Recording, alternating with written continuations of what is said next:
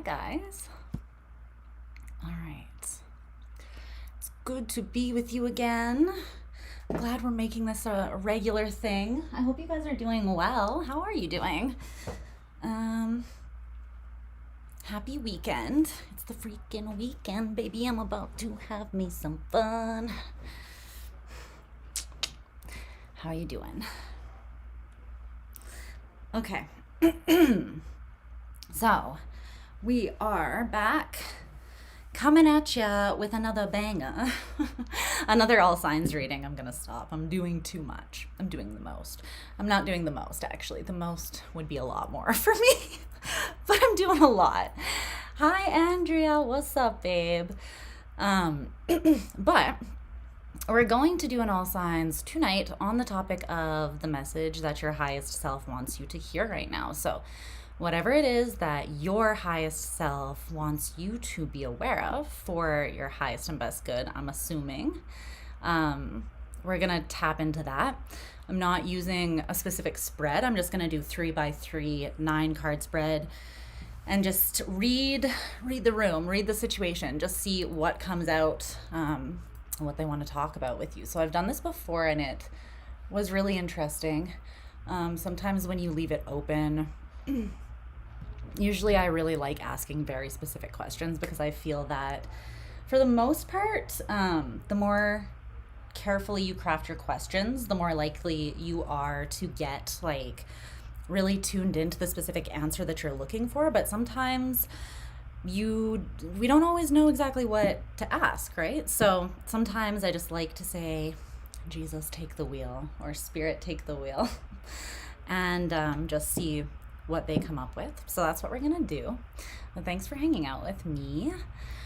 And we're gonna start with Aries, go through all the way to Pisces. I just need to do a little cleanse here of the cards.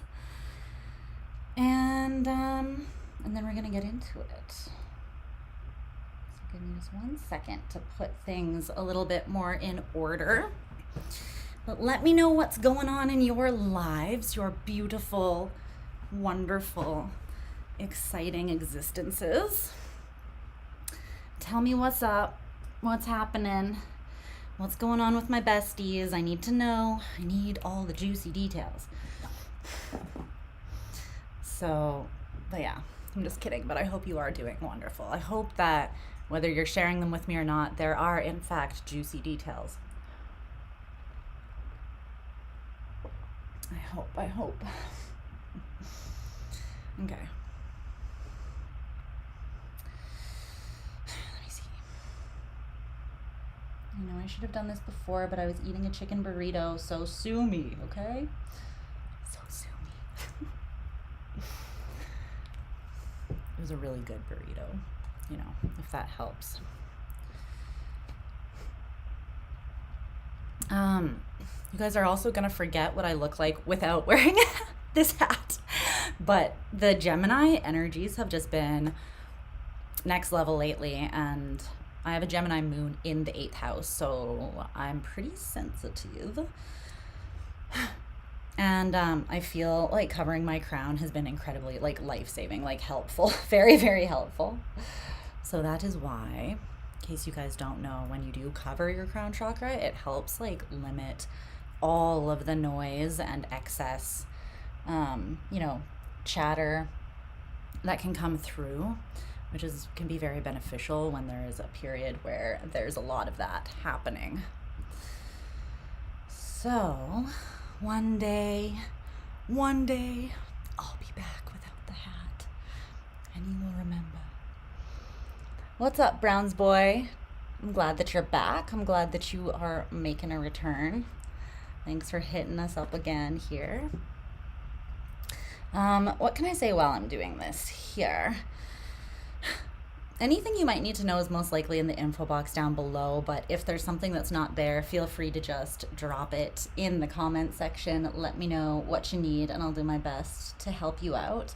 But in the info box, there is information on how to follow me on socials. There is how to, what's up, play, love, remember, how's it going? What does this little thing next to you mean? This little crown with the number 1. What is that? I don't know what this is, but I like it. Yeah, so there's also a link for our Discord server. So Discord is an app that's basically just like a server with a lot of different chat rooms in it. And there's specific chat rooms that you can join that are like closed communities. So not anyone can join them. So we have a Moon Sun one where we basically just shoot the shit. We hang out. We have a little bit more of an intimate connection over there because YouTube doesn't have a lot of ability for us to really do that, aside from like the community tab, which is very limited. So if you want to get closer to us, you want to chat, hang out, and meet some really cool people, you can download the Discord app for free, and then the link directly to our server is in the info box. There's also the link to my Etsy. I have, well, until tomorrow, I have a 30% sale on all of my readings, so you can check that out if you're interested. But yeah, just the Etsy shop is how you can book a private reading, so that's always there, whether the sale is on or not. So feel free to check that out. I'm going to be making some changes, I think, to my offerings, just like the kind of readings that I offer. Spirit's having me move in a little bit of a different direction, which is going to be interesting. So you'll see that. It's not like crazy different, but that will be good, I think. It's good to shake it up a little bit. What else is going on here? The timestamps as well. So when we are doing the reading live, the timestamps won't be up yet because I cannot, obviously I won't know what they are until the video is actually complete. I'm not that psychic, but I will put them up like moments after I finish the live. But while we are live, there's going to be little gifs up here in the right hand corner of my screen that will tell you what sign we're on. Okay, so if you're wondering, just check out the right hand corner and you'll know where we're at, or else someone most likely in the lovely chat will let you know, or you can ask if you don't see the screen and I will let you know if I see it. Okay, let me just do a cleanse here and we're gonna get into it, okay? Some polo. What's up, Soph? Hi, Lydia. Thank you, love. So yes, the super chats as well, they're going to be done at the end of the all signs. So I will timestamp your super chats as well. So if you're not still here at the end, you can come back and you'll be able to skip right to where the answer to your super chat is, okay? But it will be at the end. So after Pisces, I'll go through and do those, any that come in. All right, but you're more than welcome to draw a super chat if you want. And if I get too many or if I'm tired, I'll let you know if I cut them off. What's up, Prana? Muffin plays. Hello. How are you guys doing? Ma'am. I'm not old enough to be a ma'am. Come on, hit me with the Ms. I'm just kidding. I'm kidding. How are you guys doing? I hope you're doing excellent. All right, there we go.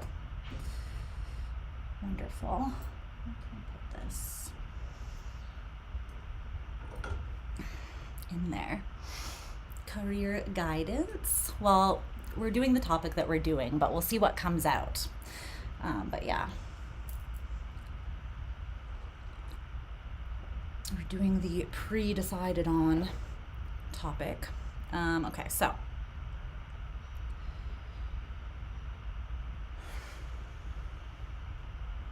let's see.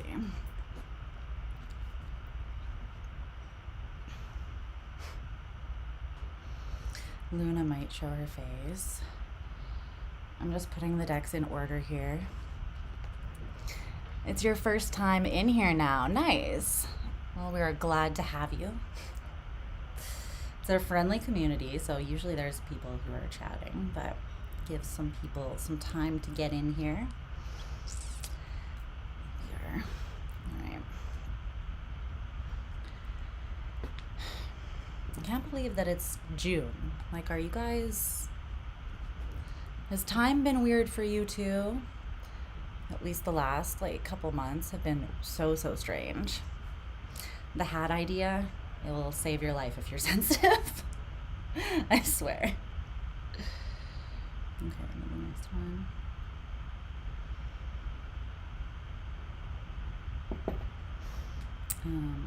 Yeah, it'll save ya for sure.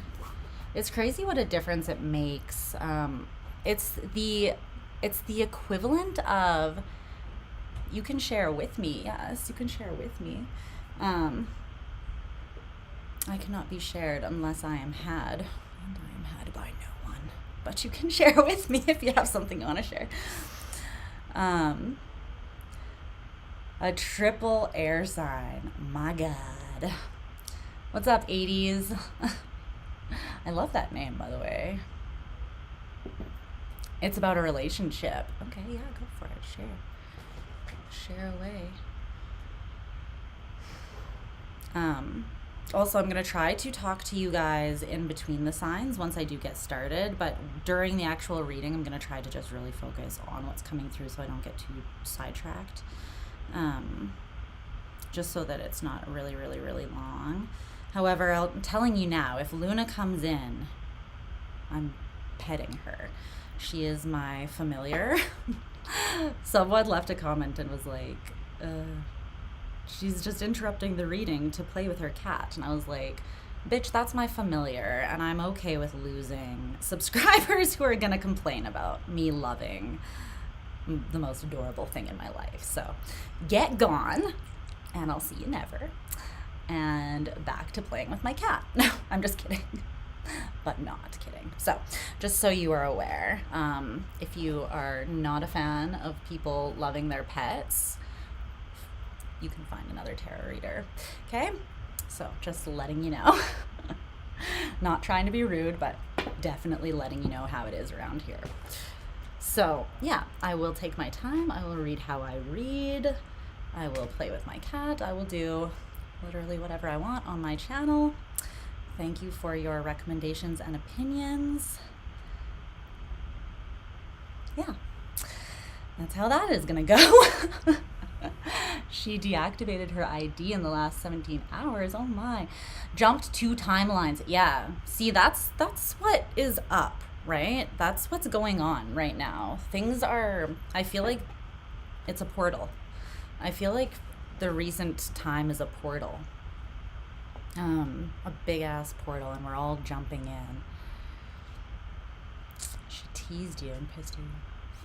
Well, I feel like you should focus on yourself if she's playing games with you, because that will probably pull her back to you. But also, you might not want someone who's not coming correct. You might want someone who is not playing games. But, you know, that's coming from someone who just came out of a relationship where there was games, and I have no desire to ever be in one again. So that's just my personal opinion. But I have everything in order. So, oh, you both didn't argue. Well, that's good then. And actually, I should say, I feel like sometimes people play games and they don't really even know that they're doing it because of subconscious wounds. So, no shade to my ex.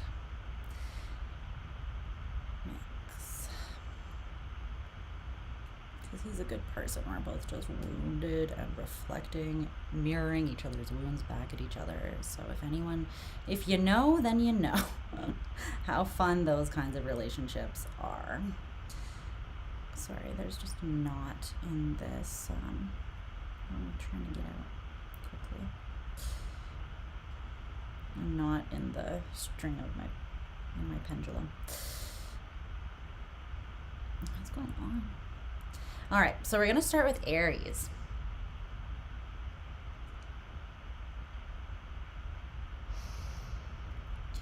RACH. It's their programming, the game playing. Yeah.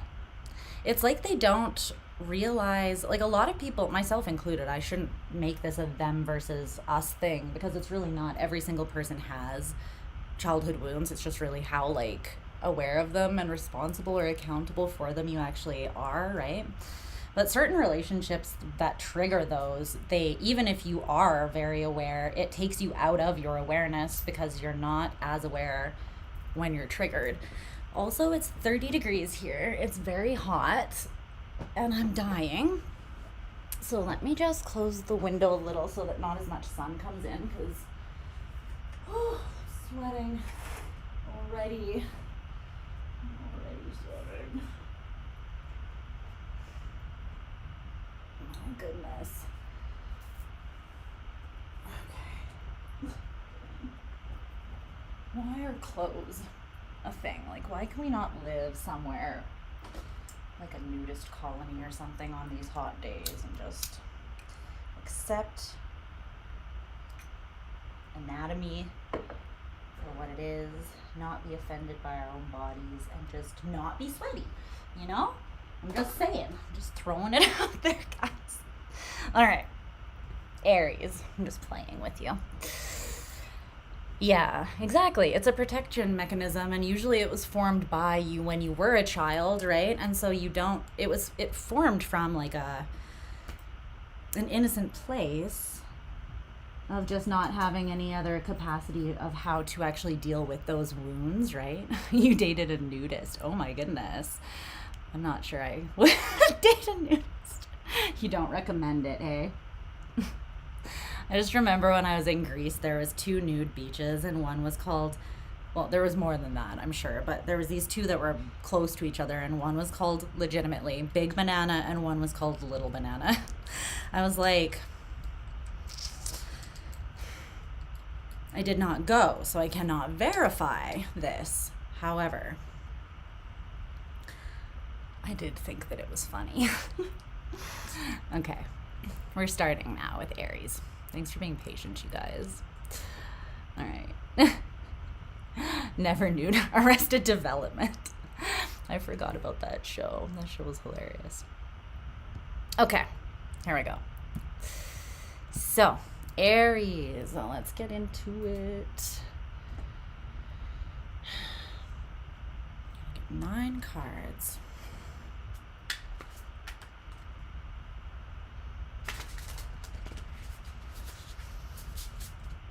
Okay, immediately, no banana. The no banana beach. It's just all women living their best lives. Not a man in sight. Not a banana in sight.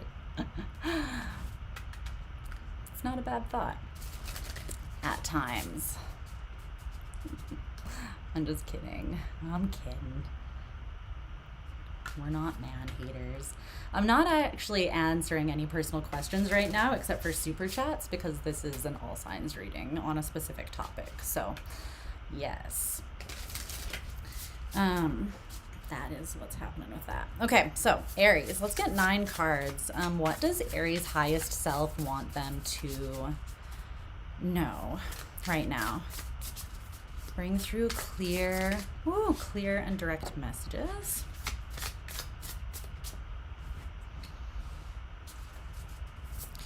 Clear and direct messages for Aries.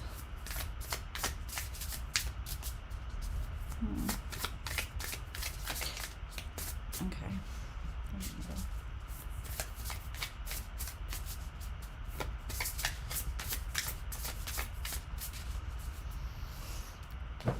Let me see if I can shuffle in a way that you guys will be able to see a little bit better. I'll try to remember to.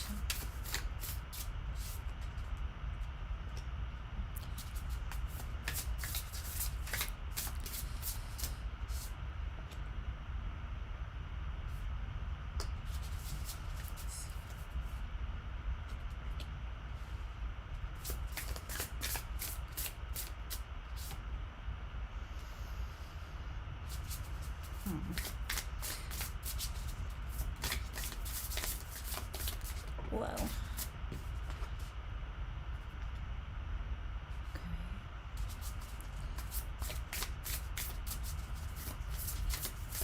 3 more. Whoa. You feel like you walked in on someone changing.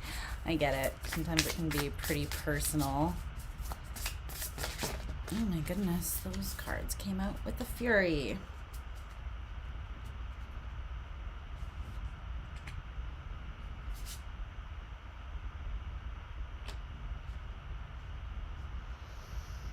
Let me just see here.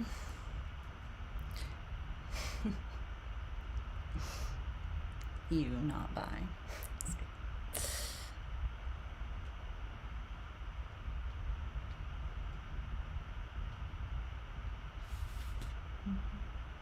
Mm-hmm.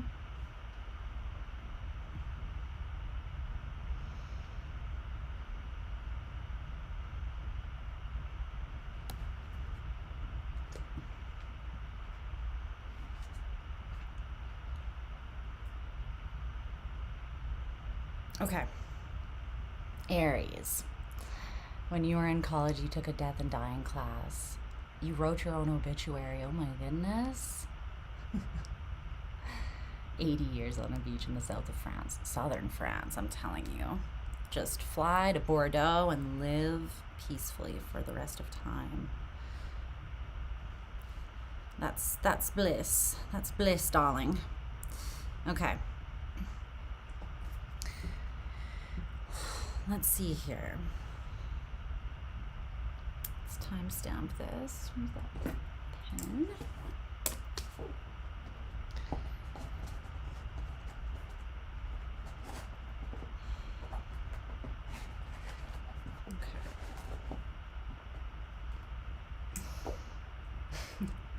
What's up, Star Lava? How are you doing, baby? While tackling a power, or while taking a power nap. That is quite the obituary.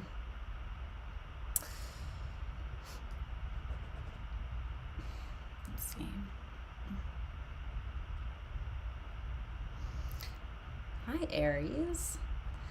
How are you doing, my loves? My little firecrackers. I hope you're doing very well. So let's take a look and see what's going on here that your highest self wants you to know. So I'm just doing an intuitive spread, 3x3, so 9 cards, and I'm just going to kind of tune into the vibes and see what it is that wants to come through. So give me 1 second here. So at the center of your reading is the Two of Pentacles in reverse, and that was the first card that came out. Trying to decide which oracle card deck I want to use for you. I think I want to use the tea leaf cards. Okay, to help clarify here. So the Two of Pentacles in reverse, it talks about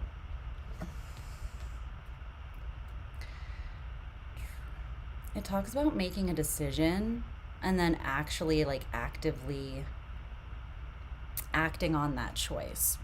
So you're quite focused with the Two of Pentacles in reverse. You're not like back and forth between things. Your energy isn't scattered. You're not on the fence.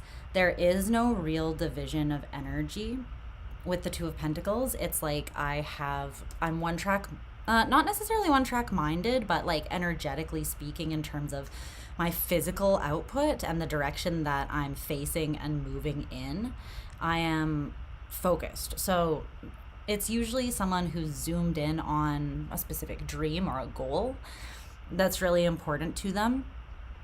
And they know that they need to focus to make something happen. I'm just trying to see. You just have one major arcana card and it's Strength in reverse. So that's Leo energy, which may be significant to you guys. Okay. So let's see. The Ace of Cups, the Queen of Pentacles, the Nine of Swords in reverse, the Six of Swords, the Two of Pentacles in reverse, Strength in reverse, and then the Four of Wands, the Page of Swords, and the Three of Pentacles in reverse.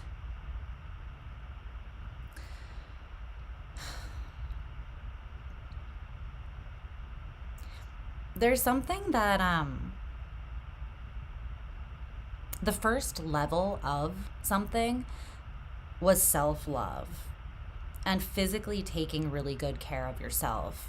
Because I feel like you had been facing some sort of anxiety recently, Aries, with this Nine of Swords that needed to be held at bay.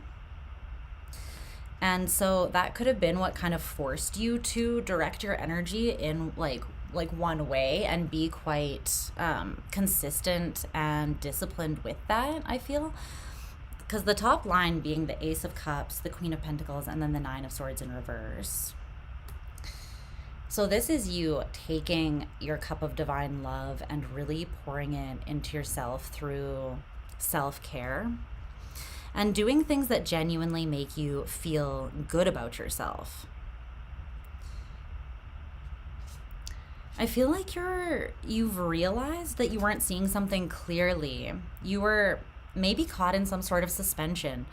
And I think that you know what makes you happy, but I feel like you weren't actively or effectively moving towards whatever that was. And you may have realized that you were getting in your own way by not like fueling yourself properly, right? So if you really want something and you have to, it's something that you have to actually apply your energy towards and go after, it's like if you want to get to a certain destination, let's use the analogy of a road trip, but you don't fill your car up with gas, you don't service your car, you don't get the oil changed, you might not make it to your destination. So it feels like you realized that some choices needed to be made strategically in order to actually move you closer to this destination or to your goal. And it feels very much like loving, caring for yourself, being gentle with yourself, and trying to eradicate any excess noise or stress around you has been really important for you. And I feel like you've pretty much I feel like you've instigated that quite a bit already. So your higher self wants to actually say, wonderful job, and keep that up. Then the middle line being the Six of Swords, the Two of Pentacles in reverse, and Strength in reverse. There is something that you're moving towards. And it's requiring a shift in not only how you tangibly and practically care for yourself and move through the day-to-day.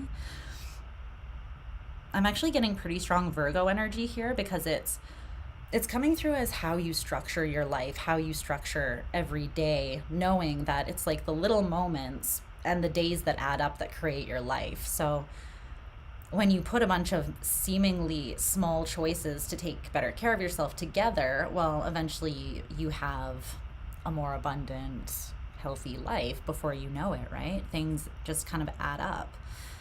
But with the Six of Swords, you're moving towards, your perspective is shifting. And I think that it's actually surrounding love in general, but that's why you had to start with yourself. Because self-love is the root of it. And I feel that your perspective surrounding how you love other people, or what you want in love, or how you show up for love, what you consider love to be, it feels like you've been kind of wrestling with some of those deeper things because you are questioning whether you want to make yourself vulnerable to something. And that could be someone specific, or it could be just opening up to new opportunities in general. But I do really strongly sense that you had to take care of yourself first so that you could get really clear on what feels good when you're loving yourself, and then kind of go from there. Like, I know that this is what feels good to me, or maybe even like revisiting your love languages. That could have been this as well. You could have been revisiting that so that you could gain a deeper understanding of how you actually translate love when it comes to you, and your specific expression of love, or the ways that you feel most inclined to share that part of yourself. So all of this has been coming more and more into focus, and it's allowing you to make wiser and more consistent choices that are taking you in that direction, which I love. I feel like you are moving in the direction of opening up and being vulnerable here. Specifically in regards to communication, it could be with your family as well. So you could move from really focusing on yourself and caring for yourself, to then extending that to your family, even if that's not blood, even if that's just like your chosen family. And then from there, you might decide to extend out into like a romantic partnership or something like that. But it is ultimately love that is fueling this entire journey. So here's the Six of Swords. So I do feel like there could have been, I'm getting a really strong sense that you were very, like, anxiety, rumination, overthinking, and just being in your own head was a big part of what was actually preventing you from taking proper care of yourself and maybe showing up in the way that you actually desired to for other people as well. So it feels like you've moved out of the Five of Swords and now you're in the Six of Swords. So this is like forward movement. It's the expansion of the mind. And this new way of thinking, which is not as like turbulent, you're not in choppy waters, you're not so much held down by anxiety right now. That is what is informing these wise choices that you're making. And because it feels like whatever you're moving towards, you want to make sure that you move towards it authentically, in a healthy and balanced way.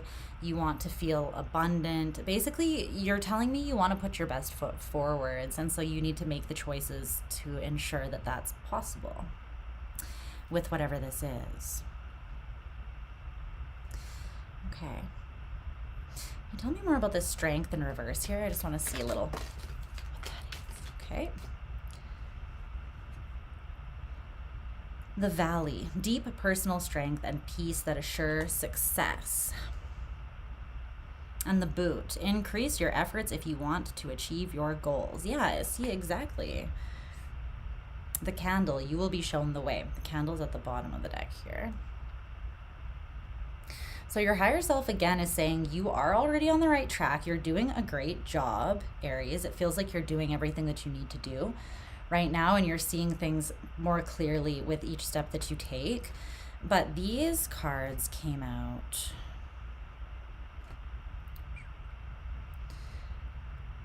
And it's interesting that it says deep personal strength, and then we have the Strength card. It was in the reverse, though. So deep personal strength and peace that assure success, and then the need to increase your efforts if you want to achieve your goals. So yeah, you may have not felt actually strong enough. Almost like before, your mind, it's like your mind was the weakest link within you.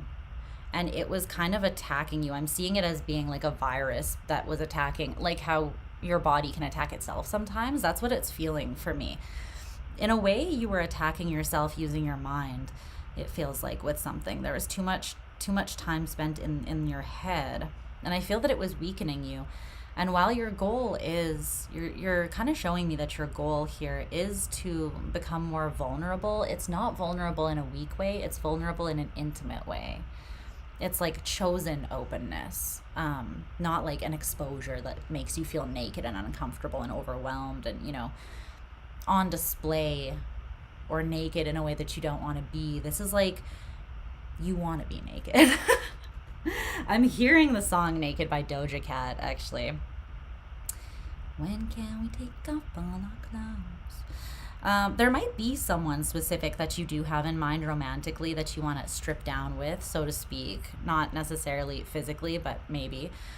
But just like you want to get closer to, you want to be more intimate with. And I feel like you're having to get more intimate with yourself in order to be comfortable with that. And you're doing the work to do that. But you have had to increase your efforts. There's something here that wasn't just coming easily to you. Or maybe you feel like the last time you approached something, it didn't work because you weren't applying yourself either in an effective way, like you were maybe applying yourself very strongly, but what you were giving or what you were doing like wasn't working, right? What's up, Nico? How's it going? You're a Libra? Yeah, come back. Thanks for being here. Aw, therapy. Tarot therapy. I feel like tarot is like that too. Okay, so I feel like maybe now you are realizing that you need to, it's like the dichotomy of needing to approach a situation with more strength, but also more vulnerability at the same time. So like an increased effort, but at the same time, more openness. It's almost like the effort is to crack yourself open more and then come in a little more with your heart on your sleeve, or more in your authentic expression of self, is what that feels like. And in the past, there has been a lot of anxiety surrounding that for some reason. I'm getting with strength in reverse, it's like not knowing yourself. And so not thinking that you're strong enough, or maybe not thinking that you have what it takes to approach something, to sustain something, to succeed with something.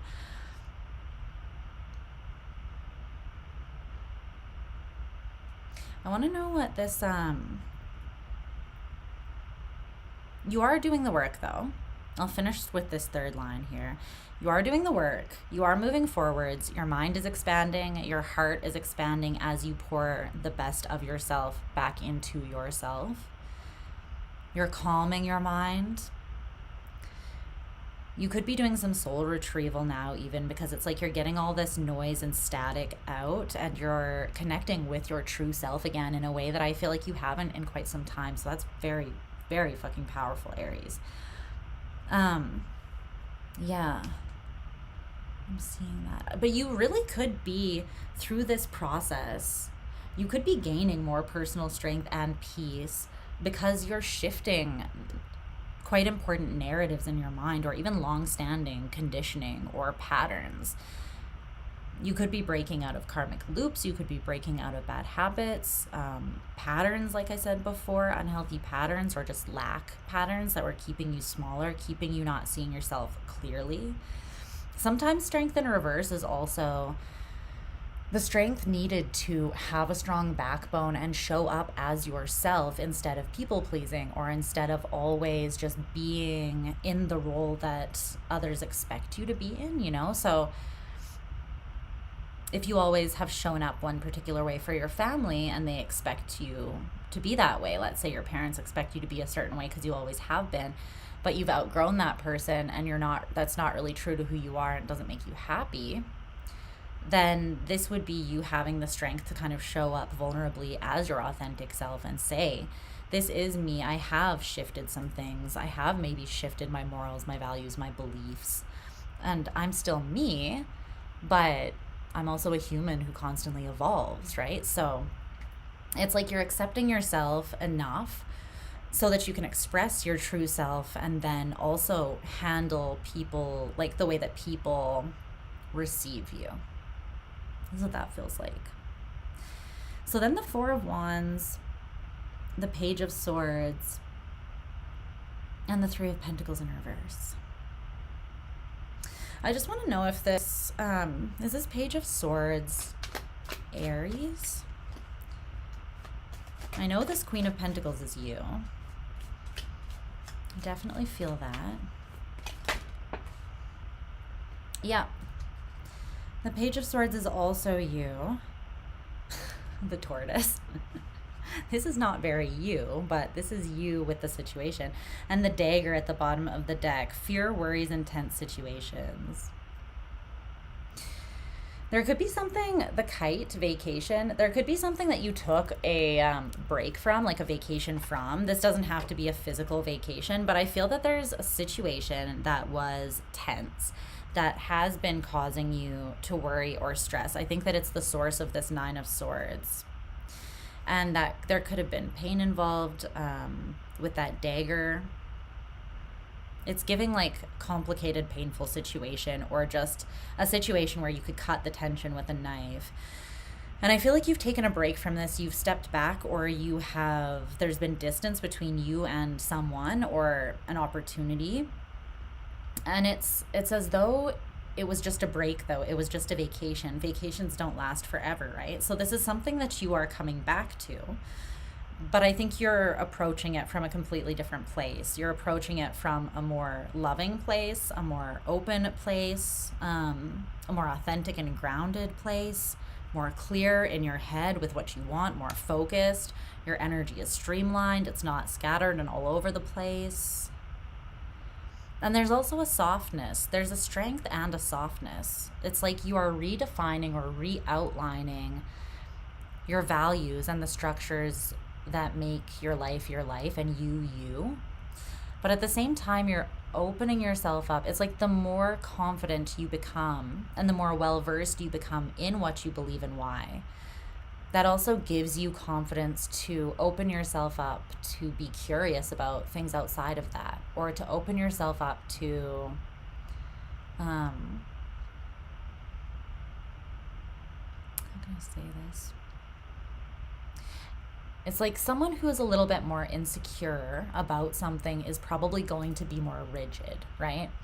They might not be as open to constructive criticism or to even just being open-minded to challenging their own beliefs, to seeing things a different way, because that insecurity is projected through like rigidness or needing to like hold tightly to something out of fear that it will be criticized or broken. So I feel like you're kind of simultaneously doing some work here where you're getting to know yourself again, but you're also questioning these elements of yourself as you get to know them. Do these elements of me still resonate with me? Do they still work with me? Are they taking me where I truly want to go? Or when I make these choices, are they choices that are actually taking me further from the destination that I want to be at? So it feels very much like you're doing kind of a huge spring clean here. But there's someone with this Page of Swords, I feel there's something that you want to communicate. And all of this feels like a little bit of prerequisite work, in part for that. Like it's for yourself, but there's also something else that you want to put yourself towards when you're done doing some of this work. And it feels as though you want to communicate, and you want to make sure that it lands a certain way, like a successful way, or that it at least comes through the way that you intend it to. There's something here about you are being quite intentional. And in order to make sure that, again, something comes out correctly and is translated the way that you want it to be, you're being very careful and intentional about the approach that you take, the words that you use, the headspace that you're in when you enter into this conversation or situation, opportunity. So that tells me that it means a lot to you, right? Can you tell me what this is, the Page of Swords, that Aries wants to communicate? It has to do with joy and structures in your life that bring you that, with the Four of Wands, position of authority, recognition and reward for merit.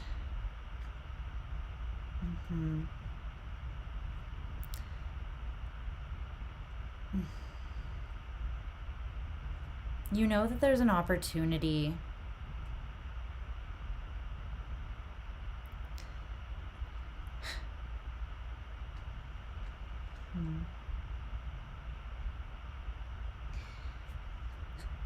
there's something that you want to build, and I'm seeing you as being in a certain structure right now. So the way I'm seeing it is like you're living in a specific house right now. This is an analogy, by the way, but you're living in a particular structure or house right now, and you want to move elsewhere. You might want to, let's say, move in with someone, right? So you're needing to kind of assess yourself and your current situation and what might need to shift or what will shift when that happens, almost like anticipating so that you can be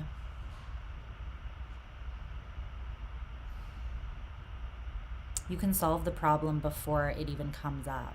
I'm totally forgetting the word that I'm trying to think of here. It's like being proactive, essentially.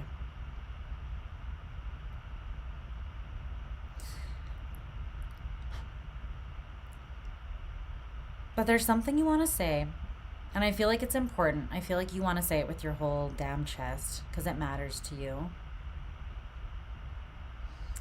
And you want to speak with authority. You want someone to respect what you're saying and how you're coming at something.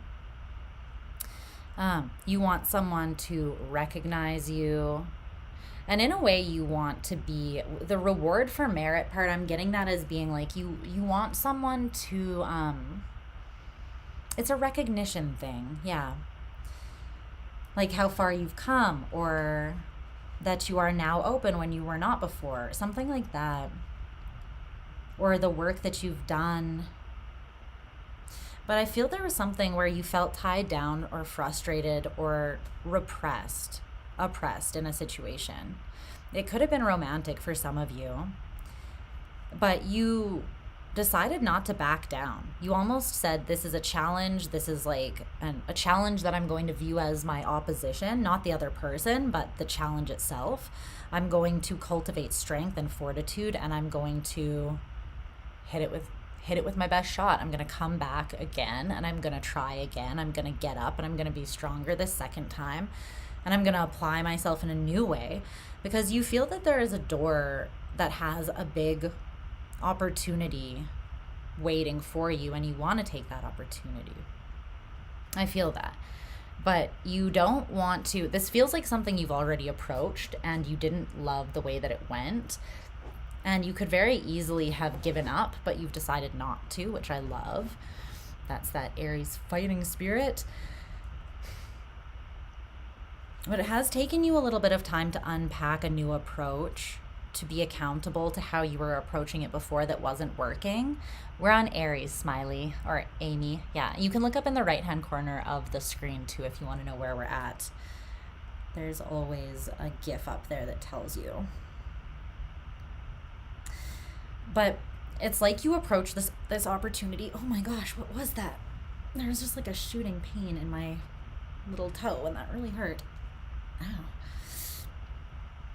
Ow.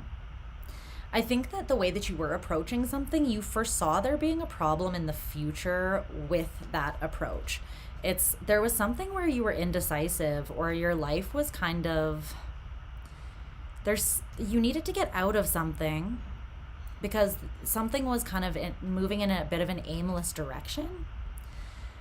And in order to have success in the area that you really wanted it, there needed to be a change. It feels like something or someone was a bit undependable or felt insincere. And you may have tried to approach a situation, but you kept being unsuccessful. And so that's when you know, I don't think that you were happy. And I think that you kind of lost passion for something.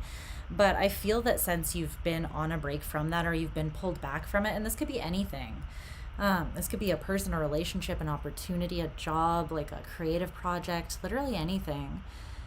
You spent time away from it, and I think you realized that it wasn't the thing that was the problem. It was the approach, or it was, again, there was like something was not being translated or received correctly, maybe from both sides. And so you weren't getting the best out of the situation, and maybe there was misunderstanding here. It does feel like you want to reapproach it, though, and you want to clear something up.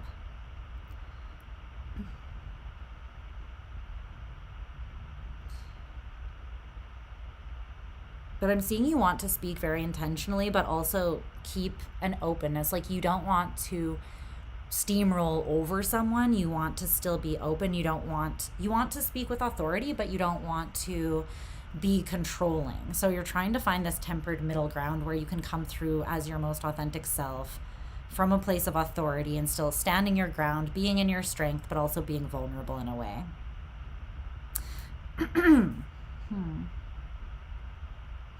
Okay, can you tell me more about this?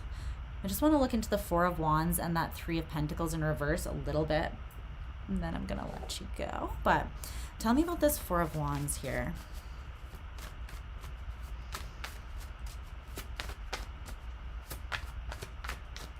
Aries. So keep on making these choices, because I feel like they're taking you in the right direction, and they are revealing more and more of you to yourself, which is beautiful.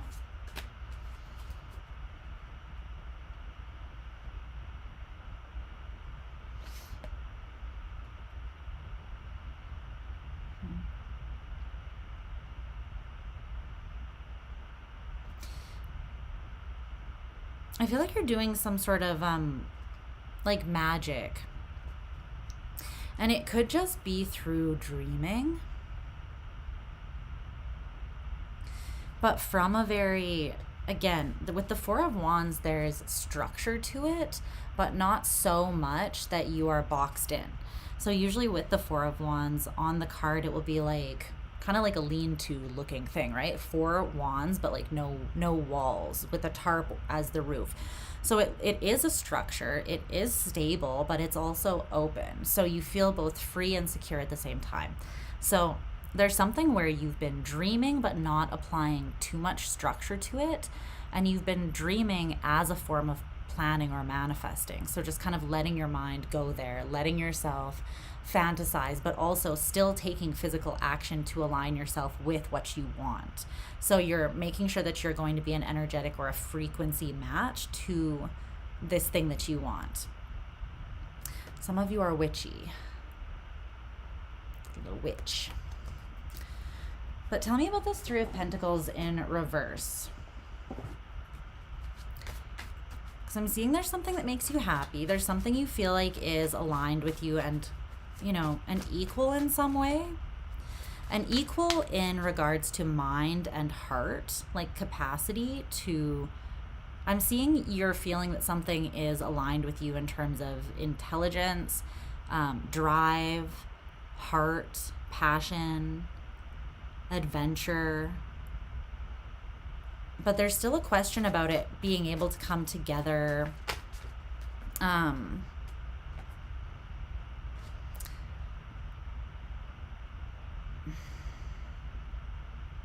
tangibly. But you want recognition. Tell me more about that. What's it?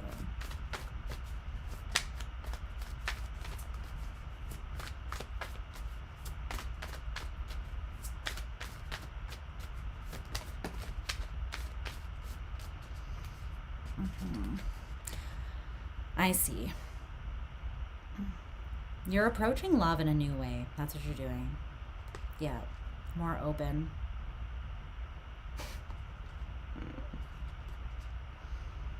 I think that someone potentially, what's up, Eunice? I hope you're doing well too, love. Thanks for being here. I think that you may feel like you left a bad impression with somebody, and you feel as though you didn't show up, like you weren't on your throne. Something pulled you off of your throne, something pulled you out of your space of authority, and it's almost coming through as if like you acted from a place that you weren't necessarily proud of. So you could have been triggered, you could have been misunderstood, you could have felt like you just didn't put enough intention or thought towards the way that you were approaching something, and so then it didn't go exactly the way that you had wanted it to.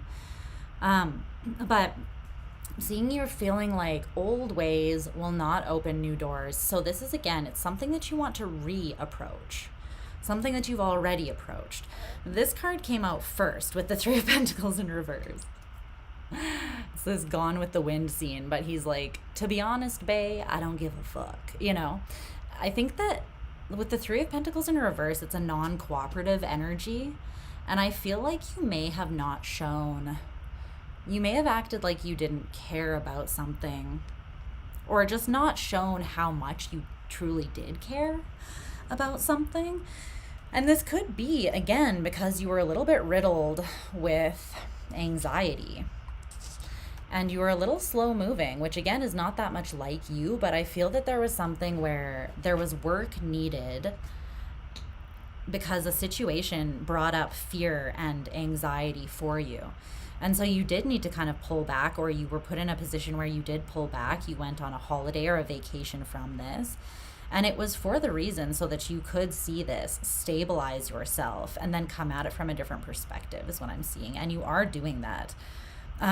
It feels like you are going to reapproach this situation from a completely different place. And there is a lot more love at the forefront. And it's giving you big D energy. I'm not going to lie. It's giving you that daddy energy, that emperor energy. You're on your throne. You're looking sexy. 10 out of 10 would do. So, yes. And these are the last cards that I'm kind of going to leave you with. So I'll read these for you because these I feel like are how you're approaching things now.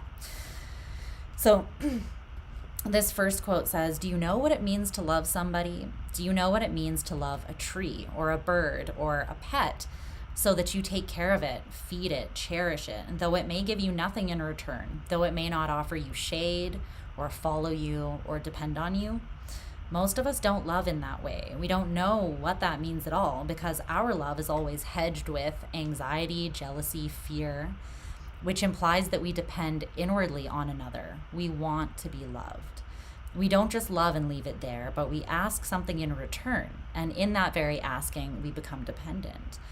So freedom and love go together. Love is not a reaction. If I love you because you love me, that is a mere trade, a thing to be bought in the market. It's not love. To love is not to ask anything in return, not even to feel that you are giving something. And it is only such love that can know freedom. So how you get to that point where you can offer unconditional love, because that's what this really is, no conditions, right? It's not a reaction, and I'm not giving it to you because you gave it to me. I'm not like keeping score. It's because you are not dependent on getting this love back, because you are giving it to yourself, because you're taking care of yourself. So you're not asking for it back in that needy kind of dependent way. So I feel for a lot of you, you're reapproaching a relationship of some sort, hoping to work through it better because you are seeing and loving yourself better.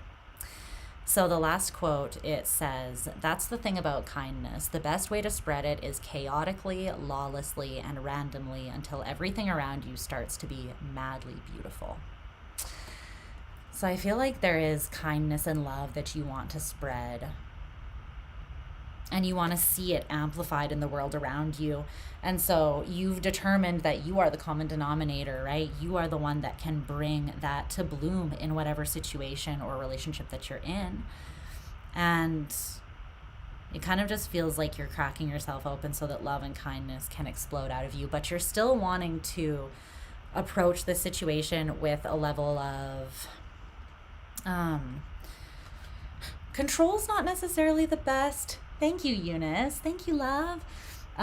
Control's not the best word, because I don't think that you're trying to control. You're trying to be intentional with your own actions so that, because again, it means something to you.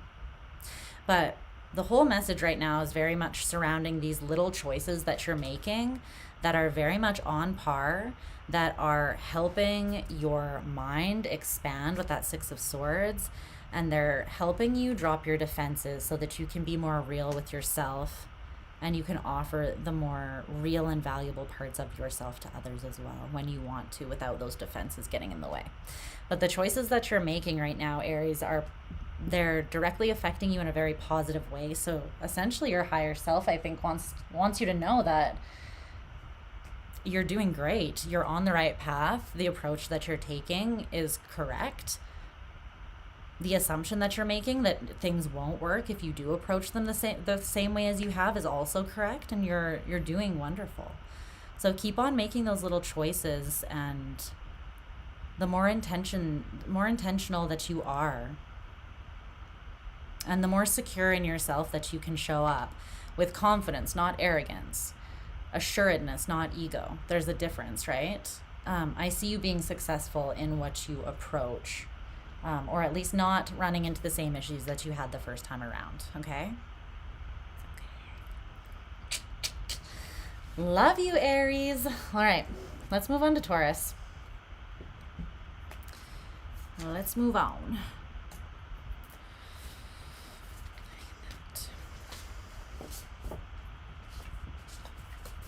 Out of the way.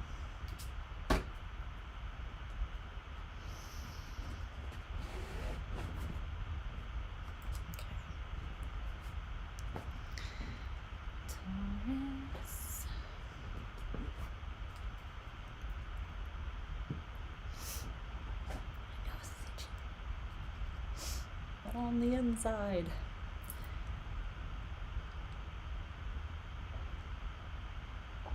Okay.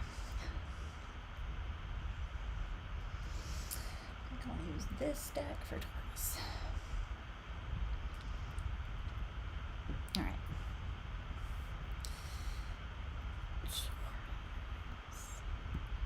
How are my sexy, stubborn bulls doing?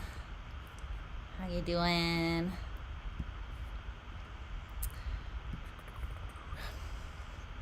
How are you doing? Are you getting excited for Venus to be in your sign soon?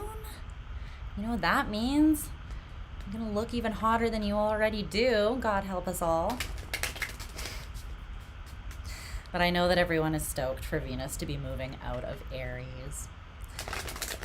Except for me, because it was my Venus return and I enjoyed it thoroughly, I've got to say. Minus the Venus retrograde, that part was a little bit questionable at best, but like 5 of my exes reached out to me in like the last 2 weeks. I was like, just getting it in there before the Venus return ends, huh? Just they got the bat signal. The memo went out, and it didn't come from me, so I don't know where it came from. I think they just came back around for me to close out the cycles, you know? And it was very satisfying, I've got to say. Spirit's like, yeah, the 6 of Cups. The past returned. The past had not walked away. But anyways, I'm stoked that it will be, I'm excited that it will be in Taurus as well, because everything's happier that way in general. Feels like you're taking a load off here. Okay, let's see.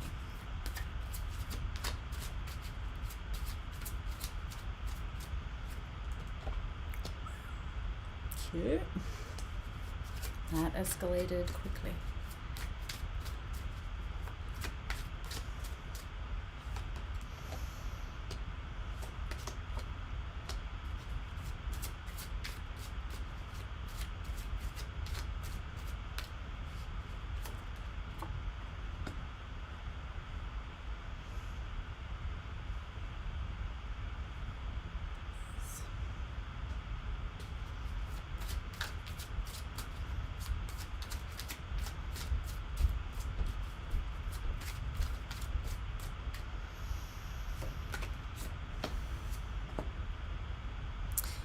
Wow, the 6 of Swords and the Page of Swords. It's pretty much where Aries had them as well, almost in the same position. So you could be dealing with an Aries, or you could have Aries in your chart too.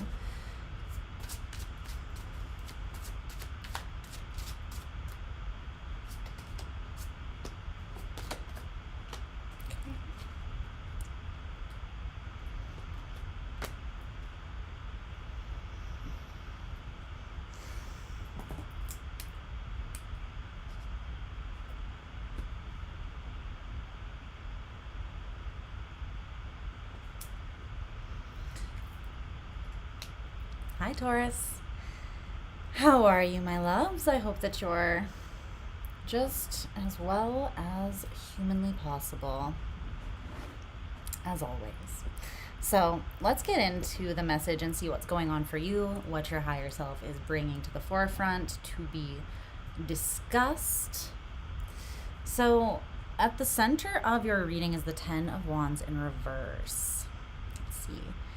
What is up, Robert? Okay. So you also have Mars energy here and Saturnian energy strong. Mars and Saturn. So a lot of masculine energy here.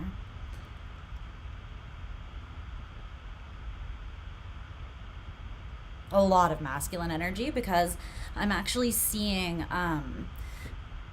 every card on the table is either swords or wands, so fire and air, and those are the 2 masculine elements, except for one cups card. So there's a lot of masculine energy here. What is it that you are dropping? So the 10 of Wands in reverse at the center of your reading, this card talks about releasing heaviness or weight.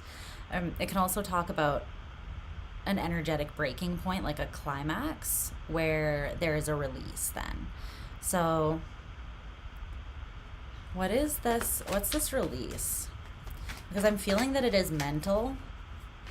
It has to do with some sort of fear that you're trying to break out of. So it could be that a fear pushed you to a breaking point, like you got pushed to a point where you had to deal with your fear surrounding something because it was holding you back, it was stagnating you, it was blocking you in a particular situation, or it was just causing a lot of discomfort in some sort of way that you were like, look, I gotta deal with this. I've got to face it head on because there's a cycle that is not closed here and something needs to shift. So tell me what that 10 of Wands in reverse is about.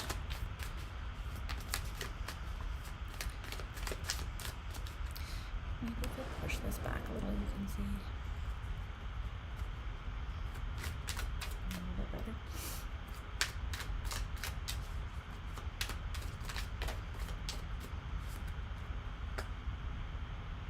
I am unlovable.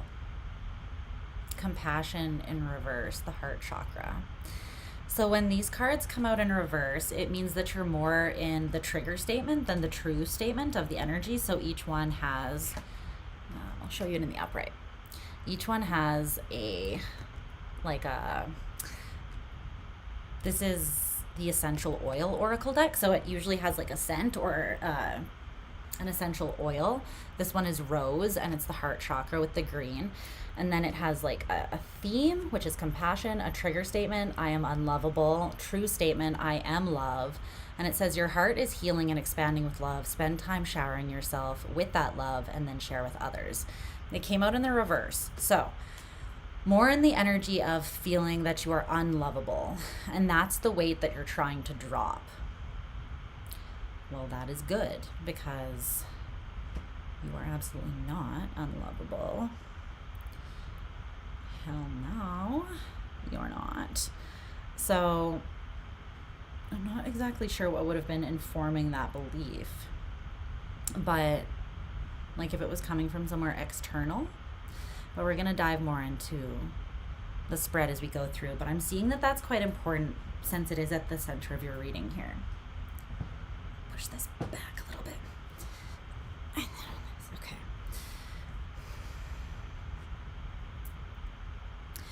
But it feels as though this is a cycle that hasn't completely ended yet. It's almost like the energy has reached a point where it can't be sustained anymore. There is a breaking point. I'm kind of seeing like floodgates opening, but the cycle hasn't been fully closed out yet. So there could be an emotional release that is wanting to happen. I feel like you know how you feel about something that you may have at one point been quite emotionally confused about. This could be another person, or it could be something just within yourself.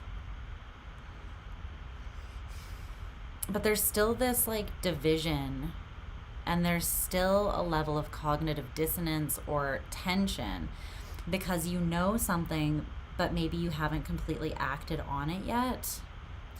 It could be that you haven't acted on it because you're not feeling up to it, like you're not feeling completely comfortable.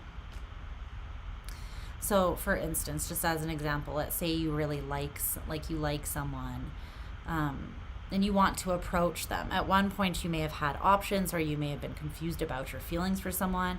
It feels like you have sorted that out. You've gotten that under control. You kind of know how you feel about it now.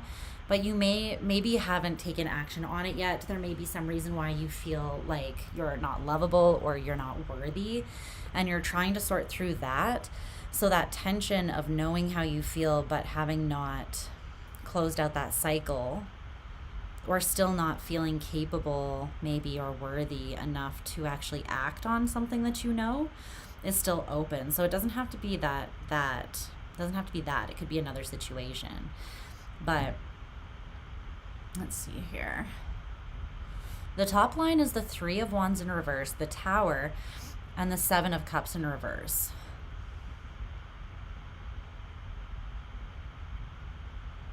It feels like something was something did not come in. Either it hasn't come in yet, or like it's on a detour. So it's taking longer than you anticipated, or it's just not coming towards you at all. And I feel like that caused a tower moment. But it's good because the tower moment clarified how you actually felt about something. So this could be something as well, like you lost an opportunity, and it's like sometimes it takes losing something to realize how much you care about it, right? It could be something like that, where something did not come in, and then you realized like how you really feel about something. Can you tell me about that? Tell me about the tower and the, well, let's just get a clarifier for all of this top row actually. So we'll start with the 3 of Wands in reverse there. This feels like a very specific incident though, or thing that happened with that tower there. It started, it shifted something. It put something into motion. It's like it was the first domino to be knocked over. Okay. Clarify the tower.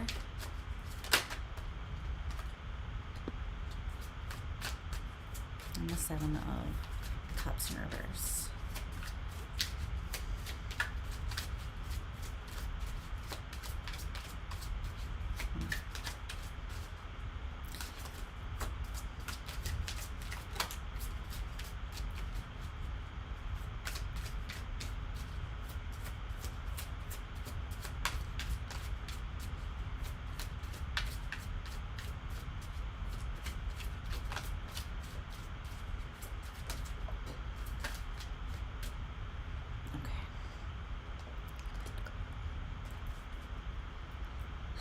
Okay.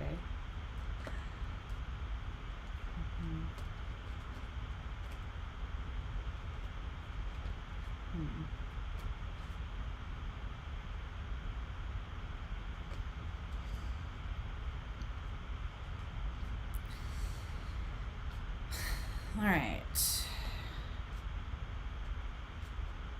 Yeah. Phone was unplugged and went dead. What's up, Play Love Remember? Okay, can you tell me if this is Taurus though? Tell me that. Yeah.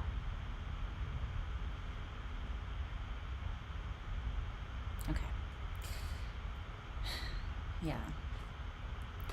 You're disappointed that something's not moving forwards, and it's an emotional disappointment. The Knight of Pentacles in reverse, the 3 of Wands in reverse, not coming. Something is just not moving. And it seems like it's something you believe would bring you quite a bit of emotional fulfillment with the 10 of Cups there. The Ace of Cups is behind the 10 of Cups. The 3 of Cups is behind that. Holy cups, Batman. So there's a lot of cups here. There's just a lot of them.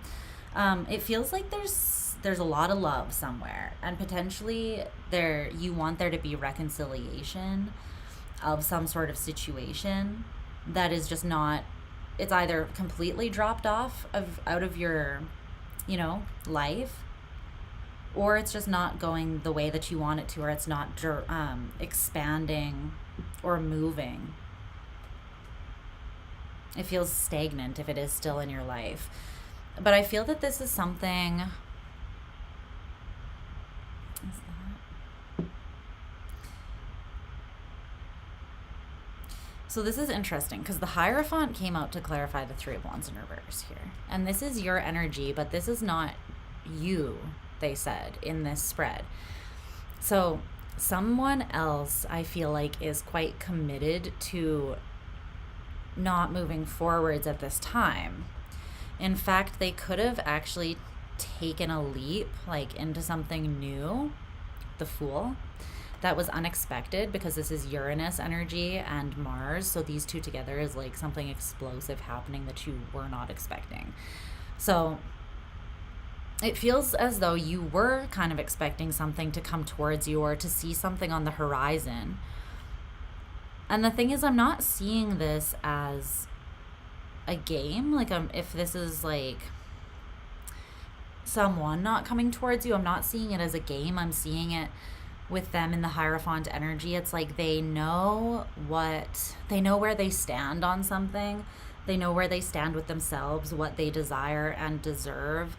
And it's not that they don't believe that you can fulfill that, but I feel like whatever was between the two of you in the past was not really, there was frustration surrounding something not going the way that you wanted or not being fulfilling in the way you wanted, even though you saw its potential to be. And I'm getting the same sense from this person that it's like, we can't do things the way that we did things before. So there's a commitment to not move forwards unless something feels new and fresh. So even if this is just you, not involving somebody else in this story, it could be either way, then this is you not moving forwards until you really nail yourself down again. But I feel like you actually are making some pretty big shifts for your fixed self, because you want to take a new leap into something that's unexpected. And you could have already started making moves, but the moves are internal. It's like through clarifying how you feel, your emotions. And then you're discovering where you really stand on something, and you're putting together the moves that you can take from there if it's just you, not involving somebody else. But this I am unlovable makes me feel like there is something else here in the picture.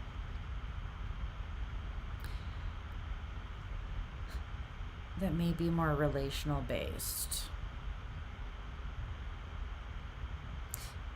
And I'm seeing you not being in a state of grief. I'm seeing that something did hurt you, the Three of Swords, but so when you cleared up how you feel about things, you're not confused, right? This is what came out to clarify that Seven of Cups in reverse. And this is you. This does represent you. So you're like, it's just a flesh wound, you know? There's some swords, there's some daggers in my heart, but I'm still the shit. You know, I still know who I am. This does not, it does not dictate who I am. It does not make me less than who I've always been. It doesn't take away from my value. However, it is slightly problematic.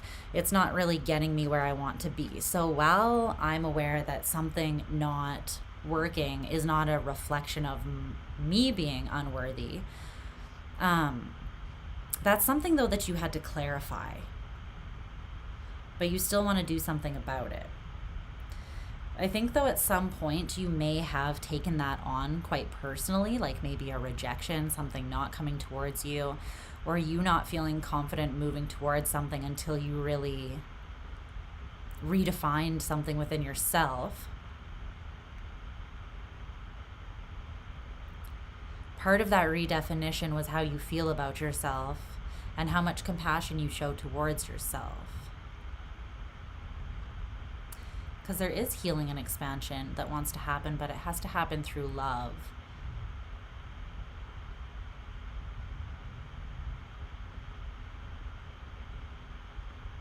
Okay.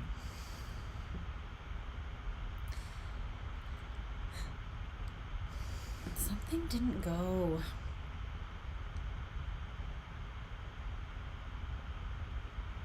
exactly as planned, though. The Fool and the Tower.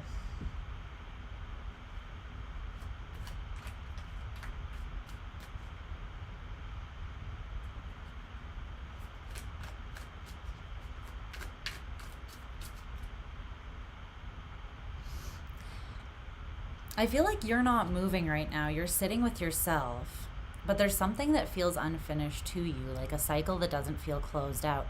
And you still feel committed to whatever this is, but the way that you're perceiving it is that it's not coming towards you. So you may feel that this thing is not as committed to you as you are to it. And that could have made you feel unworthy or unlovable.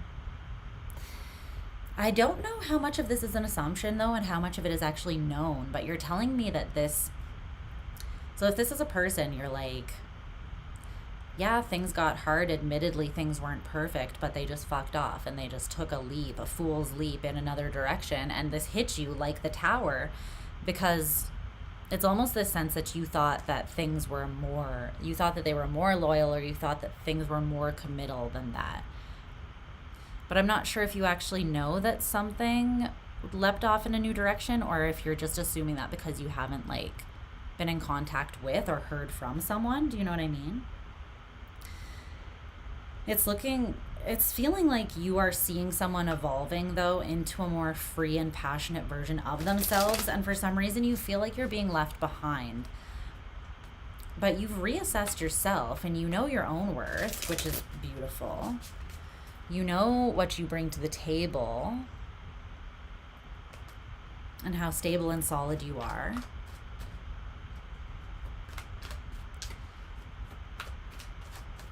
Can you tell me about this 7 of Cups, please?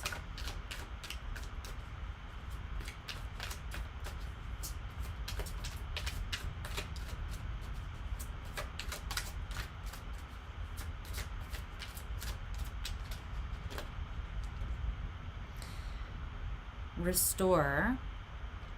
Trigger statement, I am broken. True statement, I am illuminated. As you release your attachment to the highs and lows, you find peace and balance. Honor the cycles of your body and energy now. It's a root chakra card. And then inspire. Trigger statement, I am stuck. True statement, I am filled with possibility. Allow yourself to float up above any thoughts or emotions to see what is needed for you to process them and move forwards. So, and that's a third eye chakra.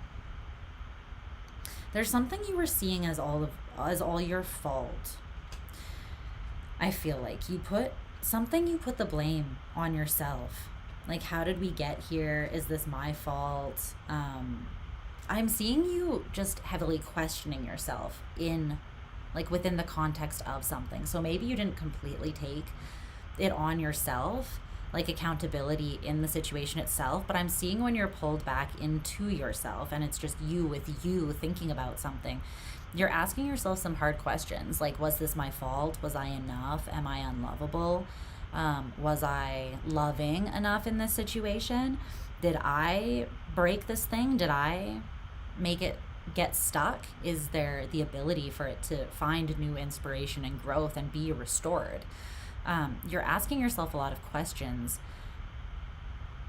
and it's clarifying your perspective of the situation as well as your perspective on your own capacity or capabilities as well. But you're not quite there yet. You're still working through stuff. I don't know if I actually showed you these cards. I don't think that I did, but there they are. You can see the inspire and restore at the top. Okay. So then you have the 8 of Swords, the 10 of Wands in reverse, and the World in reverse here in the middle. There is a fear with that 8 of Swords. Does it go beyond this unlovable? Yeah, okay. Ooh, that's a big one. Damn. I feel like there was a moment where you were very confused and you did need to declutter. You might have even felt like you were kind of under attack. What's up, Kristen? Like mentally, you could have felt as though you were maybe taking on stuff that wasn't yours, either telepathically or empathically. Just energetically in some way. But you didn't feel completely independent energetically. And that freaked you out. And specifically, I am seeing some of you feeling like you're just like one of your parents, which is a little scary sometimes. Kristen, yes, I am. I'm taking super chat questions, but I'm doing them at the end of the all signs. So there will be a timestamp. If you're not still here at the end, and then it'll just say Kristen with the time after it, and you'll be able to just like skip forwards to it. But yeah, I am taking super chats. So what came out is this, to clarify this 8 of Swords, was independence in reverse. So the trigger statement here, I'll show you in the upright, is I am just like my mother, father. Whereas the true statement is, I am free to choose. You are ready to break free of the conditioning that has bound you so you may continue your journey of healing and growth. I feel like there was conditioning, and I feel like it was familial, perhaps generational. You could be breaking out of some sort of big cycle, conditioning, or pattern, but this had an impact on your confidence. So maybe the way that you handled something showed you that you've been committed. The super chat rules are in the info box. It should say like Superchats or something, outlines, and it'll tell you anything that you need to know there. But it's almost as though you realized that something was energetically affecting you that is not truly in alignment with who you actually are or who you want to be. And this is a cycle that you want to close out, but you don't feel that it is yet. And for a lot of you, I feel like you're taking on something from your parents. So like, let's say, this can happen so many ways. This could be happening through your childhood wounds, for instance, right? Or your attachment style. Maybe you realized that you are anxiously attached because your mom taught you to not have boundaries, to not have healthy boundaries or a strong sense of self.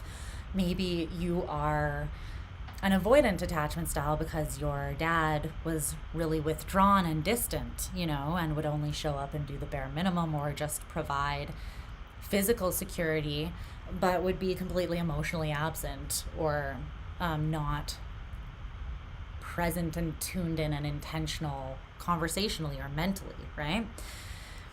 You could have realized that you were carrying something forwards like that in a way that you don't want to, being affected by something in a way that you don't want to, and it was impacting your confidence and actually making you feel heavy and unlovable, and it was preventing you from showing yourself the compassion that you deserve as well. So your higher self right now is just they're validating that is something that was influencing you, and that it is important that you do the work to show yourself compassion and be gentle with yourself so you can restore yourself and kind of come back to a space of wonder and awe, where you do feel inspired and you do feel like there's possibility to get outside of these thoughts or emotions, to get beyond where you're at now, to process through and move forwards from it. Because I feel like once this came into your awareness, it's like, I cannot unsee that, right? So it could be that a relationship kind of,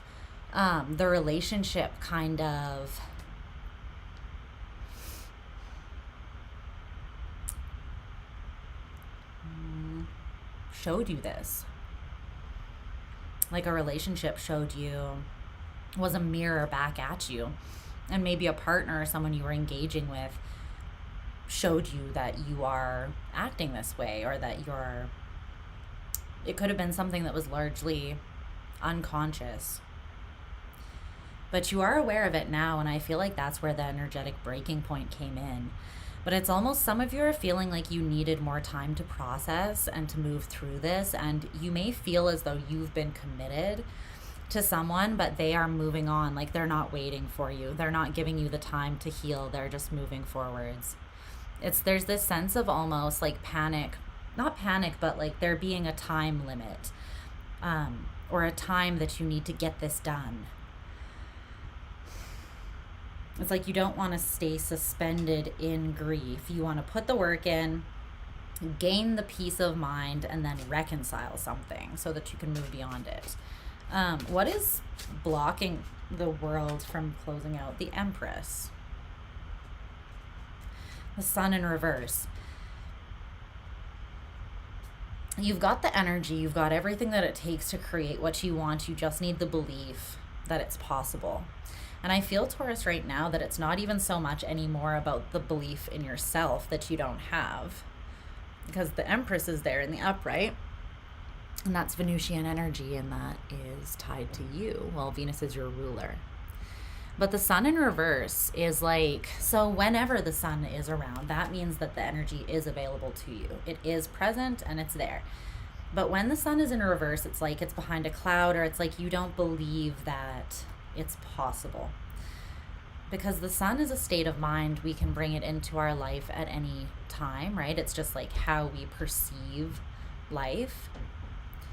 Whether we see sunshine or whether we see rain kind of just depends on our perspective and how we are framing things, whether we're looking for the silver lining, whether we're seeing through eyes of love or fear or judgment.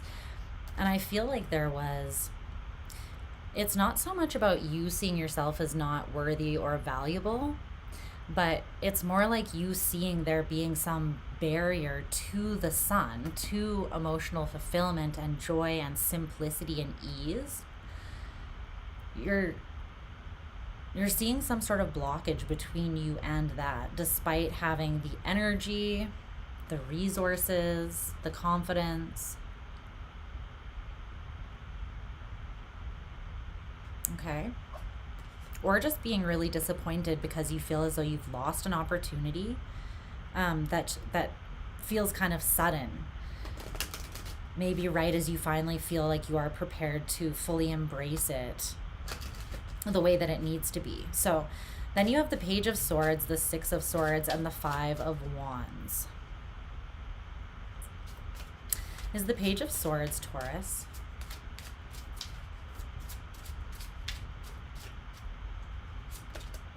Yeah. There's something you want to communicate to create balance and justice in a situation. You know that sharing something is just or it is fair. And you could want to share what you've come to realize about yourself since, like, let's say this is a partner. Let's say it's an ex, right? You might not even want to get back together with this person, but it does feel like you want closure because something may have ended in not the best way, and it's not sitting right with you, for instance. So I'm seeing that you would like to approach someone and balance the scales just for the sake of doing the right thing, just for the sake of not accumulating karma, just for the sake of, again, like maybe you love and respect this person even if you don't foresee the relationship moving forwards. There's something about you saying something, speaking something, maybe even thanking them for helping mirror something back to you. There's a sense of gratitude here for the situation and for the person, because it did show you something quite important about yourself, and you're able to be aware of the cycle and break out of it and essentially become independent, free, and more loving towards yourself and more authentic now that you do see it. So even if it was painful to experience or to witness within yourself at first, I'm seeing that you're grateful for it now. And you want to express that. You do want to move forwards, like to create forward motion with something, but there's still tension or conflict around that. So let's just clarify this Six of Swords and the Five of Wands before I let you go. So what is this conflict? Tell me about this Five of Wands. What is creating that? Because I'm seeing you know how you feel. You know what you fuck with and what you don't. What you're aligned with and what you're like, this has to change. That's got to go. No. It's like you see certain things and you're like, we got to change that. Now that that's brought to my awareness, that's not staying. But then there are other things that have been broken or diminished that you want to restore or breathe life into again. You're kind of just recalibrating and balancing within yourself, but then I see you wanting to share that with someone else as well to create more balance or justice in a situation. But where is this conflict coming from here with the Five of Wands?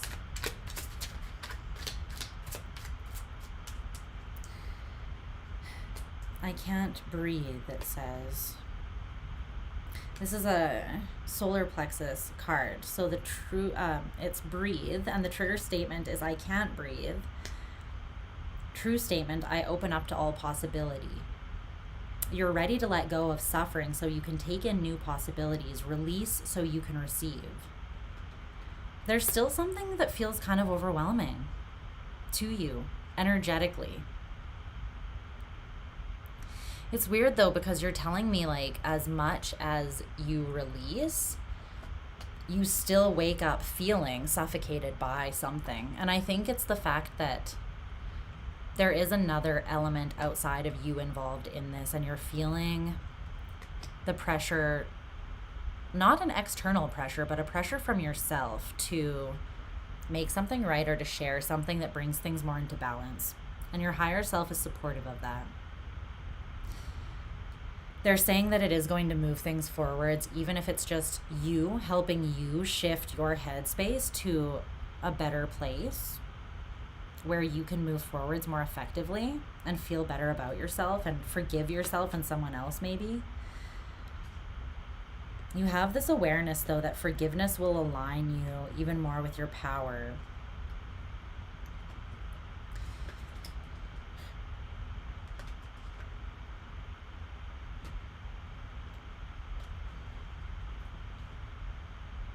Okay.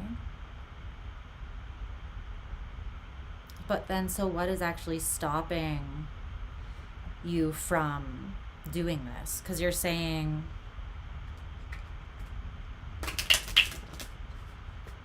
are you basing your action on the assumption of what the other person is doing? Like, if you feel that the other person is not committed the way you are, or took a leap in another direction, or isn't waiting for you to figure your crap out, right? Then you could be feeling insecure about reapproaching someone because you feel like they've already moved on, and maybe like, what is the point of even communicating or expressing this? There is a point, and it will help. I'm seeing that. Do what you feel is right, too. Try not to take the other person's, like, don't do something shitty towards someone else, but do what you have to do. Take yourself into consideration, and what will bring you, what you feel intuitively will bring peace and justice to the situation is what you should do. But it does feel like something's kind of crushing you energetically here. You need to get it off your chest. You could even be experiencing some like kind of karmic weight around you at this time. Like just this you can't really put your finger right on it, but there's like this feeling of pressure or something encircling you, something that wants to be exposed or spoken in a way. Is there anything else about that Five of Wands before I let Taurus go?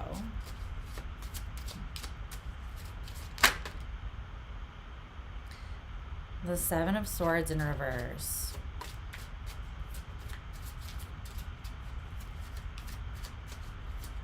What is the Seven of Swords in reverse?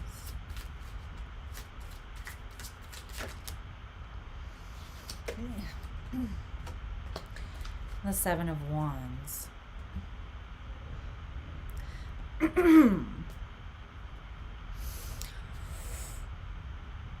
Okay.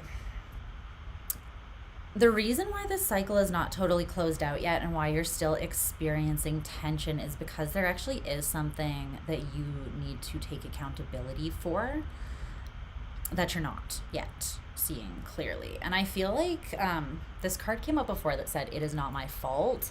And I didn't really want to mention it because I didn't like the wording of that. Like, I don't think that something is your fault necessarily, but I do feel like there is something that fell on you. It is something that was about the way that you expressed yourself or didn't express yourself. It's coming through as you being defensive about something that you are meant to take accountability for.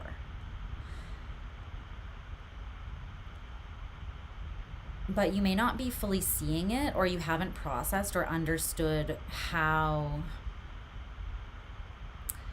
some sort of action impacted things.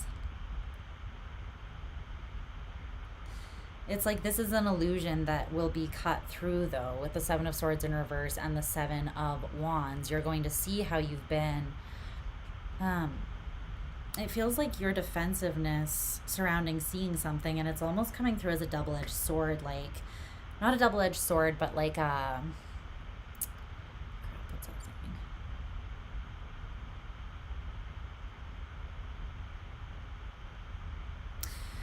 There's something you want to reconcile, right, and move forwards. But then there's one specific thing that you're like, I want to move forwards, but I don't really want to look at that one particular thing and do the work on that. I want to build, but I don't really want to go to that one particular place inside of me and look at that thing.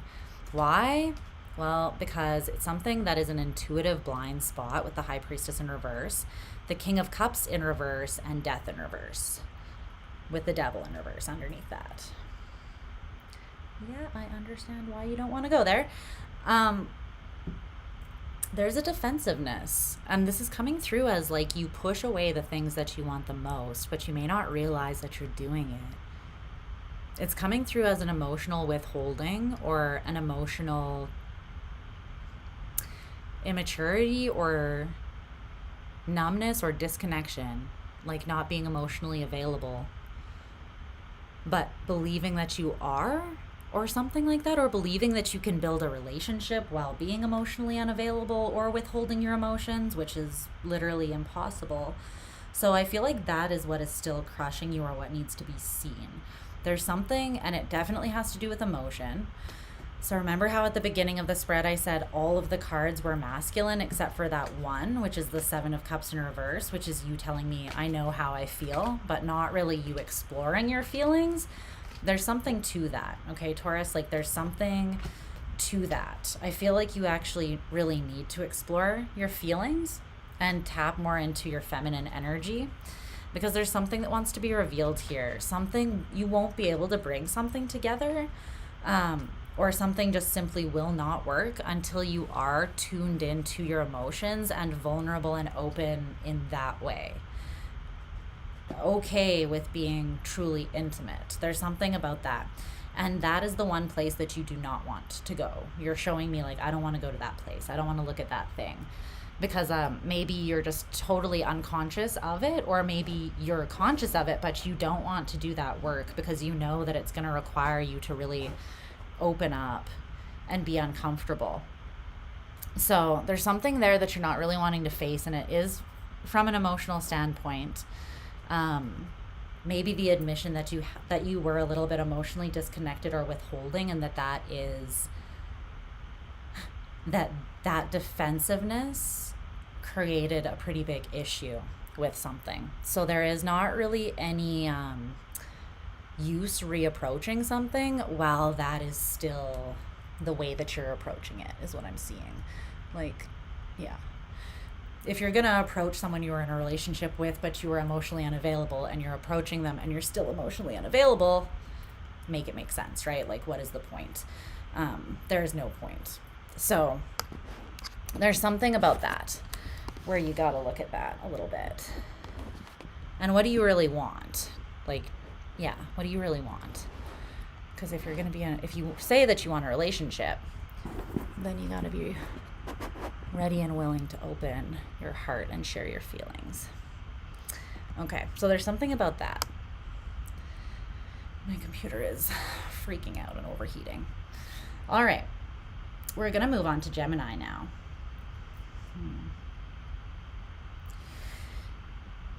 Yeah. It's interesting though, I feel like you're not that confident in regards to your emotions, and I think that that's why you're coming through as more confident. You're coming through a lot as being more confident with your masculine energy and just trying to like make it's like you are intellectualizing things. You could be intellectualizing your emotions, but they have to be actually felt, I feel like, in order for you to understand what needs to happen or take place here. And I do feel like that person who is committed to not coming back towards you, it's because they're aware that some sort of shift needs to happen. It's not that they're not committed to you. It's not that there's a lack of love. I didn't see that anywhere. I didn't see any resentment. I just saw a very strong, stubborn commitment on their behalf that I'm not going to be on Taurus's horizon. They are not shut down to you coming back towards them, it doesn't feel like, but there's this sense that the ball is in your court, and that if you approach it, you got to come correct. And I feel like that has something to do with being more emotionally available. So take that how it resonates for you. But that's what I see. And that is not a corner that you can cut. That's not something that you can fake. Like vulnerability and intimacy is not something that can be faked, right? So if you want to make the situation just and fair, then it's not just taking accountability for what has been, but the only true apology is changed behavior as well. So you could go in and apologize for being emotionally withholding or for being defensive, but if you're not going to shift that, then what is the point? It's kind of just like empty words then, right? So I think that that's something that needs to be approached a little bit differently. So, but I would not focus on the time constraint. Just know that you can't miss things that are truly meant for you. Nothing real can really be threatened. So take your time, work through that self-love stuff, the thoughts of feeling like you're unlovable, and then reapproach the situation when you're truly ready to be open. You're currently in the process of healing with your mom and dad in spirit, easier with your dad, and your mom keeps playing with your hair trying to get your attention. There's much more healing on that end. I've been healing family stuff this whole year, and it has been super fucking intense. Super intense. Okay. Breaking those generational patterns. We out here. We out here. You decided you're ready? Yeah. It took me up to this year to decide that I was ready as well to heal those family things. Okay. Gemini. Yeah, it's not for the faint of heart, those wounds, healing those wounds, that's for sure.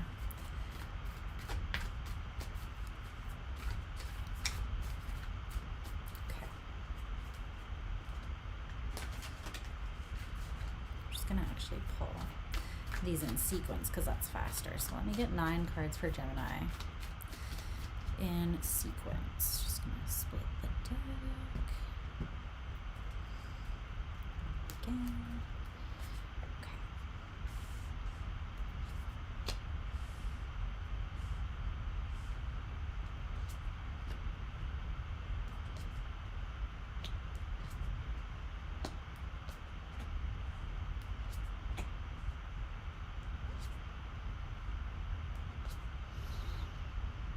All right.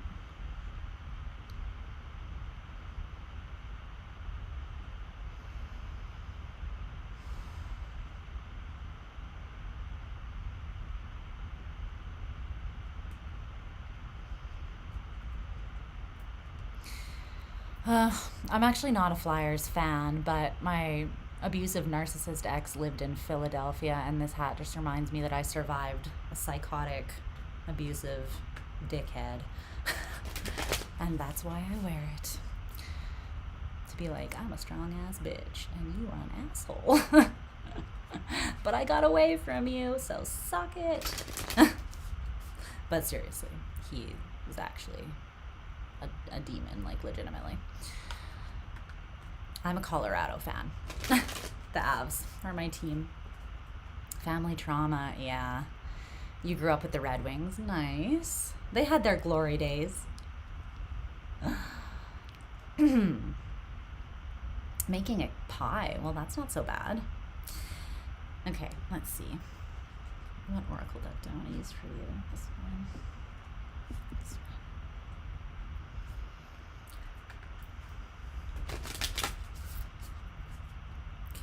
one. Let's take a look at this energy and just kind of get a vibe here while I'm shuffling your oracle deck. Then I'll timestamp and we'll get into it, Gemini. Oh, okay, I guess that's done being shuffled.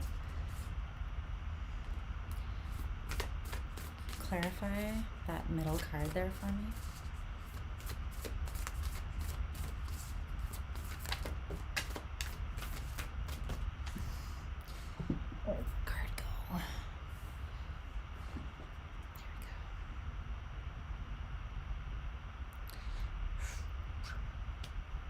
Okay. Weird flex.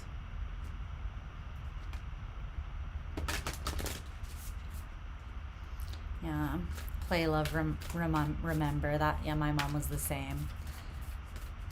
That's where I learned it. I've been trying to heal the relationship with her, not through resentment, but through helping her see her value now. Because it's really shifting the way that it's very slowly, painstakingly slowly, but it is shifting the way that she acts, which is kind of incredible to watch. So, fuck yeah. We love to see it. Okay,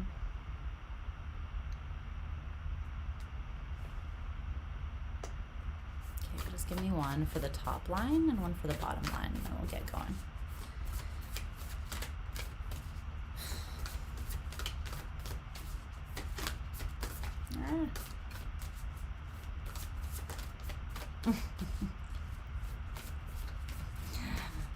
Loving my mom aggressively is healing as fuck. Yeah, it has been. And just like realizing that a lot of the stuff that she projected onto me was just like her own unhappiness that she didn't know how to deal with, and her own feelings of inadequacy and rejection and all of these things. Is like the reason she like suffocated me was because she was just grasping at love, you know? So once you get to a point where you're zoomed out enough and healed enough that you can kind of see where that's actually coming from, I feel like you can show more grace, but it's not easy. It's not easy. Get one for the top line.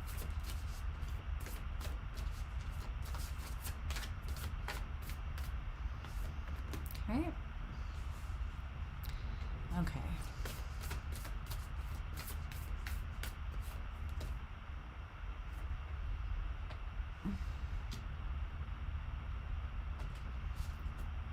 All right. Let's see.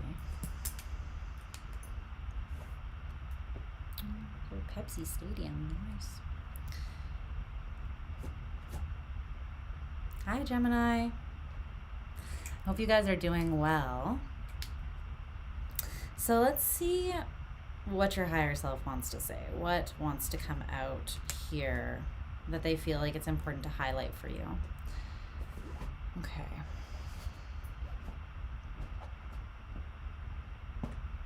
So at the center of the reading is the Eight of Pentacles in reverse.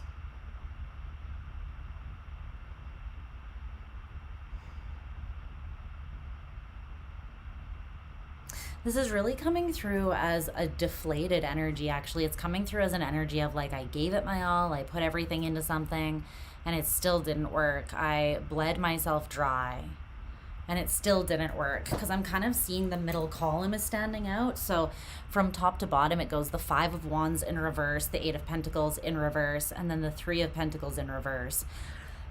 It's almost like I streamlined my energy, or I completely... I left my all on the battlefield, you know, like I really gave it my all, but yet, despite my best efforts, I still did not place in the top three, or something still did not come together. But I'm seeing that it wasn't for lack of trying. And there is something here that you're kind of afraid that no matter what you do, it still won't come together. And it's something that you really care about. It's something that you see as like some level of wish fulfillment. Something that you actually want to protect because your heart is very in it. And you're seeking harmony with whatever this is.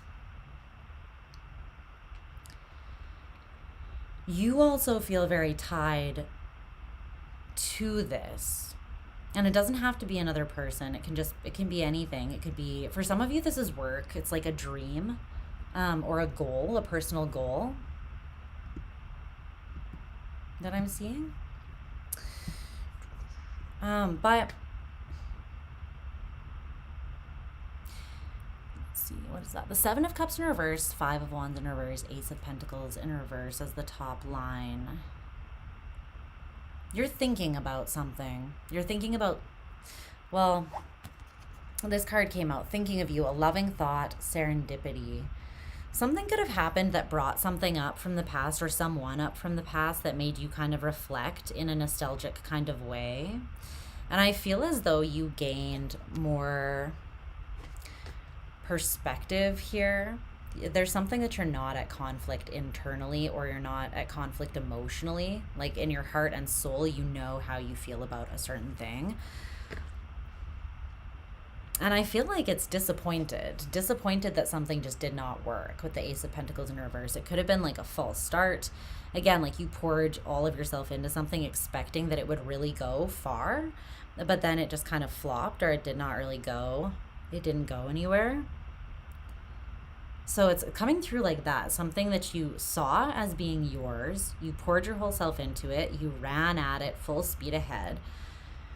But then it's like you either never reached it. So I'm seeing the vision of someone running at something and seeing it. But then it's like the more they run, they don't get any closer to the thing, even though they're running full speed towards it. So it's kind of coming through as like a spinning your wheels type of energy. But I feel like you've gained more perspective on this in the recent past. It could have been that you put this out of sight and out of mind for a little bit, and then something serendipitous or something unexpected actually brought it back up in your mind, and you had enough distance from it, or you hadn't been putting energy or thought towards it for long enough that when it came up again, it struck you in a new way. So you had fresh insight or fresh perspective on something. Then you have the Nine of Swords, the Eight of Pentacles in reverse, and the Lovers, which is you. With that Nine of Hearts, fulfillment, harmony, and protection.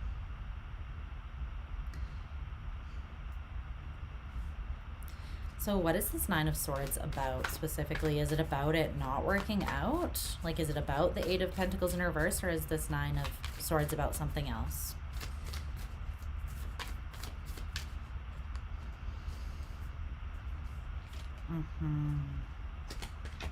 You know what it would take. Two of Cups. You see something clearly and you know what it would take, but it's like you're not sure that you've got what it takes. So I feel like in the past, you threw your all at something thinking that it's almost as though you didn't, this is coming through as, like, how can I explain this? Putting your all towards something, like, let's say this is a relationship, right? It would be like putting your all towards something, but you're speaking in your love language and it's not like hitting for that person. So then you still feel as though you're not getting anywhere, or like you're not enough, but really it's just you need to speak more in their language, or you need to consider the other a little bit more, right? Instead of just seeing, I want it, running straight at it, and assuming that the approach that you use with everything is going to work. This is something that required a more thoughtful or intentional approach, or a different approach than you normally take. But I feel like that was not initially thought through. And so when you gave it your all, you gave what you genuinely believed was needed. And then the frustration came from not getting where you wanted to be with that. So it's almost like a back to the drawing board energy. And the stress, or the Nine of Swords, is coming from the King of Wands and the Knight of Swords.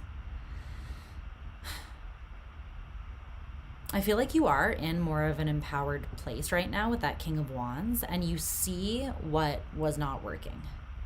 But it is stressing you out a little bit because you have the answers now, and you also know that this thing, you know how you still feel about this opportunity or person, whatever it is for you. This could even just be a version of yourself that you want to reach. A more evolved version of yourself, a more balanced or integrated version of yourself. And if that's the case, then you could feel like you'd been trying and trying to reach that, but you just didn't feel like the personal growth was really happening. Like you kept running into roadblocks, and you're like, why is this happening? I genuinely have the desire to change or to heal, but I don't understand why I'm not getting any closer, or why I feel still stuck. But I feel as though you actually have reached some level of empowerment here. With that King of Wands, you have the answer that you were seeking with the Knight of Swords. The only thing is that the answer is stressing you out a little bit. I think that it's a relief in one way. It's a relief because you understand that all your efforts in the past weren't for nothing, and you're not just like a loser who couldn't make something happen. It's just, again, that it wasn't necessarily the needed approach. It's not that you're worthless or that you're not valuable or that you don't have what it takes. It's just that you were taking an approach that wasn't really optimal. So you can see what wasn't working with that Eight of Pentacles in reverse. But it's almost though now like you're looking at the wreckage of the past, so to speak, and you can see how you feel clearly about it. I don't feel like you're really at conflict about it, but you do feel like there was a missed opportunity, or that something just didn't go the way that you really wanted it to, and you still have a warmth for this opportunity or person. You still have love.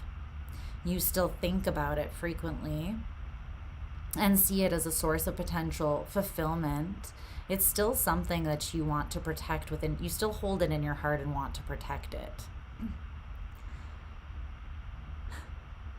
And it's quite strong with the Lovers. So then you've got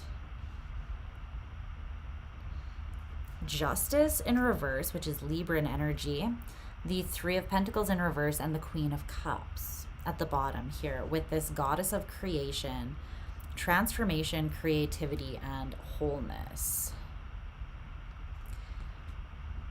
Okay.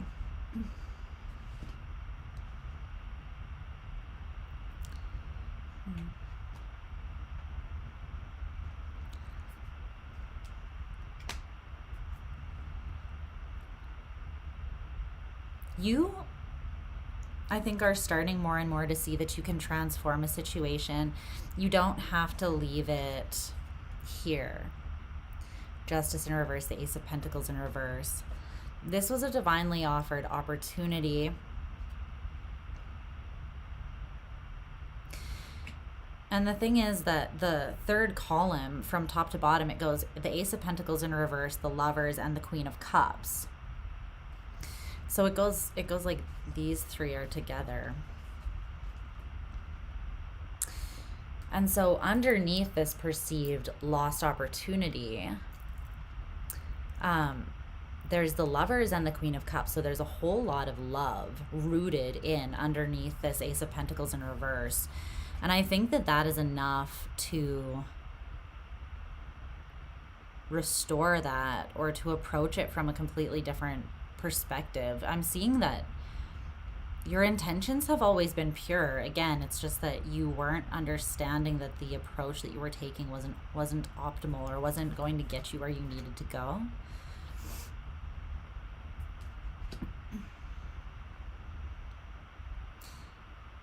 It's very important right now, though, your higher self is saying that you be really, really honest with yourself about the depth of your emotions.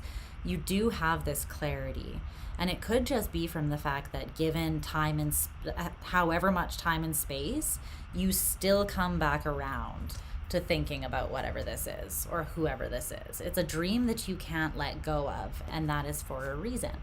When you can't release or forget something, that's usually for a reason. It's usually a sign that it matters, right?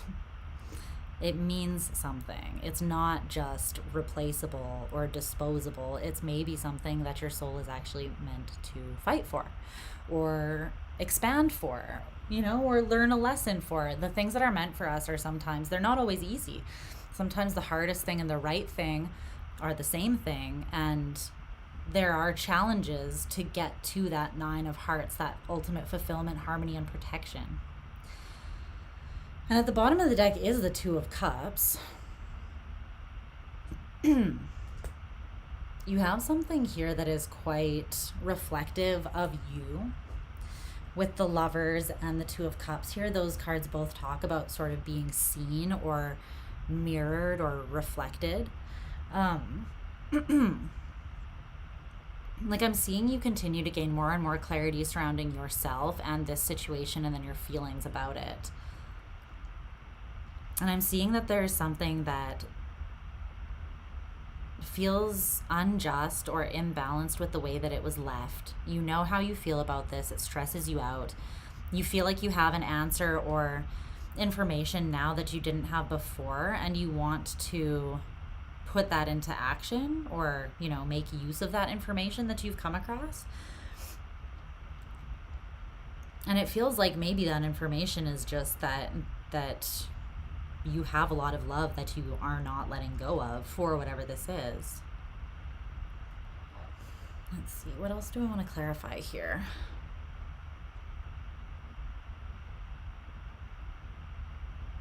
I want to know a little more about this Eight of Pentacles in reverse. Like, what exactly was not working? The Eight of Pentacles in reverse and the Three of Pentacles in reverse. What was causing this to not come together?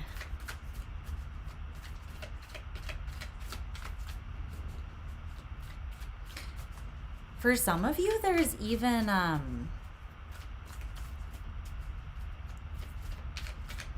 you kind of tried to convince yourself, maybe in order to let something go, that you weren't conflicted about it not working out. You were just kind of like, whatever, bye. But then the Nine of Cups in reverse with the Three of Cups at the bottom of the deck. The test results are in, and that was a lie. The lie detector tests are in, and that was a lie. Maury, if you know, you know. But the Nine of Cups in reverse, you gave yourself time and you realized, oh shit, I actually do care about that. Oh crap, I actually do want to reconcile that. You know, I may have just thrown it away, like trying to convince myself that it's essentially giving like a fake it till I make it kind of vibe. Pretend that you don't care until you wake up one day and you don't care and you're fine, right? And sometimes that works, but not really with the Lovers and the Queen of Cups. Not so much. That is a little bit of a harder love to uproot than just blatant denial, you know? Gemini moon, though. Totally get it. Totally get that approach. But yeah, it's not working here.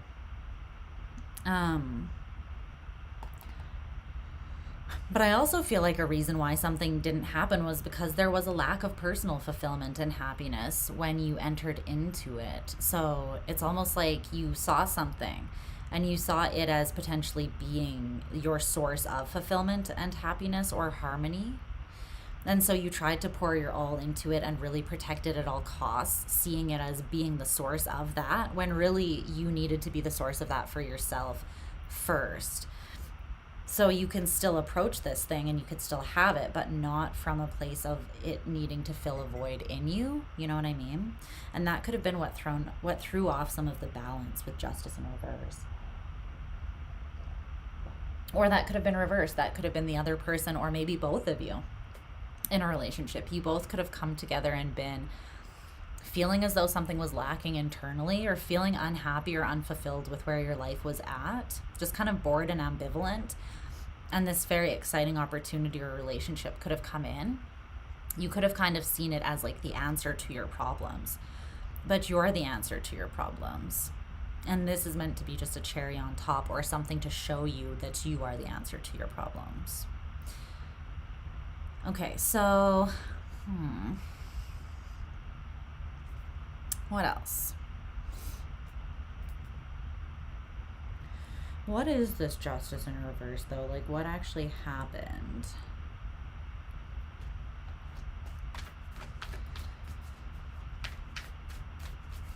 Can you tell me more about that Justice in reverse? The Ace of Wands.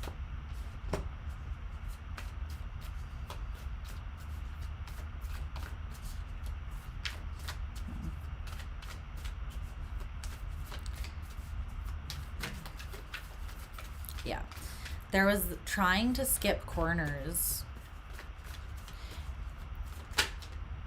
The Five of Swords, but it did not work. There's the Sun. there's seeing something, feeling like you're in the dark, and then seeing something walk by and you're like, that's the sun. That's the thing that's going to end this phase of disappointment or ambivalence or boredom. I can step into the sun and all that will be in my rear view mirror. I can close out that cycle. But it's like you weren't seeing that something actually has to shift in the way that you're perceiving things and approaching opportunities, not just like there's not an opportunity specifically that's going to come in and rescue you or save you or shift everything for you. It's more about you shifting. And even if that's you seeing an opportunity that then motivates you to shift or shows you where you need to shift, there can't be like a skipping of that step there. It's not something that can be avoided.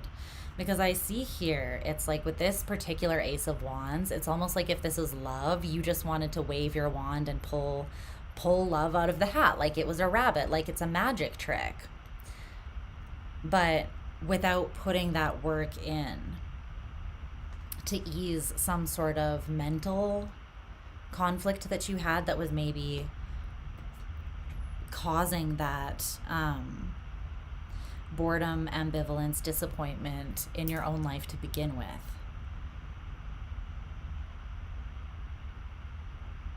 So that's what created an imbalance, is that the actual source of the problem or the wound that you and this person or just one of you came into the connection with was not actually addressed. It's like you tried to put the relationship over the wound as a band-aid on a bullet wound or something, but it just bled through, and it always will until you actually fix it. So I don't really see this opportunity as necessarily being completely lost.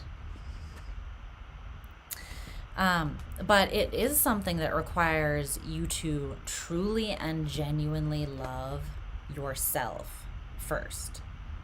Because the Lovers is not easy. Everybody wants to romanticize the motherfucking Lovers, and let me tell you, sit down. Let me tell you. No, we'll be here for a year if I'm telling you about my experience with the Lovers.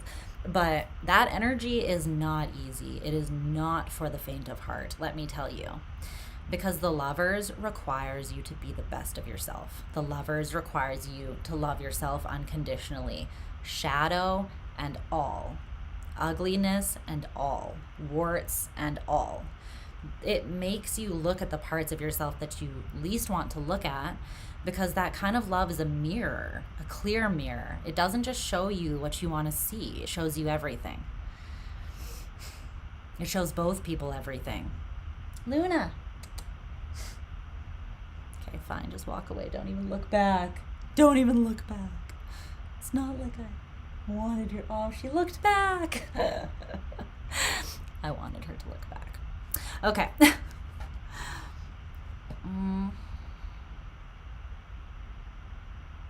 So yeah, if you do still want to approach this and you want this to come together, then it's kind of the understanding that the work begins with you.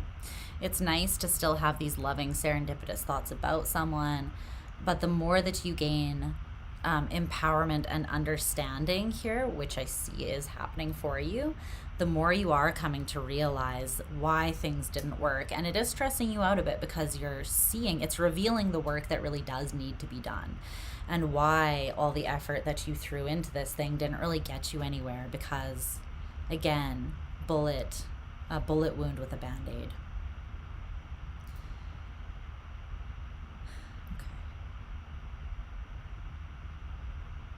But there is love that can soothe or fix something. There's something hasn't worked, but there is an emotional clarity and a genuine love that is coming through as like your saving grace. Is there anything else you want to say about that Queen of Cups to close before I let Gemini go? What's the significance? Because we're ending with that Queen of Cups. The Hermit in reverse. You have to show the love though. There's this meme that I have that's like, it's like this woman alone in her apartment. She's like, something about like, me and my soulmate love each other, but we'll just never fucking express it, and we'll basically die alone. You know, it's like, it's okay to madly love someone, just never tell them about it. And I feel like that is kind of how this is coming through.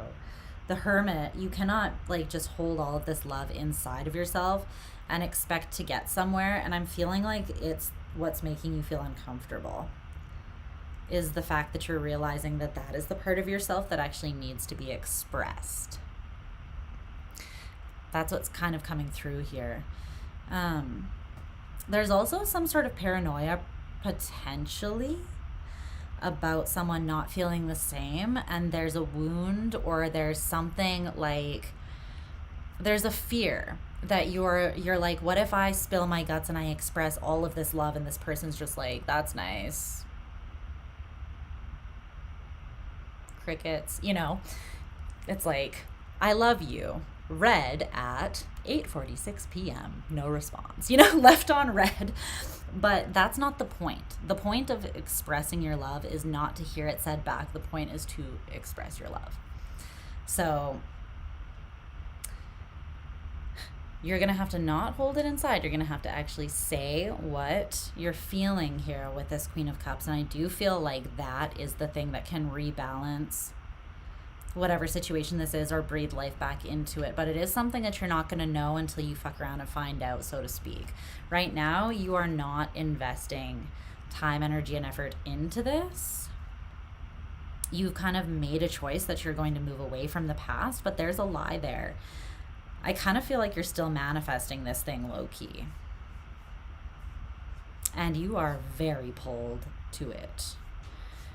Very pulled to it. But there's a lack of temperance that is preventing you from feeling confident that you can show up consistently and invest and give to this to the same degree that it gives to you. That you can actually be seen and see someone that you can give and receive fully. That you are capable of the lover's connection, which you are. But like I said, it does take effort. It does take openness and vulnerability. You do have to share yourself with someone, right? But I do feel like you're telling yourself here that you decided not to invest, that you've made up your mind, you're moving away from the past, away from whatever this is, but yet still thinking about it, still feeling like it is your thing, you know? And there's this lie in your own mind, because I very much feel that you are manifesting this. So it's like, even if you yourself are saying, I don't want this, I can't save this, it's too late, things are too messed up, it's not redeemable, underneath the moon, the truth is, that's you, and I feel like that's what you want, or vice versa. But the Knight and the Queen of Wands is like there is a pull towards something, and it is strong. It is very strong. And you're actually making choices step by step to move towards a more balanced place, out of a lack of temperance, like out of a bit of an imbalanced, chaotic space. And I think that what you may not be admitting to yourself, or you may not even be fully conscious of yet, is that part of you is doing that with hope that this can still be salvaged or balanced. Because this is not, it's just not sitting well with you. It's not. So that's what I see. But be honest with yourself about, again, like, I'm getting that you kind of feel like it is weak to admit that you are still wanting this, or manifesting it, or hoping for it. But you are, whether you're admitting it to yourself or not, because that's the energy that you're actually putting out to the universe. So as much as you write down or say or claim one thing, the direction of your energy, your thoughts, your attention, and your emotion, that is going to, like, energy doesn't lie, right? The universe is not going to be fooled. So the universe is going to watch the direction that your thoughts, your love, your energy flows, and they're going to know what you actually desire. So there's something there about that. You'll get what you desire more quickly when you're honest about it, essentially. Okay. Let's move on to Cancer. Cancer. Crabby cakes. All right, let me see what's going on over here. Waiting for Leo. Well, they're coming. The opportunity is to recognize your unhealed parental wounds. Yes. 'Tis but a flesh wound. I love it. He's like got no arms, no legs. He's just like hopping over the bridge. Come back, I'll kick your ass. We're quoting Monty Python, by the way, in case anybody doesn't know. Yes, true. So much is being revealed to us right now. It sure is. What's up, gun guy? Oh, you Cancer? You're a Cancer? Nice. Cancer men have been my kryptonite, and they have destroyed me, every single one of them. My dad's a Cancer, though, and then I fell, I fell so hard for this guy who literally had the same birthday as my dad. I should have known. The universe was like, give him the same birthday so that she maybe gets it. But no, chose not to see that. And then basically he was my father in romantic connection form, just showing me how that parental wound was playing out. So, F my life. But I do love Cancers. I love Cancerian people. My dad's a Cancer. My little sister's a triple Cancer. Sun, moon, and rising. Deep like the minds of Minolta. Not what you expected, but I'm right. Spirit is right. It was your higher self talking to you, really, not me. Okay. Cancer. What does Cancer need to know? Let's tune into Cancer's highest self. What do they... Sorry on behalf of good Cancer men. Apology accepted. I've moved past it since then. That was like years ago now, but it did F me up pretty good, not gonna lie, for a while there. My little crabby cakes, my spicy little crabby cakes, where you at? Where you at? All right.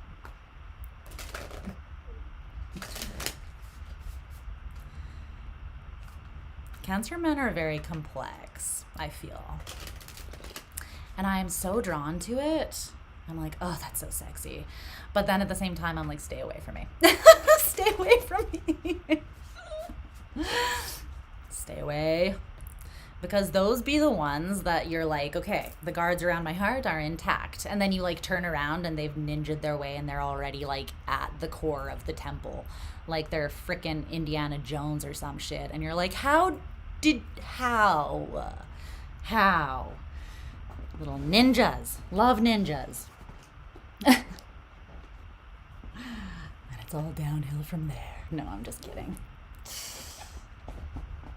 But there's something very sexy about the complexity and the like emotional, when they're healthy, again, the emotional intelligence of like water sign men. The Pisces men, I'm sorry, I cannot. I'm so sorry. I cannot. But Scorpio men and Cancer men, y'all can get it. You can get it. Okay. As long as you're not toxic.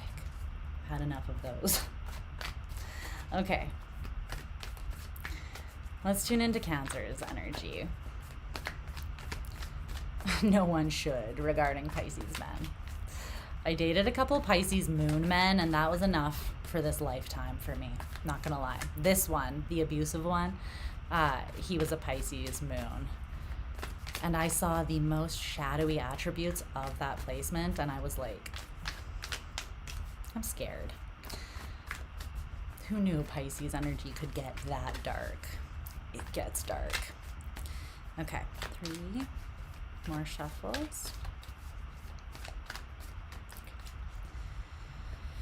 Cancer's highest self. What message does Cancer need to know right now for their highest and best good?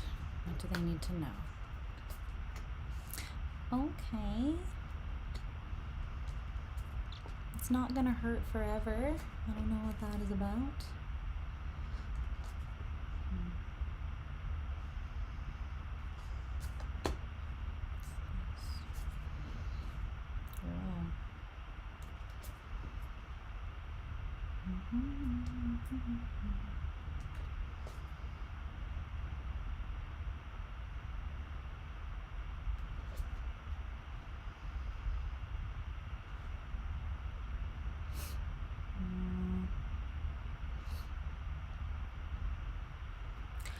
Hearing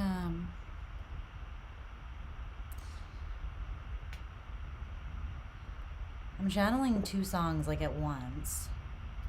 It's a little confusing. So the first song that I started hearing was Birds of a Feather by Billie Eilish.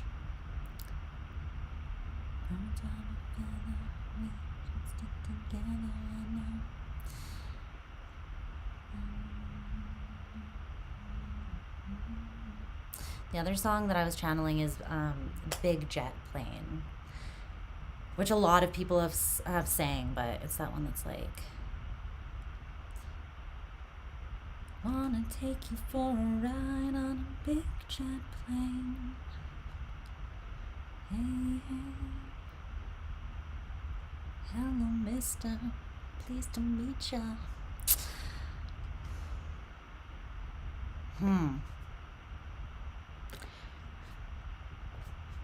There is a truth about reciprocity, though. Something about, yeah, okay. Let me see here. Let's timestamp you.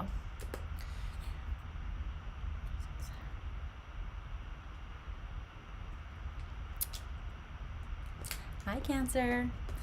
My sweet and spicy crabby cakes. I hope you're doing well. Are you so excited for your birthday season, which will be here very soon, really, with all things considered?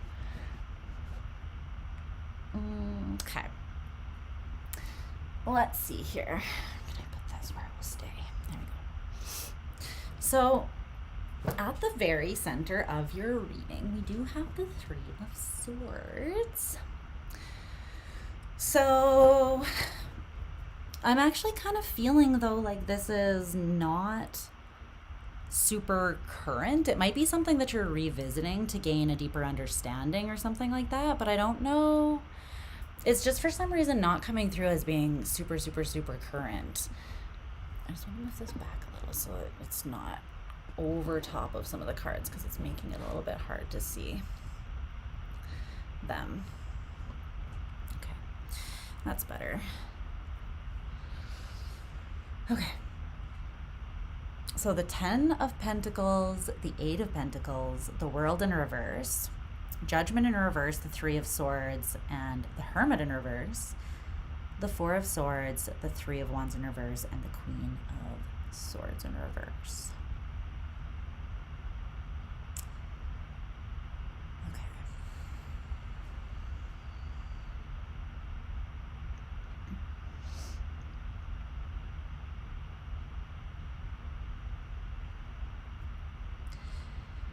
Okay. Let me just take a look at here. Or take a look at here. Let me take a look at this for a second. I'm not really feeling as though this is going in chronological order.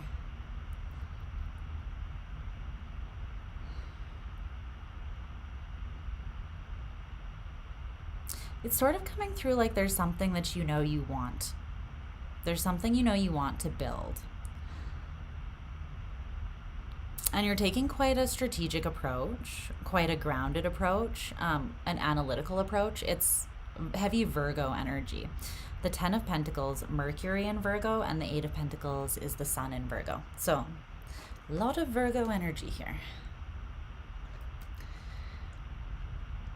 But there's something that is part of, you could see it being part of like your legacy.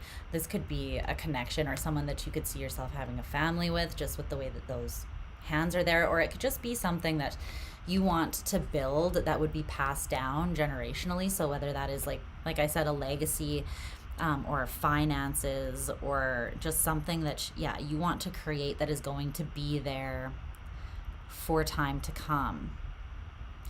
But I'm feeling as though you're recognizing that there is a Saturnian cycle that needs to close before you can fully pour yourself into whatever this is. And I like it because you have foresight.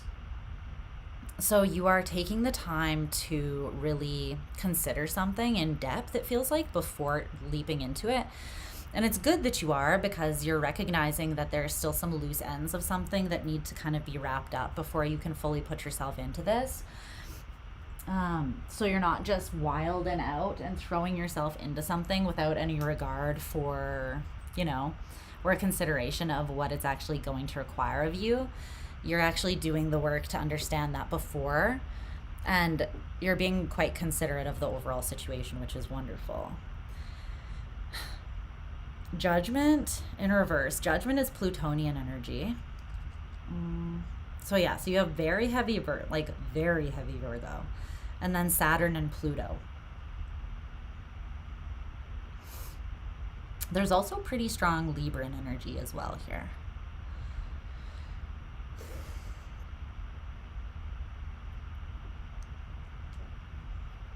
There's something that's not reconciled though, yet, with Judgment in reverse. And I think that it's kind of coming up as like an old wound.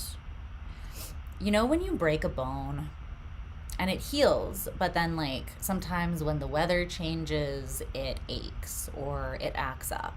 You know what I'm talking about? You've healed the wound, but it's still acting up. And when it acts up, it shows you where, because this is emotional and mental, what you're needing to heal. It's not physical. So it's showing you where there still needs to be work done on that wound to, like I said, wrap up any sort of loose ends.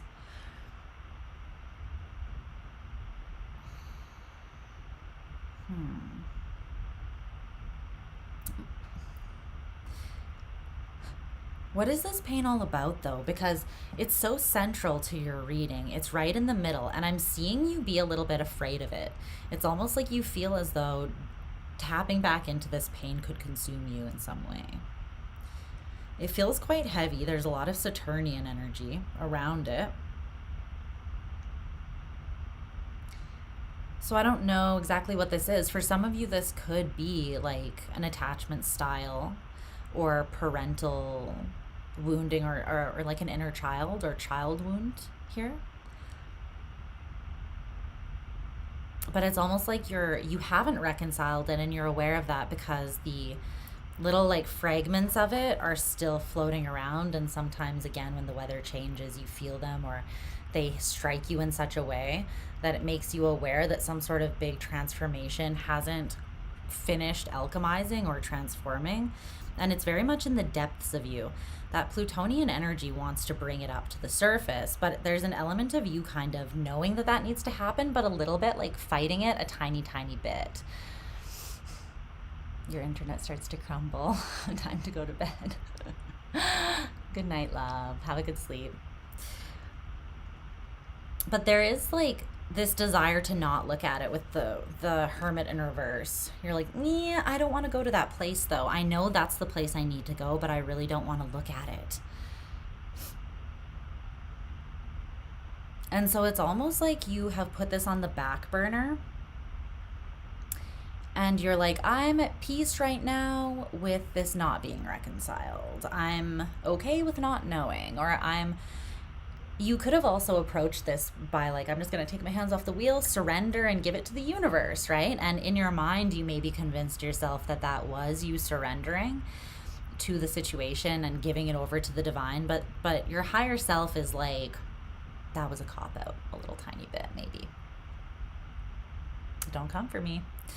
I didn't send for you. No, this is your higher self talking to you. So if it's not your message, it's not your message, and that's okay. But yeah, your higher self is like, that's nice and all. We love that you gave the divine, handed the reins over to the divine here, but it's actually, there is something that they want you to look at and work through and process.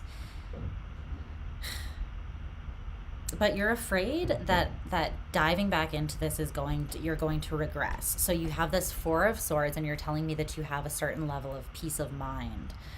And so then with the Three of Swords here central, it's like taking a step back into this, which is something that is much less like desirable than this.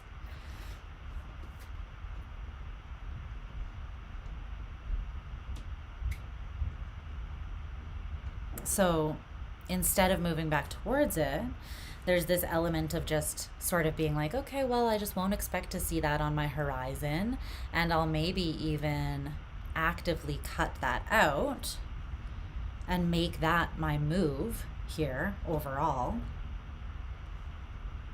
See, it's coming through more as like you surrendering it is actually you kind of giving up or cutting it out actively.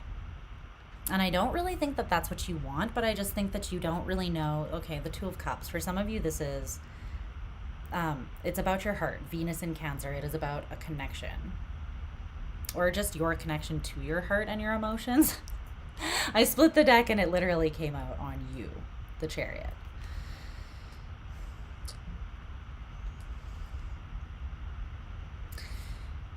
Oh,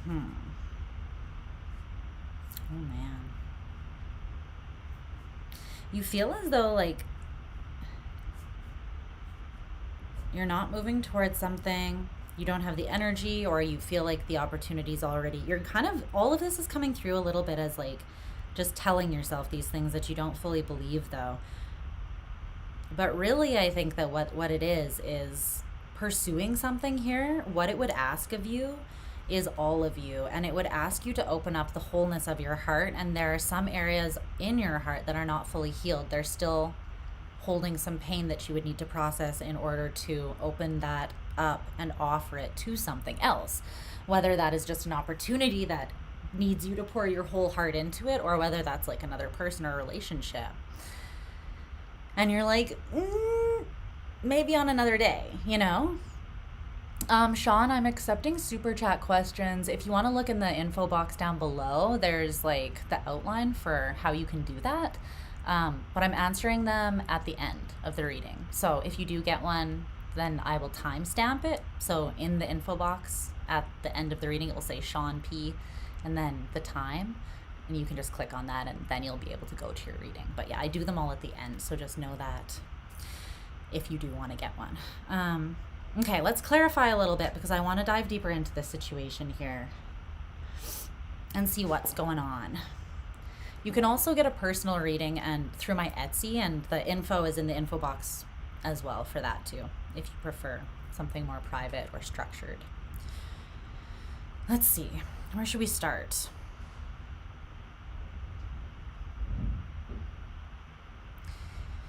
There's this element too, though, of you realizing that your dreams are actually quite big. Like there could have been something that broke you, but it also broke you open a little bit. So like something broke your heart, but it ended up cracking you open and made you realize maybe like, I want more. I want something bigger. Or maybe you lost a job or whatever, but you realized like that job was really making me unfulfilled and unhappy. I want more than that. I want to dream bigger. You want this 10 of Pentacles, but you're also realizing, right, that is going to take work. It's going to take strategy. It's going to take commitment and investment with the 10 of Pentacles and the 8 of Pentacles. And I don't think that that's something that you are incapable of or that you shy away from at all. You're a cardinal sign, you know, generally not. The thing that is kind of standing in your way is this whole World in reverse, 3 of Swords, Judgment in reverse thing here that you don't really want to face for some reason. So what can I clarify? What is the World in reverse? What is this cycle that wants to be closed here, that is still open? Okay.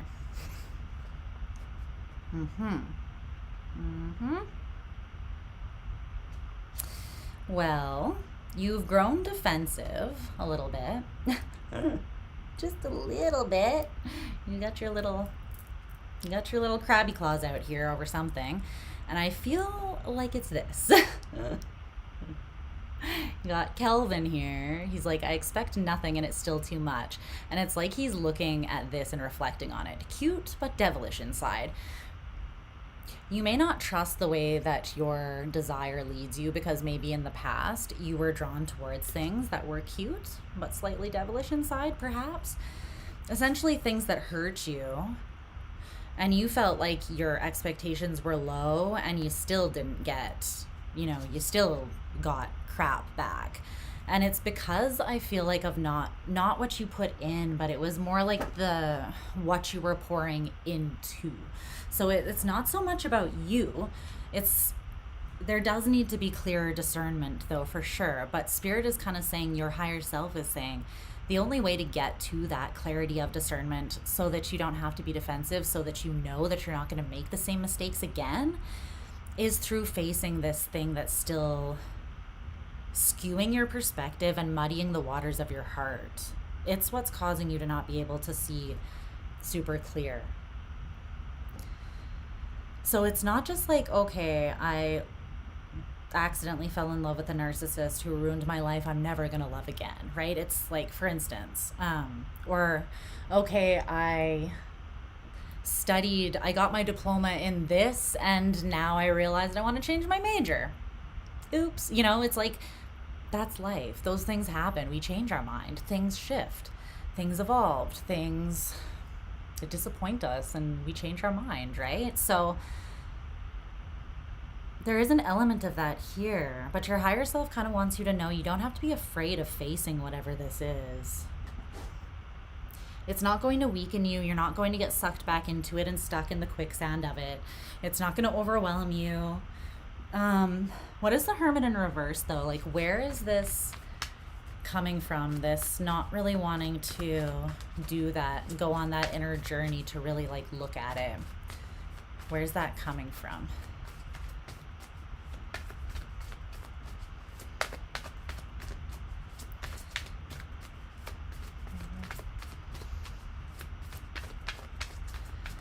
But with all this Virgo energy and then you having the Hermit here in reverse, which is Virgo's card in the Major Arcana, there's something about you not trusting yourself to be able to show up in those 6th house ways. So like the consistent day-to-day habits and behaviors that create stability and structure in your life that would bring something in.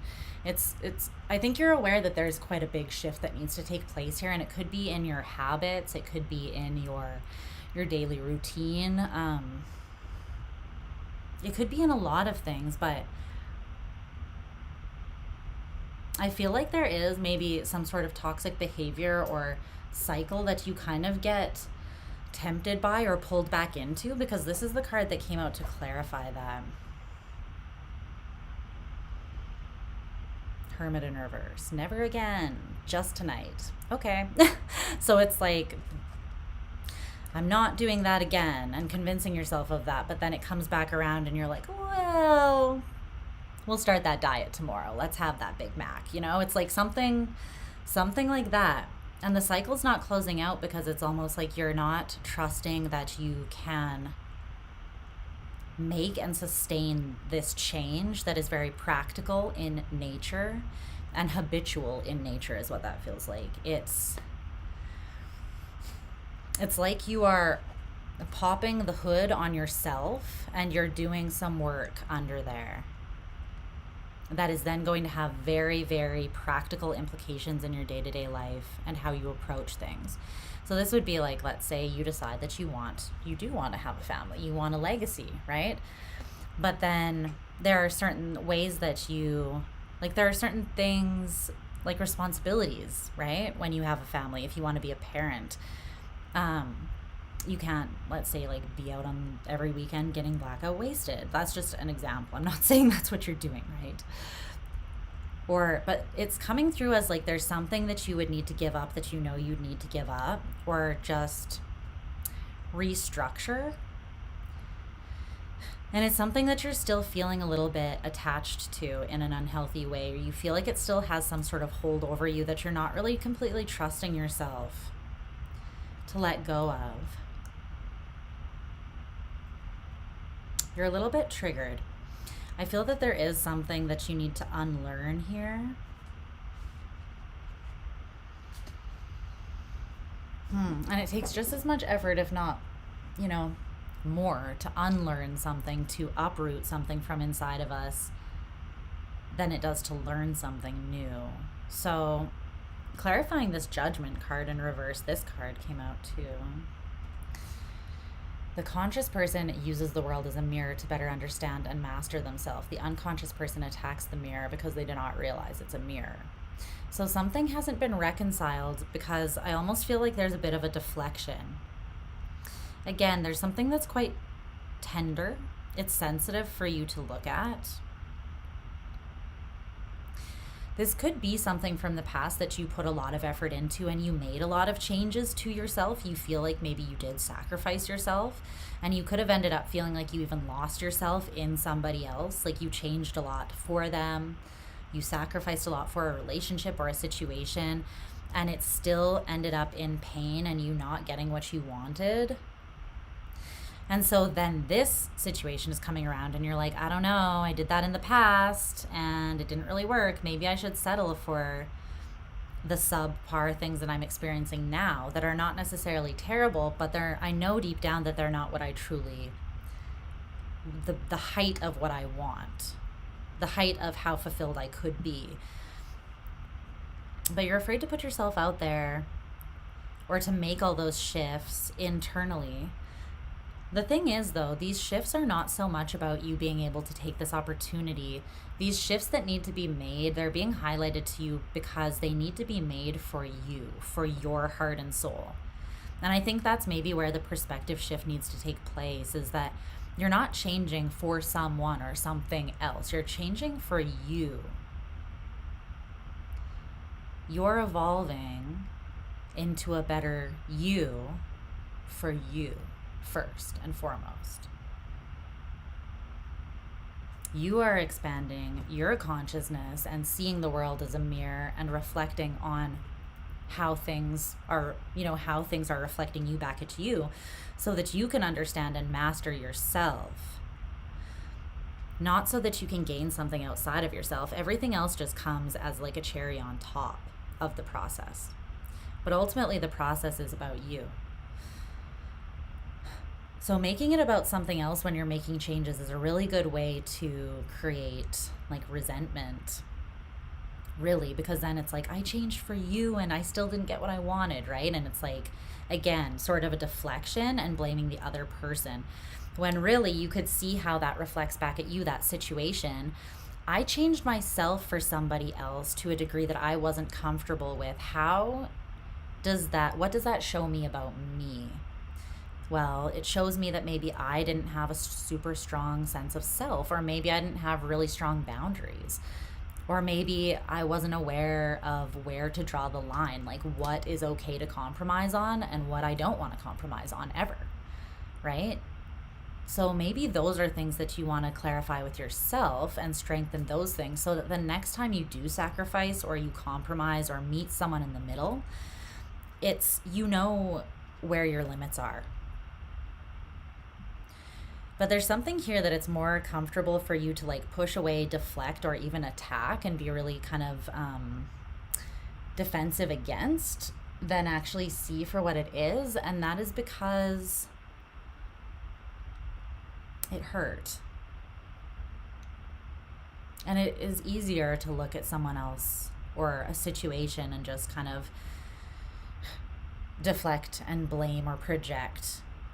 Even when we don't really realize that we're doing it, we all do this sometimes, right? We all do this to some degree, because becoming more consciously aware of ourselves and constantly turning what we are projecting outwards, like judgment or whatever, back onto ourselves is a constant and ongoing process, really, for every single person, no matter how enlightened you are. You're constantly going to be doing that. So it shouldn't be a source of shame.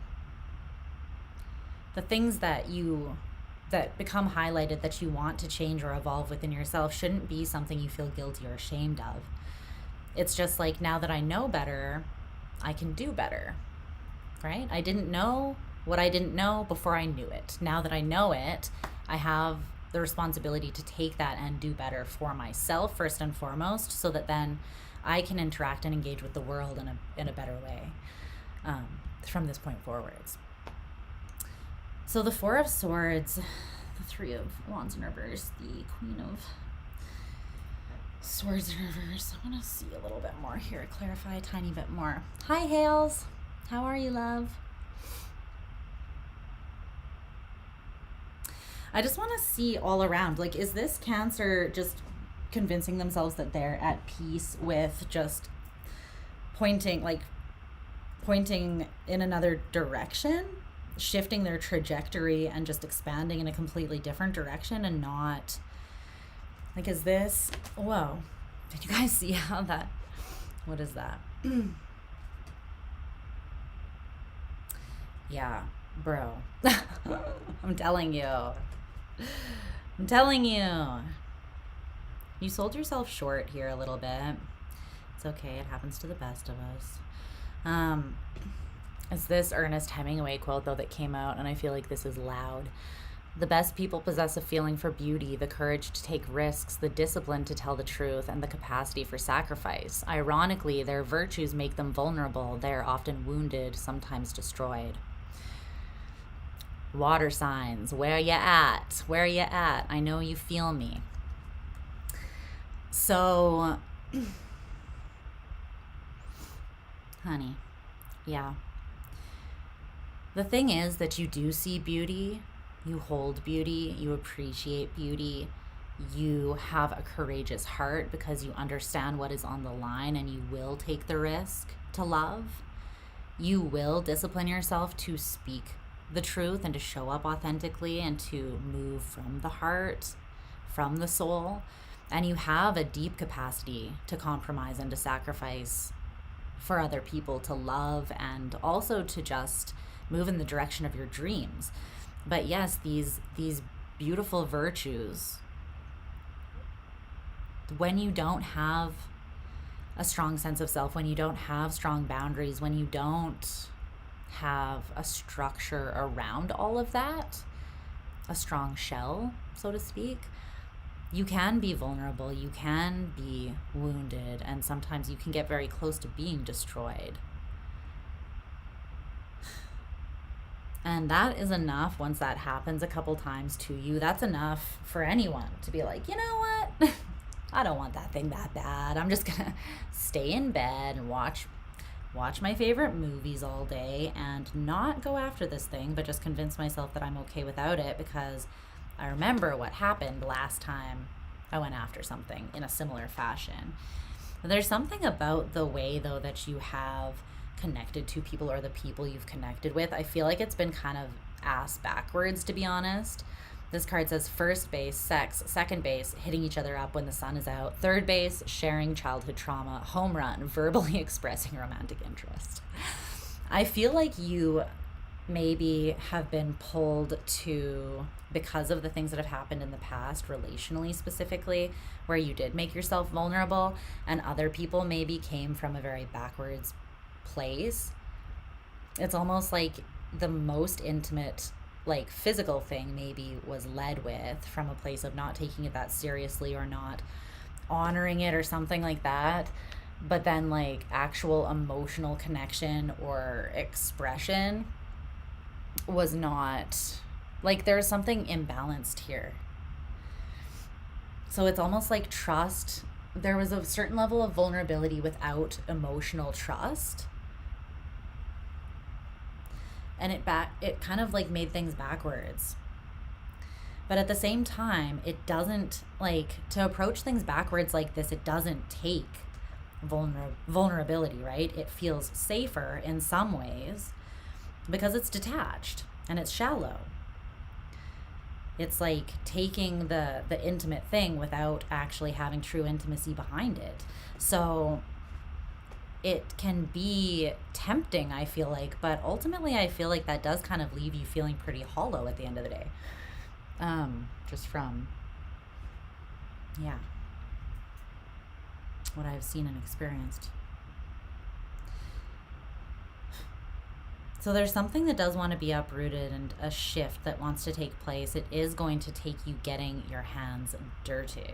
So let's see if there's any final messages that want to come through before I let you go, Cancer.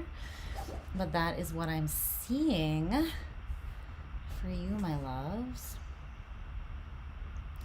Is there anything else that you want me to tell Cancer here before I let them go?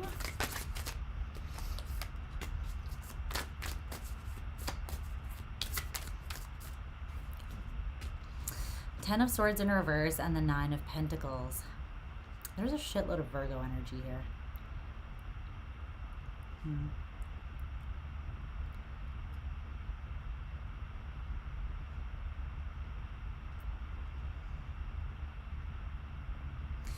You have Mercury, Sun, and Venus in Virgo with the Hermit, which is the Virgo card. Cards that came out. This is not something that you're really meant to come at from a mental place, though.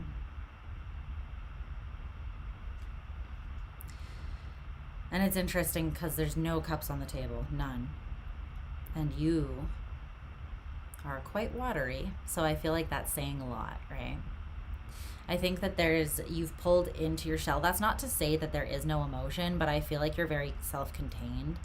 And even to yourself, you might be kind of compartmentalized, right? There is something that wants to be released, though, that is an old pain. And it's ready to go. It's almost begging to be released. Because we're not meant to hold on to these things. We are meant to move through them. The only way out is through, and that is the transmutation process. That's what shifts the energy, is moving through it. So this journey is the journey through our internal state, through the things that are needing to be processed. And that does need to happen. Let me move this light back because it's a little bit bright. There we go. Yeah, that needs to happen. But the way that you can practically apply yourself for now is just really caring for yourself in the day-to-day. Again, your habits, your behaviors, your routine. Try to shift something, even if it's just something small. And you don't need to change everything at once, but if you can change like one habit, maybe I would focus on that. Maybe just tonight. Okay, you know, that thing that you feel is maybe a little bit of your kryptonite, but you know that it's not really good for you. Maybe removing whatever that is, but replacing it with something that is actually good for you. I think that would be very satisfying for you on a deep level, like a really meaningful level. And I think that would get the ball rolling, and you would start moving in a direction where, you know, it's kind of like when you start going to the gym, and at first it fucking sucks, but then you start seeing a little bit of growth in your muscles, and you're like, okay, this feels good. You start feeling better mentally, more clear, you have more energy, your sleep is better, you know, and all of a sudden you're like, this is helping. And let's say you did that in correlation with cutting out drinking or something like that.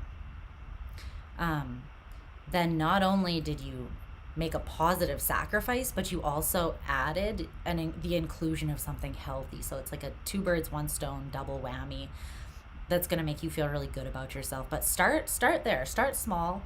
Start with your daily routines and just the small choices that you make on a daily basis, and do something that genuinely is taking care of yourself from a space of love. So try to reconnect with the softness and love within yourself for yourself first, and go from there. Okay, that's what I'm seeing, because I do see you focused more on just peace of mind, but I think that it's kind of like at the exclusion of a deep connection to your emotional self right now. And I don't think that is sustainable based on you being a Cancer, you know, let's just be honest. But I love you so much. That's what I'm seeing for you, Cancer. So I hope that was helpful.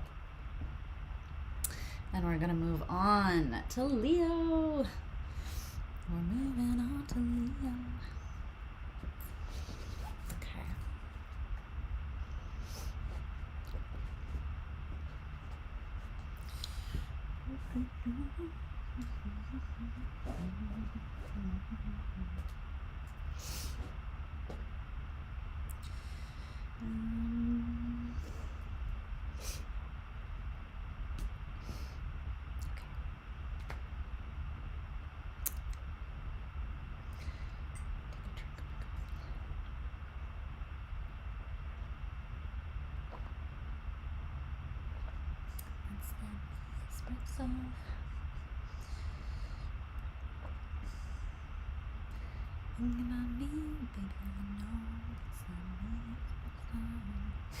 You're welcome.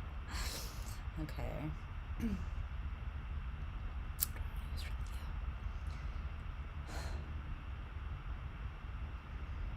I feel like I want some new oracle decks too. So I'm feeling like I don't want to reuse the ones I already used, which is interesting. But I have a stack of other ones sitting right there, so I might just grab those and use those as well. I don't know why, but I'm feeling like I want to use a different tarot deck and oracle deck for each sign. So I don't know if that's just that the energies are very, very different between each and want to be, like the stories really want to be expressed uniquely. Or if I'm just being extra. I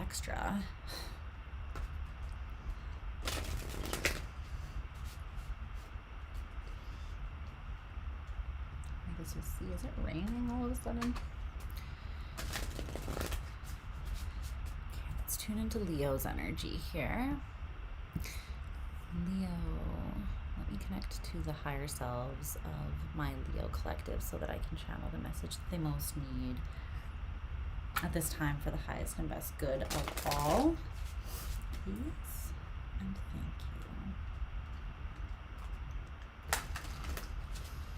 I don't read for a particular placement either. I think I forgot to mention this at the beginning, but I usually always say it, that you can watch for your sun, moon, rising, Venus. You can cross watch for someone that's important to you. Just use your discernment as always and take what resonates and leave the rest. You know how every tarot reader says the same jargon. I think I just get sick of saying it, and I assume that you guys know, but I know some of you don't, or you're new, so. Okay, let me just move some of these oracle cards over here and grab a couple new decks. They're literally right on the desk next to me. Let's see.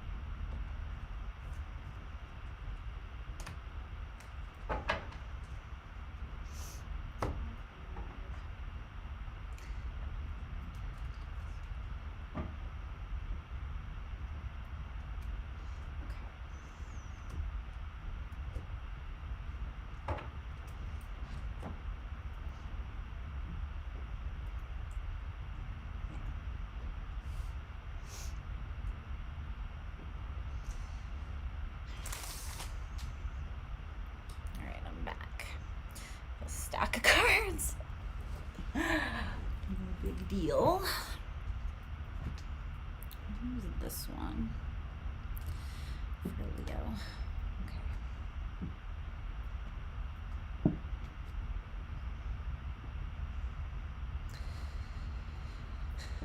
see.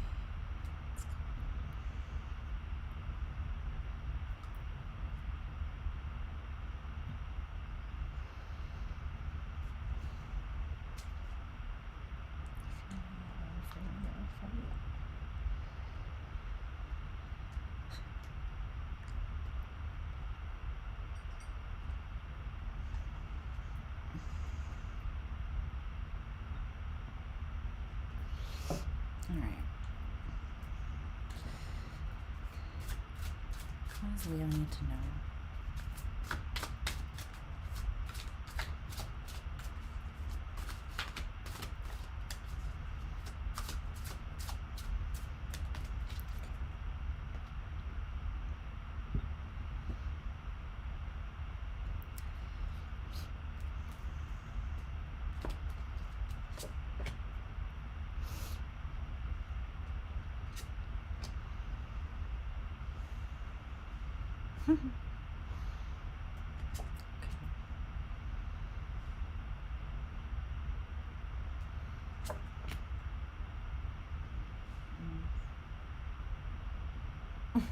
What is that? That School of Rock.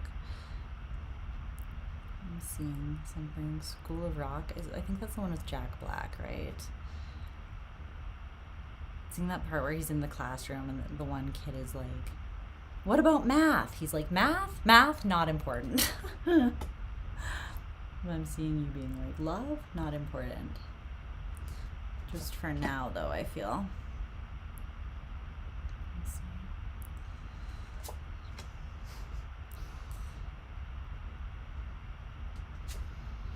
Okay. Yeah.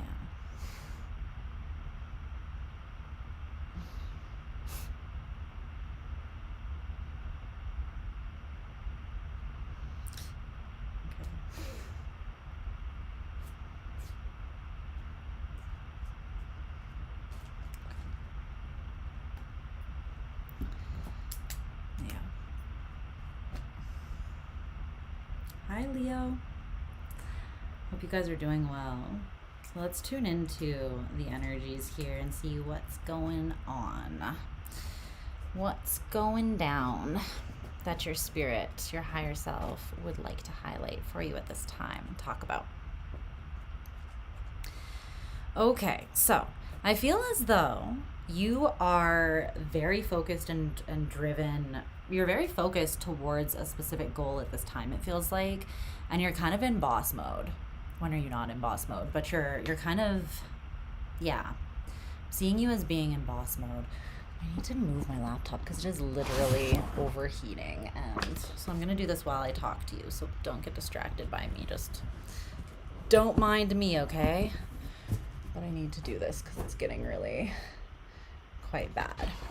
Okay, you're gonna have to mind me actually, because I need to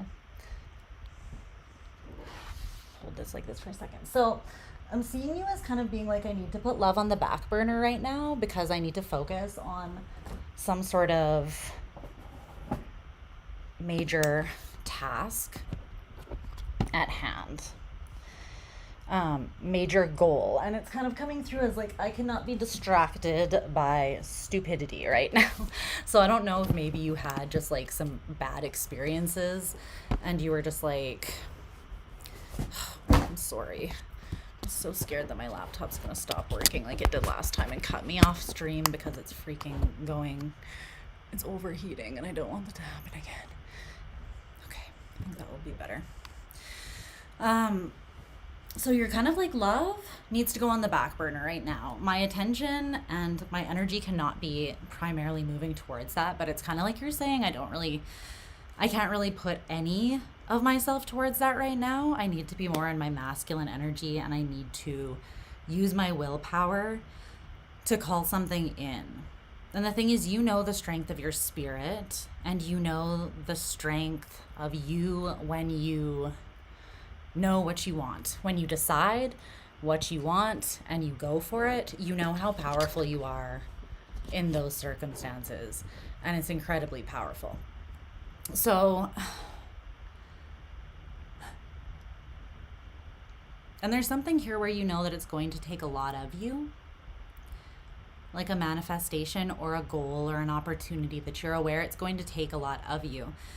So you have the Five of Pentacles, the Emperor, the Magician, the Eight of Wands in reverse, the Two of Cups in reverse, and the Knight of Cups, and then the Six of Swords in reverse, the Empress in reverse, and the Eight of Cups in reverse. Okay. Where is this worry stemming from here?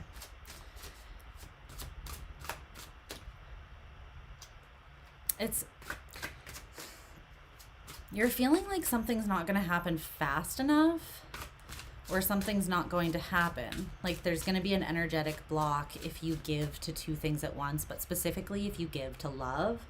I'm seeing it's almost like you're expecting love to, you're seeing it as a bit of a liability, I'm not going to lie. You're like, this could distract me, or this could throw me off my pursuit of something that is really important to me at this time.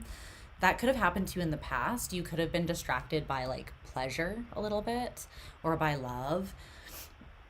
And then you feel as though you fought valiantly for it, but you didn't succeed, or there wasn't a victory, you still feel like you gained something out of it, but it was more like you gained virtue, you gained understanding of yourself, and maybe like how to play the player, you know what I mean? It's like, don't hate the game, hate the player. Or don't hate the player, hate the game. You're learning how to play the game, though, and you're kind of like, right now, the only way to win the game is to not play, is kind of how it's coming through. But why? Where is this worry coming from? I feel like it's because of something you experienced in the past. It could be that you even feel like you were in a connection in the past that, like, affected your health in a poor way. I don't know what that is. Like, maybe it just really drained you energetically. Maybe you were with like an energy vampire type person or something like that. Can you tell me more about this Five of Pentacles? But there's something where you're like, I gotta be in boss mode, I gotta be the emperor, and I just need to focus my sovereign autonomous power towards this goal and get her done. No distractions, no drains, no love, you know. The World in reverse. You're worried because there's something that happened and it's still somewhat fresh. And there's something that is not moving forwards, like something that does feel quite stuck, but you do want to move away from it. This is something that you don't want to be stressed about it anymore. You want something to shift and change, but it still feels a little bit up in the air. And I'm feeling like you are hoping for abundance in this area. So you're kind of trying to figure out how to hack that, you know? How to hack that. How to make that happen. So this is the top line of your spread. The Five of Pentacles, the Emperor, and the Magician.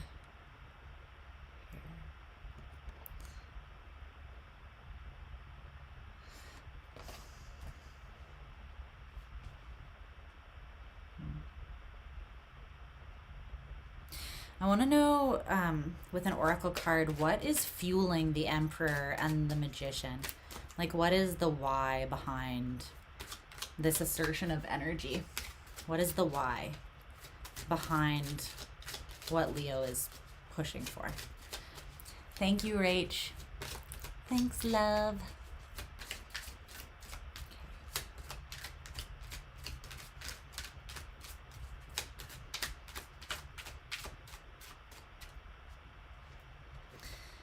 Magic. Okay. Flow and movement. Yes. Okay, good. So that's very positive. That's healthy. So you know that all it takes to get shit moving is to get in alignment with what you want, with your magic, to point in that direction, and then get into, like, I'm seeing this as being a creative flow because it's kind of coming through as connected to the throat chakra expression. So expressing your magic in a consistent flow in one direction, not being distracted. Like I said before, you know your power, you know your capacity to make shit happen when you want to. And so that's the why. So that's really positive. But there is something that you want to shift the state of it. It feels like you have experienced lack or scarcity in regards to something, or you haven't gotten as far with it as you would like, and you know that you have the strength, it seems like, to, for sure, Rach, have a good night. It feels like, yeah, you know what your strength, you know where your strength is and what's needed to make shit happen. But you also know what you can't focus on, and so that's kind of what, if you feel like one area of your life has been causing disappointments, and maybe that is love or a certain connection, it doesn't have to be love overall, but you don't want to let that get in your way or affect you and whatever this is that you're trying to draw in. What is this Eight of Wands in reverse? Why does Leo feel like it's not happening? Reflection in reverse.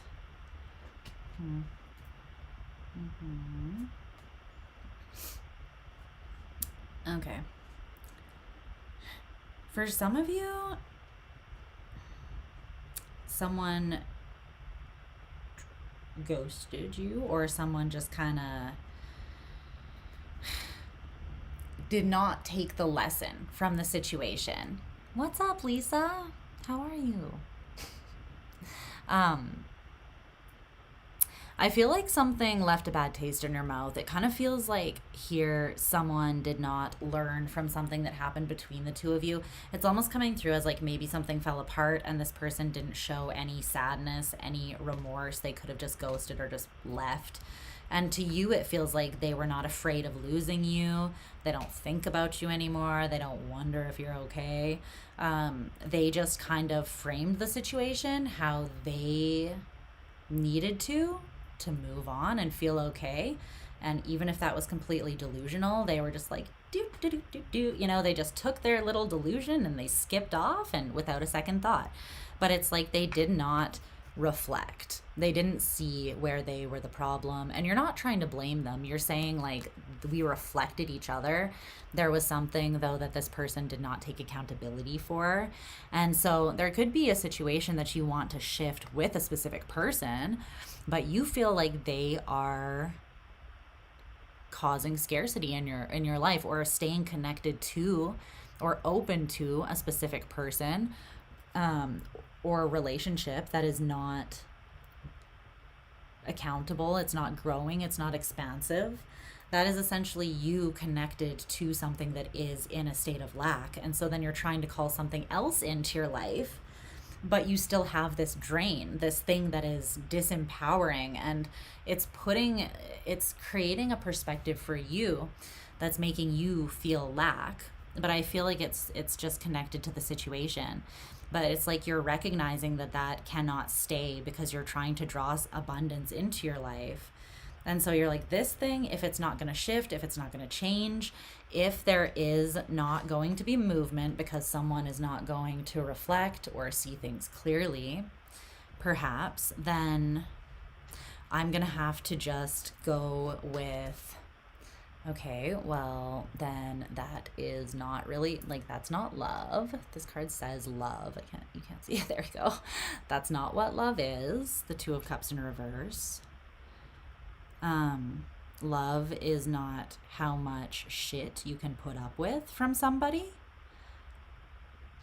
That's not love. That's masochism. And you're looking at this person like they just framed things the way that they wanted it to be, the filmmaker. They just framed things their way. This is somebody outside of Leo, yeah?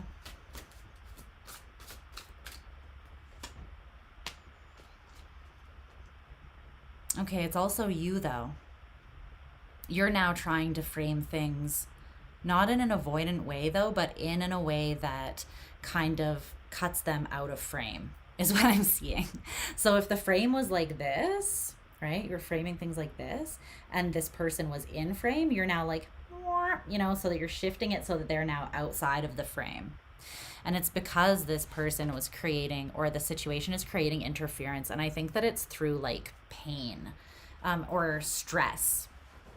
It's through like you're thinking a lot about something. I can't get it to not cause so much glare that you can't see the freaking cards. But this says interference at the top.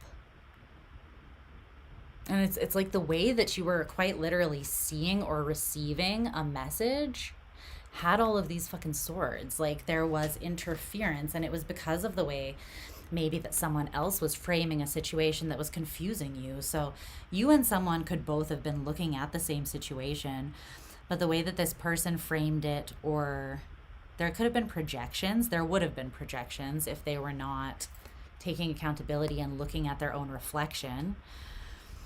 But things were just not moving. This is like someone almost being committed to misunderstanding you, or just you feeling, if this isn't someone specific, you could just feel like this happens consistently with you.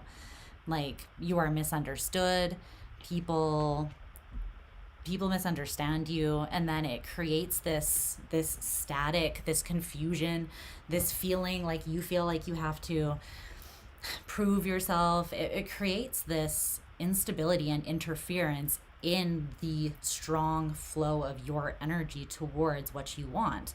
So it influences your magic. It influences your ability to make shit happen in your own life. And you're like, no, that's too much to sacrifice, right?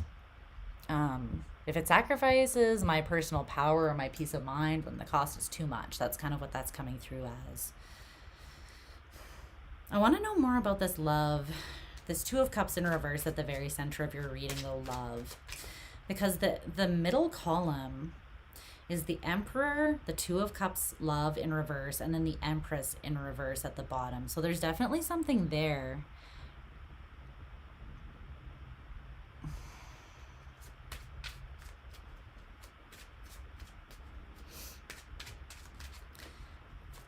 Tell me about this Two of Cups in reverse.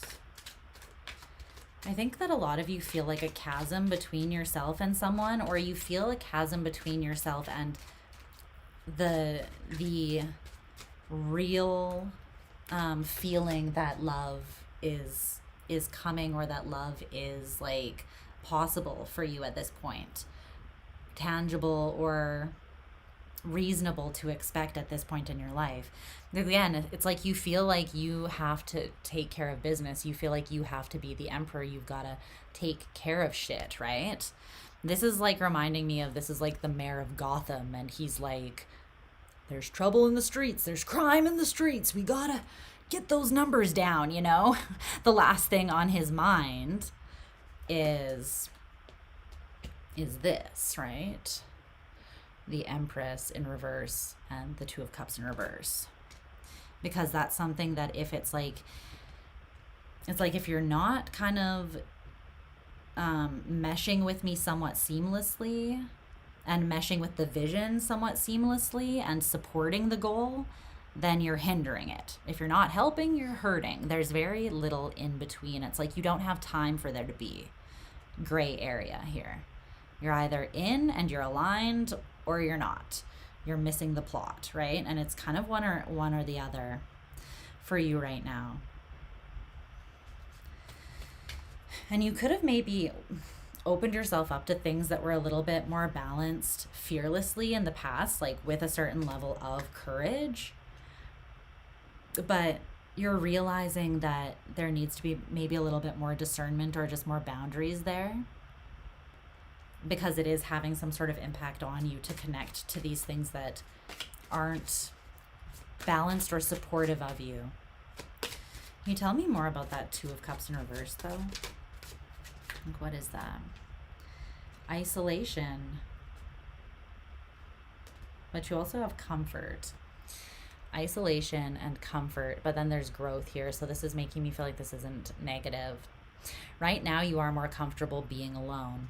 The Two of Cups in reverse, love. And it's because there is growth taking place in your heart right now, even as you're alone. I mean, you rule the heart, Leo. There's something being illuminated within you that might still need to be cleansed out, because it is getting in the way of your success. And I feel like it's something that you haven't surrendered. It could be a little bit of a lack of faith, like believing that you can't have everything at once. I'm channeling that song that is, I think it's Tiesto. Don't tell me that it's love or money, I want both. Ain't no way you're gonna take one from me, I want both. Dollar bills on. It's a good song. I think it's called Both. I'm pretty sure it's by Tiesto. But yeah, he says, don't tell me that it's love or money. I want both. Like, why should I limit myself?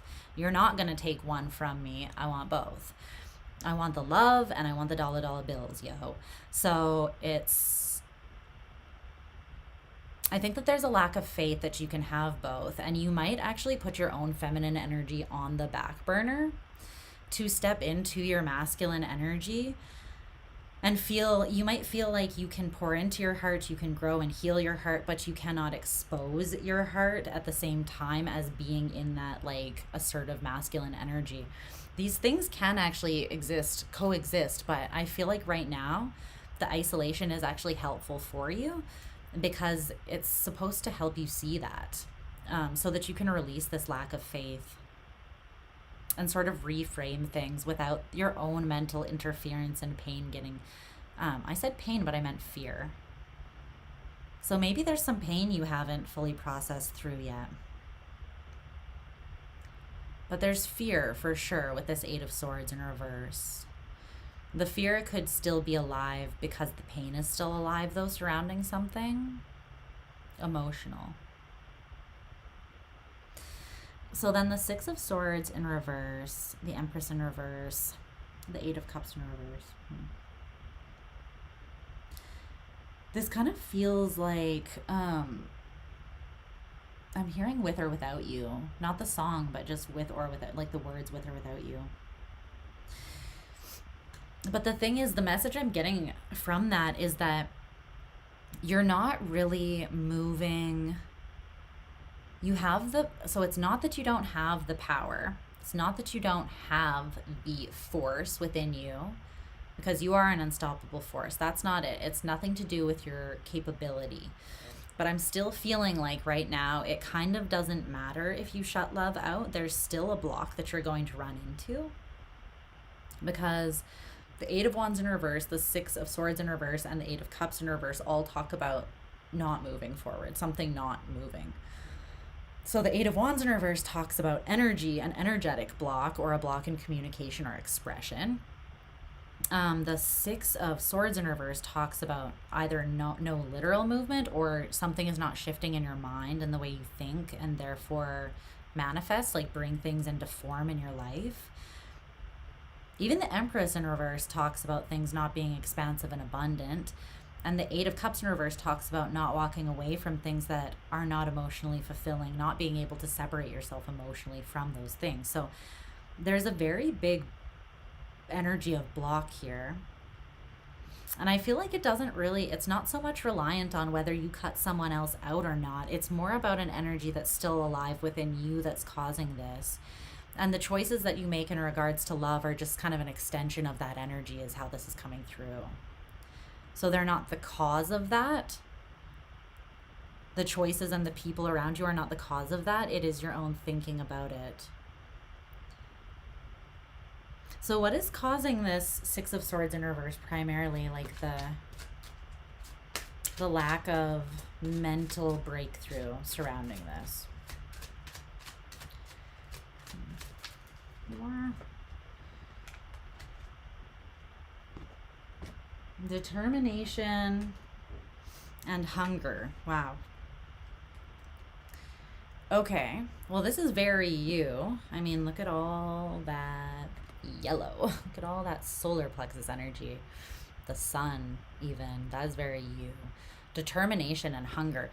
You are determined to get something, to succeed. And it's almost like you've got a one-track mind. Like you are very, very focused on something. But the thing is that, yeah, there's a misconception about what's actually blocking that thing. I think it actually is the singular focus on it without the balance of your masculine and feminine energies, and without the inclusion of love into the overall equation. And it doesn't have to be love outside of yourself, but you do need your Empress in the upright. You do need to be your own Two of Cups to succeed. You need that internal balance. You rule the heart, Leo. Even though you have a lot of confidence, and that's also connected to you, this solar plexus energy is not your primary. It's not what you rule. You rule the heart. And that's the true source of warmth inside of you. So there's something that does really need to be balanced out here. That's actually what's causing you to not move forwards. It's saying is your determination and your extreme hunger for whatever this is, which seems ironic, or that seems counter intuitive, right? But it's like wanting something so bad, then believing that you have to come at it from this one way. Just like extreme assertion of yourself towards that goal. But with the exclusion of the actual magic, of the love, of the heart a little bit.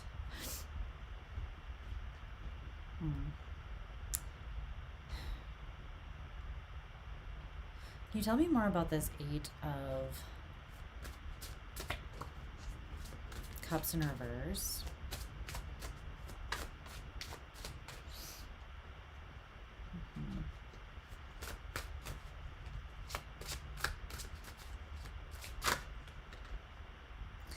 It's the High Priestess.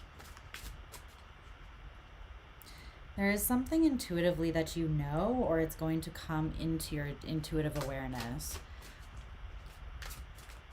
I feel like you haven't really disconnected from some sort of emotional pain or disappointment or fear. And it could be because you put it on the back burner and you're like, I don't have time to even deal with this right now. I need to I'll do that. You know, when I'm a millionaire, I'll sit in my freaking pool, my infinity pool, and I'll work through my emotional trauma, okay? Like, its time will come, but it's not now. But the thing is, that's not exactly how it works. I wish it was in some ways, but sadly it's not. Because the outside is a reflection and a projection of our internal state. So it feels like there's something that does need to be addressed internally for you to actually achieve what it is that you want here. There is some sort of lack or worry that's causing an energetic block, and it's not from outside of you, although I feel like you might sort of think that it is, and think that blocking out the influences of other energies or love even is, I don't know, gonna be the fix. But I feel as though whatever sorrow or heartbreak you did face in the past, it was actually meant to happen. It was fated, and it was supposed to show you something, like ignite something in you once you transformed that pain.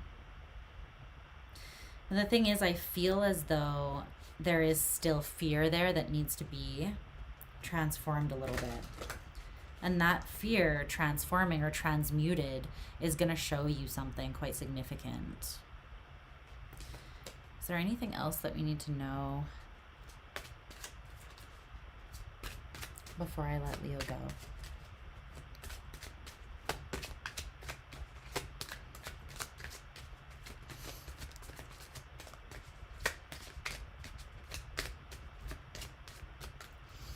I don't feel like it. See if anything wants to come out of the tarot, but that's pretty much what wants to come through. Like, you are fixed fire. Your will is incredibly strong. Don't get me wrong, but your heart is stronger, because your heart is what actually fuels your will, not the other way around. Everything flows from your heart. Everything. So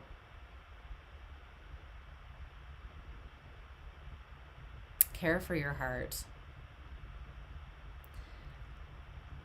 That is the portal that kind of everything else is going to flow through. So that is the part that actually ironically needs the most attention, even though at the center of your reading, you're kind of telling me that is not the thing that I want to look at. Not important right now, right?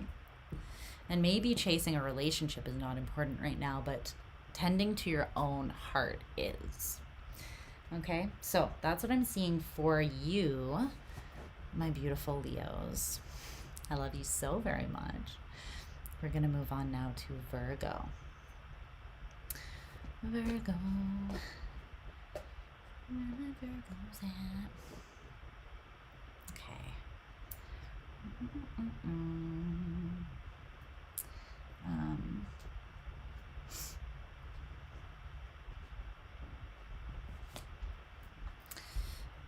Virgo.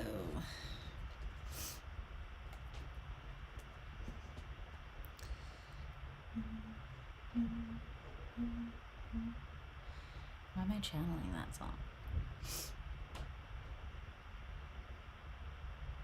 It's Glamorous by Fergie, but it's not. It's the song that, what's that guy's name? That white rapper. Crap, I can't remember his name, but he he samples that song in the background, and I can't remember what song it is. What is his name? He's kind of like a Mac Miller wannabe a little bit. Or that's how I always saw him. I shouldn't judge him like that. I don't actually know anything about the guy. I'm just like a white guy trying to be lovable. Stop trying to be Mac Miller. Sorry, but what is his name? You guys probably know who I'm talking about, but all right, let's move. It's gonna bother me until I think of it though.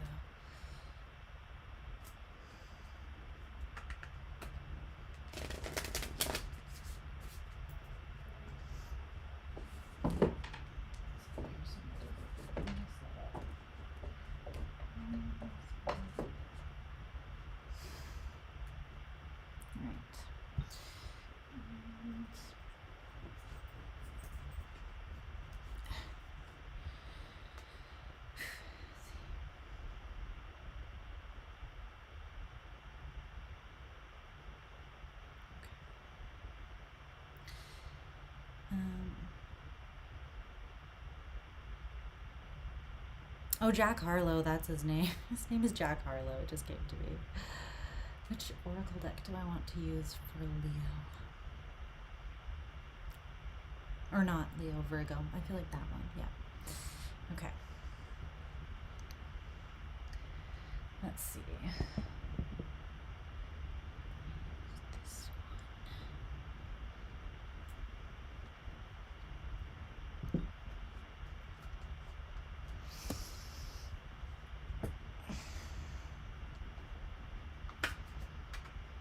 Terry. Hi, bestie. Miss you too. Hope you had fun at the wedding. Aww.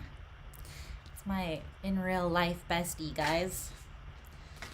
Terry. We've been friends for like longer than we haven't been friends in our life. Like over half of our lives, basically. Not over half of our life. We've been friends a long ass time. Since I was like 18. Okay.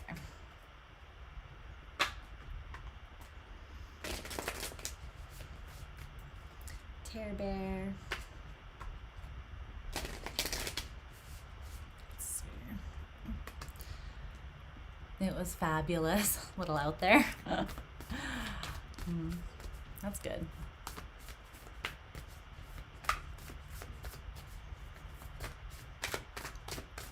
Did you get hit on?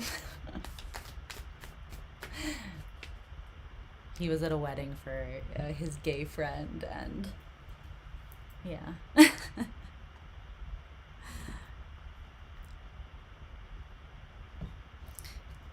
Always a good time though, a good party. You didn't get hit on.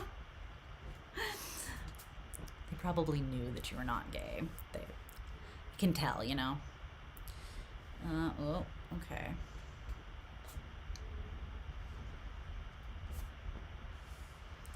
All right.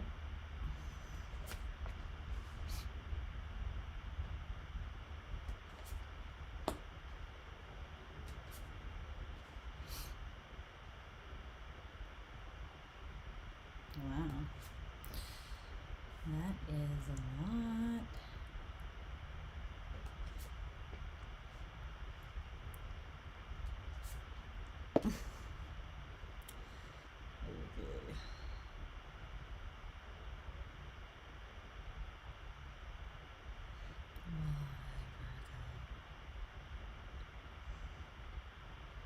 Love you too. Yeah, I'll try to come visit you soon in Calgary. I'll try to, maybe next weekend. I'll text you though. I'll make it happen soon. Need some bestie time. Okay. Ones. Why?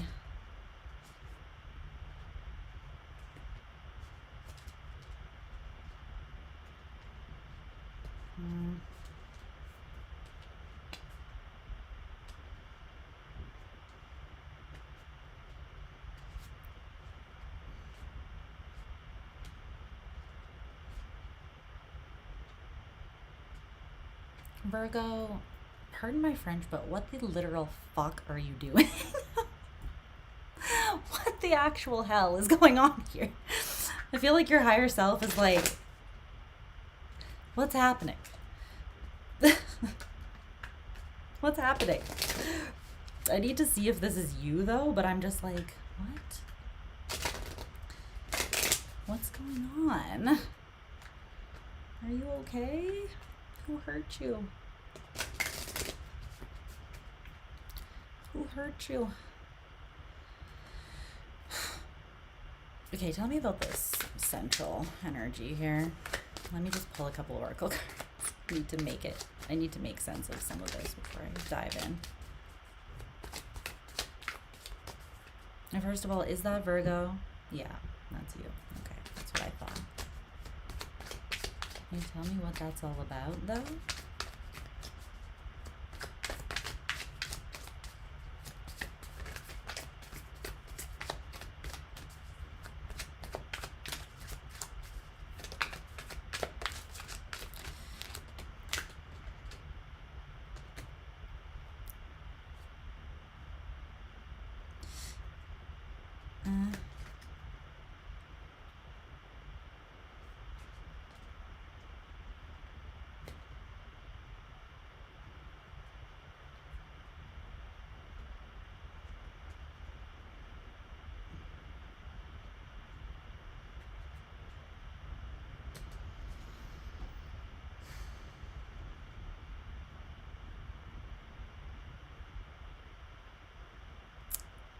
Okay.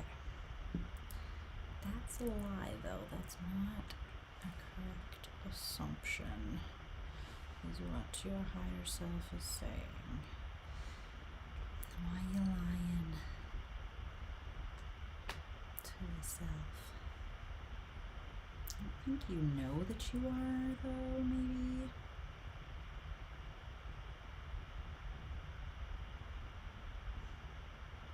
It's almost like you're making an assumption out of fear, but the assumption is worse than the truth. So you're like causing yourself harm and damage by assuming something that is not true in any way, and then reacting to the incorrect assumption as if it is true, but it's not, and then it's causing damage, and then you're suffering for no reason.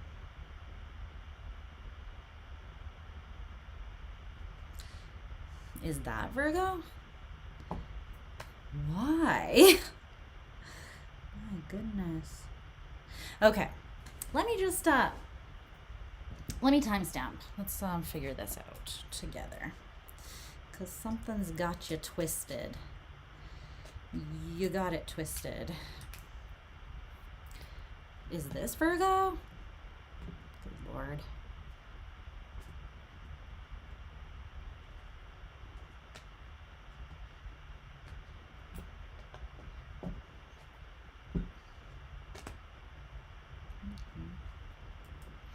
Okay, timestamp.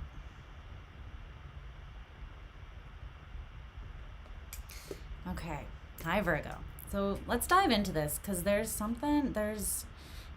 stuff going on, and what I can see so far is that there's an assumption being made and then acted on as if it is like the truth, but it's actually incorrect. Like the assumption's not correct at all. So you're making an assumption based on the facts that you don't actually have. But what I'm seeing is that like what you are assuming is worse than the truth. And so you're hurting yourself for basically no reason, because you're telling yourself, like, let's say you're focused on the absolute worst case scenario, but that's not what's actually happening, right? It's something like that. And this can be like shadowy Virgo energy, is where essentially you turn your intelligence and the power of your mind against you. And you go to a place where you seek to control by assuming that you know things that you don't know. But that's disempowering, because then you become disillusioned, right? Because you don't know what you don't know. You can't know what you don't know. So there's something here, and you're assuming that it's a lot worse than it actually, well, I don't know what the truth of it is, but you're assuming that something is bad. But it's telling me blatantly that this assumption is a lie. It's not true. So you have the 10 of Swords in reverse, the 5 of Wands in reverse, the King of Swords in reverse, which I checked, and that is you. the Ace of Swords in reverse, the Knight of Cups in reverse, which I checked, and that's also you, the Six of Swords, the Nine of Pentacles, the Hierophant, and Strength. And then the Knight of Wands at the bottom of the deck is also here, which I checked, and that is also you as well. The thing is, though, he's like riding towards the Six of Wands in reverse. So it's like,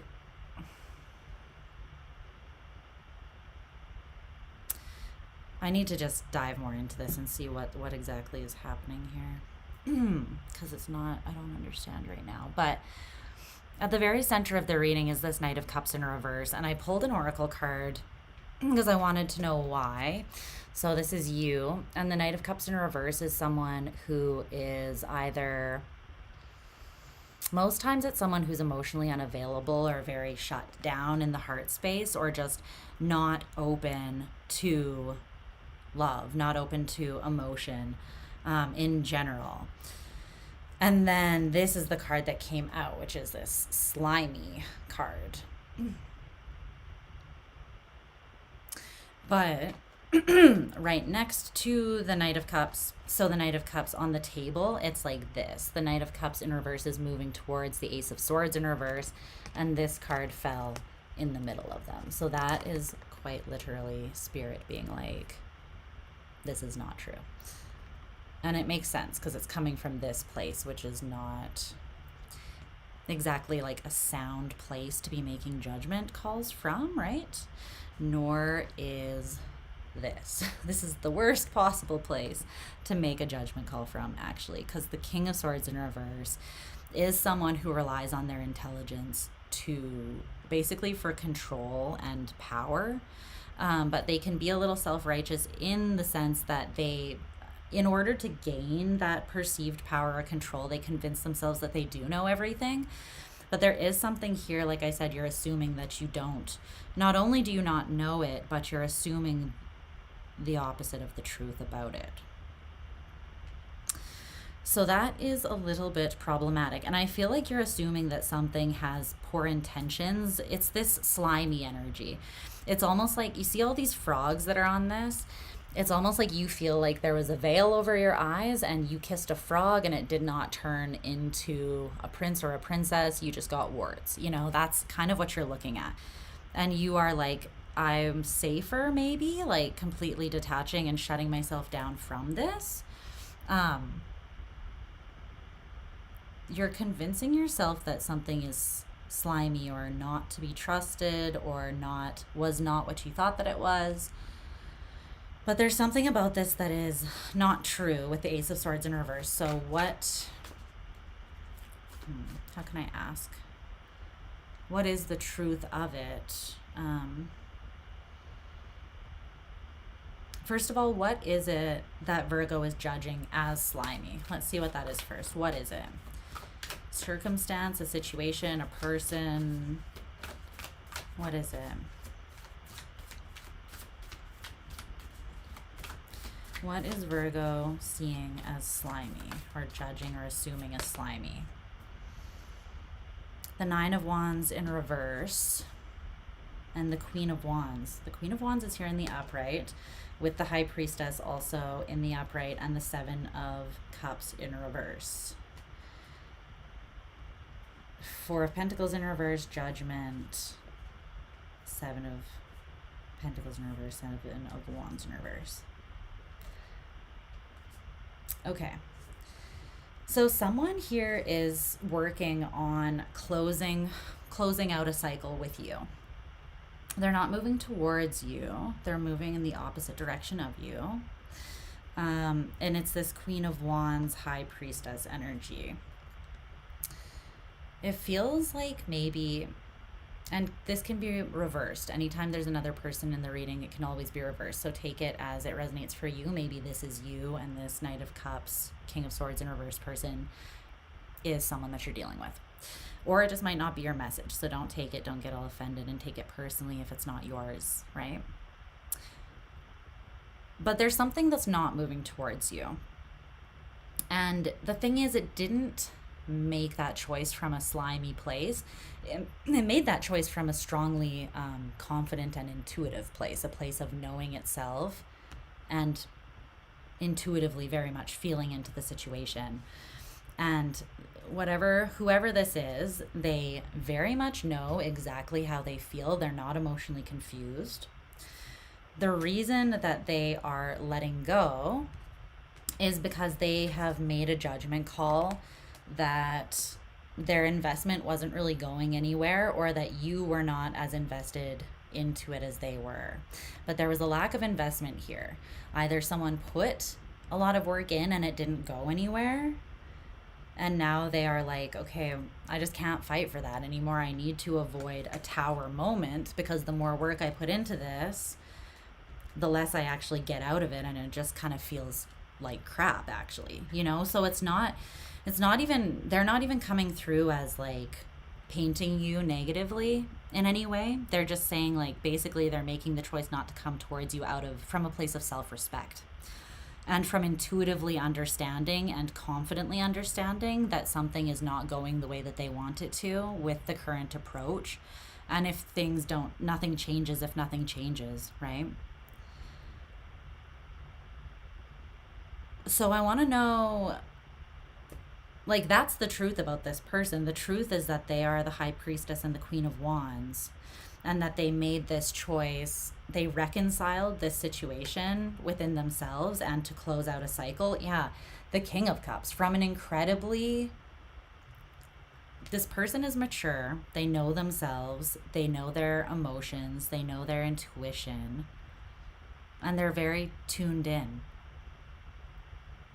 The moves that they're making are from a very intentional and secure place, and a balanced place currently.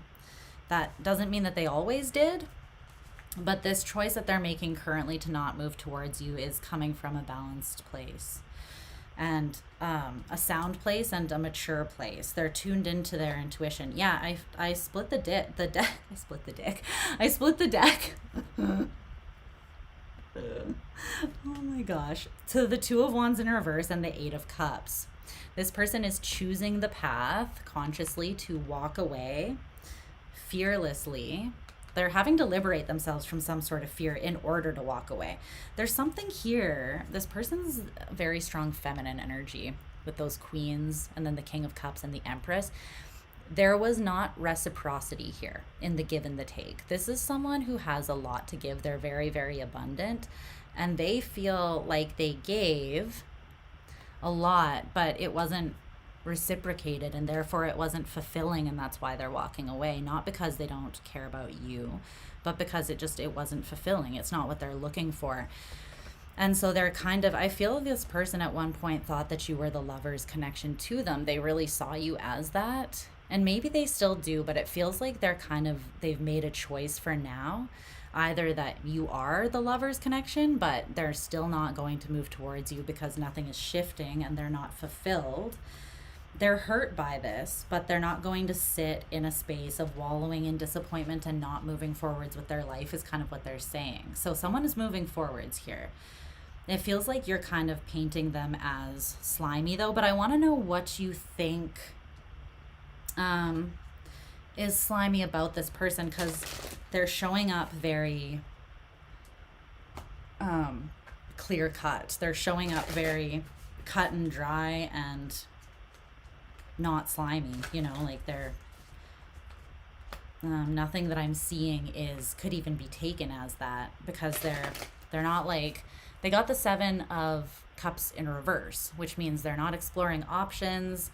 They're not emotionally confused. They know that they're not fulfilled within this connection, and they're leaving it, not because, again, they're still hurt about that. They still care deeply about you. They still see you as the possible lover's connection, but they're not going to indulge or engage in that because of a lack of reciprocity in some sort of way, or an imbalance between the two of you that was making it unfulfilling or making them feel bad about themselves. It's more of like a standards thing.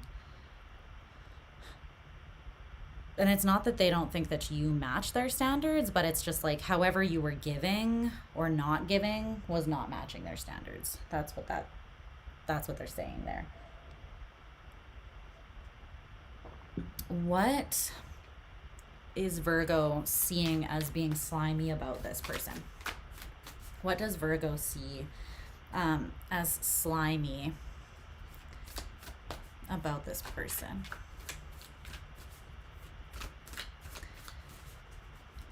Or what is Virgo assuming is slimy? The Four of Wands.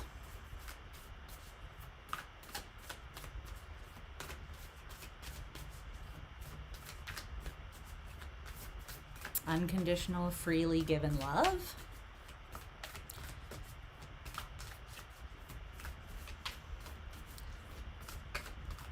Someone who values their independence but still gives their heart fully. This is Venus and Aries energy. Someone who's very autonomous and independent but still loves with like a fierceness, but they don't want to sacrifice their independence either. They want to be the lover and also be their own lover at the same time. This is someone who falls in love with themselves and then they want to share that with a lover outside of themselves, which is how things have to be technically if for love to truly be unconditional. Because if you're not your own lover first, then you're still looking for someone to fulfill that within you, right? When you need to fulfill it within yourself actually. So yeah, there's something here about that. But tell me more. Why the Four of Wands though? Why is Virgo seeing this person as slimy? You could think that they're in another relationship. The Four of Wands that they lied about, maybe?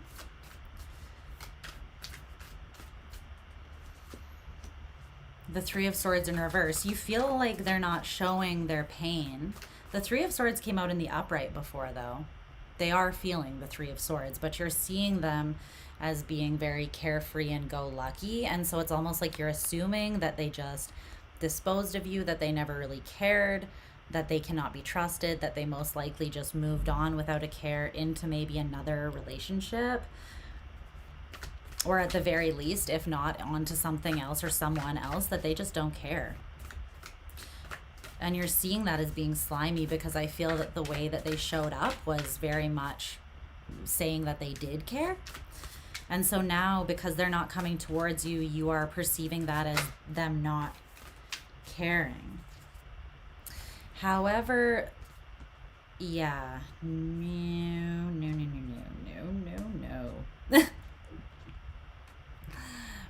Nuh-uh. Okay. I see the root of the problem. Attachment is not love. Obsession is not love. This is not love. Not walking away from someone because you are toxically attached to them is very much not love.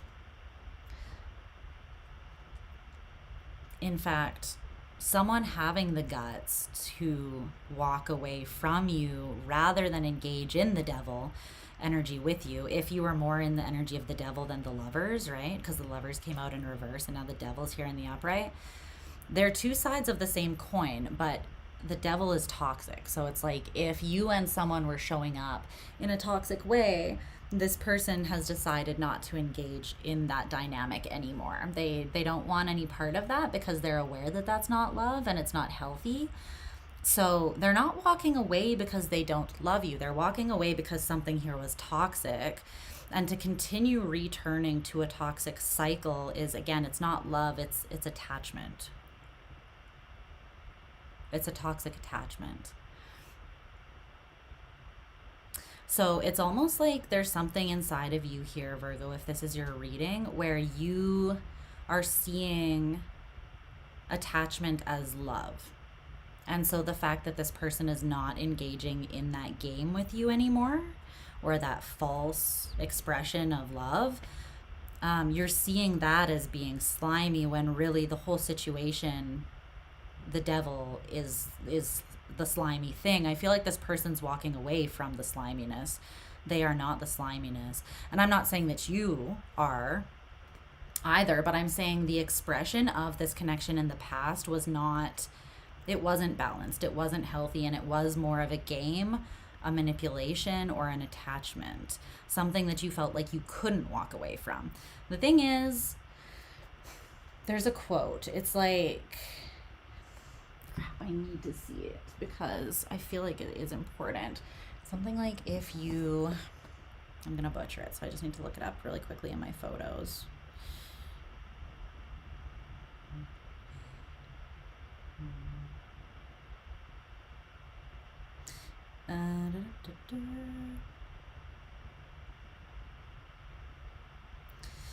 It's something like, if you can't walk away.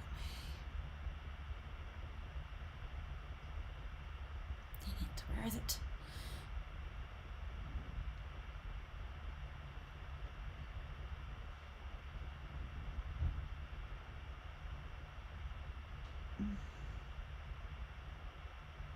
What is that?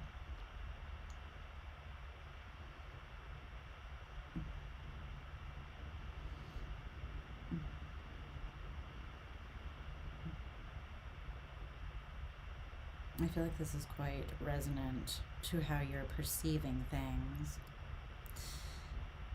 Because there is something skewed there. Okay, it's a quote by James Altucher.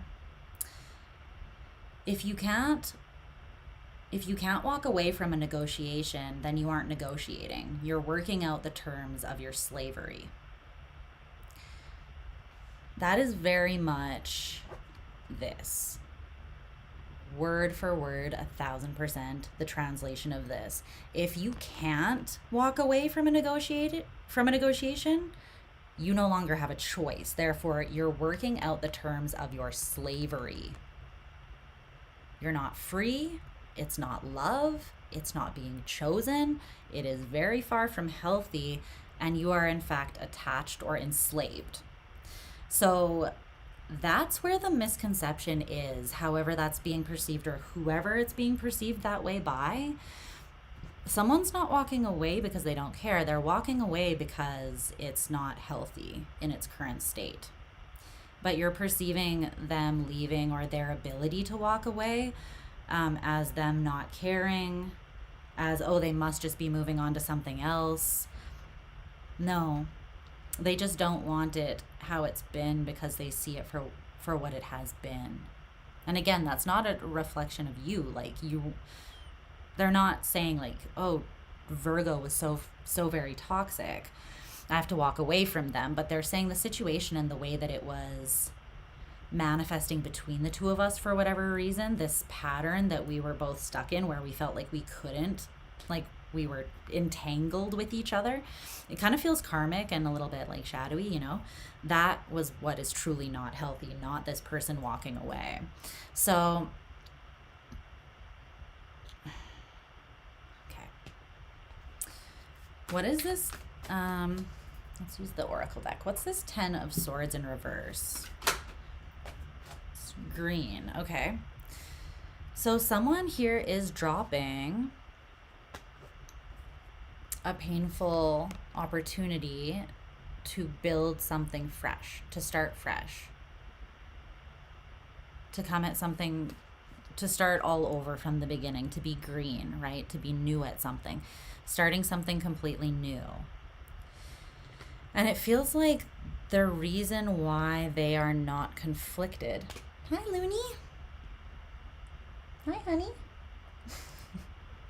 Why they're not conflicted about this is because again, it's this devil energy. There's something that was more about control than it was about genuine love. It was more like, I need to keep you here so that I feel powerful or in control. I'm not trying to keep you here because I genuinely love you. You know, it's like something got skewed. And I'm not saying that two of you don't genuinely love each other, but your perception and approach to this, something got skewed somewhere there.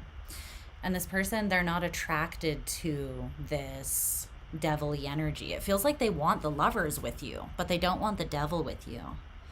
So I don't know. Again, I'm not blaming you. I feel like it was more the dynamic maybe brought things up or triggered things between you that created a bit of a toxic cycle or a toxic dynamic between the two of you.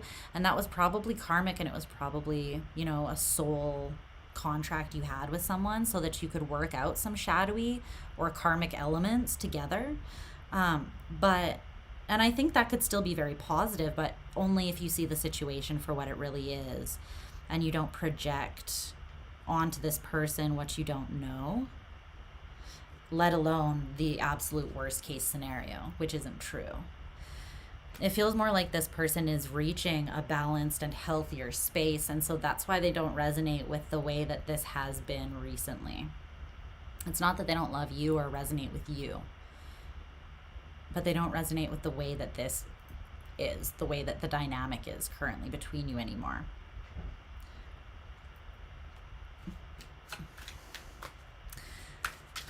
What's causing this King of Swords in reverse, though? Why is Virgo?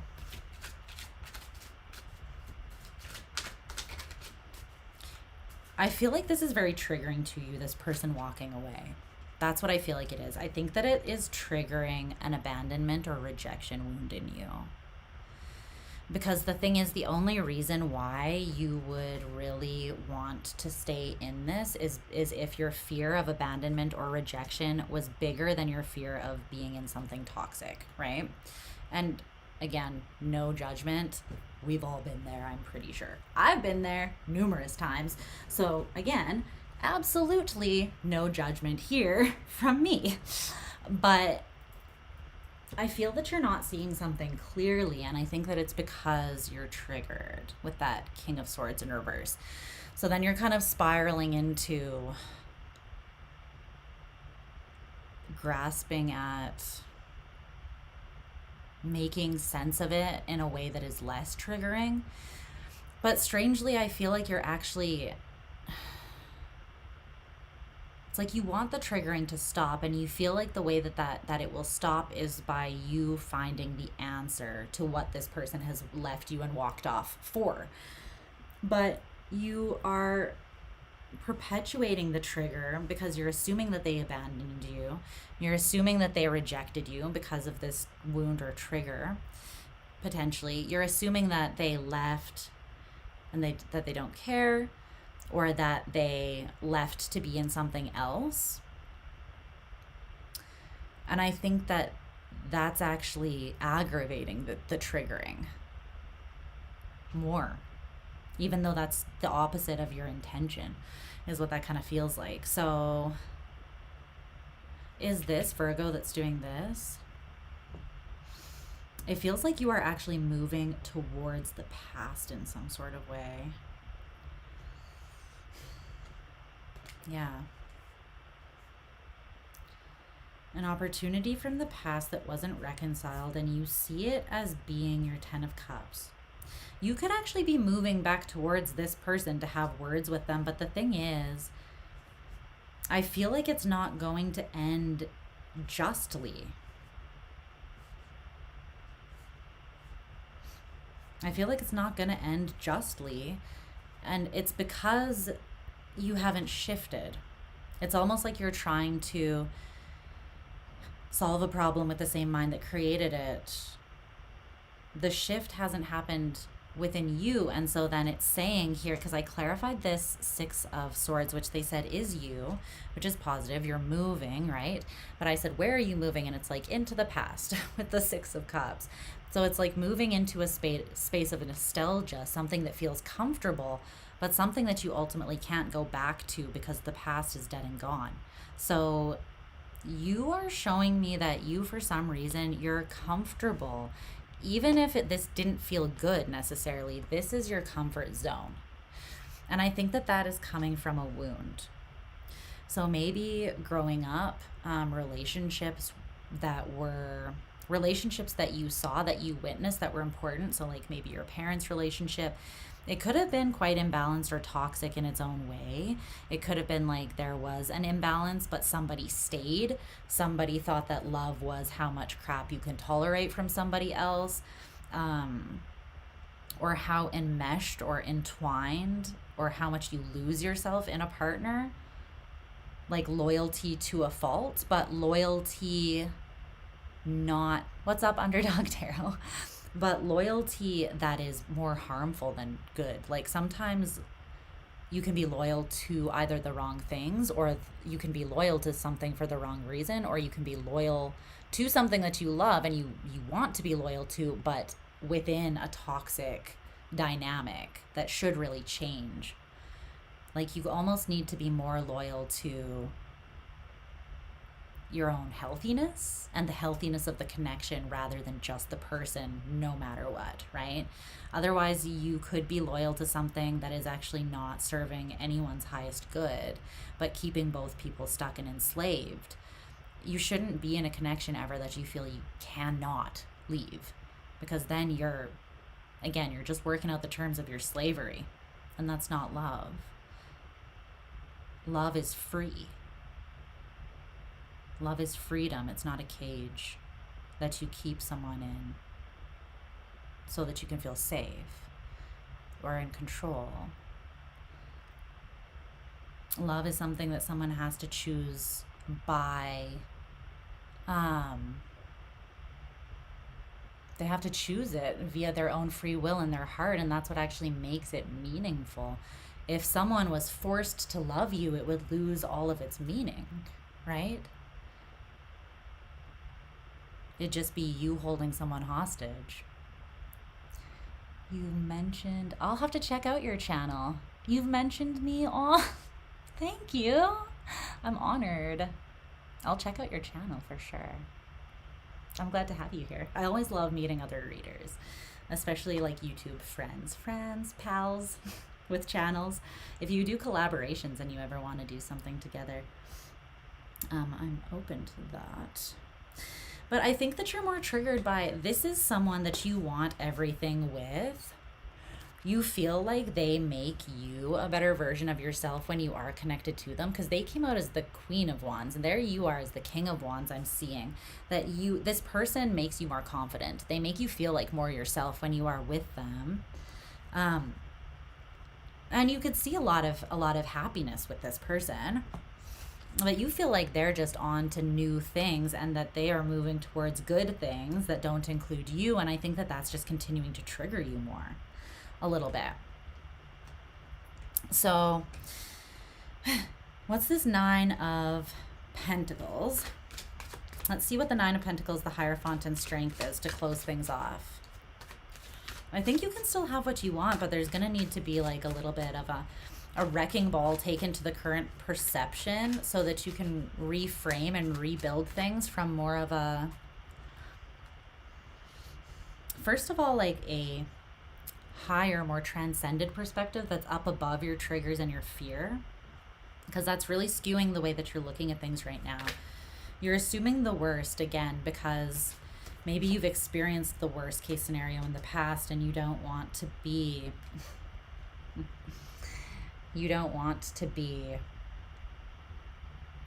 bamboozled again. Look, I'm not saying that we have to use any kind of terminology that has been made toxic within the spiritual community, if you catch my drift, okay? But there's something about this lover's connection that is no cap, no lie, no bull. It's what you think it is. It's not slimy, it's not toxic, but it will require you, yeah, it's a mirror. It's a mirror. The lover's connection. It will show you all of yourself, and it will ask you to be the best version of yourself, because if you show up as the toxic version of yourself, then the lover's flips to the devil, and it's not sustainable. And the lover's requires you to be tempered and balanced within yourself, honest with yourself and the other person. It requires you to be able to fill your own needs so that you're not coming to the connection with needs, with a void that you're expecting the other person to fill or to heal for you. You are healing yourself. And then you are just supporting each other's healing, but you're not doing the healing for the other person, if that makes sense.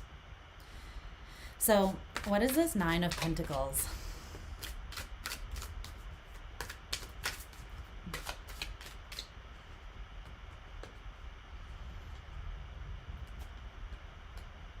Okay.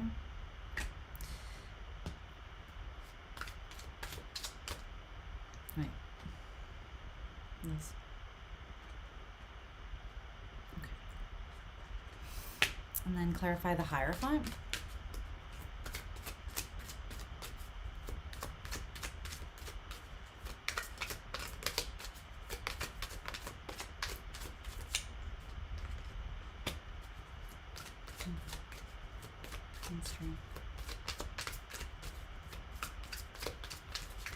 You can bring what you want into fruition here, but you're going to have to use alchemy, and energy doesn't lie.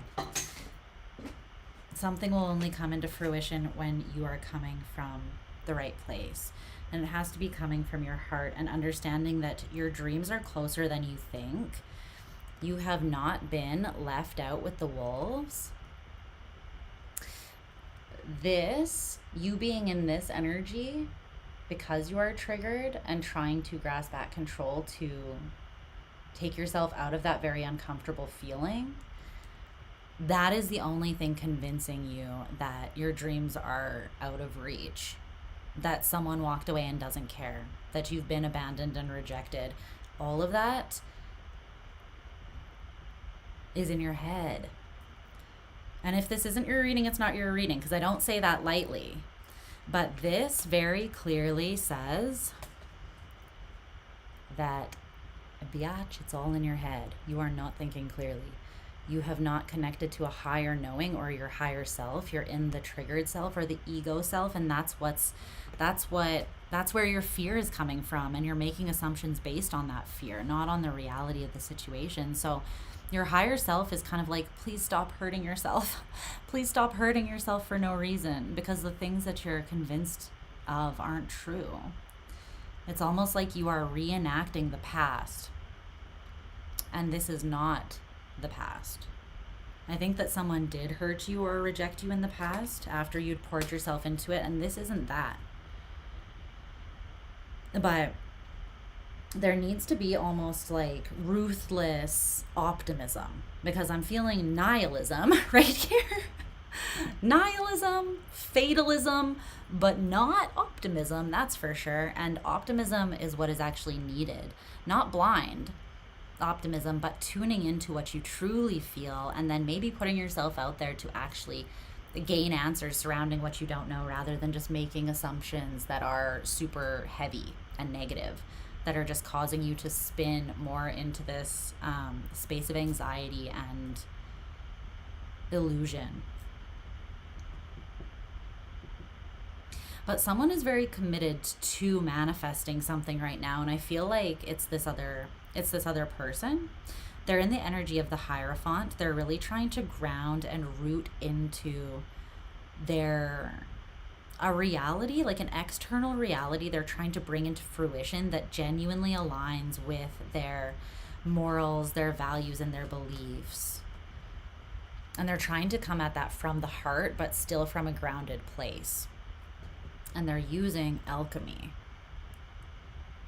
And remember that this person was the Queen of Wands and the High Priestess. So that is someone that definitely knows how to do magic. 1000%. So they are manifesting something. If you aligned with that manifestation, I feel that you could be part of that. But they're not, it seems like they're not manifesting something or someone specific. They're manifesting something that aligns with the highest version of them, and then they're trusting the universe to bring what aligns with them in, which it will, because it's literally a universal law. It has to. You will align with what you're aligned with, right? So there's something about that. But it's like you're looking at this person here because they are confident in their independence, and because they're gaining, I feel like, self-love and acting from a place of self-respect. There's a part of you that's uncomfortable with that because you're currently not. So you may feel as though they're like a step ahead of you. Like at one point you were both tied to the toxicity of this connection, and now this person has freed themselves, but you feel like you haven't. So now you feel like you're drowning alone, whereas before the two of you were drowning together, which still wasn't healthy, but at least you felt like you were in it not alone, right? The thing is, you don't have to stay there and keep drowning either. You can move and shift out of that just like this person is. But this card came out. You can't find goodness because you lost your heart. It came out in reverse. So again, I feel like you're looking at this person a very specific way. Like they are heartless, they are slimy, and that is the reason why they were able to walk away. But really the opposite is true. Okay? That's what I'm seeing. But this person connected to you, they are quite serious and committed to manifesting something that's healthy and something that they feel like genuinely reflects their morals, values, and worth. So if you want to be that somebody, you know, then be that somebody. Do the work, release yourself, align with them, express yourself, express your feelings, meet them where they're at, you know. Don't compromise the goodness of yourself or compromise the authenticity of yourself to do so, but just match their freak in that, like, bring yourself into a space where you are, I don't know, beyond your triggers, I guess is what I'm saying. Okay? I love you, Virgo. You had like a 40-minute reading, so that just goes to show you how much I love you. But that kind of took a lot to unpack. But yeah, there definitely has been a decision made and someone is moving in accordance with that decision. And as of right now, they are not putting any energy, effort, or attention towards this. And they have made up their mind and they are acting on that because it was disappointing them in the form that it was manifesting, right? What's up, cat? Hi, baby. How are you? So, yeah, that's why. Again, it's not a shortcoming specifically on your behalf, but there was some sort of toxic element, something that would need to change. It feels like this person was frustrated by the lack of change. Maybe they attempted to talk to you about it or they tried to change it, but there was just like, you two were, your signals were not being like, something was lost in translation or something like that. Doesn't really feel like it was anyone's fault necessarily. And I'm not getting that this person is blaming you. I'm getting that it actually wasn't easy for them to walk away, or it isn't easy for them to walk away, but it's something that they have committed to for themselves because it is what's best. Okay? So that's what I'm seeing. You're having a rough week. Aw. Well, welcome to the space of love. I'll try to send some good vibes through the interwebs to you, from my heart to you. Okay, we're moving on to Libra. Libra, bruh. All right. Bruh. Let's see. Shots fired. Sexy shots by my Libras. Let's see. I love you too, honey. Okay. I would like to make another coffee because we're at halfway. We're at our halfway mark, guys, at 4 hours and 20 minutes. No big deal. Don't you just love? You love these 8-hour lives that we have together, these moments we share. I know you do. Okay. But Spirit kind of like, yeah. And the last time I did this no spread where I just did 3 by 3, it was a really long reading, and it's usually Spirit does that when it is a little more complex of the messages. So thank you for being patient while I unpack that so that I can bring it through for you. It is so appreciated. Okay. I am going to go to the washroom really quickly and make a coffee. And then I'm going to come back and we're going to get down to freaking business.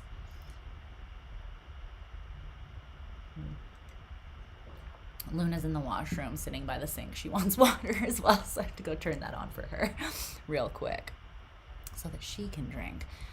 I will be right back though, and when I get back, we're gonna move on to Libra. So give me just one moment, you guys. Just chill.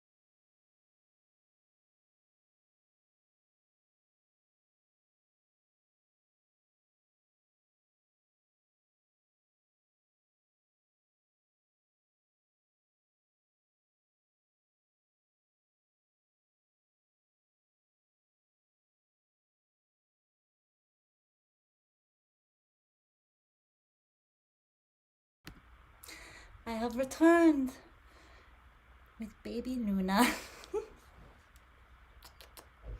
Hey, sweetie. She's purring. You can't hear her.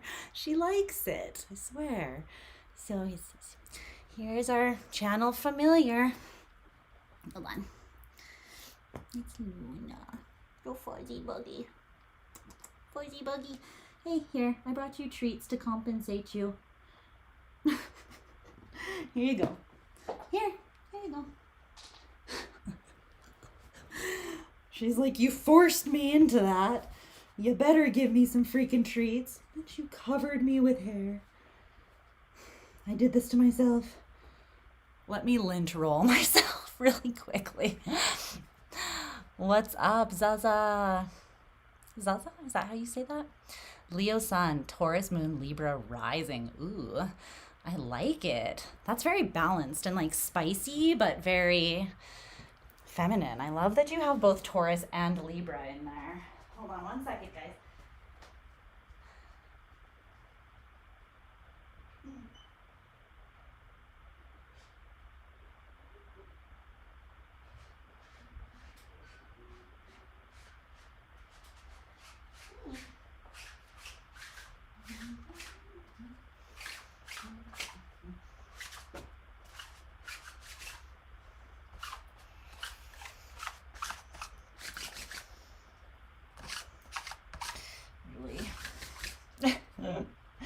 It's everywhere. How did it get all over? Well, you saw her. That's how. All right. We're good. We're good. Anyways. There's your Luna fix for the live. Okay. Back to our regularly scheduled programming. But yeah, I really like that. I like how you have both like faces of Venus in your top three. That's pretty sexy, not gonna lie. All right. Speaking of Libra, let's get down to it.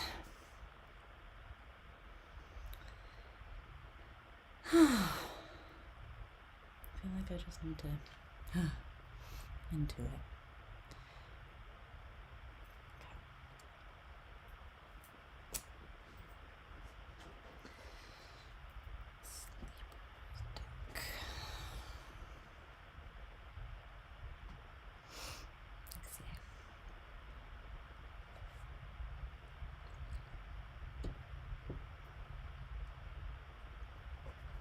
What would like to come through from your higher self, Libra?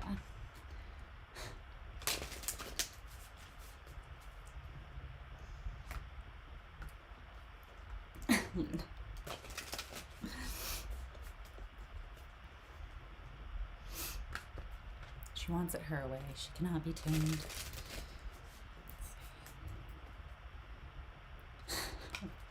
So funny story. Story time while I shuffle and get your cards down, Libra. So my mom dislikes, so currently I'm staying at home and I'm helping out with some stuff because my stepdad has had many surgeries. He's kind of just got a lot of health issues that sort of just compiled, and then it's been one thing after the next. And my mom owns like a business and she's full-time the boss. So, and we have a Rottweiler. So I am here. You're back just in time. So I'm here helping out for numerous reasons, but my mom is not a big cat person. And so Luna basically she pretty much stays in the basement, like she prefers to anyways. And the other night, I slept right through this. I don't know how, because apparently it was like a huge thing that happened. But I guess at like 5 in the morning, my mom said she woke up and Luna was like this far from her face, just staring at her, like on her bed, sitting on her chest, just staring at her, dead ass. And she said she opened her eyes and Luna was like, "Rah!" And she was like, "Ah!" And she's like, it might as well have been a axe murderer, the way that it scared the shit out of me. And I guess it was just like them like "Rah!" at each other. And then she said Luna just took off. She's like, so it was an early morning for me, and I was terrified. And she's slept with her door shut every night since. So I thought it was hilarious. I was like, Luna totally knows that you like don't love her and did that on purpose. That's something Luna would do. I wish I would have woken up though to witness that, but I didn't, alas. Regrets. Okay, not Virgo, Libra. I almost said Venus, and then I said Virgo instead. Okay. Libra. What is Libra's higher self need them to know right now? Okay.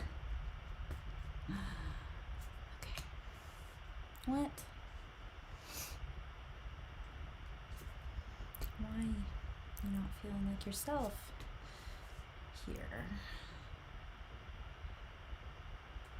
Or something's not aligned with you.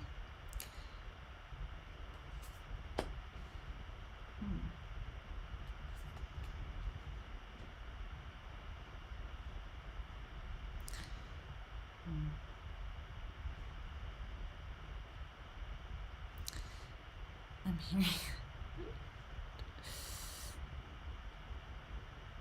I'm channeling a Shania Twain song, and it's not a new one either. It's a super old one.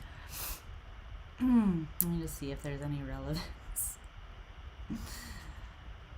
Classic Alberta girl. That's the first concert I ever went to. Shania Twain. Classic. It's a classic. Okay.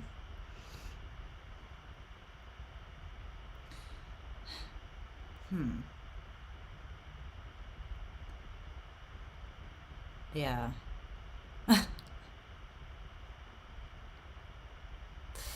That song is relevant. How does that song go? Okay, so I think it's called if you're not in it for love.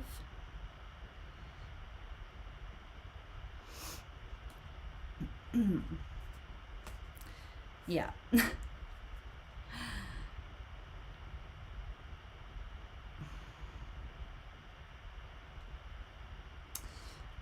There's something here about this. I want to see. Oh, there's that somewhere.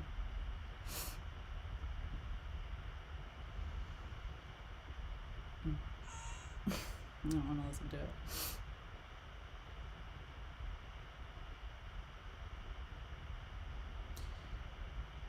Mind if I sit down? Can I buy you around? Haven't seen your face before. Are you new in town? Okay, such a good song. So the lyrics though, she says, let me make it clear to you, my dear. If you're not in it for love, if you're not willing to give it all you got, if you're not in it for life, if you're not in it for love, let me make it clear to you, my dear. If you're not in it for love, I'm out of here. I'm out of here. But she says, I can change your world, make you a cover girl. You could be a beauty queen in a magazine. Tell me what's your sign? Why always the same old line? I'll be in number 409 if you change your mind. So she's talking about all these pickup lines that are like very shallow that people are making to try to pick her up, and she's like, look biatch, if you're not in it for love, like putting a ring on it, lasting until the end of time, until death do us part, I'm out of here. If you're not in it for love, I'm out of here. Yeah, it's a really good song. It's a classic, I gotta say. There's something about that with this reading. Let's clarify here, though. I feel like you're standing up for yourself, though, and it's good. It's good. You feel that? I feel it in my soul. Okay. Let's timestamp you.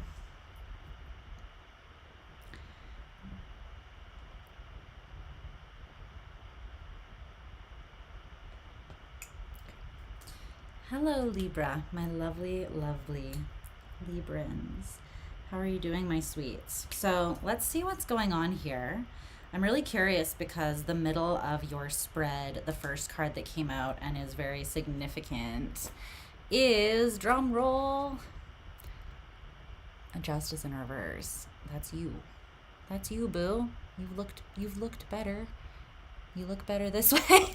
But I don't feel like this is you not in your power. I feel like this is you as justice itself, seeing something as an injustice and being like, if you're not in it for life, if you're not in it for love, let me make it clear to you, my dear. Bum, bum, bum, bum, bum, bum. You're not in it for love. I'm out of here. So yeah, I was channeling that song by Shania Twain when I was putting her cards down, and it's called If You're Not in It for Love. So you might want to go listen to that song. But she's basically saying, like, look, let me spell it out for you. I'm not looking for some subpar, no. I'm looking for the Notebook or bust. You know, I'm looking for an epic love story or I'm out of here. Or I'm looking for someone who treats me like, who kisses the ground that I walk on, who treats me as if God himself put me on a silver platter and offered them to this person. If you are not treating me like that, you know, the queen waves and leaves and stays on their throne. They do not lower themselves to a lesser situation. And I feel like that's you. You're like, no, I cannot. Even if I wanted to, I could not. So let's see what that's all about. Let's clarify justice in reverse at the center of the spread. So you have a Libran energy. You also have Capricorn and Cancerian energy strongly, as well as some Aquarius and Scorpio too. Whoa. Collaboration, meetings, and community. Okay. So someone that you were collaborating with or a community, for some of you, this is not like a love relationship, but for some of you, it's just people not embodying the energy of love and fairness and balance. So for some of you, you got this card, you were collaborating or you were in a community with somebody, a partnership, or you had a contract with someone that it was not being worked through according to the terms of that contract. People were not showing up correct. And that could have been karmically. That could be just by your own standards. So I'm not entirely sure, but let's take a closer look at that. But that's what I'm seeing. It's something that you were working with or someone that you were in collaboration in some sort with. It could have been a romantic partner, but it doesn't have to be.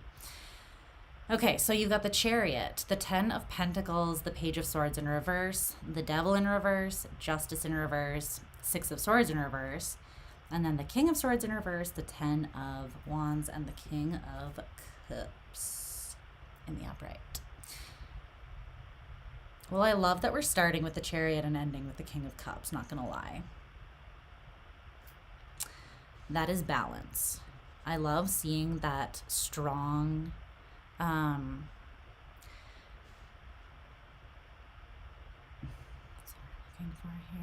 regulated, like healthily regulated, self-regulated emotional energy, mature emotional energy. I like that you're not making this call on whether something is fair or not from a place of strictly like just logic. You are telling me that your heart is very much involved in this, like in the way that you're perceiving something. So you're perceiving it correctly. Okay, so the Chariot, the 10 of Cups, is the Page of Swords in reverse, Libra.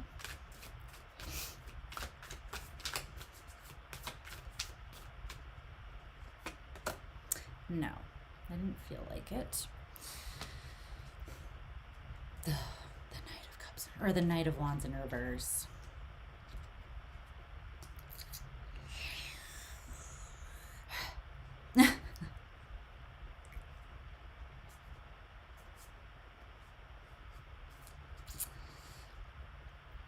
it isn't the fuckboy of the deck joining the party. I'm just kidding, but not really kidding. I'm not saying that this person was like not loyal though, but this is someone who wild in. They wild in a little bit. The Page of Swords in reverse, this is someone who I feel like they misrepresented themselves. This person could have somewhat love bombed you or just come at you with such a strategy or an approach that it was misleading.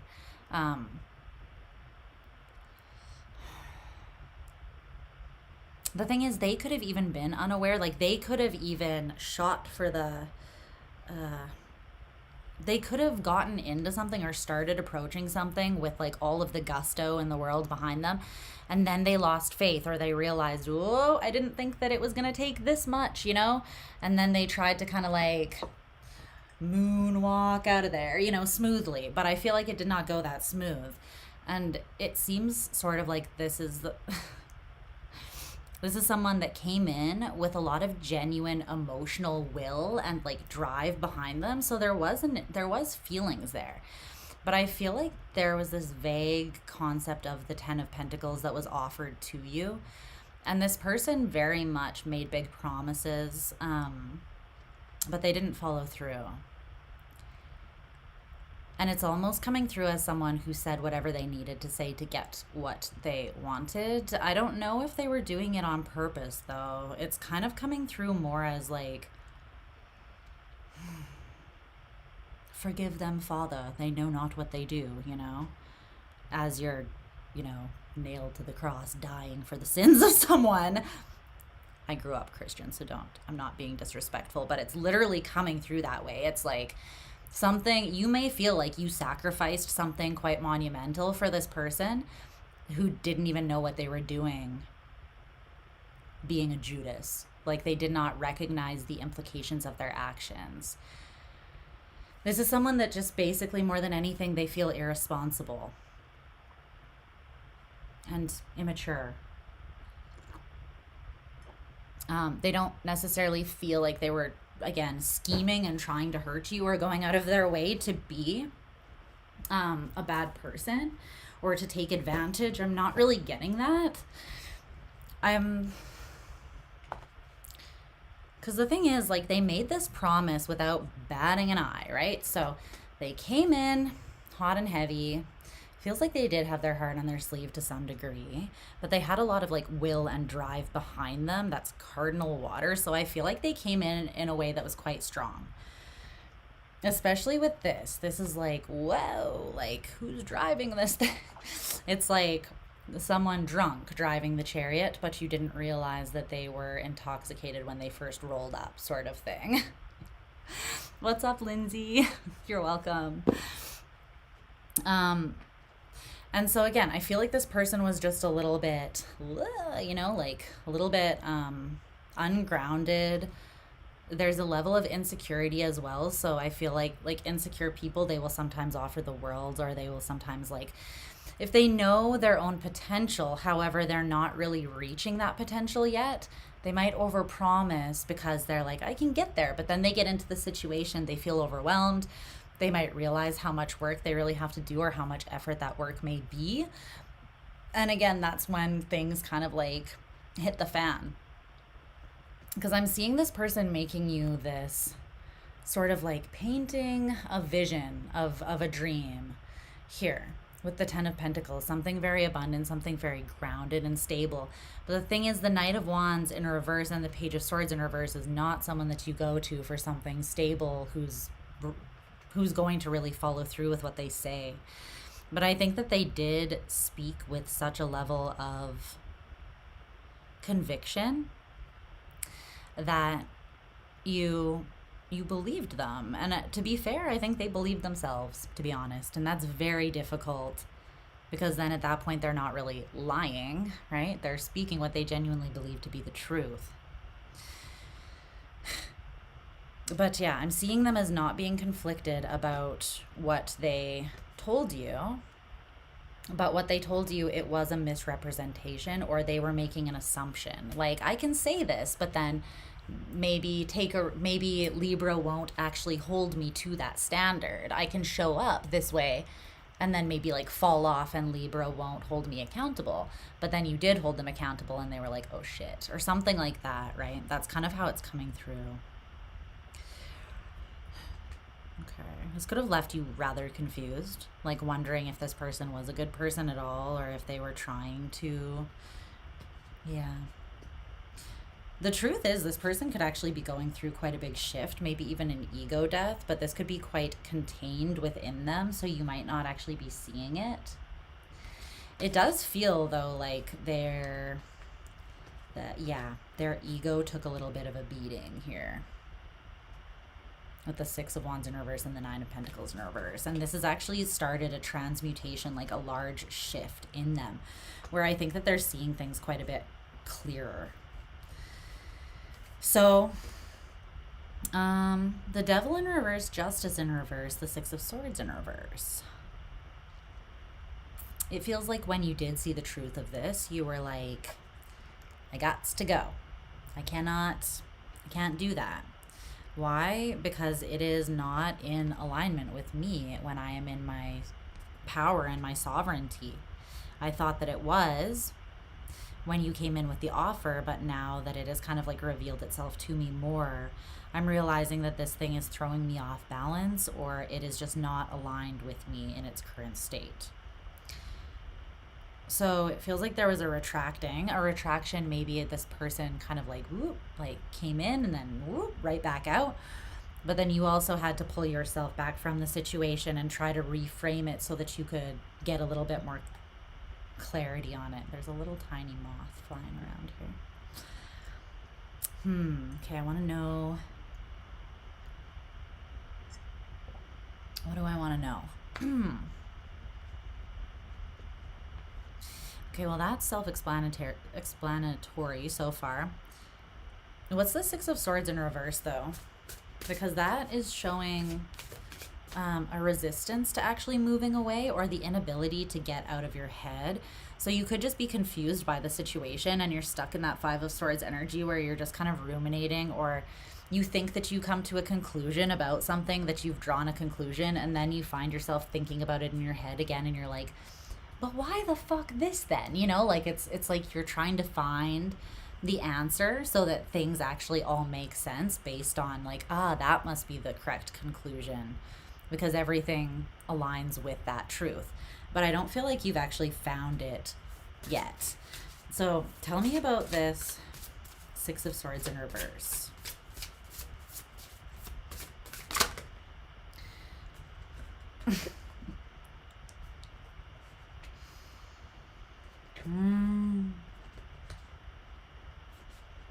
I feel like something is shifting with this person quite deeply.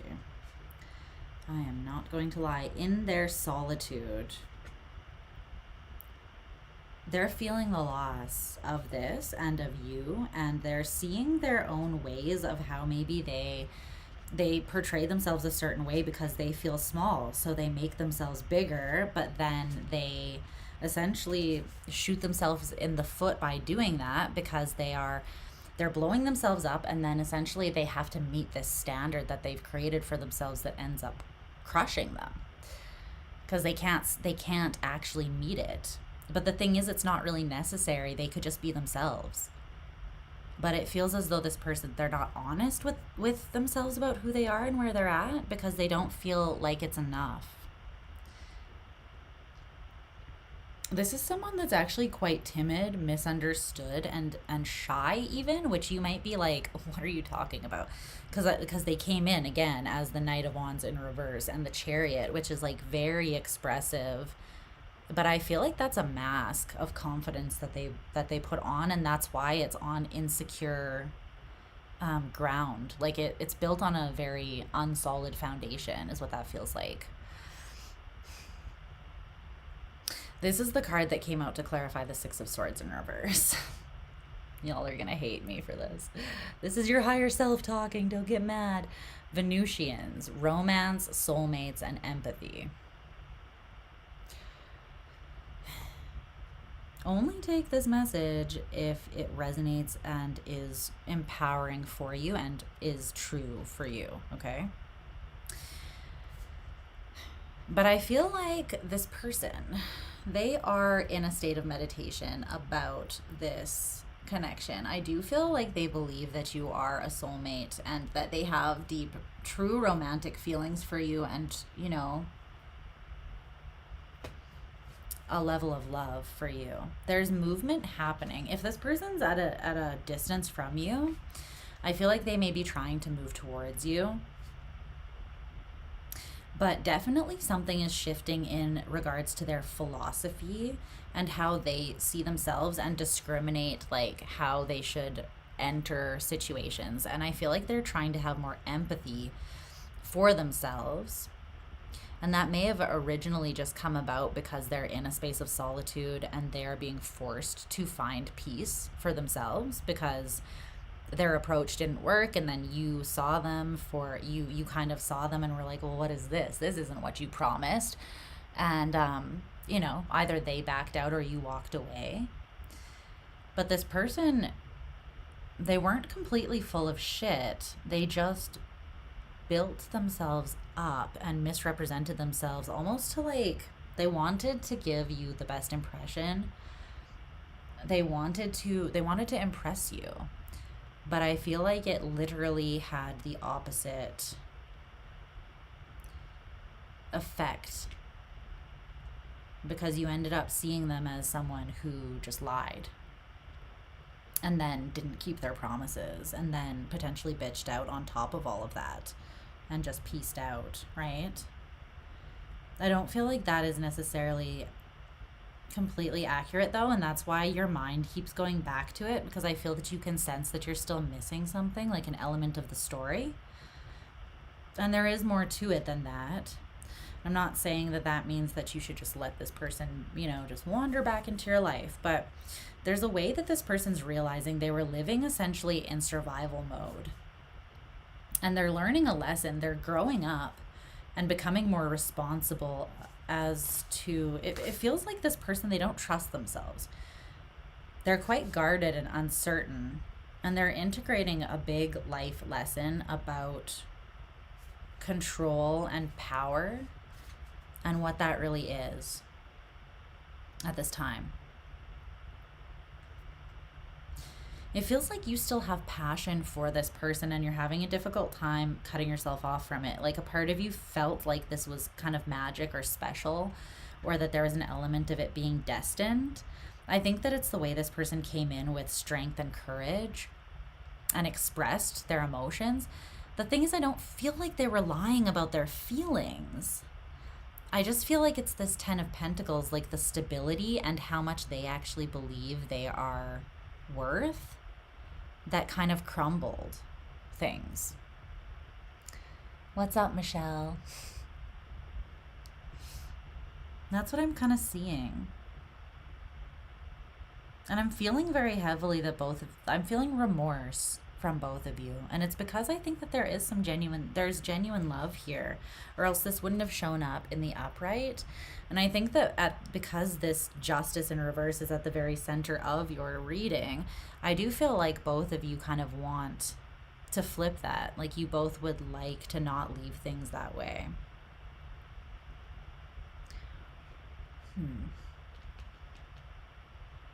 Okay. Cancer. Cancer is in this reading because it starts with the Chariot. The Chariot is the first card there. So yeah, Cancer is definitely showing up here. So, then we have the King of Swords in reverse, the 10 of Wands, and the King of Cups. Is this 10 of Swords in reverse Libra? Yes. Is the King of Cups in the upright Libra? No. Interesting.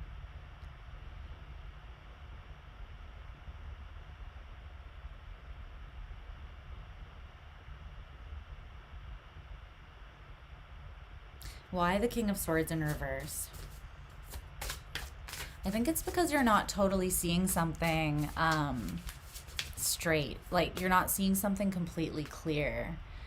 Yeah, Michelle, I don't read for a particular placement. So, really, like, any strong placement in your chart could resonate with you, or just anything that you even just feel called to listen to, even if it seems totally random. So, don't worry too much about the placements or get too caught up on that. Just if it resonates as true for you, then it's for you.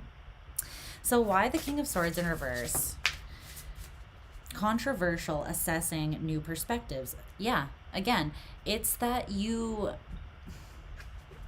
there's a controversial perspective that you are assessing because, again, you're feeling like conflicted. You're feeling as though something didn't line up to what it claimed to be, and that's not okay with you. So you've taken distance, or this person has kind of like skirted out of there because they felt seen in a way that, wasn't flattering to them, or they felt like you saw that they actually fell short of what they had claimed to be able to bring to the table. But you're still struggling to move away from this, especially mentally. You still have this idea or this vision, and you still feel empathy towards this person, I feel, as well. You feel a connection towards them. But you're like, why do I feel that? Like, that view of empathy towards this person after the way things have played out feels controversial to you. So it feels as though you're reassessing that and being like, why do I feel that way, though, when this happened? And I think it's because there is something about this that you're not quite seeing just yet. And it feels kind of heavy with that 10 of Wands. Because there's quite a sense of loss here. The 10 of Pentacles, Justice in reverse, and then the 10 of Wands. It's like you traded in something highly abundant, 10 of Pentacles, and then it just got ripped away from you, or the rug was ripped from under your feet, and then you were left with the 10 of Wands, which is vastly different energy. It's almost as though that's how you're perceiving it. But I think that there's actually some karma being released here, or it wants to be released. Yeah, it could definitely be past life karma as well that you have carried into this life with someone. Relatable. Just coming out of something like that. Relatable. It's difficult too. It's not a walk in the park to go through those things. Tell me about the 10 of Wands. Can you tell me a little more about that?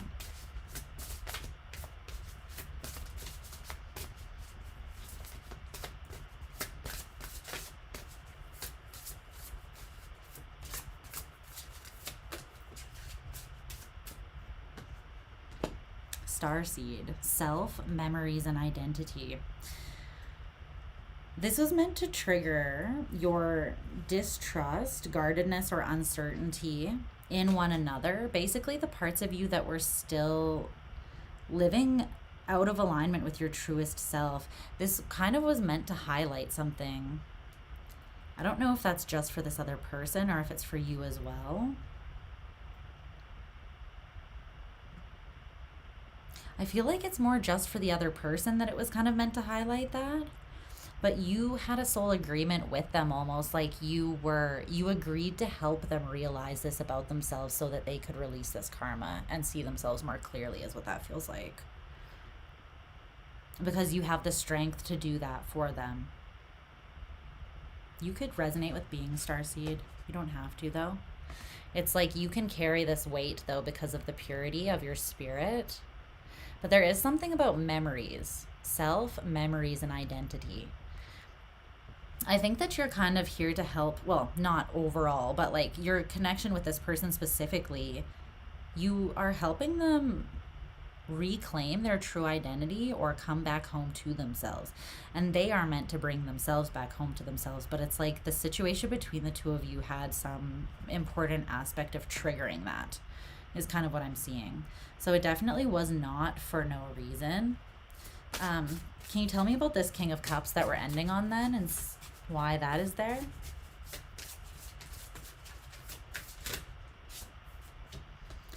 Third eye, visions, manifesting, and meditation. Unconditional love, excitement, and laughter. Divine feminine, birthing, and fertility. Infinity, eternal, and past life. You're integrating some life lessons here. You're being forced to confront them so that you can hold more harmony. Ultimately, there's a lot that this is supposed to teach you, so be aware. Like, try to see it from a higher perspective of knowing that you signed up for this to help this person with something, but a soul contract is always two ways. So I feel like for them, your role was something about showing them their true self and how it's okay to claim their true identity and to know that they are enough. They don't need to come in pretending to be something that they're not. I don't know exactly what the part is like that they are supposed to show you, or the element that they're meant to help. Should I ask that? Okay, they're saying it's okay to ask that, so let me ask. Sometimes they're like, no, that's something that they need to come to on their own. So let me just see what that is for you. So what was this connection, or what is this connection and this person meant to help Libra work through karmically?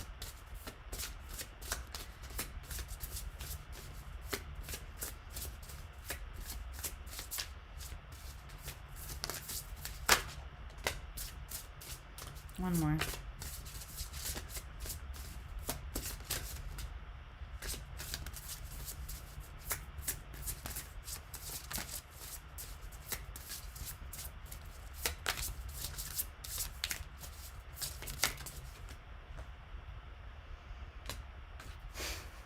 Way to be vague.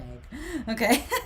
They're like, we'll tell you, but we won't tell you. Ha ha ha. Mr. Evil. I'm just kidding. Okay, I see what it is. I see what it is. Okay, so these are the first two cards that came out: crop circles and Ouroboros, messages, curiosity, and signs, and then infinity, eternal, and past life.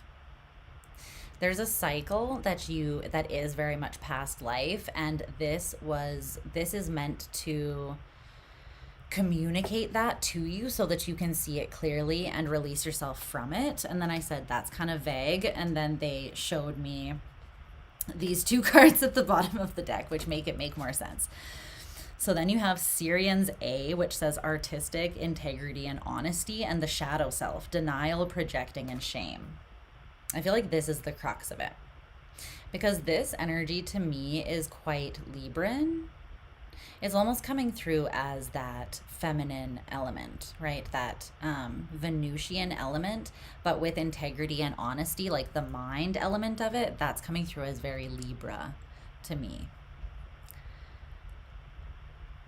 And I feel like the lesson is that there might be a part of your shadow self that you are denying, or that you're still feeling a lot of shame surrounding, and you feel like you can't be both of these things at once. Like you can't encompass both integrity and shadow. Like, and I feel like the way that you might feel that way, the reason you might feel that way right now is because you're denying a part of your shadow and not being honest about it. So right now, these two things are a little bit at conflict, but I feel like you're denying it because you don't feel that you can integrate it into.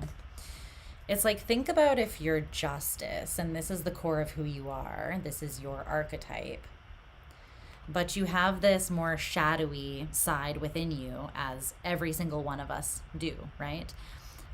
How do you resolve that, right? I could very much understand how for Libran energy this would be difficult, right? And I think that you eventually would have to come to terms with the fact that it's all part of balance. It is the way that the universe balances itself out. That's why there's dark and light, because everything has a balance. That's why there's karma. That's why there's action and then reaction, because the universe will always seek balance. So, and it's also because of context, through contrast. Like, if it was light all the time, we wouldn't even be aware of the light. A certain darkness is needed to see the stars, or to understand what light even is. And that includes within ourselves. That's why the shadow exists, right? We see things within ourselves sometimes that are not of the light, and then we have more respect and more honor for the light that we hold. But that doesn't mean that we have to deny or shame or disregard the shadow.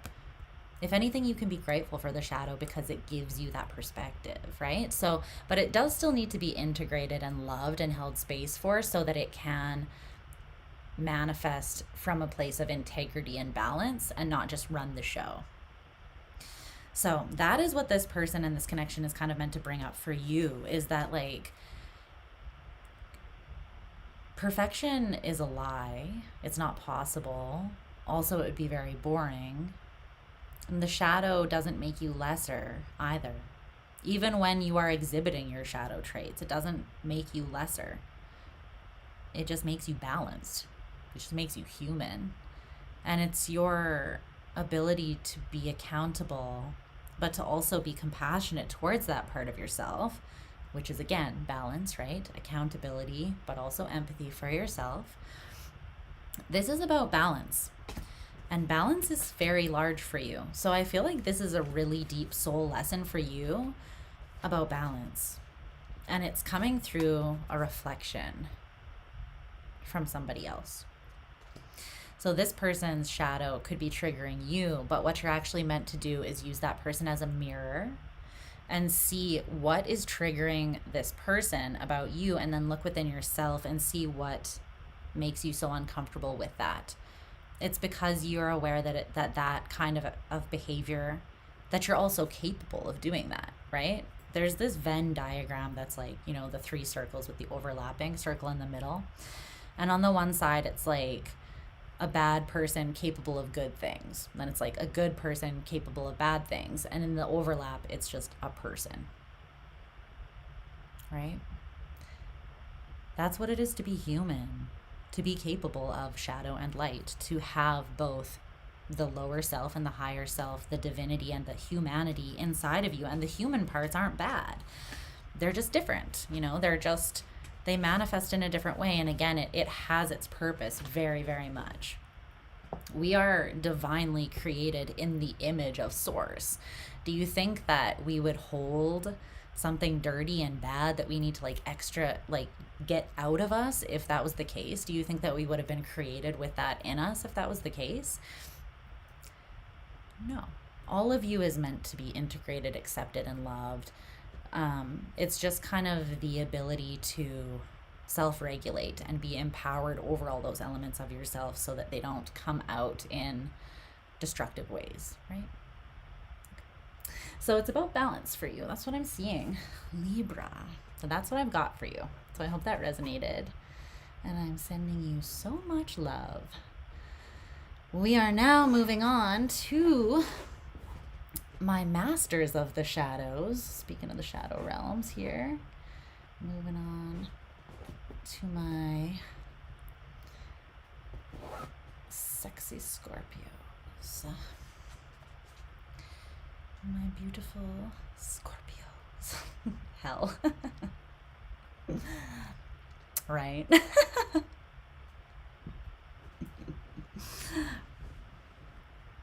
Oh, okay.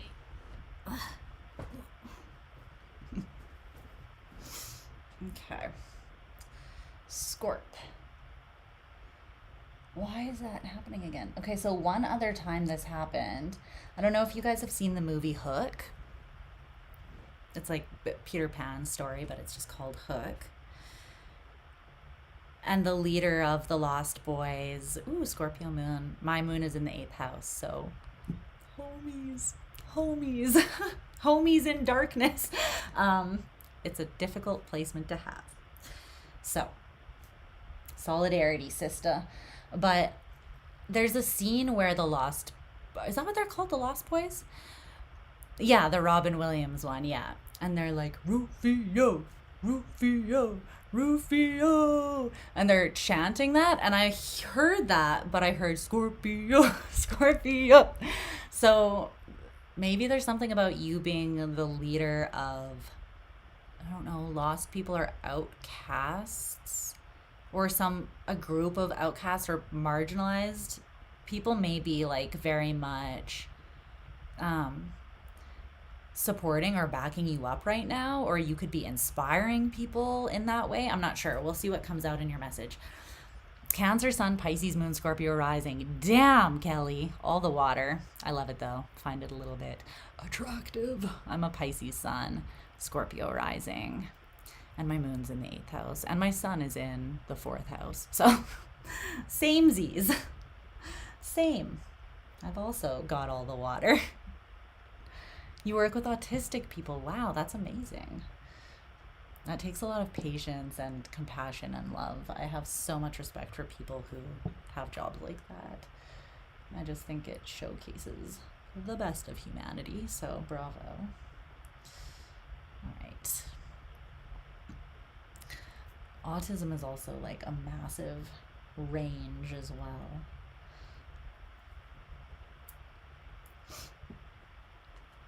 Okay. Let's get into just clearing a little space. No. Okay. Caught it like a ninja before it fell off the table. Aha. You're an Aries. I'm Aries Sun, Scorpio. Oh, Aries Sun, Scorpio Moon, Gemini rising. I'm an Aries Venus too. All my homies are in the house today. I love that. I love that. And I'm a Gemini Moon. Gemini Moon. Okay. Let's get. Where is that? Why is it saying Libra? Whoa. Oh, that's the wrong one. That's why. There we go. There we go. All right. How are you guys doing out there? Are you doing okay? You hanging in there? Let's see.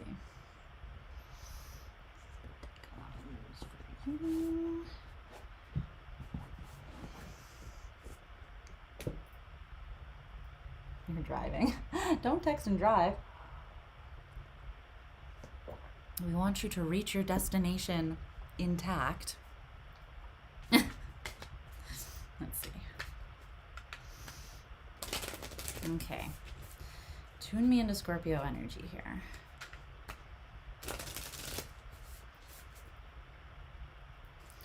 Tune me in.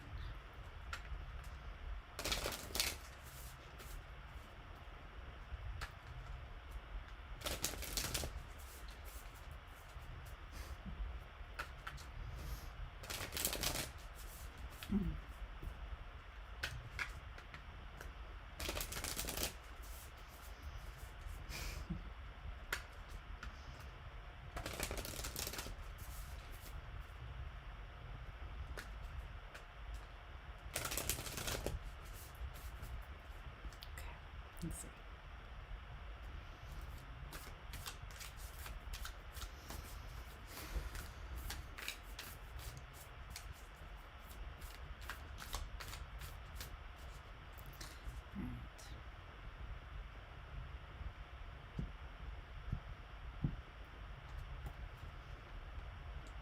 The voice button, I guess. That's fair. Aww. Like that.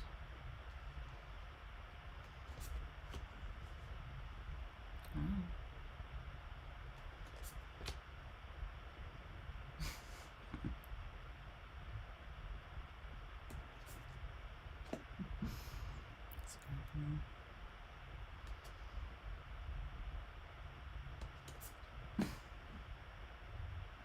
Mm.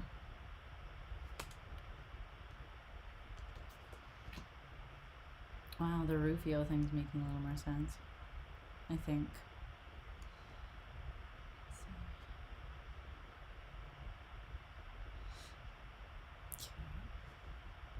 You feel this. I feel it coming. I feel it coming. Oh, that's why you feel it coming. Wow. Wowzas. Alrighty, buddies. That is looking like a Scorpio reading to me. in a great way, though. Okay. That moth just went into my coffee cup. Leave my coffee alone. Putting this over top of it. You shall not defile my coffee.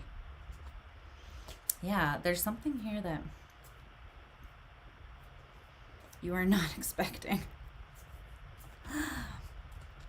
But yet, you are expecting it. Okay.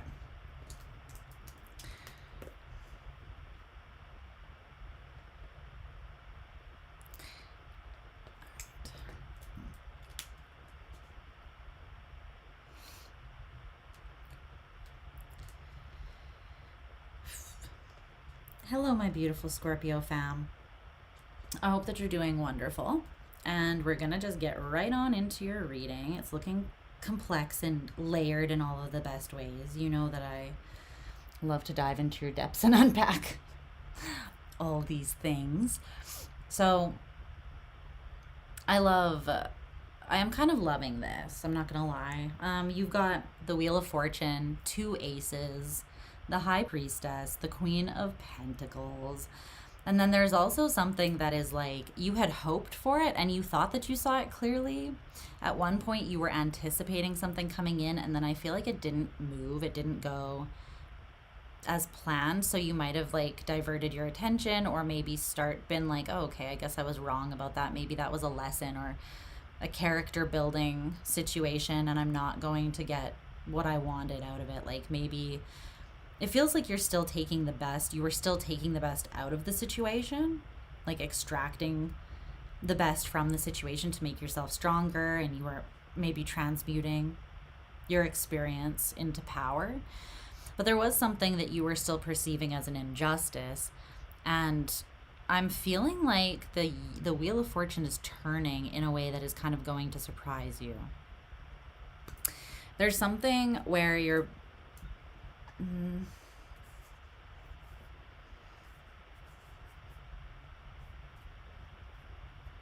yeah, let's just pull more cards to clarify before I say too much.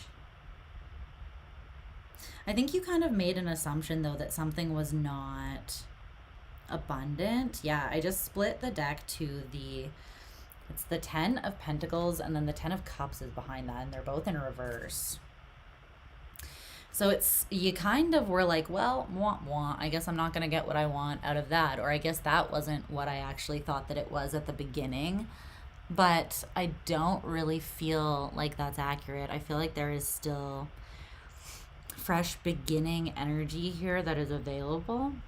It's just one of those annoying things where it was...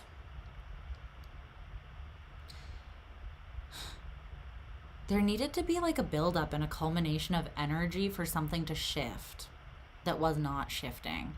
Someone in the situation, whether that was you or someone else, maybe needed a little bit of a violent nudge from the universe in the right direction here to get them on track.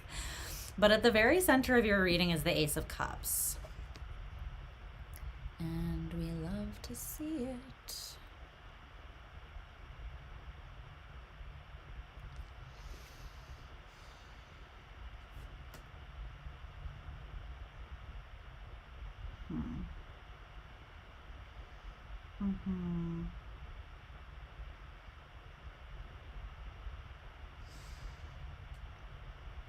This is really interesting because there's this little tiny person here, and they're witnessing this like kind of source. I'm seeing this as source, the infinite self, right? You're either witnessing the divinity in yourself as the smaller self, like the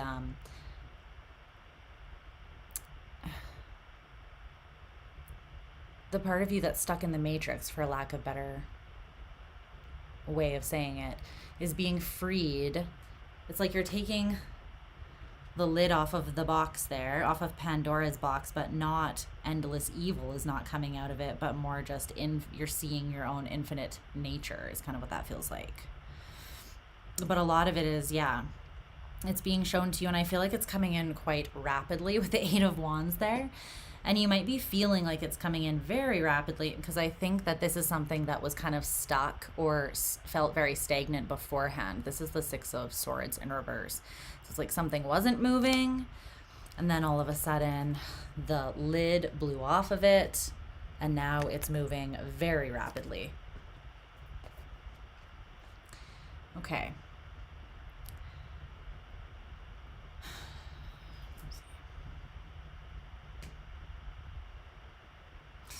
I do feel like your higher self is kind of talking just about you, though, primarily here. Like, this is about, it's about you.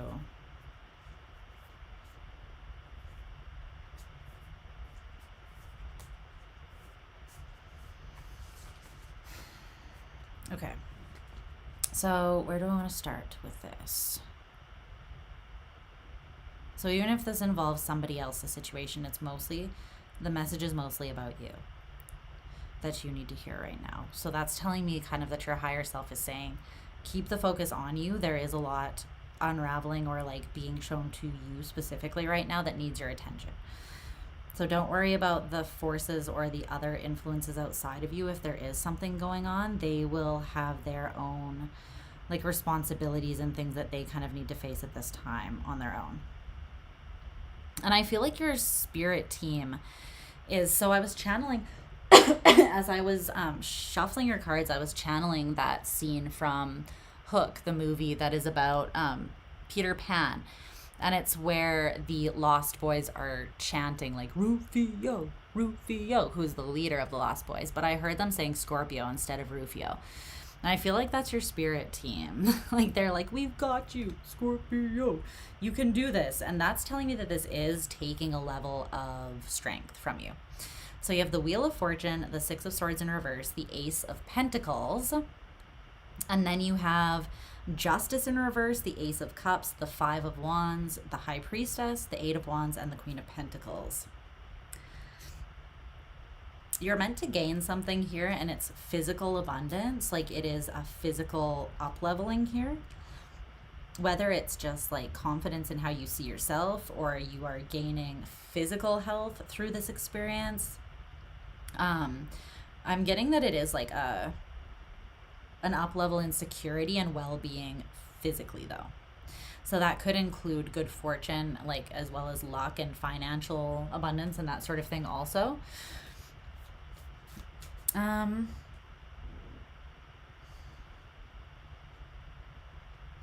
But you may have felt like you had to let go of something that you were about to leap out into. I feel like the universe removed that from you, that option, because it was not actually in alignment with you. It was making you overthink a lot. I feel like you're very clear on your feelings about something, and you would love to reconcile with someone potentially here. You're almost making the assumption that they're going through the same awakening as you, but I'm not sure if they're actually manifesting temperance. They could be like going through a change, but it's more that they're being forced violently into it. So try not to make any assumptions about what's going on here. That's not to say that they can't meet you where you're at or that reconciliation isn't possible. But again, right now, it's kind of important for some reason. They're highlighting that you need to keep your energy and focus on yourself. Okay, so tell me about this Wheel of Fortune. Whoa. The Wheel of Fortune.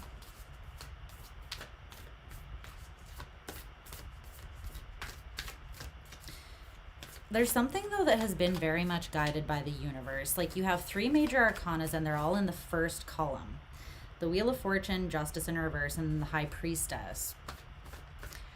There's something surface level that seemed very much part of your destiny, very much part of your path.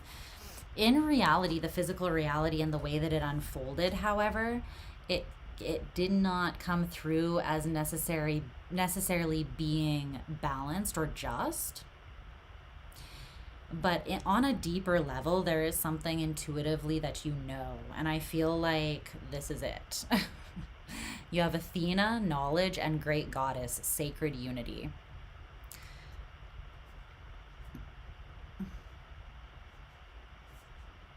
You are meant to come together into union with something, and you're aware of that. You may not totally be aware of the reason why, though. Like, for instance, you coming together with something, it could have been more about showing you your own value and worth so that you could tap into greater abundance. And this could have been something that aligned you with your North Node, or aligned you more with your Dharma, with your purpose. It's not something that's meant to keep you in an in-between state, though, where you're generously giving to something that's no longer present. So be generous in regards to forgiveness and liberating yourself from the past of a certain situation, but focus on not holding on to it in a way that is keeping you in an in-between kind of purgatory state. Do not wait for someone or something. Okay? That's quite important, the way that's coming through. But you're not wrong that this was some form of sacred unity, or that you have a soul contract. You are absolutely destined and meant to come into contact with this person for a divine reason. But then the interesting thing is, right, the Wheel of Fortune, this opportunity presented itself to you, but then you're like, but then it kind of like didn't go anywhere. It's like the universe dropped this divine opportunity that I very much saw as being destined for me in my lap, and then it just stagnated. But then the third card is the Ace of Pentacles. So it's kind of like it didn't really stagnate, though. Something was planted and is growing. It's just the action. Hi, Looney. The action and the way that it unfolded was not how you expected. And so you may not be seeing the growth because you're almost like looking in the wrong place for it, for the growth. For instance, you might be looking for growth between you and this person in your relationship, but the growth was like this connection was meant to activate something in you. And so you're meant to look internally to see what growth is happening for you independently. Like, that's just an example, right? But I feel like you're looking for growth in the wrong area, and that's why you're seeing this as being something that did not produce fruit. It didn't produce, or it didn't go anywhere, but it actually did plant a seed that is growing and will bloom into something abundant. Can you tell me about this Ace of Pentacles?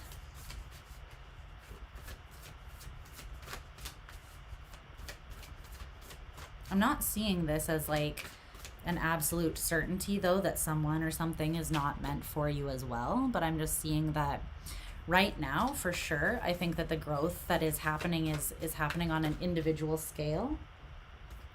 Radical acceptance, secrets, and devotion in reverse. Yikes. Divine wisdom, transformation in reverse, mastery in reverse. You're meant to focus on your own wisdom and wise leadership. With that Rufio thing, I really do feel, I think that this kind of drained you, whatever this was, whatever it is. You thought that you were going to co-create fortune with a certain person, but there is no new beginning right now. And they're almost saying right now that, like, it doesn't matter. Like, there's no healing happening right now in this. I don't want to say there's no healing happening for this person, but it's like they're not focused on healing right now. I don't feel like this is about radical acceptance of yourself. I need to clarify this secrets and devotion in reverse, though, because I don't like that. I don't like that. But this came out first, radical acceptance with Freya. And that's the epitome of this. That is what this is all about. There's meant to be radical acceptance of self. For some of you, this person is not faithful. They're not loyal. They are, there's something else involved. There's a third party, or there's some other thing. There's a lack of devotion. And even if it's not someone else, they are not devoted to this situation with you, and they could just be devoted to other things, like their own path, or like not healing, right? And I feel like this situation was meant to trigger something healing in you. It was meant to trigger deeper radical acceptance in you, potentially through some form of injustice, and maybe you having to create your own closure through love and radical acceptance of self. It's almost like this person leaving you in ruins, but then you are rising as the phoenix. Like something beautiful is still growing out of it. Okay, let's clarify this secrets and devotion in reverse. I do feel like, though, you may be assuming that because you feel that this is a divine union or connection, that the other person is doing the work that you're doing, or that they are focused on growing and being devoted to that journey of personal growth or whatever. I feel like they're a lot more focused on this person's coming out with a lack of compassion, and they're just focused on kind of nurturing like their own needs. They may even communicate to you that they don't trust you, or that they are not trustworthy, and that there's not going to be a rebirth. It's like there's potential, but this person doesn't have ambition, so they would rather just be independent. They see the potential, but it's literally coming through as like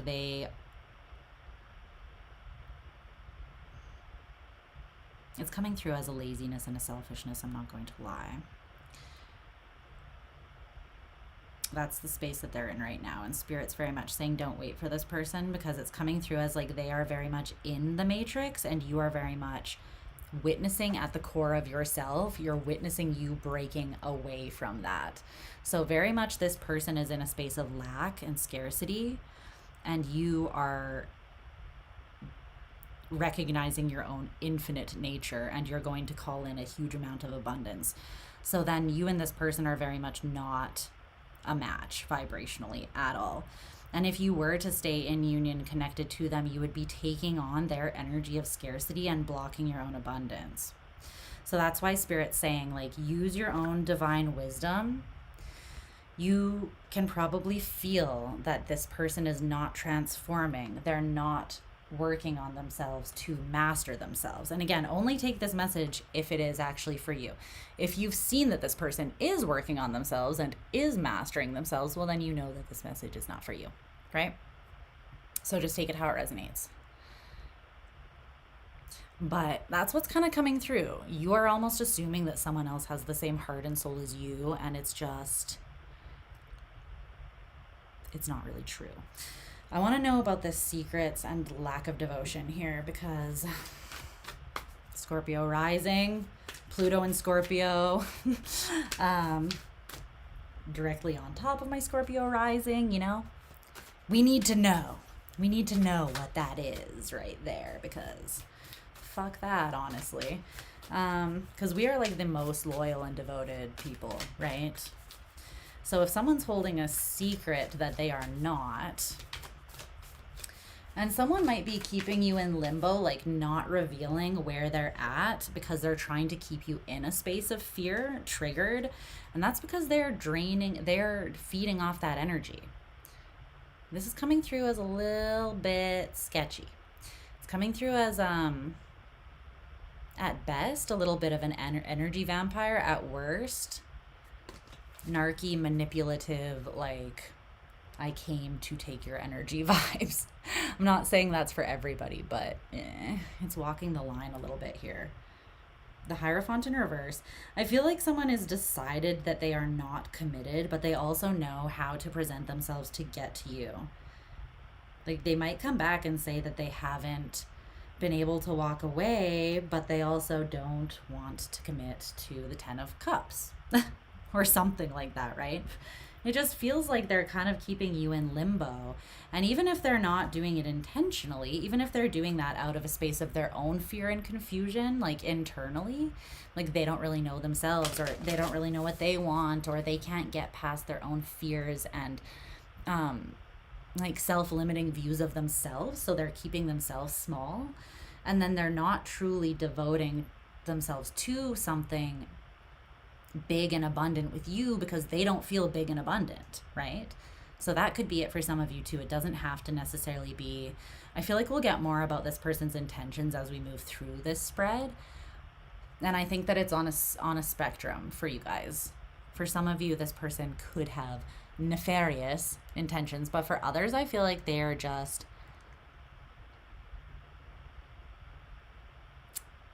not showing up with what it takes. And it's not because they don't have what it takes. I feel like it's because they believe they don't have what it takes. And so that is the reality that they're living in because they decided that, right? Because if they say, I am not enough, then they just put themselves in that box and define themselves as not enough. And that is what they will be. They will not be enough then because they just spoke that into existence and continue believing it. So, what's the secrets and lack of devotion here? What is that?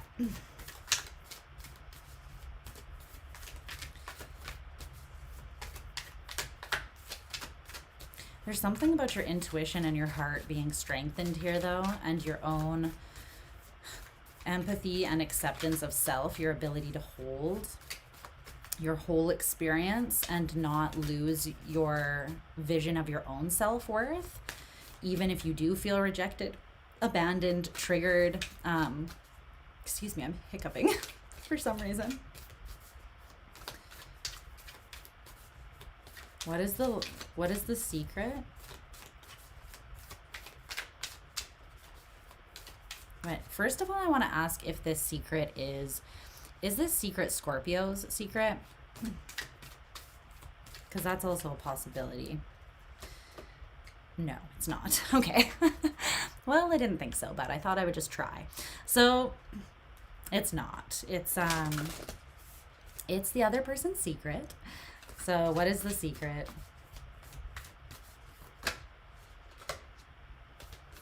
The Ace of Wands in reverse. One more. The Empress. Okay.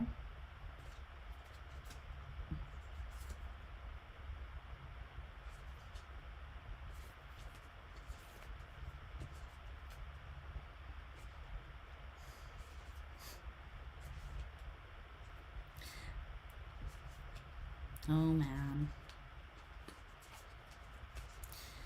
This person's not walking away. They're not able to release, but it kind of is coming through as like for the wrong reasons though.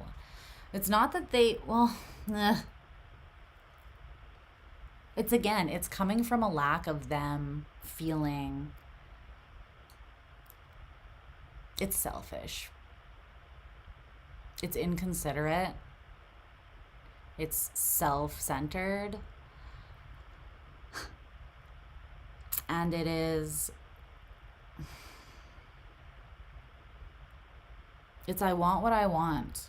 Even though this is the cost and I only have this much, I still want the thing. And I don't want Scorpio, I don't want to see Scorpio with somebody else.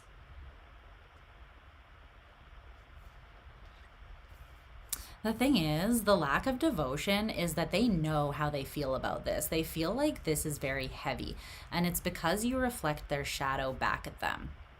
But the thing is, they don't want to stop existing in their shadow. They like it. They're in the devil energy, and they're like, yeah, changing feels hard. Changing feels heavy. I know that I feel that this is heavy, and that's why I'm not devoted to it. That's why I'm not committed to actually doing the work, mastering myself, meeting Scorpio where they're at, being the emperor when Scorpio is the empress, or vice versa. Because they do see you as the empress. That's how it's coming through. So, but they also, I'm hearing that 1975 song. Somebody or someone else. I don't want your body, but I hate to think about you as somebody else. Our love has gone cold. You're intertwining your soul with somebody else.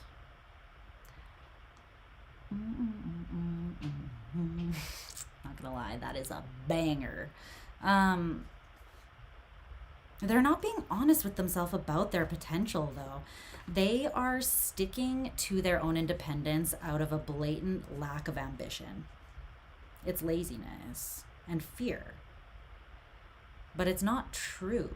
They could very much achieve this, but they would have to forgive themselves, see through their own illusions, and then liberate themselves from those illusions. And they would actually be a much more fulfilled, empowered, you know, they would be the emperor if they did that. But they're like, yeah, it sounds hard. The thing is, this person, they're not inexperienced with a lack of compassion, which I don't like. They are aware that this house is not a home, you know. They know that they're not ultimately trying to move towards a solid rebirth with you, but I still feel like they want your generosity.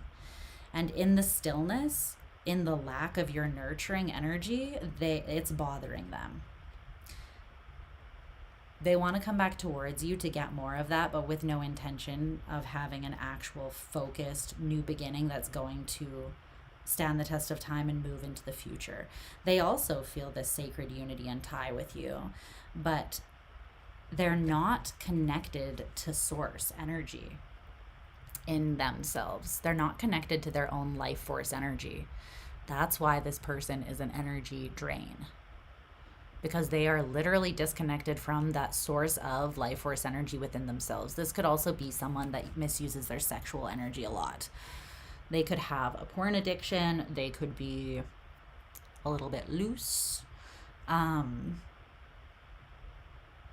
it's not a reflection of you. That's the thing. They see your value, and it doesn't impact this, because this is not coming from a lack in you. This is coming from a lack in them.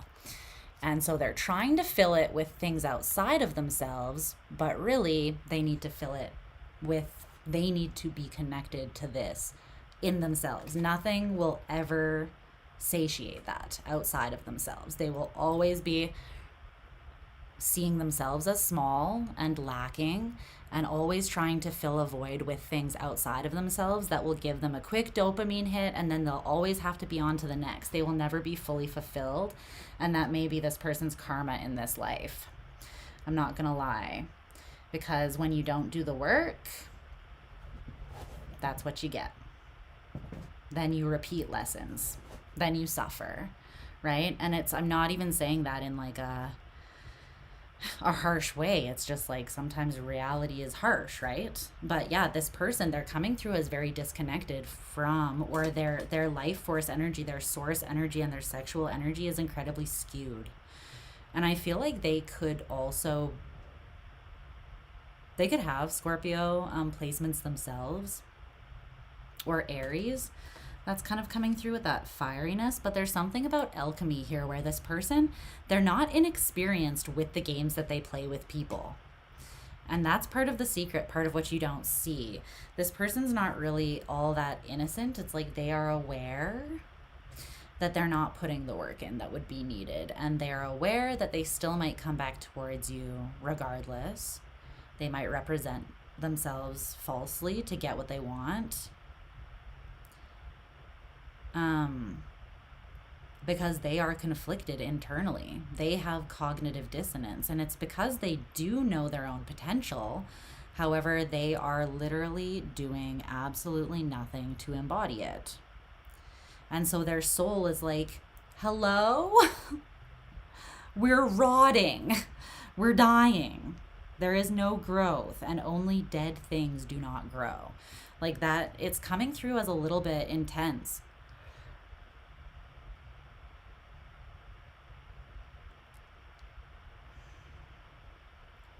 is this? What happened to this person, though, to make them that way?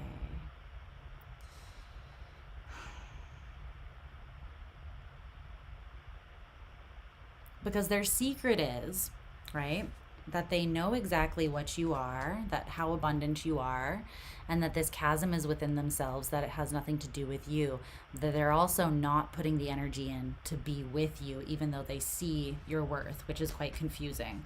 And that shows you right there how misaligned this person is, because anyone in their right mind who was given the Empress, right, would see what an insane blessing this is.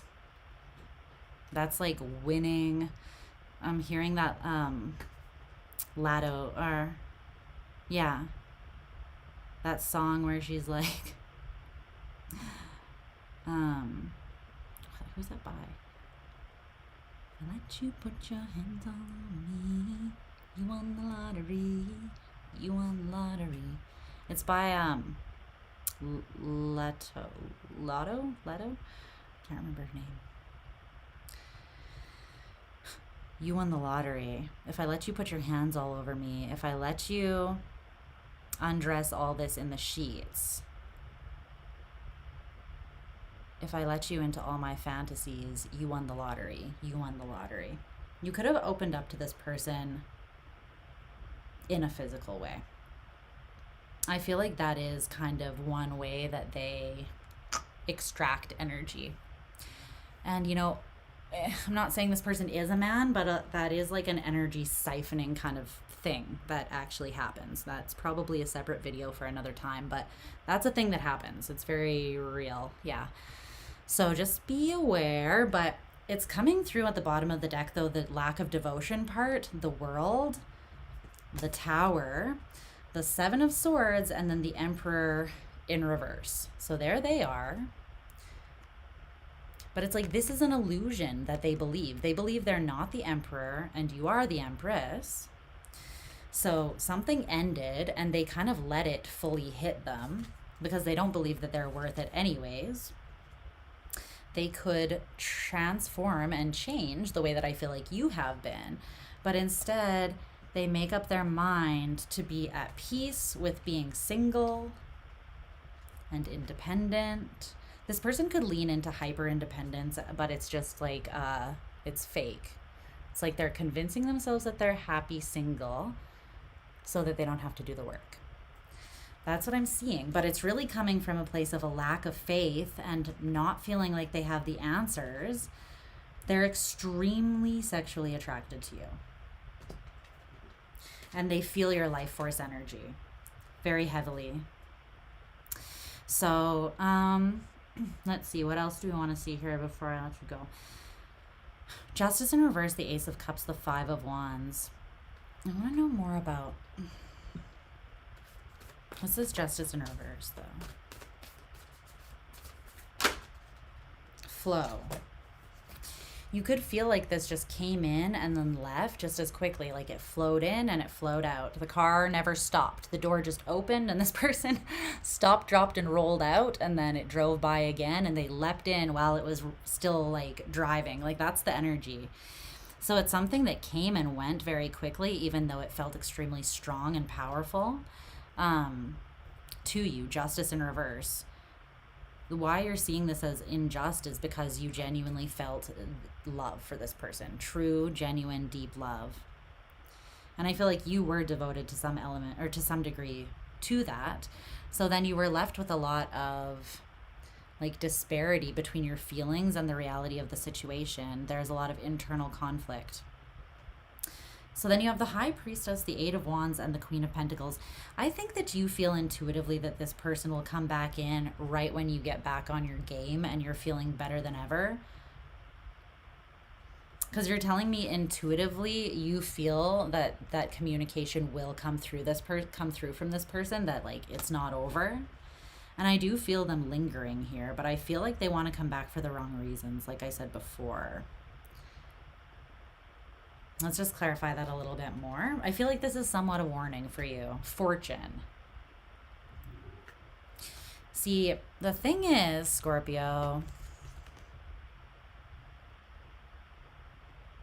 who wouldn't want to feed on that? You know? Who wouldn't be drawn to that?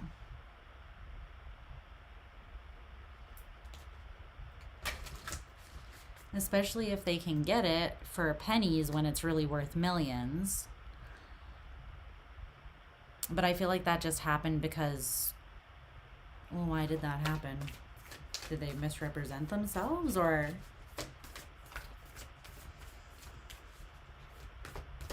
I feel like this person is confusing though, because they might represent themselves as their potential, because they, yeah, potential, literally at the bottom of the deck when I said that, because they see their potential. But then there's this lie that they cling to, and they're like, but I'm always going to hold on to my independence. Why? Because again, they don't want to master themselves. They don't want to actually do the work to be empowered, to be the leader of their own life, to be the emperor. And they think that someone else is going to be their salvation, but no miracle is coming for this person. Save yourself. Save yourself. No one is coming to save you. You have no ambition, and that is why you're stuck in the in-between. You need to do something for yourself, right? And it's, again, it's not supposed to be harsh, but it's like, that's literally life. No one comes and rescues us. Only people in a victim mentality think that or expect that, or people who are entitled.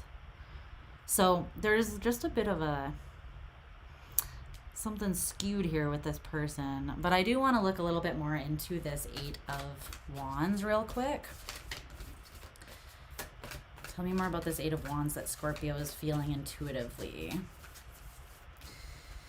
Yeah. So they're going to come back not having changed. But you will have changed. You'll be this Queen of Pentacles energy, so you're correct about that. You're in this nurturing energy, right, that they love. They're going to come back and claim to want to co-create, I feel like, with you, but really they're just, the creative spark energy is this. This is the exact same energy to me. Creative spark, the Ace of Wands. They want to take this from you again. Like, they just want to drain this from you again with no real intention of offering actually anything solid, is what I feel. They know that you're nurturing. They know that you're loving. They want to come in, but they're not going to offer any true assurance. They may even manipulate and lean on and be like, I know that we're fated. I know that we're soulmates. They could even drop the TF bomb on you, you know? Don't fall for that. They're just doing it to gain the generosity of communion with you and how you give it all. They might say that they want to, that there's salvation, that they want to move away from the past and be different, but there is no miracle that just happens without you putting the work in. You are not going to save this person. That's the thing. They could really feel like that's what's going to happen. Like, if they can just get close to you again, you will fuel them and they'll become the best version of themselves. They will naturally just all of a sudden be the embodiment of self-mastery and their highest and best and most empowered self. But that's actually never going to happen unless they do it for themselves. No one can do that for them. No one can push them into their highest self but them. So they're going to keep on running from, it feels like, taking accountability, and they may continue to just be lazy and entitled.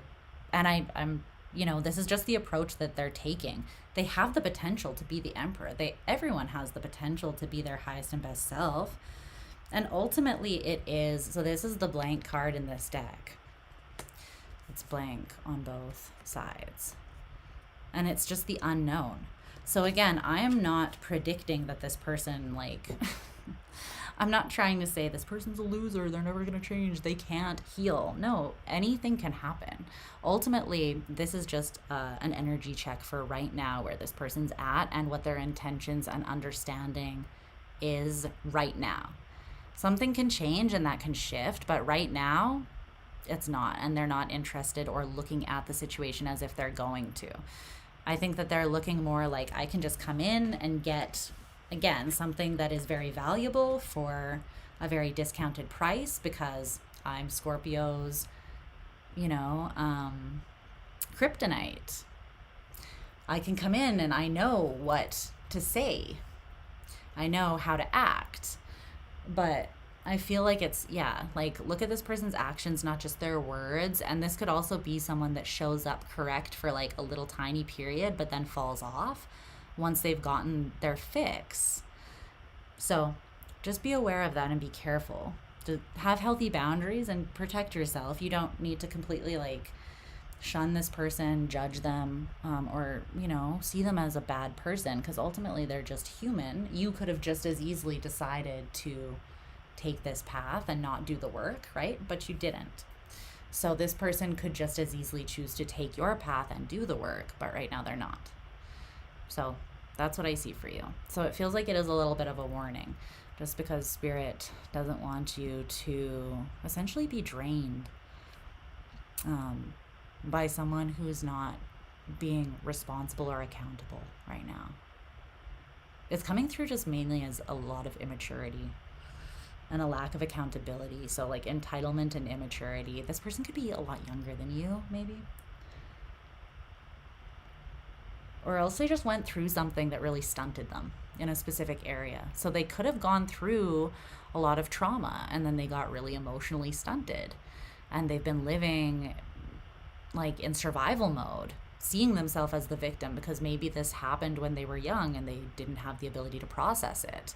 They might still be in survival victim-esque mode or something. But again, that's not your responsibility. You're not their savior.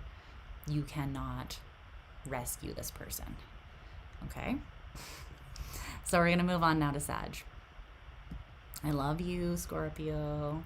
You know that I love you a ridiculous amount. And if you don't know, now you know. All right. Let's move on to Sagittarius.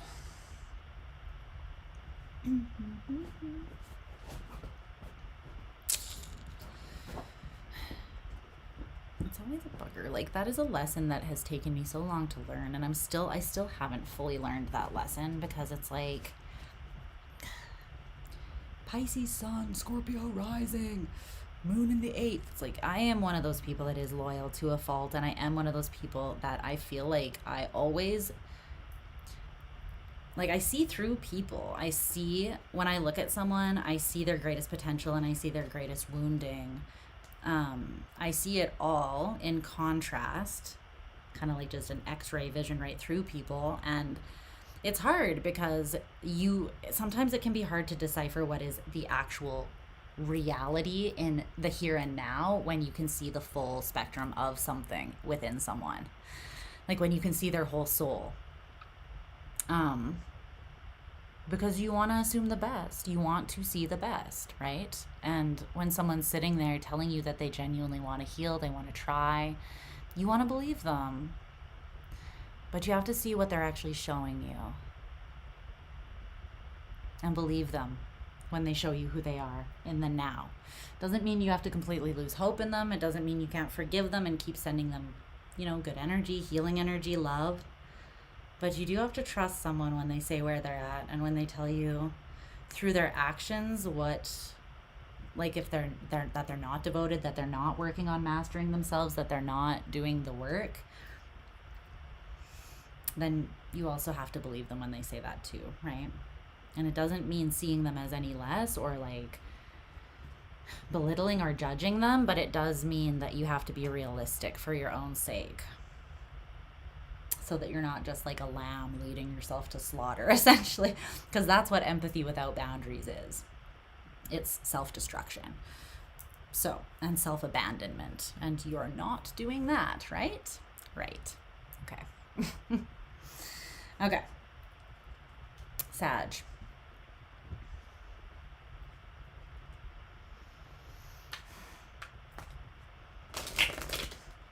What's up, Kines?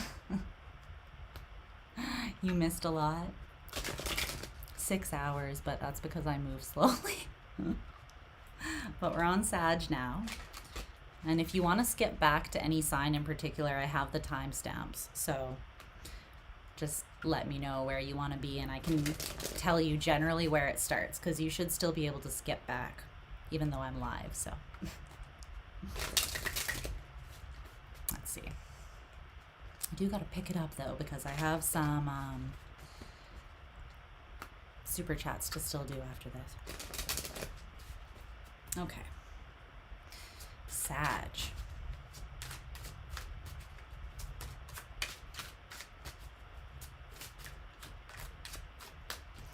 Count on Scorpio to have a complex reading. There's been a couple of those tonight though that have been like more complex than others, which is fine. You know I love unpacking these things with you.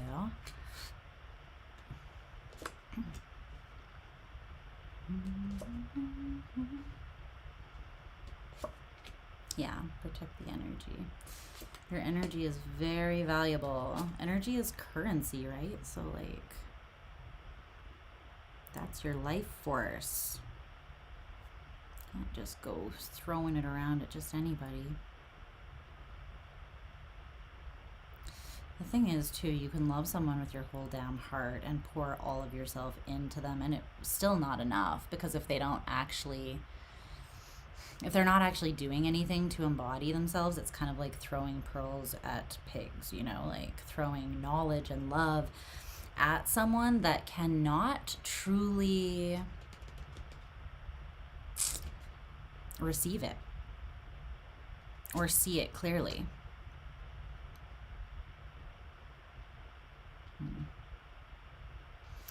Wow. What the heck? What in the world? Okay, this deck that I'm using, okay, I'm not going to say that right now. I'll say it after I do the timestamp. Wow.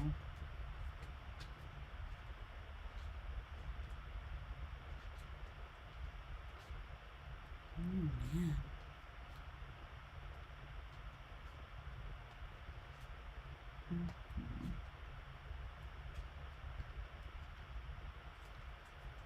Okay.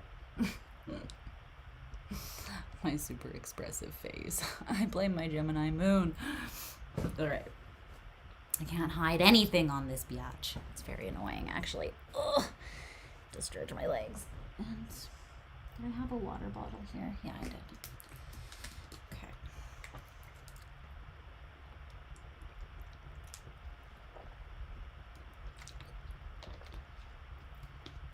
All right.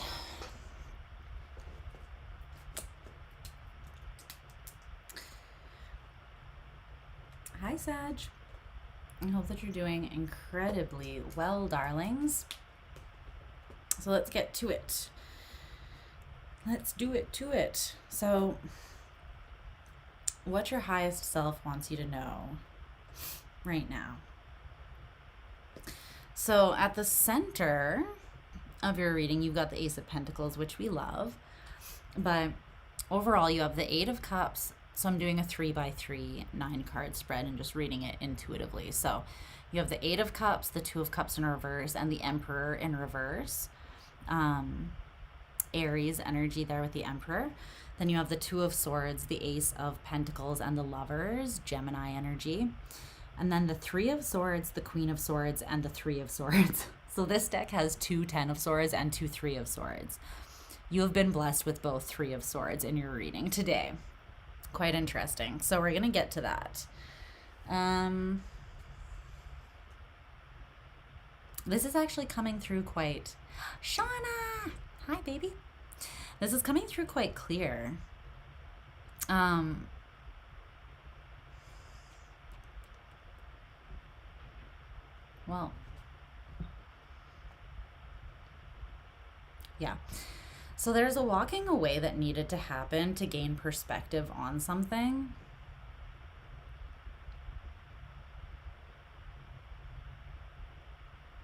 So that you could become empowered and return to a state of harmony within yourself, which is telling me that something kind of threw you off of that. So let's just clarify. So is this Sagittarius as the Eight of Cups that's walking away? Yes. You're walking away, but you don't have the answers completely surrounding a situation that you are walking away from. So there's still a little bit of indecision and confusion. And it's surrounding this Two of Cups in reverse. Scratching my ankle. Sorry, it's really itchy all of a sudden.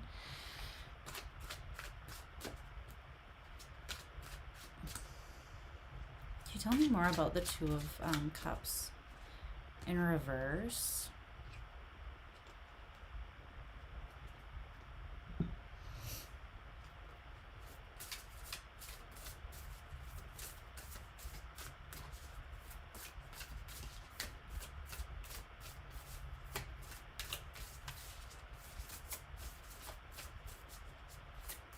Luna.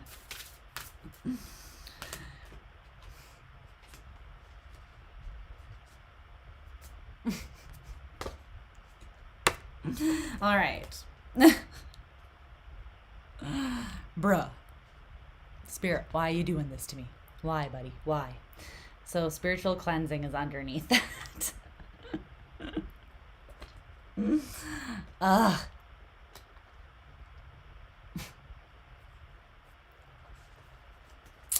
I need to know if this Two of Cups in reverse and the Lovers is the same connection.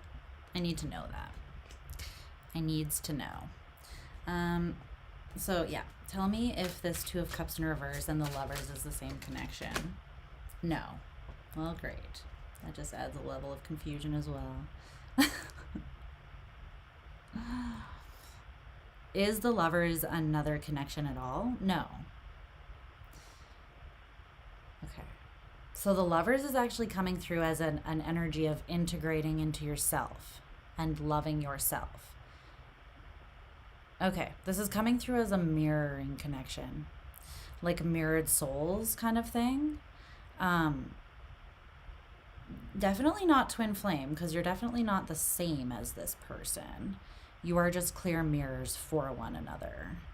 And honestly, yeah, no, I'm not even going to get into that because then I'll just piss people off. But yeah, no. You are not like a soul like split into two and severed off from somebody else that needs something else to be complete. So no, that's not a thing. But there's something here though that does reflect you back at you, and it is a natural counterpart.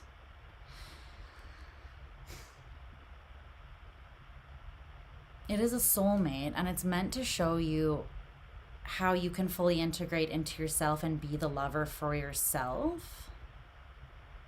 And you are connected to this in a very deep and meaningful way, but you're also separate from it.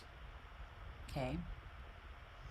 Deeply connected to something, but by choice, not like enmeshed and tied to it and like missing a part of yourself without it, but deeply connected to it simultaneously. So it's not disempowering or toxic, but it is still a very true spiritual deep connection. But however, there's something about this that needed to be cleansed, whatever this connection is, or something. I feel like it is directly to do with, is this in Sag? Okay. You could have felt like you had to walk away from someone or something here, Sag, that you do feel like is a deep soulmate connection to you. And I feel like you're currently not in contact with this person.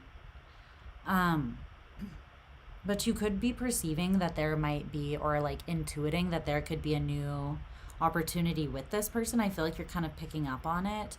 It's more because it's less intuitive though, and it's more because the way that it ended doesn't make sense to you. So for instance, if you feel like you know that this person is someone that is meant to be in your life, you feel like a spiritual tie to them, or you know that you have a soul contract with them, and that contract has not been settled, or like there hasn't been actual reconciliation of whatever your souls kind of signed up to help one another work through in this life, then I feel like that's more where it's coming from, more of like a logical place rather than really intuiting that something's not over.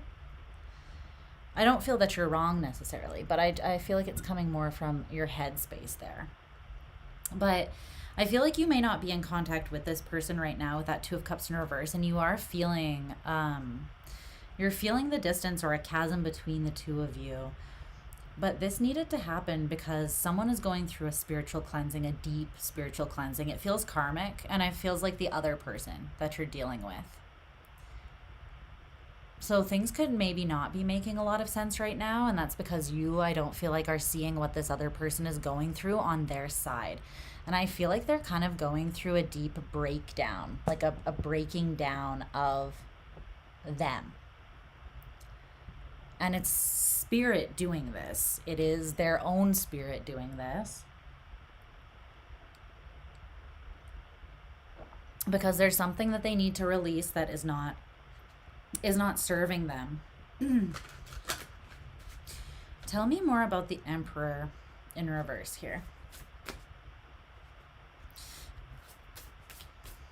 Because that is this other person. What do they need to cleanse out? It feels like they could still... It has to do with their shadow, which is, according to Jung, is just like the parts of us that are unconscious, right? So it doesn't need to even necessarily be something dark, but it feels like this person was tied psychically to something still. It could be someone from their past that they're no longer with, but they maybe had not completely separated. I feel like there's some heavy emotion that they're still tied to with this person, and I feel like it's regret and remorse. I'm not feeling like this, whoever this is, wants to get back together with their ex, or they want to go back to the past or relive it, but they wish that things would have gone differently. And I feel like the person, like their ex partner or whoever they're still connected to, also feels that. So they're not coming through as having like an emotional, a positive emotional connection and tie with this person, but there is something that they're still connected to. What's up, Nora? How are you, my love? Good to see you. But there is a connection that is kind of affecting their life force energy, their ability to heal, and to really befriend their own divinity, because they are carrying this heavy energy that they haven't forgiven themselves. And so there's a tie, an emotional tie, but it feels karmic and heavy. This person from their past could be karmic, could be a very karmic connection, that they learned very difficult lessons, and they do have regret and remorse, but they're not seeing the higher perspective of what that connection was really meant to teach them. They're still tied to it.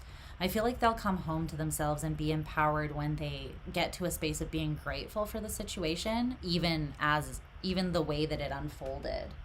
If they can find the silver lining and what that taught them, or even how it led them to you or something, but they need to find a reason to be grateful for what they went through. And there's still some sort of psychic connection that's a little bit shadowy, or they're not conscious of it. They're not conscious of it. I feel like it is a tie to something else, though, an emotional tie to something or someone else.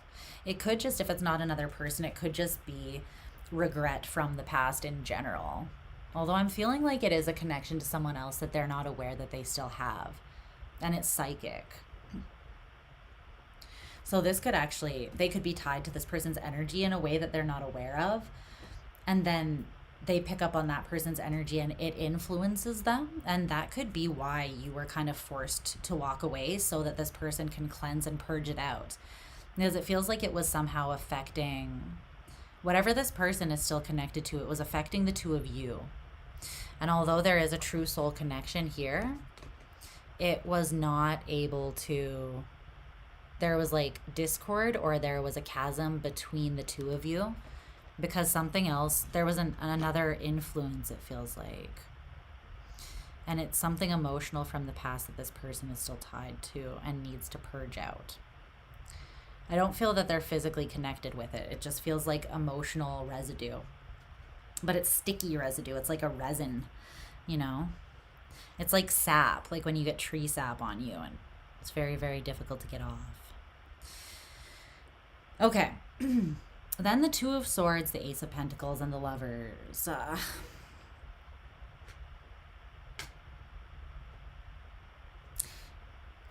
It kind of feels like you have a choice between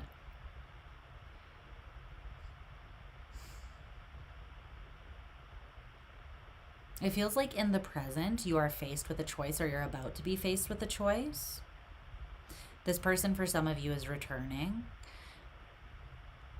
but I don't feel like they've done the work yet. I don't feel like they've purged this out just yet. That cycle's not closed, I don't think, just yet. I'll clarify that a bit more. But it's like you have a choice between fighting for this and not closing out the cycle, maybe through pain and fear, though. That would require you to really trust your intuition and even awaken on a whole new level. But there's a choice that needs to be made here. Is this Sag that needs to make this choice, the Two of Swords? No. So this is actually the other person that needs to make this choice. They could have also been the person that walked away.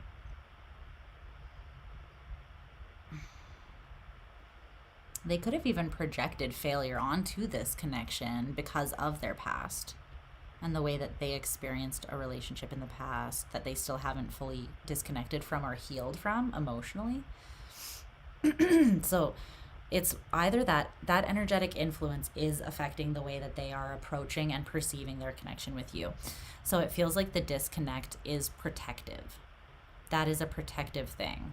It's like you haven't necessarily been rejected, but the distance is God's protection between the two of you right now. Because there is something sacred and abundant, the Lovers and the Two of Cups and the Soulmate card between the two of you, but it will be like skewed or marred. It's like it can't be properly honored at this time, is how that's coming through. But someone is not moving, and it's because they have a choice to make. And it's like, which face do they want to wear? See how she's holding two masks and she has no face? Which face do they want to put on? They're not moving at all right now because they haven't made that choice yet. This person is faceless in a way right now. The Emperor in reverse. They're not in an empowered state. They don't know who they are. And it's because they have a pivotal decision to make.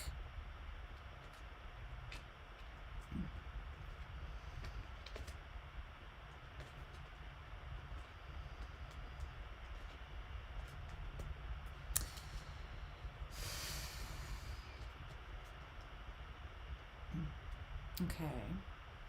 So is the Ace of Pentacles,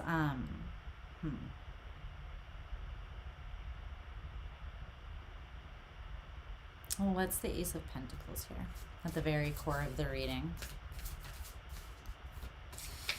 It almost feels like you have to choose, or you feel, or this person feels, because they are the one with the choice, sorry. So this person feels like they need to either choose themselves or you. It's one or the other is what they're feeling. But they could just grow and heal and transform and spiritually cleanse something out that they're still holding on to because it's comfortable. They could relieve themselves of that by witnessing it and purging it out and growing. And then there could be a new opportunity. But they're kind of seeing it as either or, right? Or as one or the other right now. Not both. Like both cannot coexist. They can't choose themselves and you right now. That's not true, but it's what they're holding on to that they might not even know they're still holding on to or holding in that needs to be cleansed and released. And it feels very karmic, like it's very spiritual. That's what's actually causing them to see things not clearly. So tell me about this Ace of Pentacles. The healer. There's also this past life card here, the bottom of the deck, with knowledge. You and this person very much could have had a past life together.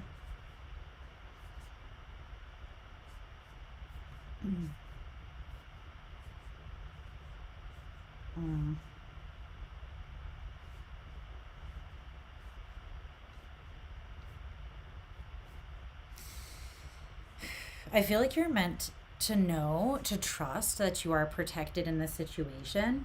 The thing is, I feel like you will be offered a new opportunity.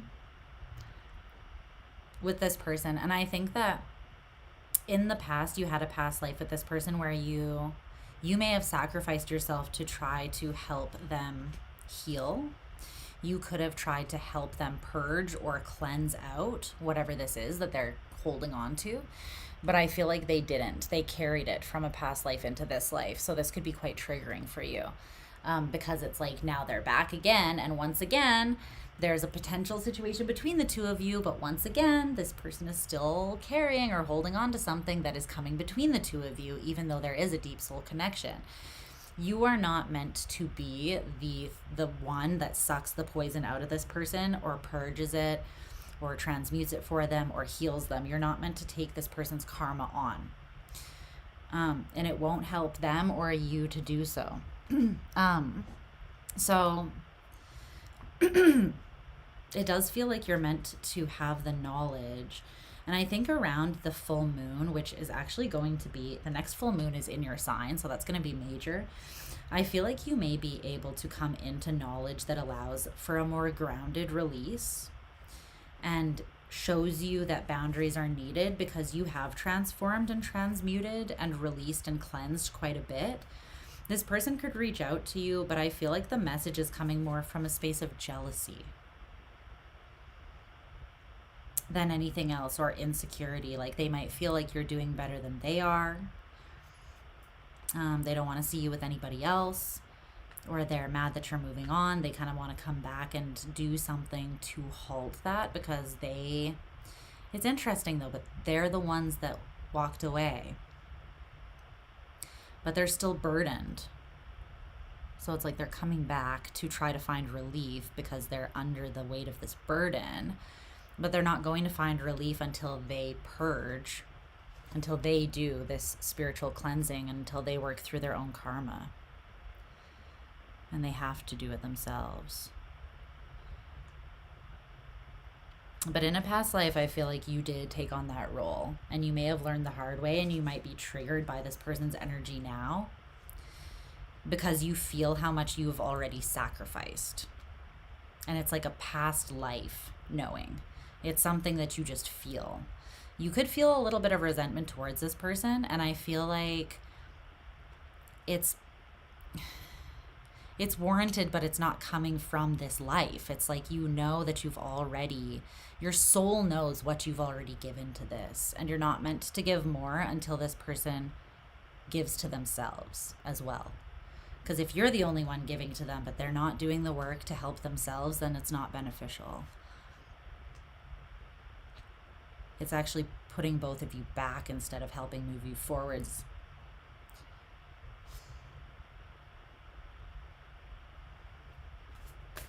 What's the Lovers?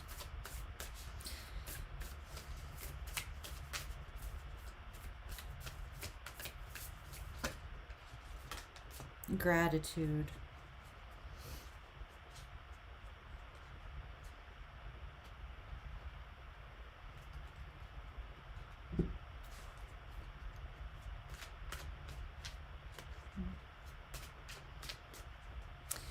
You are going to gain clarity on this. I feel like it has something very much to do with I feel like it has to do with you choosing yourself. And I feel like this full moon, in Gemini season is going to show you something that you're going to be very grateful for. I think you're going to see the karmic implications of something, or something is going to be illuminated with that full moon for you in your sign.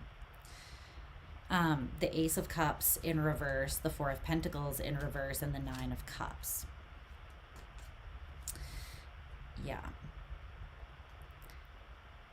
I think that you're kind of meant to release this, to surrender it, because right now it's not in a super healthy space. It's like it's trying to offer you something that it doesn't actually have. Hi, Vanessa. How are you, doll? And so you're kind of meant to choose yourself here. And that doesn't mean saying like, F you to this person. It just means that this person doesn't have the answers. They don't know what is just and fair right now. They're working from an insecure place, and it feels like you are very much in your power. So you're able to offer justice and fairness while this person is kind of coming through as a hot mess slightly. And that's not saying anything bad against them, but they've got some work to do before they can kind of meet you where you're at. And they're showing up as the Queen of Wands in reverse. And then right after that, you're coming out as the King of Cups, the King of Wands, and Temperance, which is you, all in the upright. A little bit different of a vibe, right?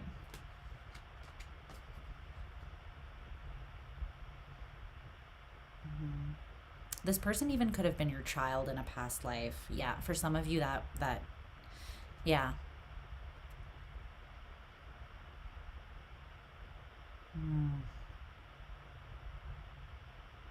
Oh God, I feel that heavy. It's like if this person was your child in a past life, that's why you sacrificed. I feel like I want to cry all of a sudden. That's why you sacrificed so much for them. It's like you tried to take on their shit so that they wouldn't have to feel it. I have goosebumps. Yeah. That is so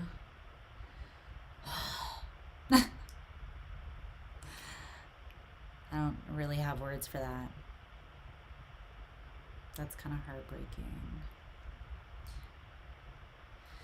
But that would explain why you have such a difficult, like why you feel so conflicted and why you might struggle to see the truth of the situation clearly.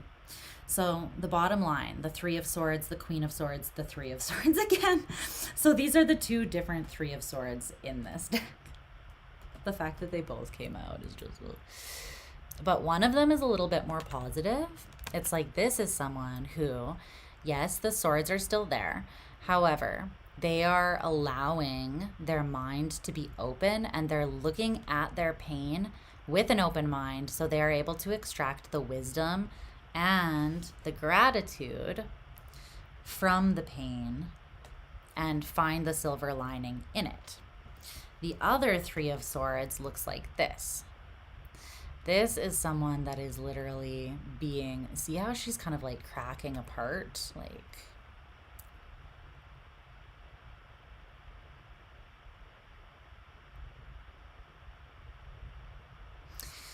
so they're different, quite different, but it's the same experience, but it's handling that experience in a different way.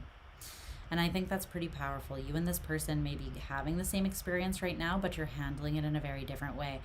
And it's interesting because on this side, the Eight of Cups, the Two of Swords, and the Three of Swords in a healthy way, that's on the side where this person walks away. They do their spiritual cleansing. They realize that they have a choice. They sit on it. They make a wise choice kind of thing. They extract what they need to, and then anything could happen. On this side, though, there's the Emperor in reverse, the Lovers, and the other Three of Swords. And this way, it's not necessarily negative. I'm seeing them still like, but this way they don't do the spiritual purge. They don't see what needs to be cleansed and they don't release it. They still eventually get to a place where they see the connection and they have gratitude for it because they know that it was love. They see you as being a divine counterpart, a soulmate. So even if they're hurting now or a bit resentful now or whatever they're feeling now, I feel like either way, they still get to a point where they see the silver lining and they have gratitude for you and for this experience no matter what. I want you to know that. Your higher self wants you to know that. This person loves you.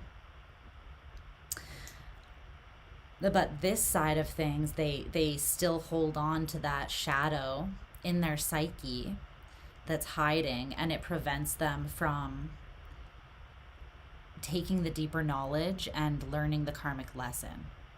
So they stay stuck in this route. And it really depends on how they choose to perceive with the Queen of Swords there.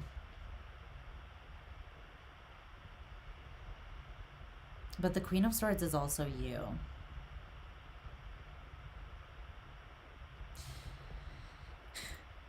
Okay, so let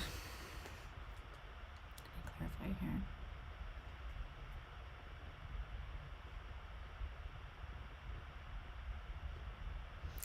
Yeah, because I also see this Three of Swords as being you, right? It's like you're having the same experience again.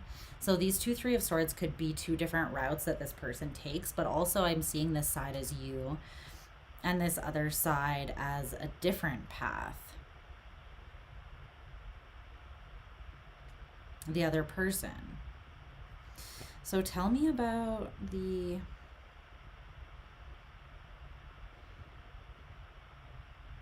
Why is this being highlighted? With the Queen of Swords in the middle.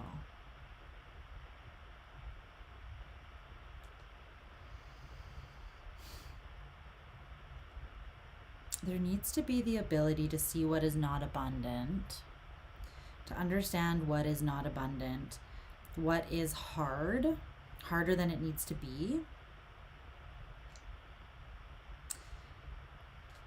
And I feel like, what is the Queen of Swords meant to see or perceive here? Because that's you. So what is Sagittarius needing to see or perceive? Okay, that was fast. Loud. Loud. So loud.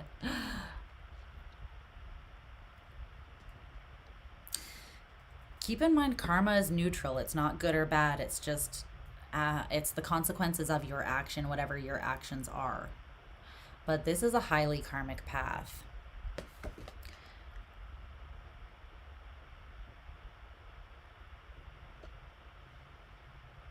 Okay, so but what about the karmic path that they're meant to see? There's a Saturnian lesson here as well. Some of you are going through your Saturn return, and this is part of it. What do they need to see about the nature of this karmic path, though? Is it meant to liberate? Like, are they meant to liberate themselves from it? Or is it something that they can... I feel like this person is a wild card in the situation, though, so it's hard for you to know. Temperance. There you are. And the Magician. I feel like by not giving more energy to this and planting seeds...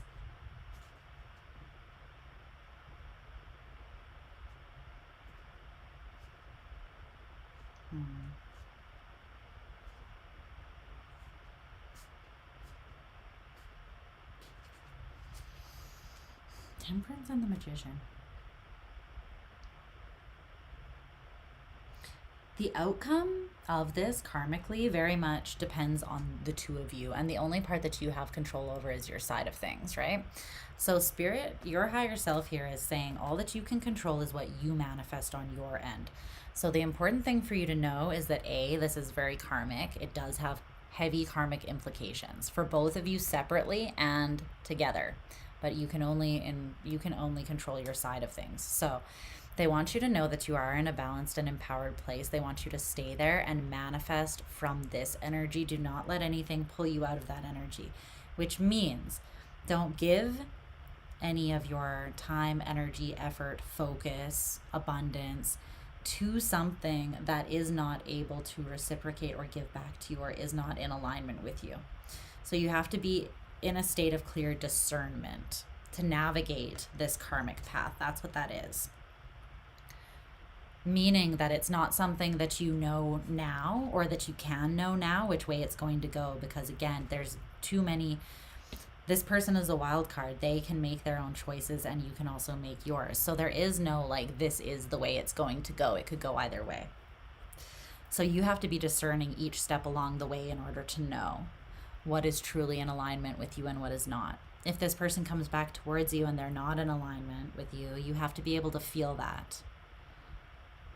Okay? That's what I've got for you, though. All right? I love you so much. They are saying, though, as well, that something very abundant is meant for you. Like, it is literally the Wheel of Fortune. It is destined for you in this life. The Ten of Pentacles, something very abundant. If you manifest from a place of insecurity and choose a path from that space, a disempowered place, right?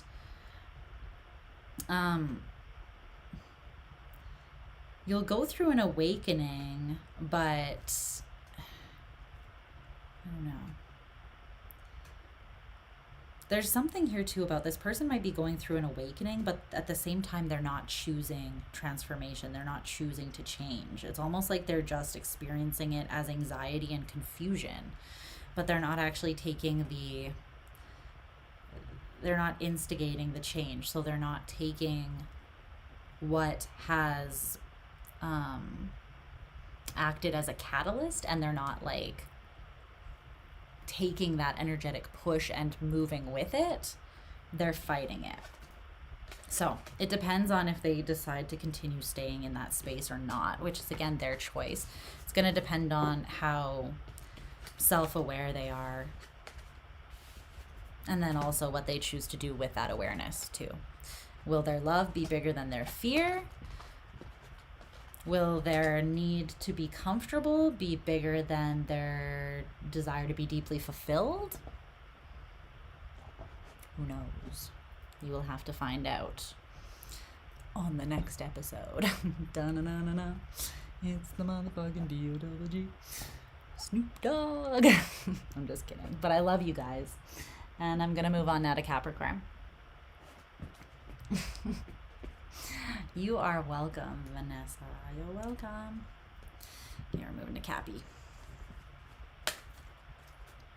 All right. Let's see here.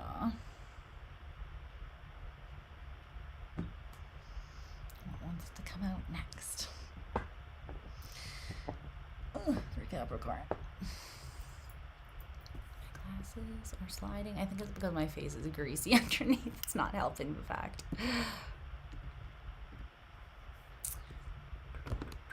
Wow. Computer just fell a little bit. Do I have like fingers or something open? I also feel like this might be a little bit.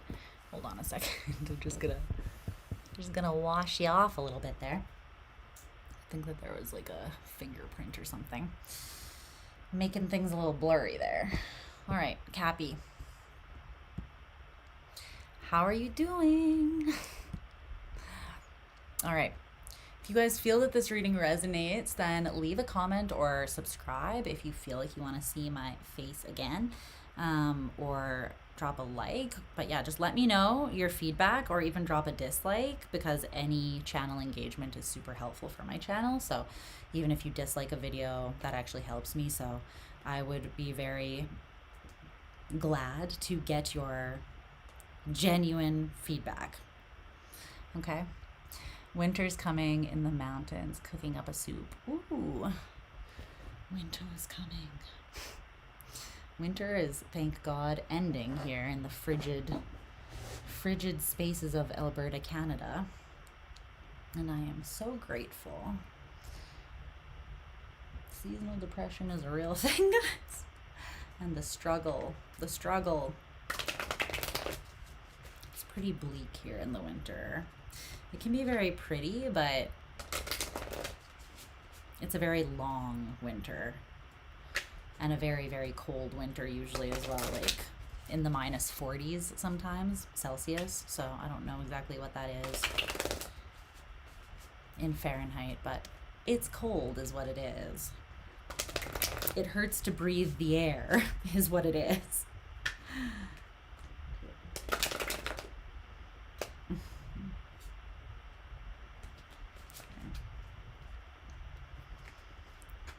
Oh, you live in Washington?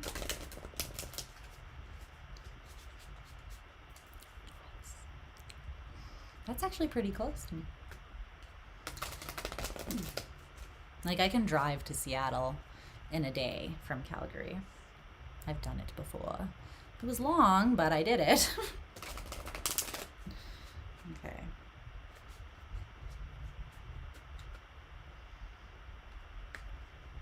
Oregon, nice.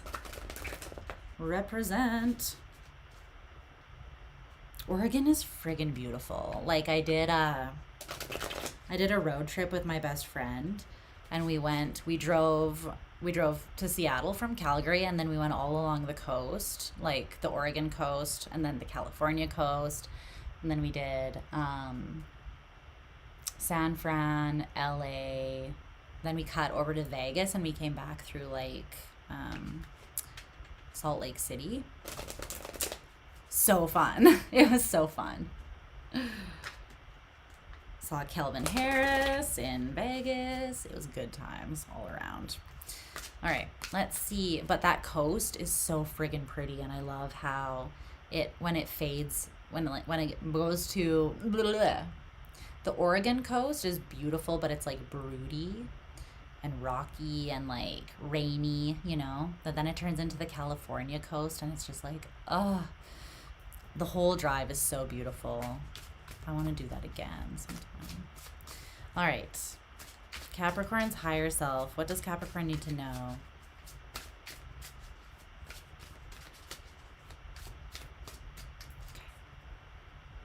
Okay. I feel like you're very invested in the past right now for some reason. Let's see what's going on though. Oh, okay, that's why. Well, thanks for just getting right to it.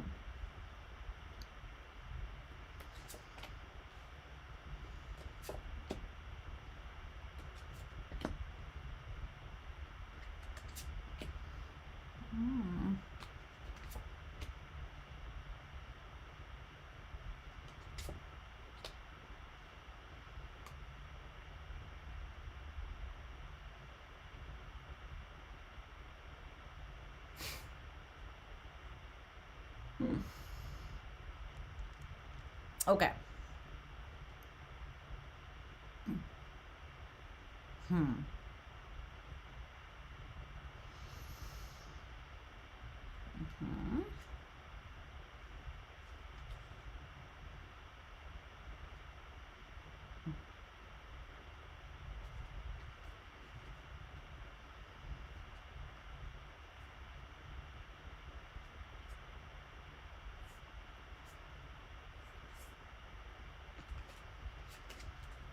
Okay. To take the train down the coast would be beautiful. Yeah. We camped too at like in this redwood forest. Like we did like a 3-week road trip. So we camped along the way. We stayed for like numerous days in each place, and it was really fun. So yeah, but I've never smelled anything that smelled better than that campground. Honestly, it smelled heavenly. It was like warm. Ugh, it smells so good. All right, let's see. Can you clarify the world there for me?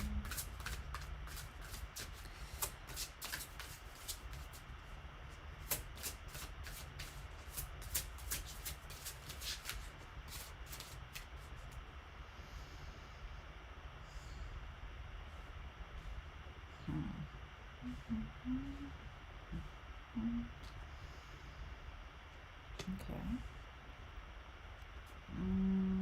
What else do I want to clarify before I start here quickly? Yeah, tell me about that.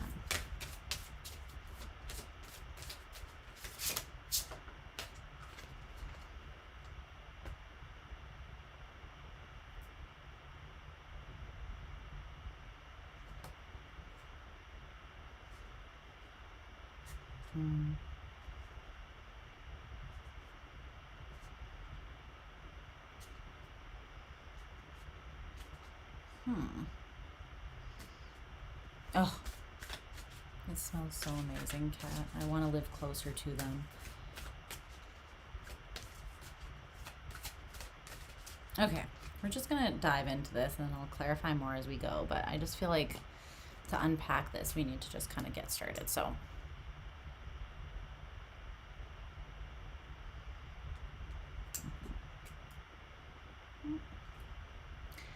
okay. Hi, Cappy. How are my sexy little devils doing? I hope you're doing incredibly well. So let's tap in here and see what's going on, what your highest self really wants you to be aware of at this time, okay? Let's see. Well, first of all, you have quite a lot of major arcanas. So, well, you have 1, 2, 3. 4 out of 9. So you've got Neptunian energy, Leo energy, Saturn energy, which is your ruler, as you know, and then Libran energy as well here. But I'm using like a 3x3 intuitive spread, so 9 cards. So what you have is the 4 of Wands, the Hanged Man, Strength, and then the Ace of Cups in reverse, the World, and the Knight of Cups, and then Justice in reverse, the Queen of Swords in reverse, and the 6 of Swords in reverse.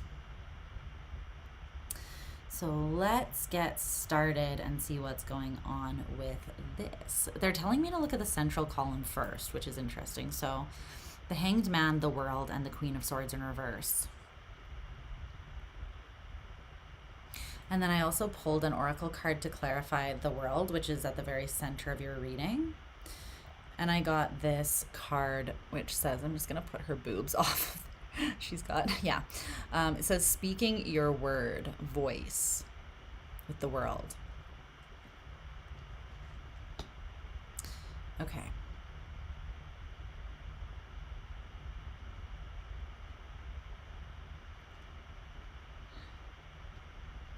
I feel like there's something that you have gained a lot of wisdom and higher perspective on, like a transcendent perspective on something, but you've gained it through the end of something, like something needed to close out some sort of cycle.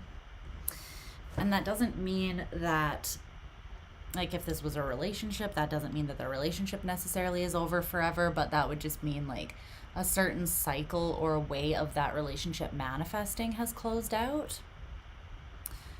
So the World doesn't always have to be the absolute closure of a cycle or of an experience or an opportunity or a relationship, but what it is the end of some sort of cycle within that thing, for sure.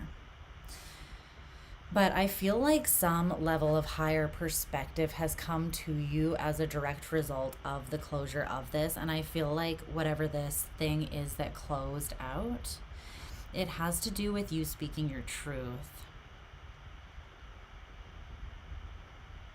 What's the Queen of Swords in reverse? Is the Queen of Swords in reverse Capricorn, first of all?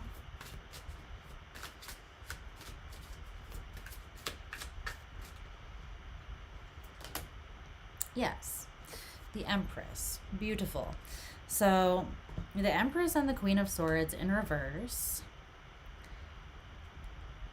And then this is at the bottom of the deck, the 10 of Pentacles in reverse. So what I'm seeing is you're the Empress. You're very abundant.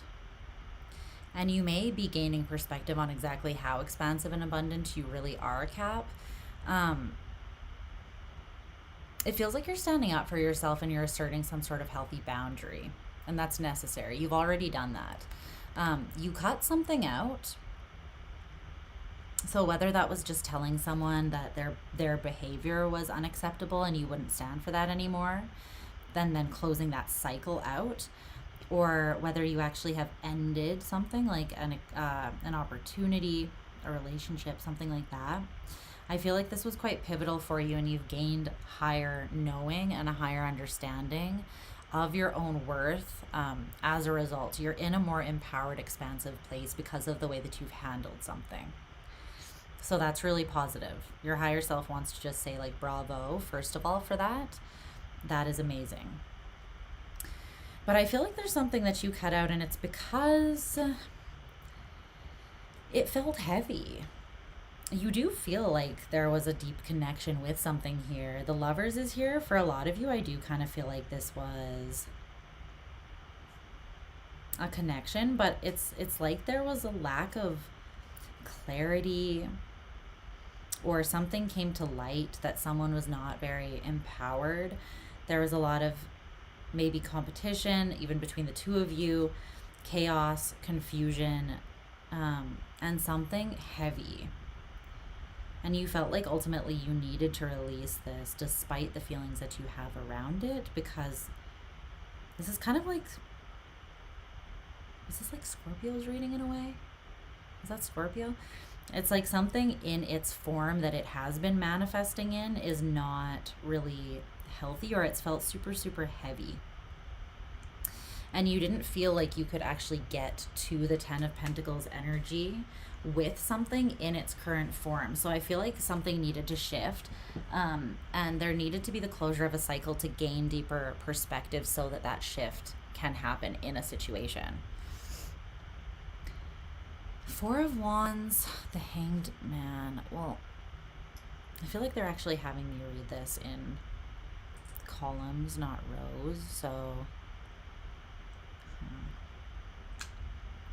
I feel like this is actually past, present, future for you guys, which is interesting. I haven't read any other groups that way with the columns, but that's how it's coming through for you. So then what I just told you would be kind of what you're currently experiencing right now. So then the past, and this could be the far past or the recent past, but is the Four of Wands, the Ace of Cups in reverse, and Justice in reverse. Okay, I'm hearing that song High Hopes by Codaline.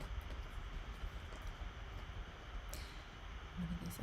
High hopes takes me back to where we started.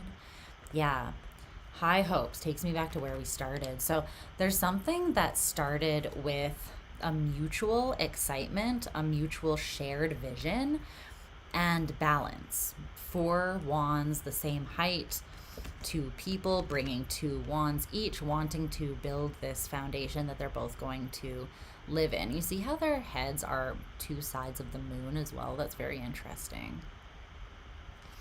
So that's how it started, with high hopes and pure intentions on both sides, it feels like. However, something disintegrated into this somehow.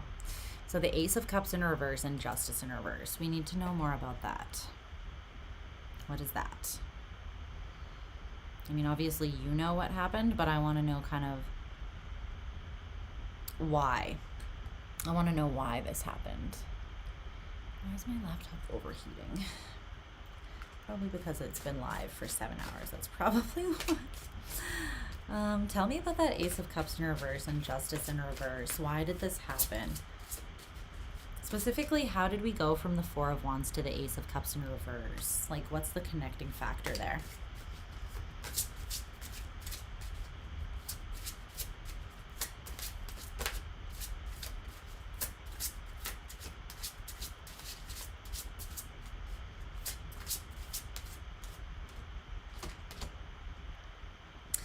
Clarity, the Mountain.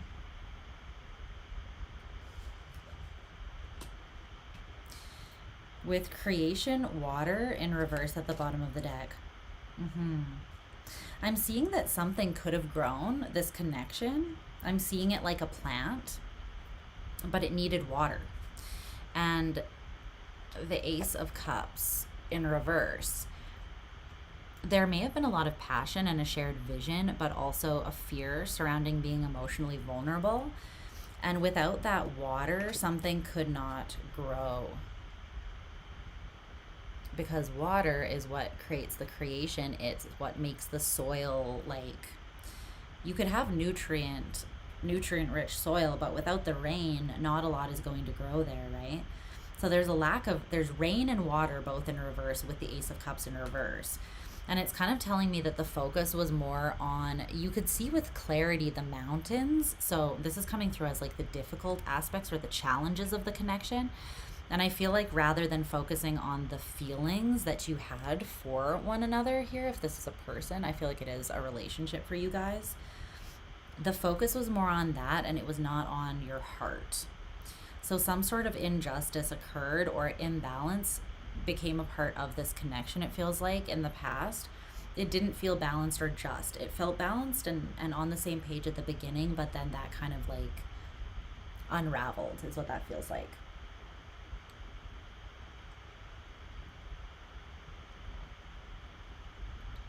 So then in the near future here, or the future, you have Strength, the Knight of Cups, and the Six of Swords in reverse.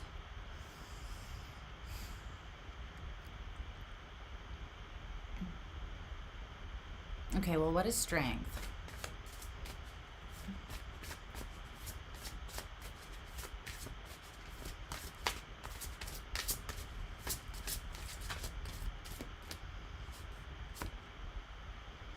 purity, ice. What's the Knight of Cups?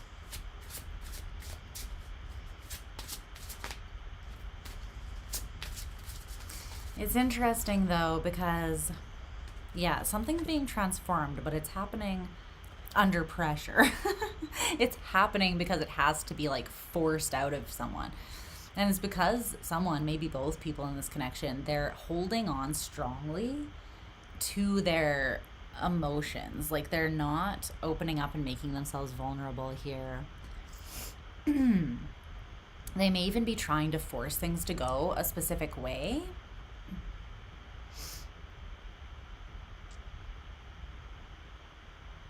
But it's interesting because water now is being brought into the equation, but it's ice, it's frozen. So it's still not flowing. You know what I mean? It's still not really in a natural form. It's in a solid form. So it's not in its natural mutable state where it can genuinely flow. So there's something, and it is pure emotion that's still coming in, purity. It's coming from a pure place. But I feel like it may still be like repressed. So someone could be coming back in strongly if they're not like, you could have closed this, created a degree of separation. But it feels like it is coming back around. It's returning, and it is coming with genuine emotion. But I feel like there's something about this emotion that's still being locked down or not fully expressed. And it's because the universe or this other person's higher self is like squeezing this transformation out of them by applying pressure. It's very much feeling like creating a pearl through constant grit. And it's like,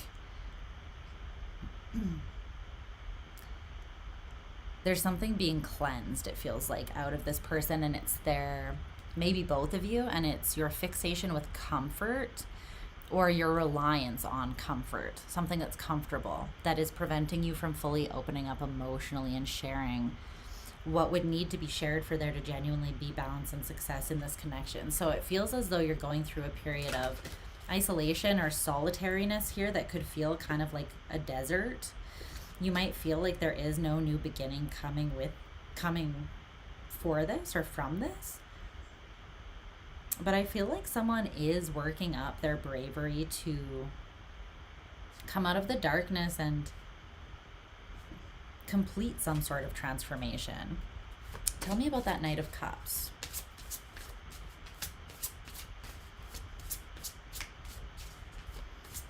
And I don't feel like you see this coming.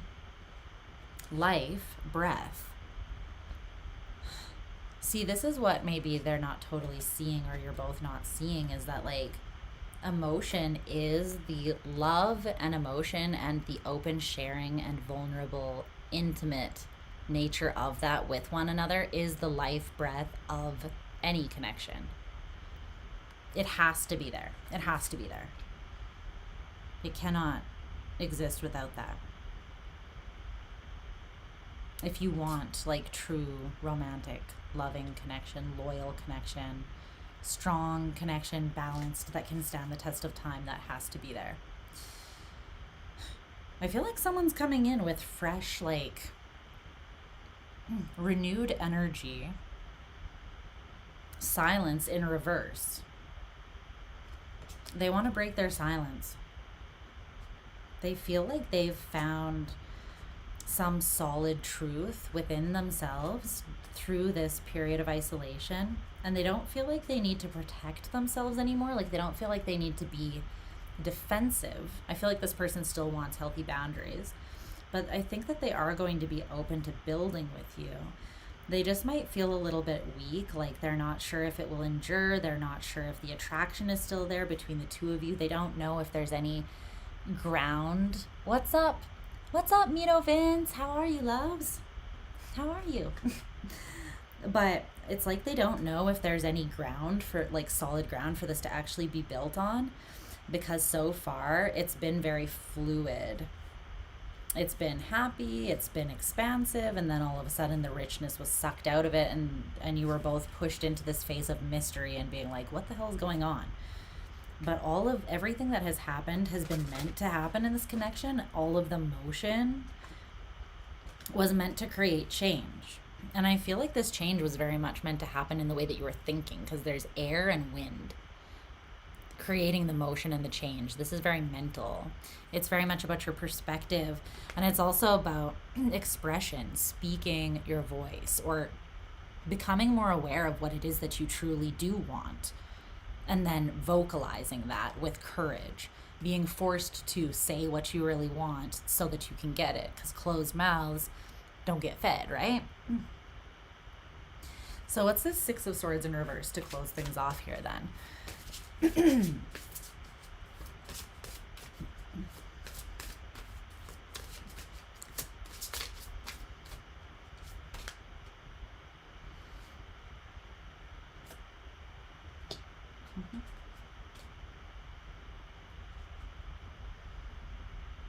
Protection, Cave in reverse.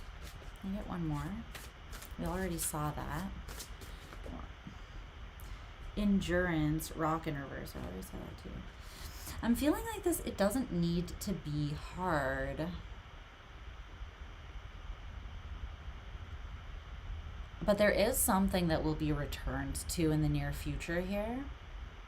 And while this person or this situation's coming back around with a little bit of hesitation, it is true. It is a pure offering. But it's going to require bravery from you to see it for what it really is. You have to have clear discernment.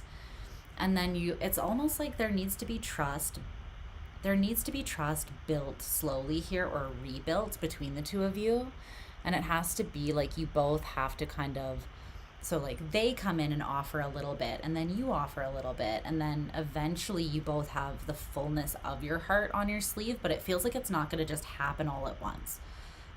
It's a journey that needs to be taken, and it hasn't been embarked on yet, because this still needs to reapproach you, and then you still have the choice of whether you're going to trust it enough to give a little bit.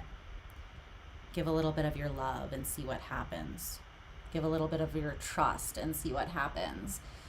The top card was sliding off the deck, and I picked it up, and it's the Two of Cups.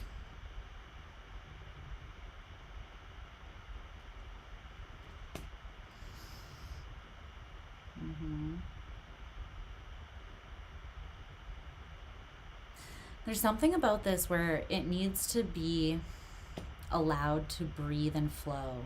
It needs to be allowed to be what it is in its natural state, without judgment, without a bunch of dictating the path and trying to like form it and mold it into something. It needs to be allowed to expand from a place of joy, not necessarily comfort and something that feels safe, but also not necessarily wildness.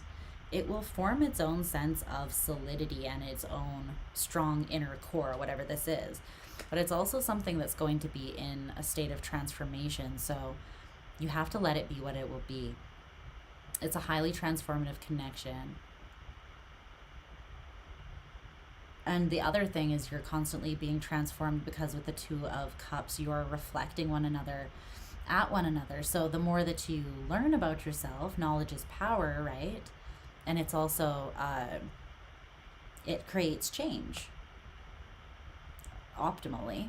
When you gain new knowledge, you use it to expand or transform, or you just integrate it, which is still alchemy and change. But there's something here where this could be a symphony. It could be very expansive. And I'm feeling like this is a beautiful symphony. Like there's something very beautiful about the music that you and this person create together when you come together and you're present, and you just experience every step of this expansion, and you just soak up the good feelings. You allow your heart to open. You allow yourself to feel. But both of you kind of have to temper yourselves, take it one step at a time, build that trust, open up at a natural pace until eventually things are flowing. But there doesn't need to be defensiveness. There just needs to be the recognition that it is what it is, and it is where it's at, right? So that's what I see. That's what I'm seeing. So we're going to move on to Aquarius. bless you for having a more straightforward reading, because I'm like, if I have another super, super intense reading, I still have a lot of energy. That's not the point, but I'm just like, bruh, it's gonna be 4 a.m. and I'm gonna be here by myself. All of you guys will have gone to bed, or maybe you'll just switch out, and the subscribers that are in the other time zones on the other side of the world will wake up and hang out with me. Oh my. But I love you so much, Capricorn, and I hope that you're doing really well. We're gonna move on to Aqua. Okay. Aquarius.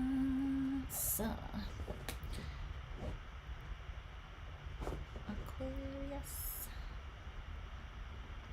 Okay. Here's your deck. Move this out of the way. Let's see what's going on. I have an Aqua Mercury. So, and my best friend, the one, Terry, the one who was in here before that said hi. He's the one that I went on that road trip with, actually. He's my bestie for life. But he's an Aquarius, and he has a Pisces Mercury, and I'm a Pisces with an Aquarius Mercury. And we just, like, get each other. Like, we just fucking get each other. Even though we are very different, it's like, but I still see how you got there. Like, we always say that we eventually get to the same place. We just take extremely different routes to get there. But it makes things exciting. Things are never boring. But I really fuck with Aquarians so hard. And I feel like it's because I do have that understanding and a really great respect for you guys. Like, I love you guys. So, well, actually, in Vedic, I am an Aquarius sun. Aww. That is so cute, Mita. Aww. I love that for us. We're connected. You just get me. Yeah. That's dope. I love that. I think it's a really cool synastry thing to have. It just feels very natural. Just like, okay, yeah, you understand me. I don't have to sift through shit to make it make sense for you. I don't have to ever over-explain myself. It's just like, you know what I'm trying to say. There you are. Okay. Titties out. Sun glowing, and or stars shining. All right. What does Aqua's highest self need them to know?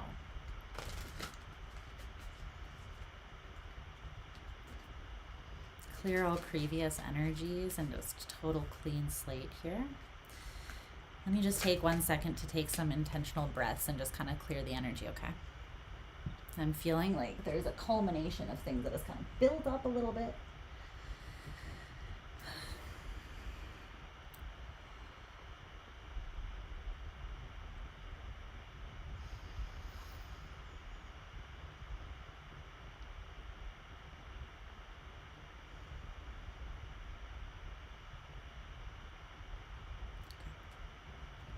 Okay, let's see.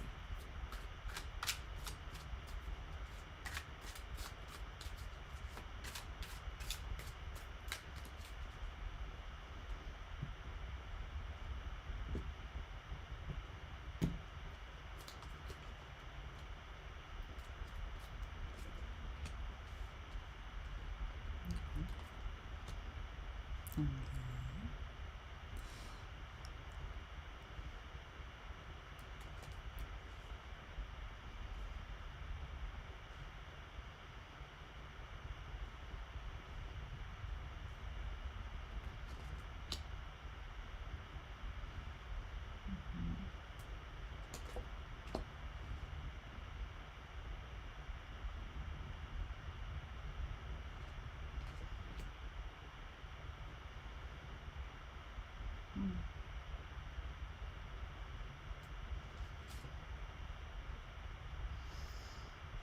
Oh, the sign still says Cappy.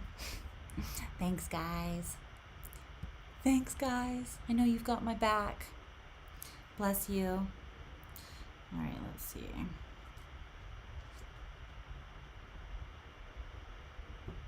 Let's see.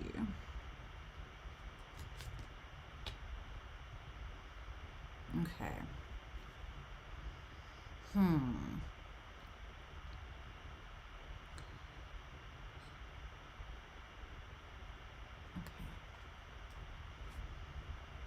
Whoa.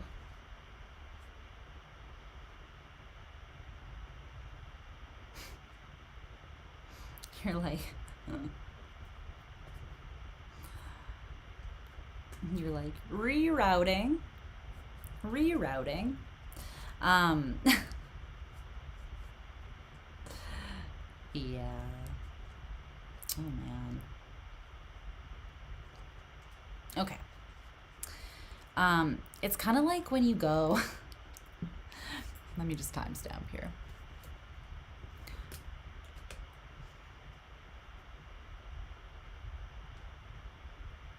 Hi, Aqua.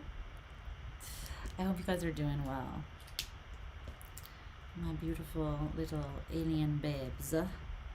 Okay, so let's just dive into this. But I feel like it's like when your nav system, you like take a wrong turn and it's like rerouting. Let's take you back. Let's get you back on course, buddy. It's kind of feeling like that. Should I? Okay. Let's see. Where are we going to start here?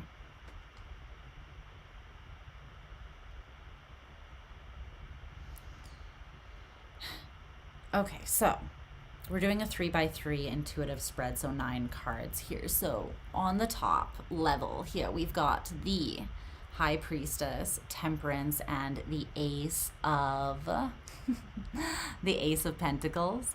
Then we have the 10 of Pentacles in reverse, the Page of Cups, and the 3 of Cups. And then we have the 9 of Cups in reverse, the 4 of Wands, and the Magician in reverse. So you've got Mercurial energy, Sagittarius energy, and also the energy of the moon here.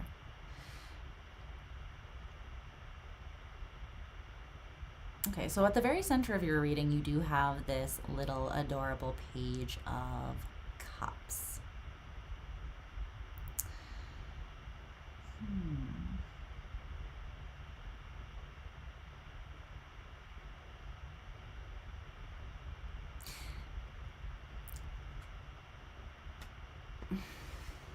Okay. Can you tell me like what the overall nature of this, like first of all, is this one main experience? Yeah, okay. Can you tell me what the overall nature of this experience is? Like the overall vibe, we need to know. The overall vibe is here.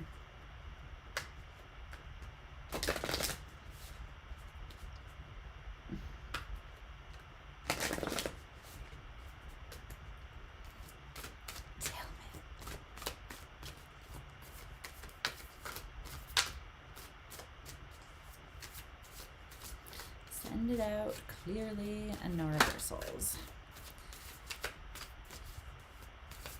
Send it out.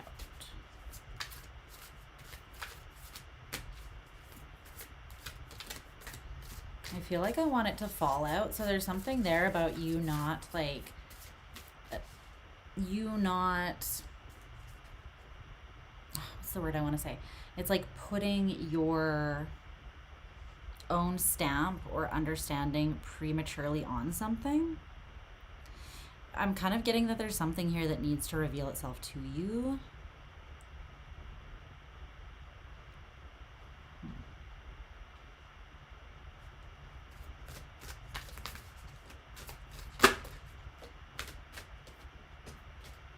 Why? Completion. Okay.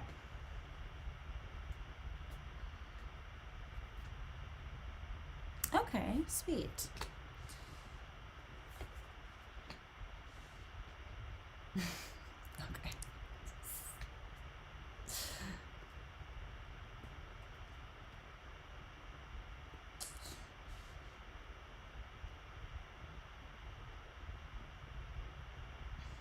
So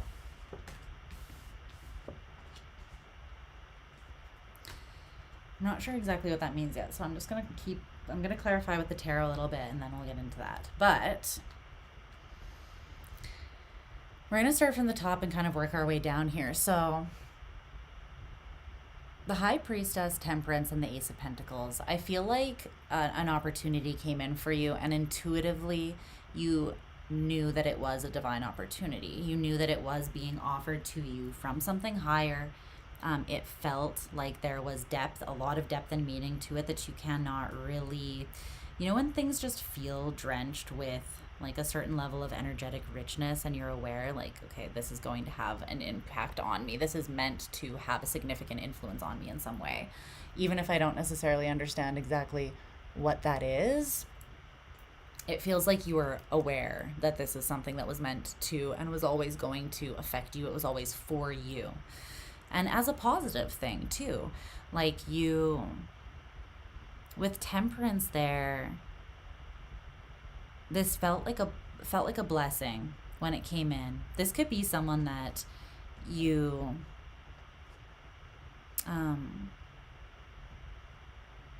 you loved very quickly, you fell for very quickly. Not like love at first sight, but pretty close. However, I feel like there was also something insecure that was still connected to you, like an insecurity that you hadn't completely recognized or resolved within yourself. But we'll get to that.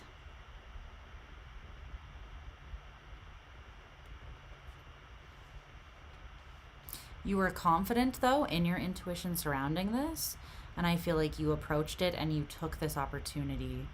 Can you tell me more about, let's see.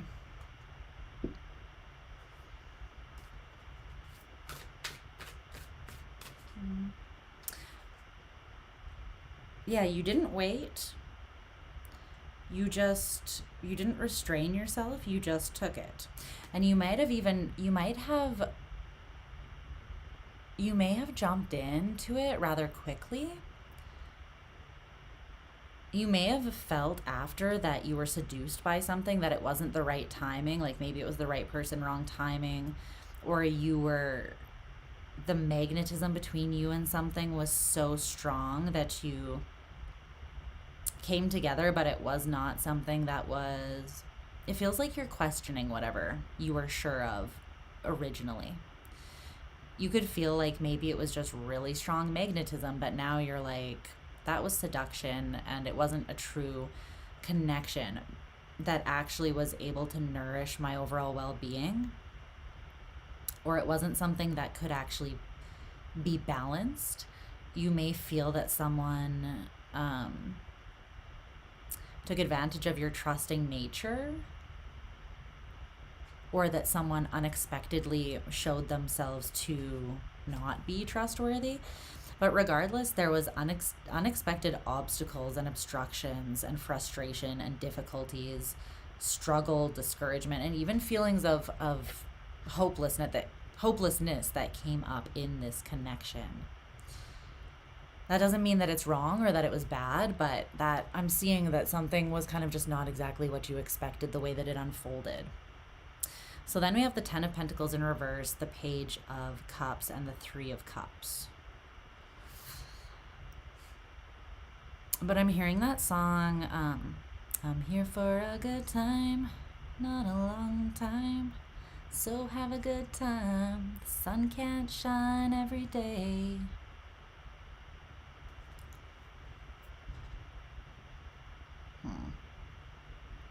And that is kind of the epitome of this, right? Something coming in and being like, hello, I'm here for a good time. Do, do, do, do, do, do.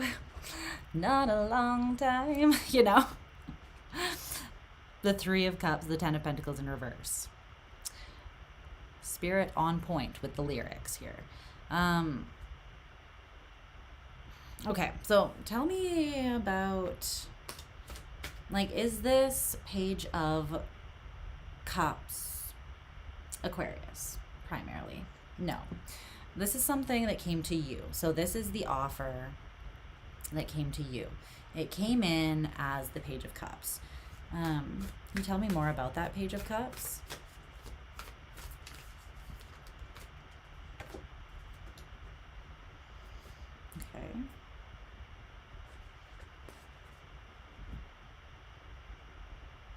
It's the card of increase. It says sharing, reaping rewards, overflow, expansion, flowering, encouragement, fertile ground, and abundance. While this came in seemingly like quite small and unassuming, it genuinely did want to experience growth and increase with you. It had good intentions, pure intentions, is what I'm seeing. So I don't think that it necessarily had the intention of only being here for a good time, not a long time. But I feel like that maybe that is the way that it ended up because of the difficulties that were unexpected that came up between the two of you. It may have been more short-lived when you were expecting it. It feels like both of you were expecting it to be long-term and to be quite abundant, to really like grow and increase and expand and bloom and blossom together. Which it still may, but I need to see.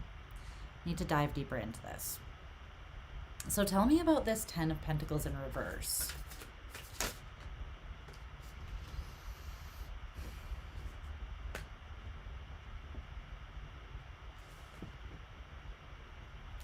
And then tell me about this 3 of Cups.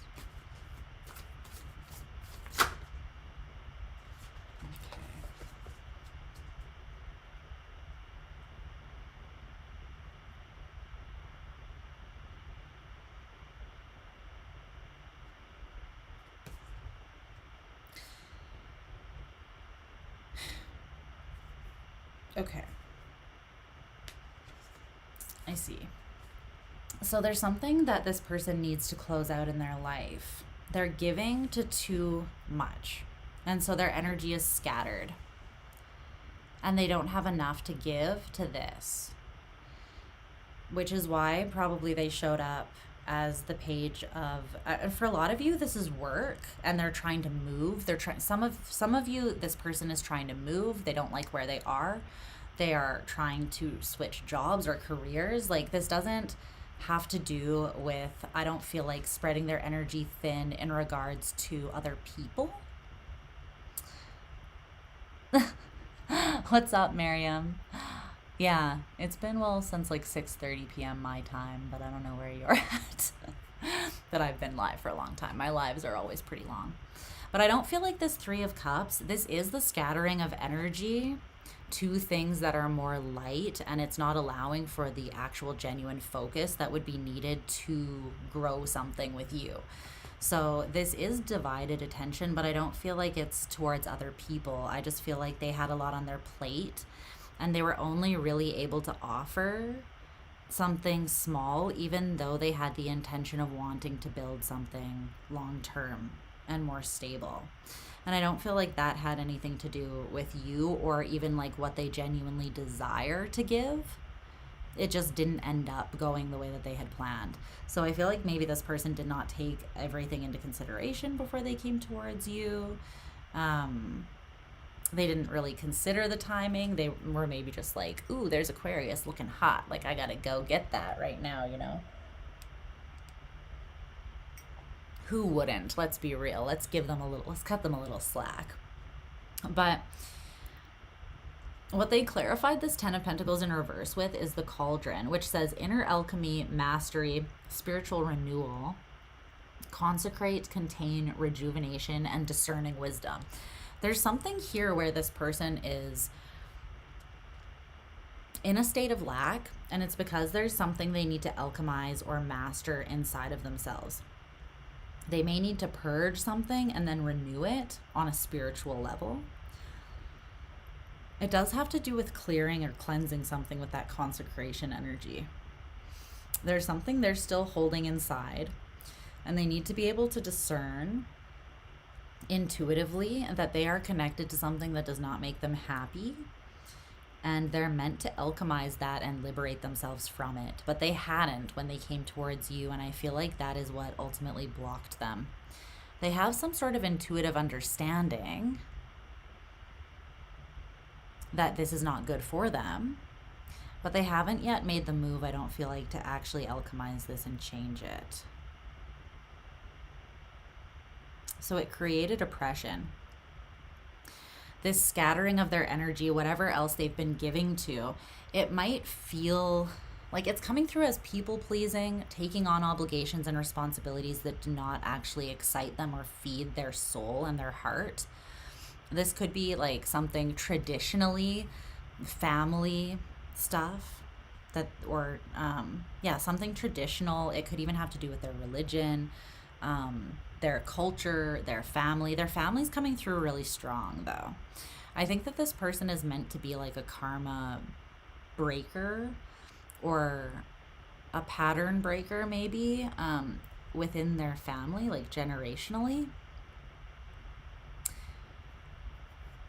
There's something that does feel quite heavy that they're carrying, though. It's very oppressive to them. It makes them feel cut off. It makes them feel restricted, exhausted, confined. Some of you, this person is actually quite, like, internally they're going through a bit of a depression, like a dark night sort of thing. But overall, this thing that they are committed to, it really depletes their resources and it leaves them with very little to offer. So it's not like to the things that they really want to build and increase in their own life. It leaves them with very little to actually give to what they want, because they're giving to something that someone else wants for them, or something that they feel obligated to that they don't truly want. It's not even necessarily something totally toxic or bad, but it's not what they want, and it's not for them. It's they're giving to something for the sake of someone else or something outside of their true desire. Okay. And this is something that they're meant to close out. It's almost like they were meant to be given this opportunity with you, to be forced to make the choice to close something out, I think. Because when I pulled the first oracle card and I asked what is the nature of this whole connection or experience, I got this card: completion, final attainment, victory, a crescendo, a job well done, perfection, peak performance, and prudence.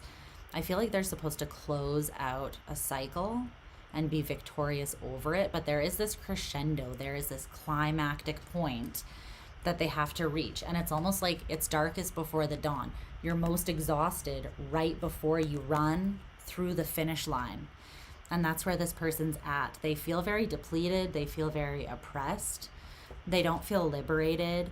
They don't feel able to tap into the abundance that they know that they are capable of and that they generally deserve and desire.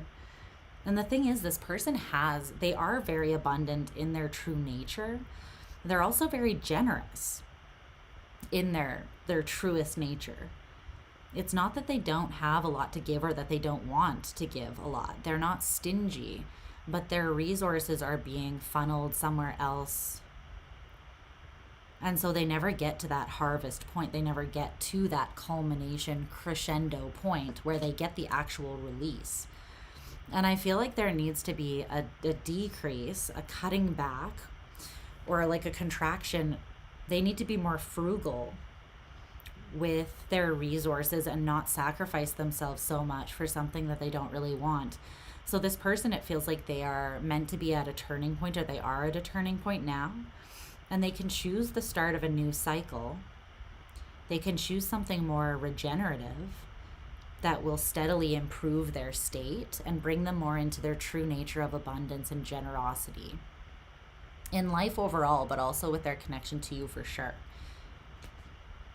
I feel like this person's meant to choose prosperity. They are meant to be prosperous in this life.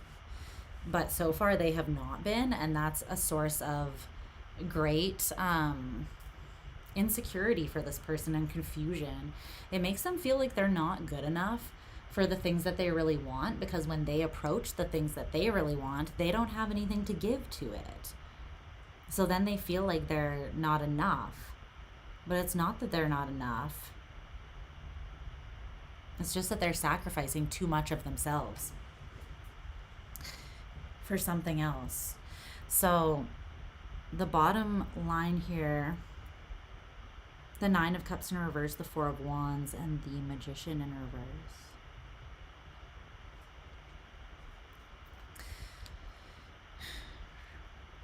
Well, the Nine of Cups in reverse, they're being asked to give that up for this Four of Wands, which is something that is,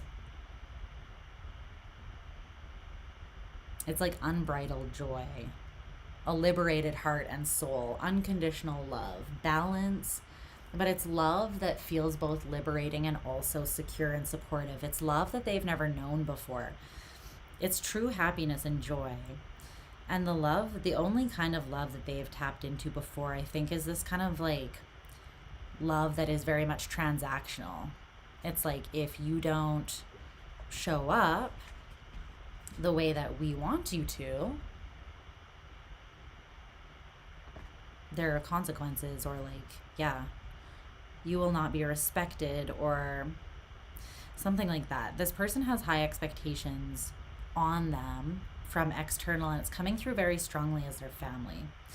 But the only problem is they have not been able to form their own strength of character, their own authority over themselves, because there's this influence, right? There's an influence that is constantly like breathing down their back, and they haven't been able to form their own self-confidence or take leadership over their own life.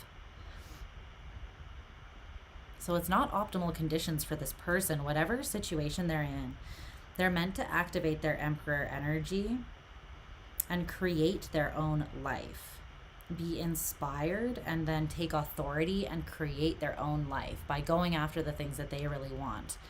And there's something about, they will always be in a state of lack and stuckness until they do that for themselves, no matter what direction they go. Okay. What's the Magician in reverse here? Making sense?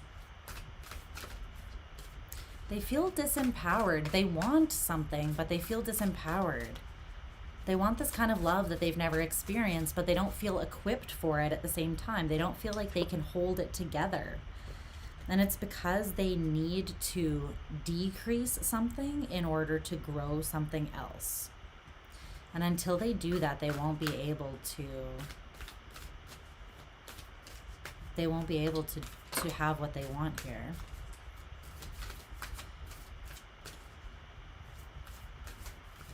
Is there anything else about the situation that we need to know here before I let Aqua go?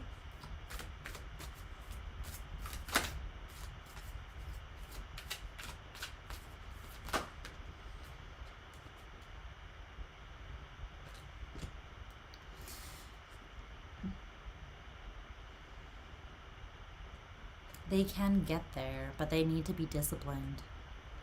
And right now they're not exerting their authority. They're not defining their own limits, right? He's not.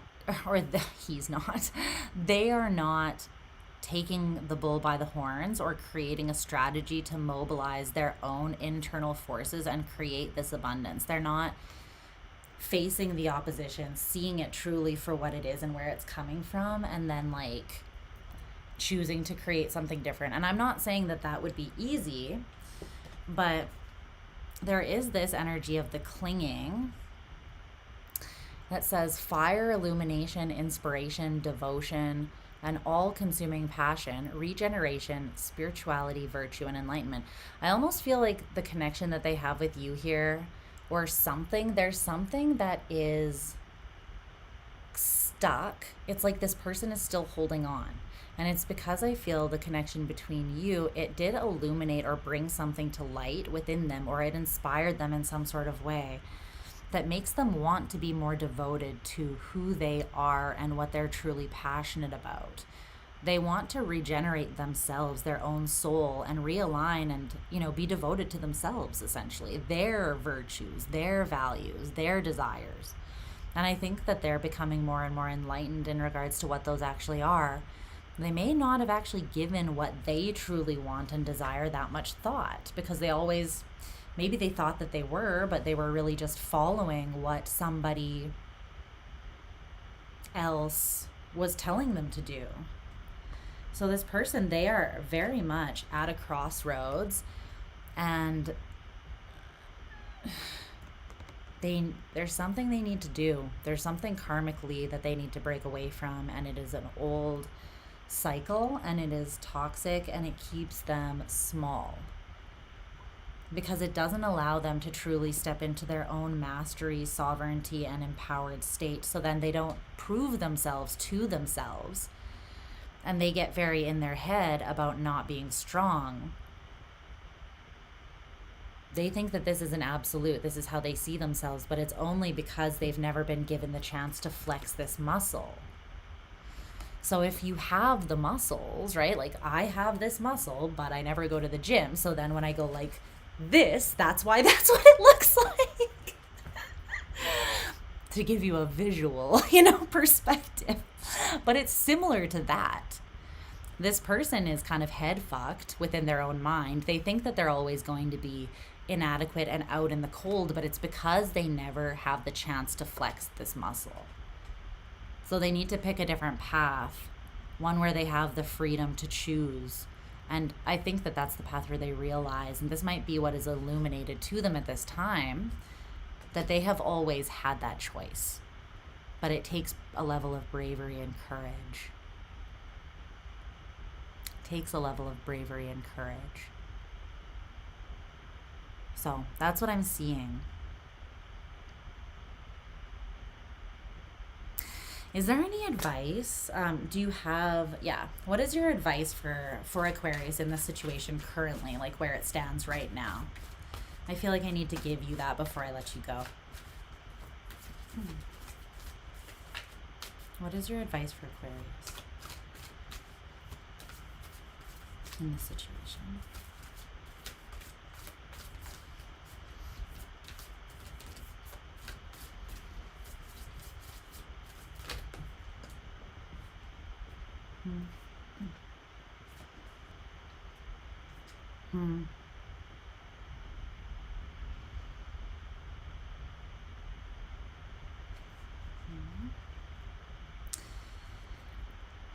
Don't lower your standards and maintain self-discipline and self-respect.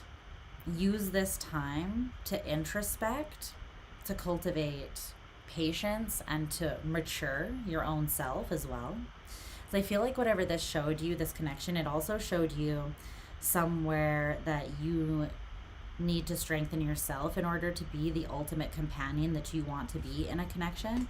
I think it has to do with how to be interdependent. So how to have shared goals and be in a connection but not lose yourself, not be codependent, not be super fixated on or like ultra focused on your independence, but also not be defensive to sharing your life with someone. It's like you need to strike a balance there. And so you got retreat, keeping still, and stand still for your advice. Things are at a standstill right now, and they are actually meant to be. You are meant to be self-disciplined and maintain your self-respect by not making a move towards this person, because they need to choose this path for themselves. It's karmic, and it's something that has to do, it doesn't really have to do with you, although you might be inspiring them to finally make this choice, or you might be the thing that made them realize that they are not really free to choose what they actually want, right? But for right now, you have retreat, a timely departure, letting go, withdrawal, reevaluation, retirement, and don't hesitate to walk away. Then you have keeping still, which says meditation, self-renewal, composure, detachment, self-acceptance, equanimity, and serenity. So this is about finding peace within yourself and not needing to move. Meditate on the situation. Again, maintain your composure. Use this as a time to take care of yourself and know yourself better and improve yourself more. And then you have standstill, though. Alienation, stalemate, stagnation, withholding, grinding to a halt, insensitivity, and mistrust. I think that's, see this for what it is. It doesn't really have anything to do with you. The reason this person's at a standstill surrounding this is not because of the opportunity. It's not that they don't want to take it. It's because they don't believe that they have what it takes to take it, and it's because they have not purged out the things that are making them feel that way yet. And I don't see anything changing in the situation until they choose to do that, okay? That's why it's meant to be a time where you are focused on yourself, all right, my loves? So that's what I see for Aqua. We're gonna move on to Pisces. Okay. Pisces. I love you, Aqua, so much. All right. Get this out of the way. Let's see. What's happening? You are welcome, love. You are so welcome. I hope that's helpful. That seems like a difficult situation, and I relate. So, you know, you're welcome. You're so welcome. Okay. Let's see.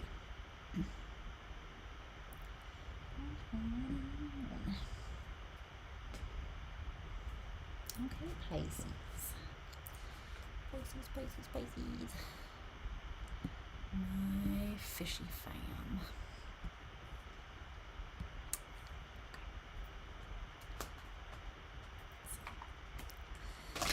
Let's clear the energy ground here and tune into Pisces' higher self, the highest self, and what Pisces' highest self wants them to know at this time for their highest and best good.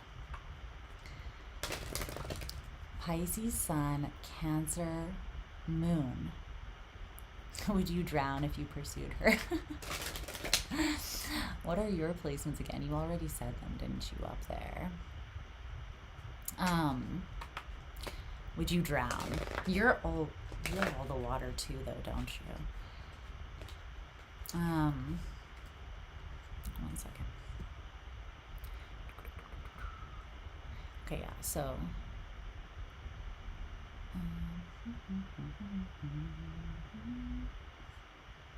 did you tell me what your placements are? I don't remember. All of them. I just remember you said you have Pisces Mercury, Aqua Sun, Cap Moon, ooh, Aries rising. I mean, I don't think anything could really drown you with that Aries rising, to be honest. Capricorn or Aqua Sun is also a very resilient. Capricorn Moon, God bless you. That is such a difficult placement. And I've had best friends who have had that placement. And I'm like, man, the struggle is real, isn't it? Isn't it? I actually think that it would balance you quite nicely, especially with the Cancer Moon and the Capricorn Moon. And I also love Pisces and Aquarians together. That's my personal take. I kind of like it. But I'd have to know their whole chart, and I'd have to know the dynamic, like whether they're toxic or healthy, balanced or not. But I don't know. I kind of fuck with it just based on the energies that you shared. Oh, Cancer Mars is difficult, though. A Pisces destroyed you. Oh, no. I apologize on behalf of us. I apologize on behalf of us.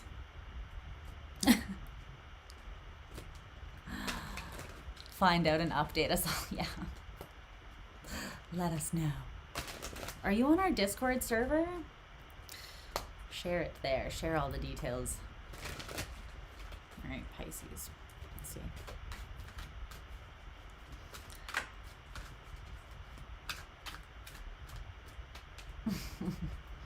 Yeah. It's hard. It's hard to love us and it's hard not to love us, you know? Sometimes. Okay. Who else had that? You are. Okay, sweet. Varying Red Beard, what's up?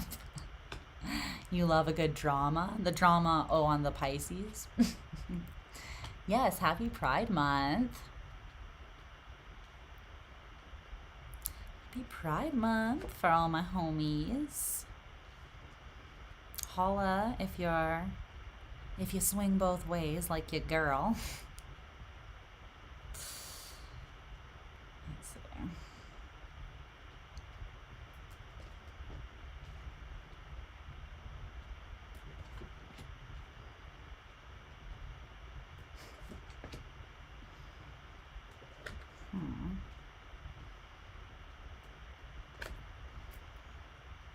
Oh, Pisces.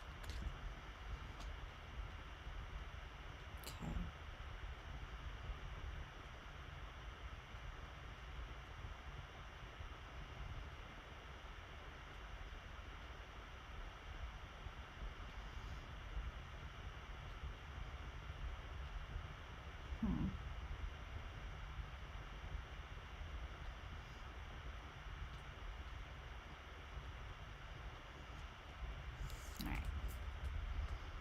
Holla. Yeah.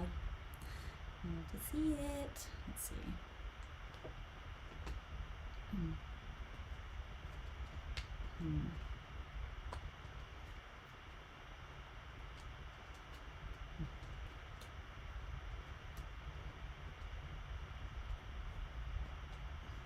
Okay.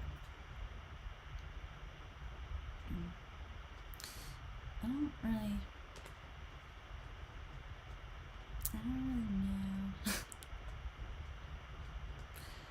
know. Okay. Well, we love all the hollas. Okay. Let's see. What's this? What's this? Yes.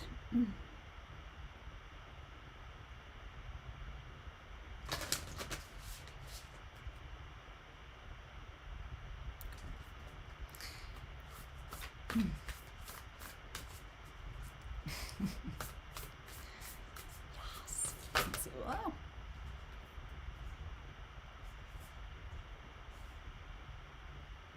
Okay.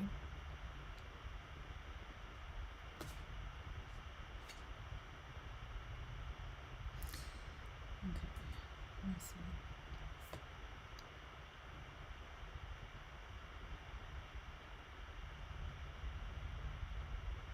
This feels like a little bit of a riddle. So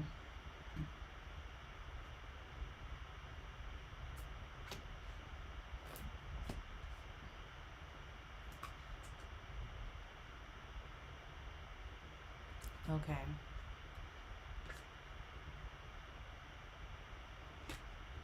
Wow.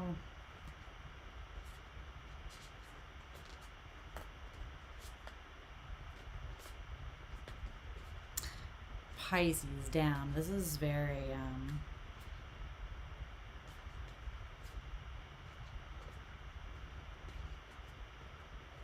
significant. Feels quite deep. Wouldn't have it any other way, would you? Yeah. There's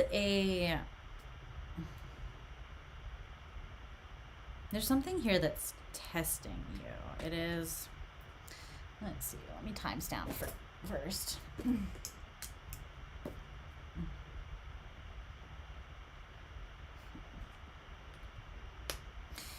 Hi, Pisces. All right, so let's see what's going on.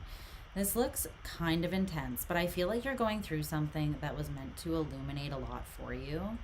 It's almost like it was meant to empty you so that you could be filled up, but it's like it's only taking something that was not built on solid ground, or it's only taking something that was taking from you, whether you realized that this was taking from you or not.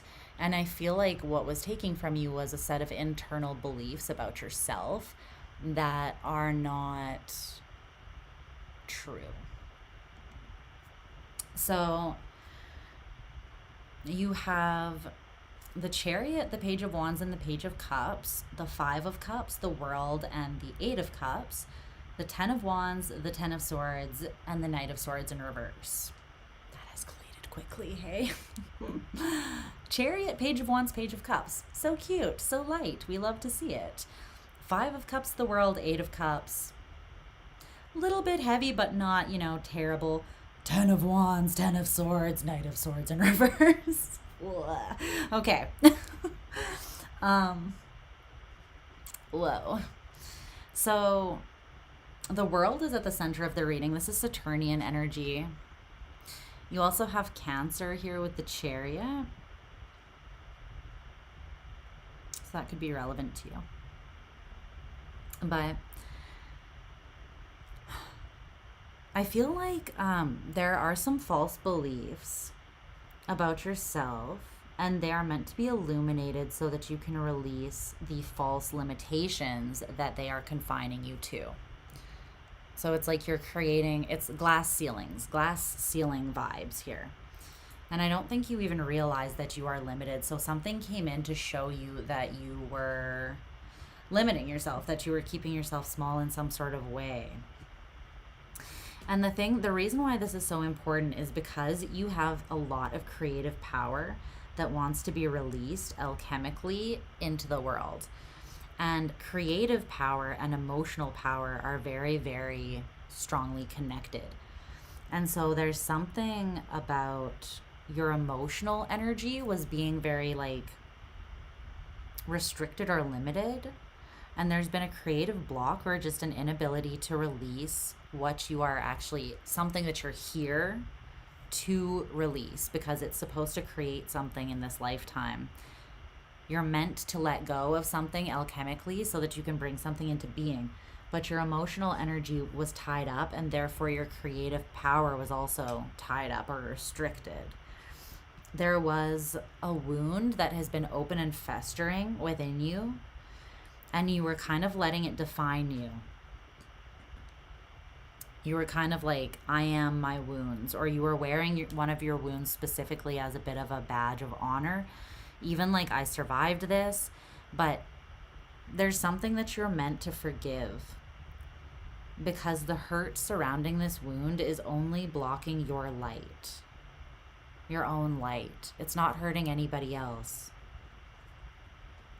So there's a level of accountability that wants to be taken here so that you can offer yourself and this world the love that you came here to offer. But there is a mask that needs to be melted away so that your true spirit self can shine through and you can move forwards.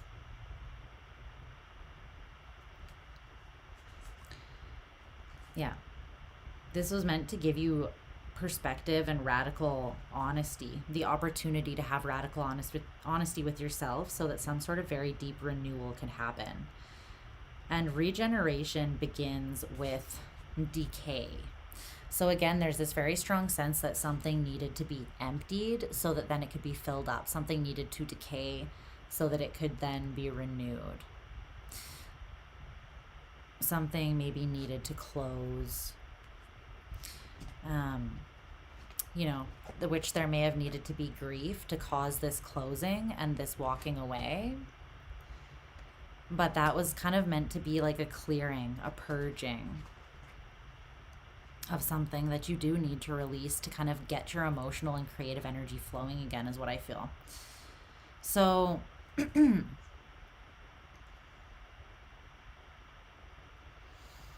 okay, wow, this is interesting how I'm seeing this. Okay, they're giving this to me. That's why I like doing this spread that's like 3x3, like the 9 card square, because they keep on showing it to me in different ways. So for you guys, they're showing me that the top row is like your higher, the way that you could approach this from a higher perspective, or like your higher self, how you could handle this difficult situation. The middle row is just like what is unfolding or what has unfolded, like the reality. And the bottom row is your lower self, or where your ego and your fear and your distortions want to come in and create that lower vibrational response to what is actually happening. So thank you, Spirit, for making that clear, because that really makes the message very, very, very clear now. So the reality of what has happened is the 5 of Cups, the world, and the 8 of Cups. There has been very real grief in a situation. Something closed, and it was a karmic closure. and then you have emotionally disconnected from whatever was unfulfilling in that situation and walked away, but I feel like it was painful. However, I feel like overall you've been pretty balanced throughout this process, because the card that came out to clarify that middle row is this one, number 9, responding, not reacting. The only control we have is how we respond to the hand we are dealt.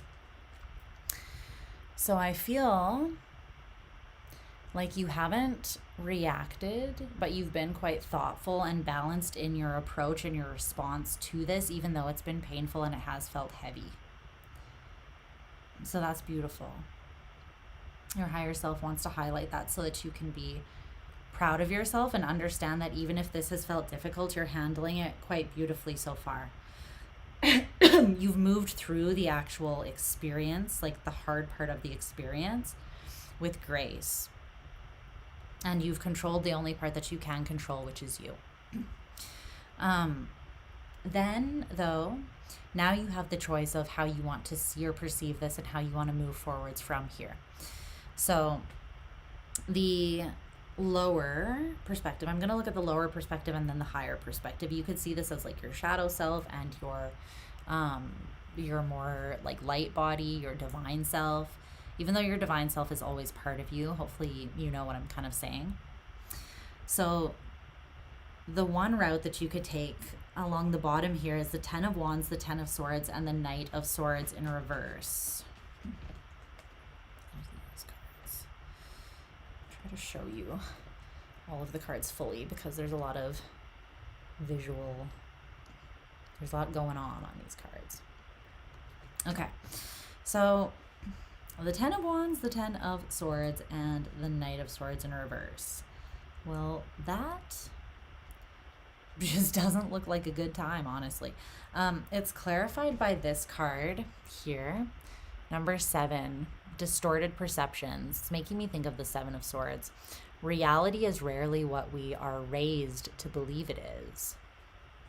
So again, this is like there is a distorted perception within you that came a long time before whatever this ending is that has happened here.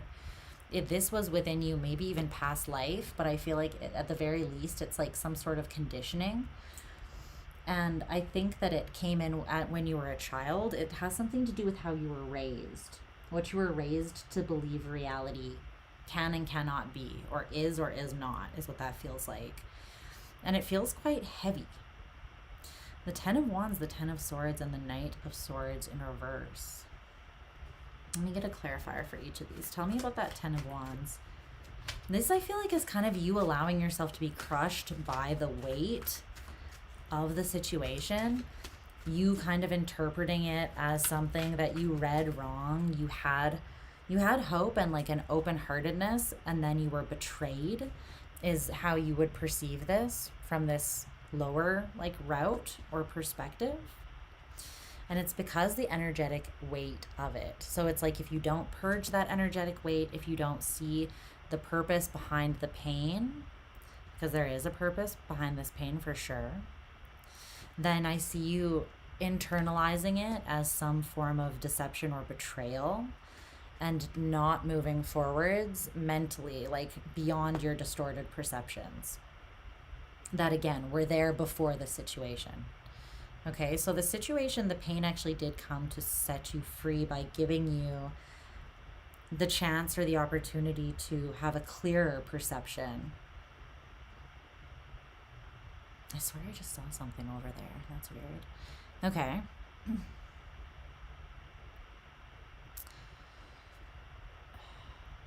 The higher perspective here, the Chariot, the Page of Wands, and the Page of Cups. This is your higher self's path that they would choose to take. It's interesting because you see, oh no, that's not what she's doing. 2 pages though. And that top row is clarified by this card, number 24, emptied. And it says the ending and beginning lie at either side of the same door. So it's like understanding that only emptiness gives way to true fullness, right? Because only what is empty can actually be filled up. Death leads to life. Decay leads to renewal, right? You guys see this little, very tiny little moth that's just floating around here? Okay.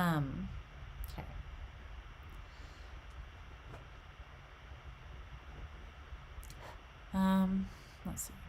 I tried to go in my coffee. Bitch, I will kill you. So, the Chariot. What's up, Sharon? Tell me about the Chariot.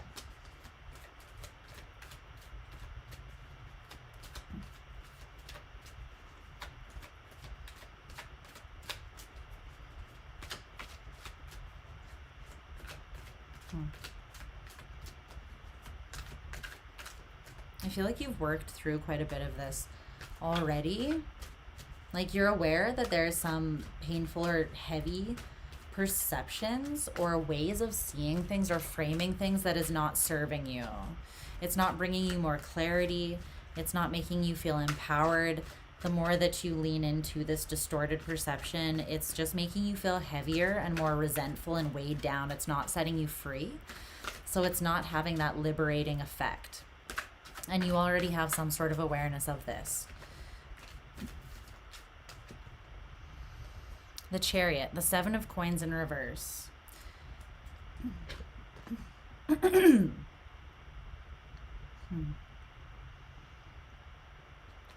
Yeah. This is beautiful. Honestly, I feel that you are being aligned with your higher path, with your North Node, with your something that's quite integral to your purpose in this life. And I think it's quite beautiful. This, yeah, I just got, can you guys see this? I just got goosebumps. My hairs are all standing up. So I feel like there's something to that. But the wow, okay. It's too many. The Queen of Cups. Okay. The Chariot was clarified here by this 7 of Coins in reverse. So it's like, don't invest anymore into those distorted perceptions or anything that feels like it's weighing you down or causing you more pain. Just, the Chariot is realigning with your emotional truth and then putting the whole strength of your will behind that and allowing it to propel you forwards. So again, this is a hell of a lot of energy, right? It's a lot of emotional energy. And this looks heavy if you don't understand alchemy. But if you understand alchemy, then you could perceive this as a slingshot, an energetic slingshot.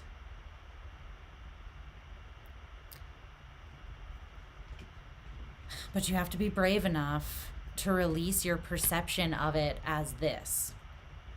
In order to allow it to alchemize into something different, you have to stop seeing it as grief and heaviness and deception and betrayal and something that is weighing you down. You have to let it reveal itself as something other than that to you so that you can move through it and transform it. So release anything that is giving to this current perspective of it. Try to just wipe the slate clean and have no assumptions about what this is and allow it to reveal itself in its true form to you, what it wants to be turned into or how it wants to work for you. So it's not something that happened to you, it's something that happened for you, and you want to open yourself up to understanding how. Okay? And then we've got the Page of Wands clarified by the Magician. So from that point, you're going to adopt this childlike sense of wonder and hope, a hopefulness. You're going to send your dreams out into the universe with hope.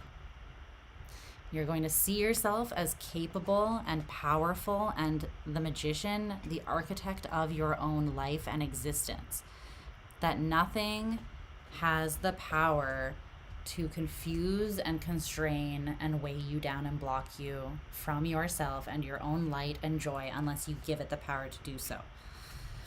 So you want to reconnect with that purity, so that you are tuned into your power again and your connection to all things there with the Magician. But you want to be expressing from that pure place within you where you're very connected to spirit, your spirit, source, the things that inspire you and bring you that simple pleasure, simple joys. And there's also a strong energy of presence, being in the now, in the moment, not sucked into the past, depressed about the past, not having anxiety about the future, and just being in the now. And then you have the Page of Cups and the Sun in reverse. This is allowing yourself to be empty and allowing yourself to, I'm seeing the Sun in reverse as the unknown. What does not have light shed on it yet? The thing is that it is the sun. It is going to take form as the sun, something that brings you so much joy, and you will have manifested it. You've already manifested the opportunity for it, but it's not totally showing up for you yet because there's a level of surrender and faith that Spirit wants you to have. And isn't that just the most Piscean thing in the world, right? They want you to here unleash that creative and emotional energy and pour it into the void. Pour it into the unknown and trust and have faith that it will be returned to you in the perfect form. That if you allow yourself to be emptied of these things that are honestly not serving you anyways, right? They're not doing you any good to hold on to them anyways. Then a lot of really beautiful things will come back to you. Okay? So is there any final message that you have for Pisces before I let them go? That was beautiful. And honestly, that was very short as well. That was relatively short anyways. But it came through really clear once they told me, like, this is the higher route and this is the more, like, difficult route that you could take. Some of you even chose to take this more difficult route first. And that is what really drew your attention to these distorted perceptions. It's like you had to put yourself, you had to learn the hard way, so to speak. You had to fuck around and find out. Where am I fuck around and find out people that have to learn lessons the hard way? Woo! But some of you indulged in this a little bit. And then you're like, this is only confusing the absolute hell out of me and stealing my personal empowerment and sovereignty. It's making me feel attacked. It's making me feel like I am taking on a bunch of energy that is maybe not my own. It is making me... yeah, it's making me confused, stagnant, depressed, distorted. I don't know what's up and what's down. I don't know what I believe. And then I think that you came to the realization that nothing can make you feel that way. Nothing external can make you feel that way. Nothing external can make you feel anyway, unless you give it the power. So you realize that this was actually coming from your own amplification of your own distorted perceptions. And then now you're kind of looking at the situation differently, looking for a different way to deal with it. And I feel like this higher path is now the way that you're going to approach that, or the way that you want to approach that. And that's okay. It's okay if you rerouting, you know, it's like, it's all right if you took that other path and you had to learn that way first. Everybody's journey is different. Some people be like that, and I'm one of them. So, you know, I definitely understand and I have grace for those people because I get it. So yeah, any final piece of advice for Pisces, or is that their message?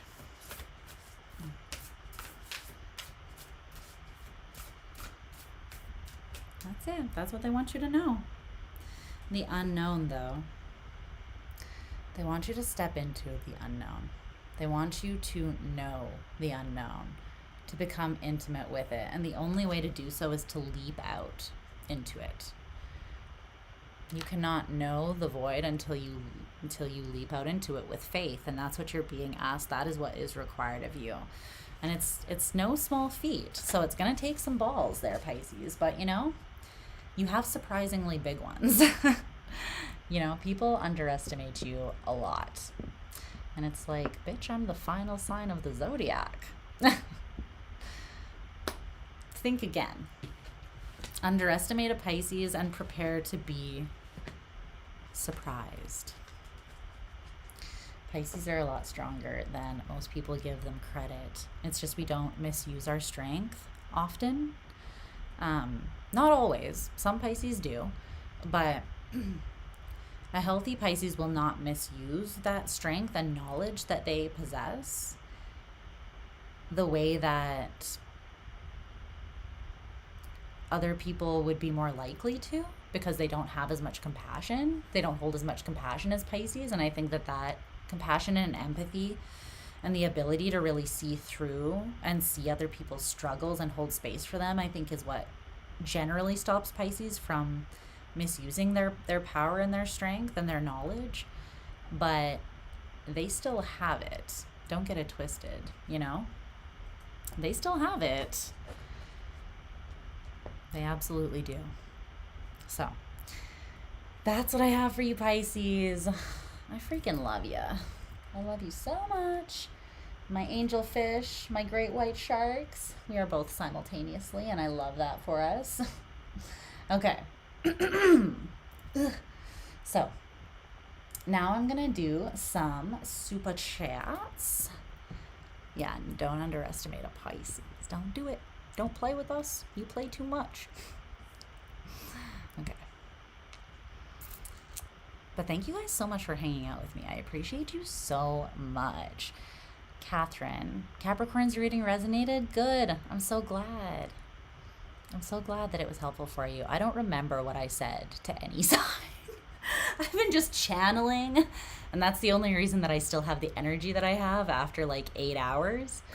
Because I just be channeling and not really using my conscious mind all that much. And that's the only way that I can actually get through it. Pacing things. Oh, yeah. Yes. Taking it slow and one step at a time and just being with it as it is now. Yeah, there's definitely power to that. Okay, how many... Yes. Yeah.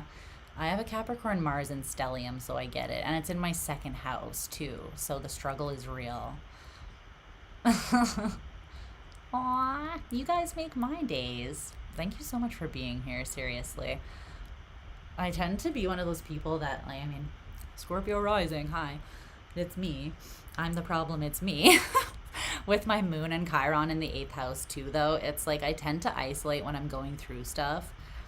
It doesn't even have to be bad stuff, but if there's a lot on my plate, I tend to isolate, and I'm like, I don't want to be a burden to other people, or my energy's not perfect enough to like, or uplifting enough to share with everybody. But I feel like really it's just the openness and the intent that is more what counts. And I find, honestly, you guys are so incredibly healing to me. You show me so much about myself, and you help me trust, you help me trust, you help me heal, you help me see and believe in the goodness in life that trauma has kind of like made it difficult for me to trust in and see and recognize. Yeah, you guys have given me so much, so much, and I'm so grateful for you. So thank you truly for being here. I appreciate you more than you know. Okay. Thank you, Catherine, for that. So let me just see here. Let me look at... I have to go out of this main chat for 1 second just to look at the super chats that are on a little different thing here. So give me 1 second. I'm just going to write down the names here. So there's Lydia, so that I can timestamp. But if you guys are leaving now, since the main reading is done, you're welcome to hang out, by the way. And you can sometimes... if there is a super chat question that resonates with you, like you feel that you may be in a similar situation, the answer or the message might still be for you. It might resonate with you. So feel free to stick around if you want for this part, but you don't have to, obviously. Thank you for sharing your energy with me, trusting me with it. And yeah, you're welcome to hang out, but I am going to move into super chats now. So if this is where you leave me, then I'm sending you so much love, and I will talk to you again very soon. I'll catch you on the next one. Thank you for being here. Okay, so Lydia times 2. And then Eunice didn't ask a question, but she sent $10. Thank you so much, my love. Rach here and Catherine. Okay, that's not as many as I thought, so that's actually somewhat helpful. And then Catherine.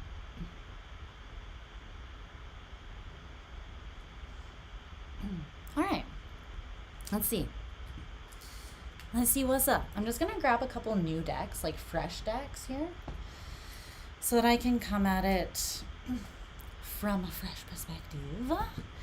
Just give me one moment to just walk over to the desk here, to my cupboard, and grab something. Keenaz, you're welcome, love. You're welcome. Kindness does matter. Yes, you are absolutely correct about that. Love and kindness without expectation may be like the greatest force on earth, or maybe I'm just a Pisces, but you know, I think I'm onto something personally. Thank you, Underdog. I appreciate you. I'm gonna look at your channel later too and check you out, but I really appreciate you shouting me out on your channel. That is so, I really appreciate that. Thank you. Okay.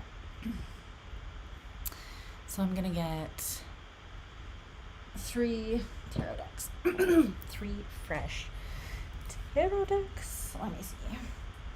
Oh man, yeah, I need to stretch my legs a little bit here. Let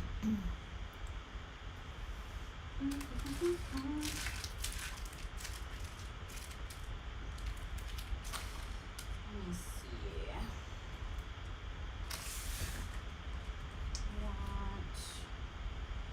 This one.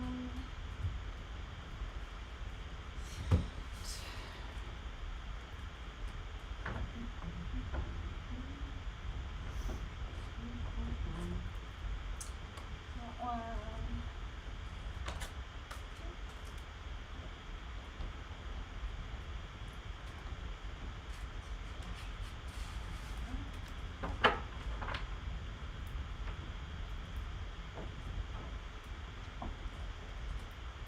Okay.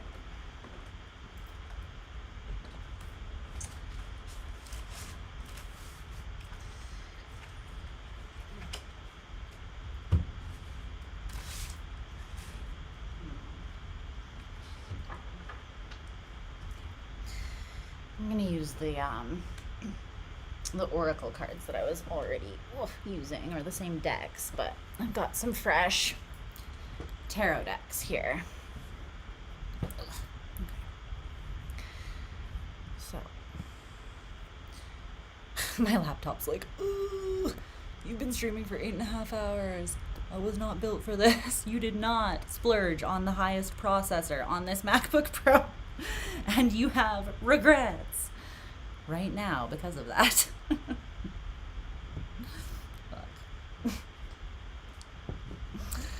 You know, you live and you learn, right? Okay. I'm gonna use Big Mama, which is the oracle deck that I created. Yeah, I think I'm actually just gonna use that oracle deck exclusively for you guys here for the super chats. So Lydia, let's get into it. What's coming up for work and career? Is there a new offer soon? And then is there anything coming up in love? Is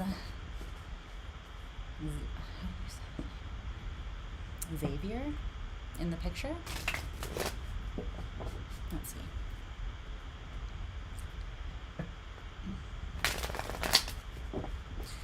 so tune me into Lydia's energy here, Spirit.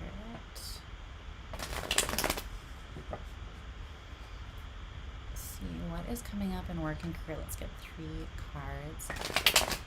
And then what's coming up in love? We'll get 3 cards and 1 more to see if this particular love interest is going to be in the picture. So let's see. All right, let's timestamp. And I've given a little shuffle there. Why is this tiny little moth bothering me? 8:24.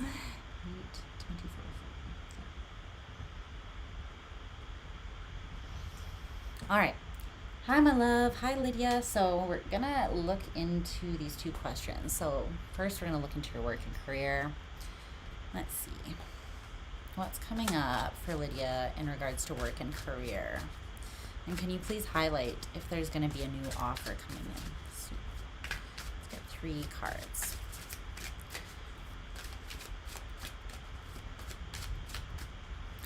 Work and career. The Ace of Swords, the 2 of Pentacles, whoa, in reverse. And the 3 of Cups, yeah. I think that there is going to be a reason to celebrate here. You're going to make a choice and you're going to be very happy about it. If you felt like your old workplace was a little bit toxic, yeah, I do see a new opportunity coming in for you, and it's something that I don't actually see you seeing coming. So stay on your toes, keep on your toes here. But I feel like your past job, it didn't compensate you as much as it should have. It's like it wasn't a true reflection of your value. And I think that this Ace of Swords actually represents you seeing your value more clearly. And then because you see your value more clearly, the universe is going to give you a new opportunity. And you're going to choose it and be very pleased with it. This is going to be a community that you feel like really gets you a lot more than whatever your past job was. And again, it's like something truly gets you and sees your value and your worth and then is able to compensate you accordingly, which is, you know, optimal. We love that. Okay, let's look at love. Let's focus more on love because that was very clear cut, honestly. I don't even need to pull an oracle card for that. We'll save the juiciness for your love reading here. Okay, so what is happening for Lydia in regards to love, her love life? What's coming up in love in the near future? Okay, I want it to fall out.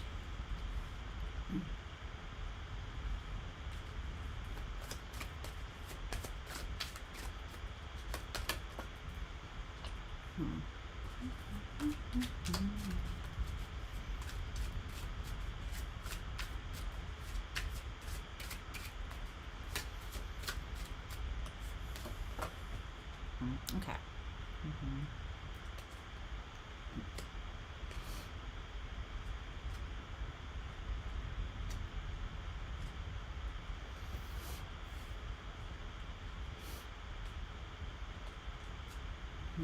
Okay. I feel like that there is something here. Well, okay, is this Lydia? No. That's kind of what I thought. So this whole path is, yeah. I feel like right now in regards to love, is this a Xavier? Yeah, okay.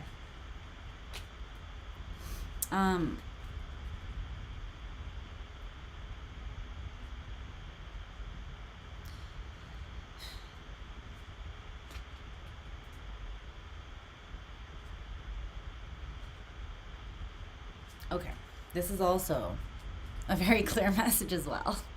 I want to get an oracle card though. Like, can you just tell me what the general vibe is, like why this is the case here, why that's the energy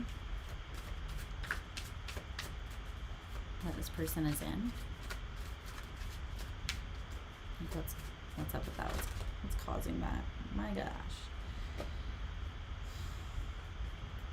Okay.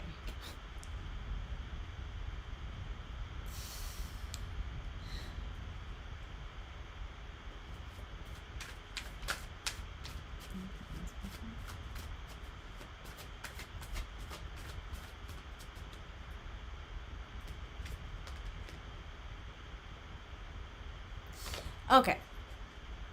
So in regards to love, what I see here is that you do still have an emotional connection to Xavier, which obviously you know because you're asking if he is in the picture. And I'm seeing that he is in the picture, but also kind of not. I feel like he's going to come back towards you. But like he's not really sharing his cup, he's drinking from it. He might come in with like from more of a sexual or passionate place, a lot of inspiration, but not a lot of emotional intimacy, vulnerability, or depth, honestly.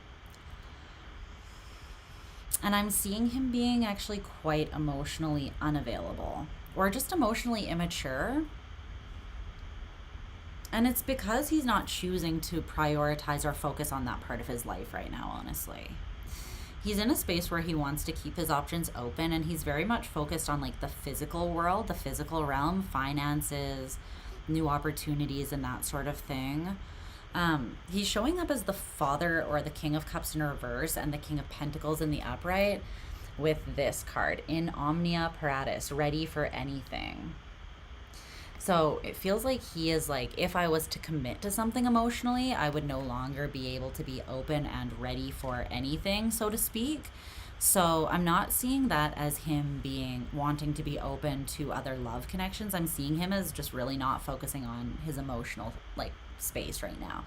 I'm not seeing that as being a priority or something that he's giving too seriously. I think that he is open to casual interactions that kind of like feed him and his desires, but not really giving anything else of substance at this point in time. It's because there's some healing that really needs to happen with him, and he's not doing the work to make that perspective shift take place. With the Star in reverse and the Six of Swords in reverse, this is double Aquarian energy. This is Mercury in Aquarius, and this is just Aquarius, so that could be significant. I don't know what his sign is, or yeah, but that energy feels significant there. He's being asked to heal, and it's a perspective shift. It could be that he doesn't think he can have both things at once.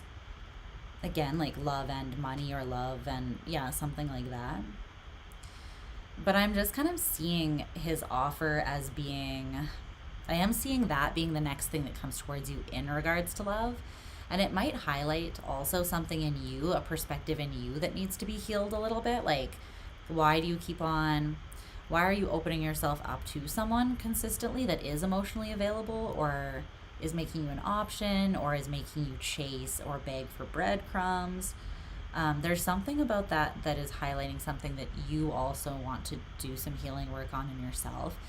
But I'm just seeing this being like kind of like, bleh, you know, you're not stoked when this offer comes in. And I see you kind of blocking the movement of energy in this direction because you just don't see it as being balanced or fulfilling. And you are seeking something that is tempered, but this is coming through as the Lovers in reverse. So it's something that's just not aligned with you. So if you do choose to focus on the work, let's just get let's just get a card. Sorry, I kind of booped you there. Let's get a tarot card and see what is coming to you next in love if you do choose to kind of separate yourself from this connection and do the healing work on yourself in that area to kind of sort out that distortion. I'm seeing something come in that actually inspires you and lights you up, because this does not. Because it's just not really offering you anything of substance. So I'm not seeing you getting that excited about this. But I do feel like you're going to become inspired. And you're going to, I feel like you're going to see your own worth, and you're going to be like, I want something that lights me up. I want something that is passionate about me the way that I'm passionate about it. I want my freaking Emperor vibe. And I see my own worth, and I know that that's what I deserve. So that's what I see. You deserve to be hopeful about commitment because someone is consistently showing up and putting the effort in. Someone is showing you that they are emotionally sure about how they feel and that they want to fight for you, not against you. So that's what I'm seeing. It's not someone who's going to be defensive against you, but someone who will defend you and fight for you. And you're going to be actually really passionate about that. So that's what I see coming in for you on the other side of this. So that's what I've got for you, my love. Thank you again for your super chat. I appreciate your support. You're welcome, Star Lava. You're welcome. Okay. We're going to move on now to Rach. Rach. And you are wondering, I met S recently, made it clear I'm in a friend's first kind of place, took a few years to heal. How can I nurture this to help it blossom? Okay, let's see.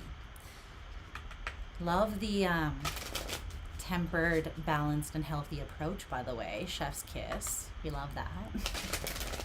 Love that you're stating your healthy boundaries, telling them where you're at,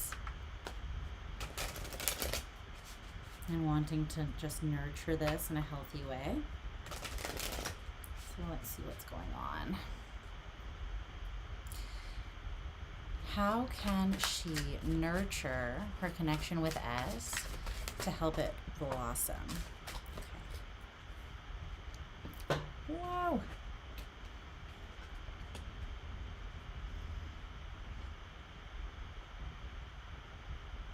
Loons? Where are you? I can hear you making noise. Okay. Got a little bit of anxiety that you got to work through here.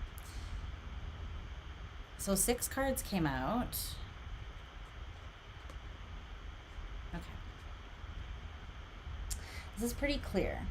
So let me just, got a timestamp. I almost forgot.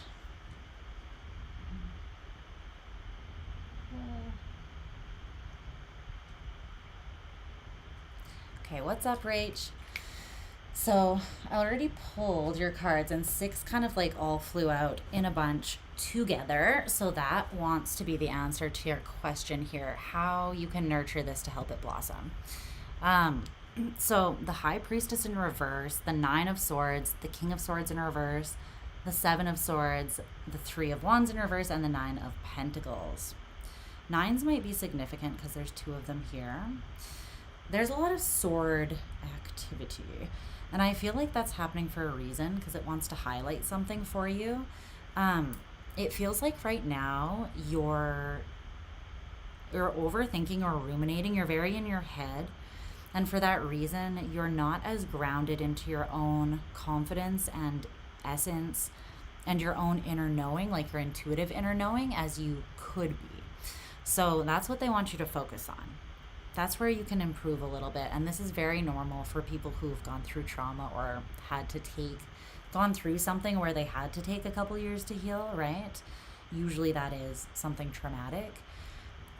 So it does cause us usually when we put ourselves in those situations, because there's a lapse in judgment or we don't see something or someone clearly, we get into a situation where we end up getting hurt, and then we usually have a moment where we have to build trust back with ourselves. We have to learn to trust our own intuition again. So there's something here where right now that's not necessarily happening because there is a lot of anxiety that's kind of drowning that out. So you may want to be hopeful surrounding this new situation, but have a hard time really grasping on and committing to that hopeful attitude. And I think that will get easier the more that you become very consciously aware of the way that your mind is kind of fucking with you here. Because there are some sort of, there might be a little bit of paranoia, or just like you're expecting there to be some sort of fuckery, which I totally understand. It's like you're looking for an illusion, you're looking for a lie, you're looking for deception or betrayal, and it's because you've been hurt and you are kind of coming from that space where you still feel like you need to triple vet someone just to make sure that they are not gonna destroy you, right? But you're not meant to be looking out on the horizon for this. You're kind of meant to like really assume that good things are coming on the horizon for you, and that you are strong because of the work and the healing that you've done, so that even if something did come in that, you know, deceived or betrayed you for whatever reason, you know that you are good no matter what. It would hurt, but it wouldn't destroy you. Because you are very strong. You do have the clarity of mind. You've already come through a situation that could have destroyed you and it didn't. You're resilient. And so you don't need to be hung up on those anxieties. You've already proven to yourself that you can handle basically the worst case scenario is what I'm seeing. So they're pretty much saying that it's time for you to just root that out and try to get in control a little bit over the illusions and the anxiety, and ground very much into your own confidence and knowing here is what I'm seeing. Is there anything else about that? And this is very understandable. Like, honestly, this is very understandable. Yeah, no, that's it. It's very clear cut. Yeah, you've definitely been through some shit. Sending you a long distance hug. I get it. I get it. And the thing is that the transformation and that cycle is still closing out. So it still feels a little bit difficult. It still feels vulnerable and sensitive. But what's on the other side? Cha-ching. The lottery. So, yeah. Just keep on going. Keep on pushing through even though you feel wounded. You're a lot less wounded than you think you are. Okay. That's what I see for you. So thank you so much for your support, and I hope that resonated for you. I'm going to move on to Catherine now. Let me see if anyone was saying anything else over here.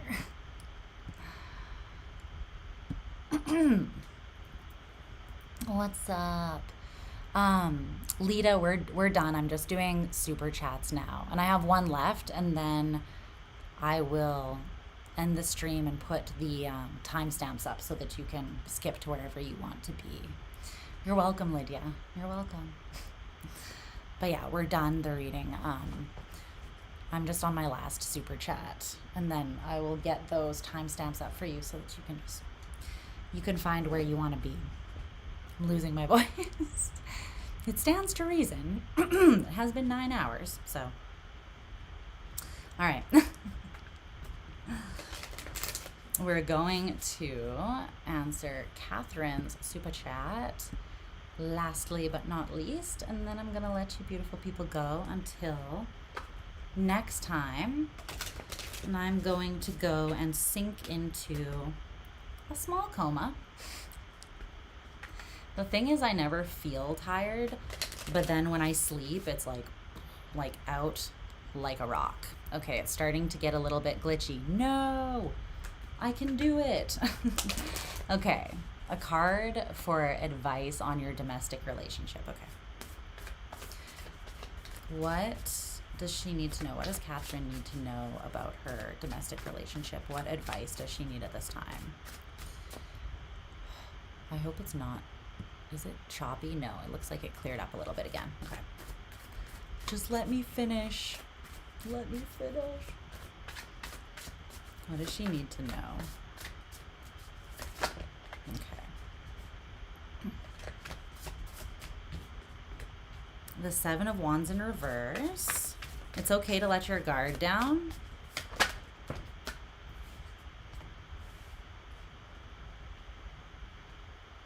The Knight of Cups in reverse, the Three of Cups, and the Hermit.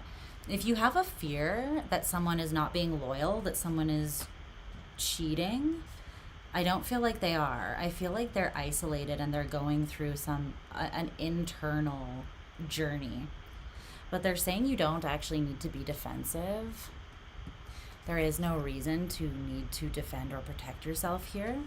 But I do think that you have some sort of illusion about maybe a third party, and it could be because this person has pulled back their investment a little bit, their energetic investment. It doesn't seem like they're giving quite as much, and you don't have the answer to why that is yet. You haven't reconciled why that is. And so some fears are starting to pop up. Maybe this person is losing interest in me. Maybe they don't love me. Maybe there's something else that they're being pulled to. But I don't think that that's true. I think that they're in this hermit energy. They're in an introspective space. What is the hermit energy about for this person? What are they What are they looking at inside of themselves, essentially?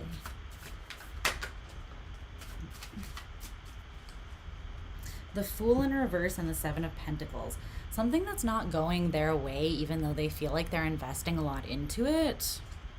This isn't you. And they're not walking away from you. So you don't have anything to worry about.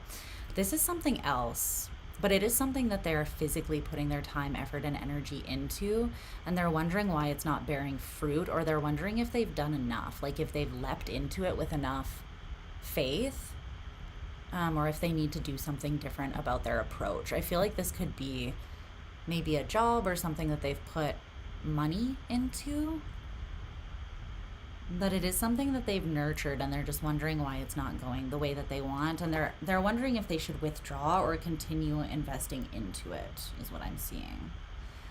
Yeah. So that's what I see for you, my love. I hope that that was helpful. I hope that gave you a little validation if you needed something. What's up, Marcy? How are you, my love? I'm literally just ending this reading, but you can definitely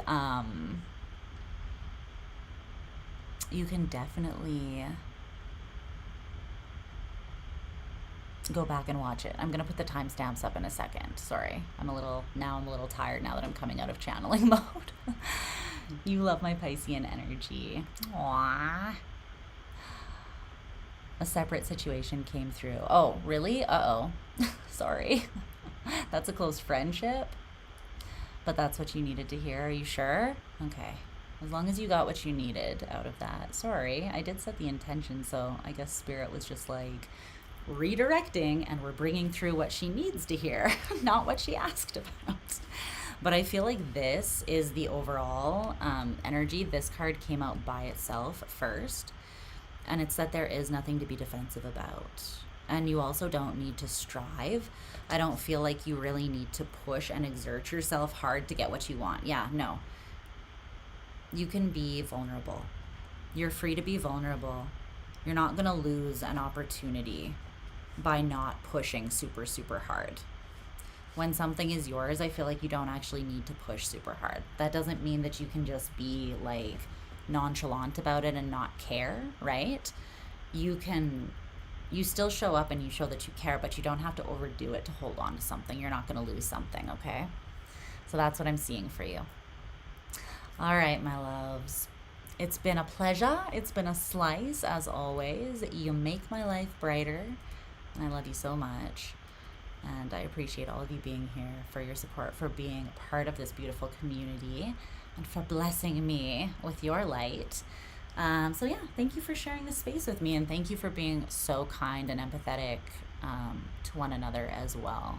I don't mention it enough, but I appreciate that so much. I witness you guys just being supportive and kind to each other in so many different ways, whether it's in the chat or the comments or Discord, and it honestly warms the fuck out of my heart. Like, I love that this is a space for that positive energy, and you guys are the ones bringing it here. So thank you so much for being you.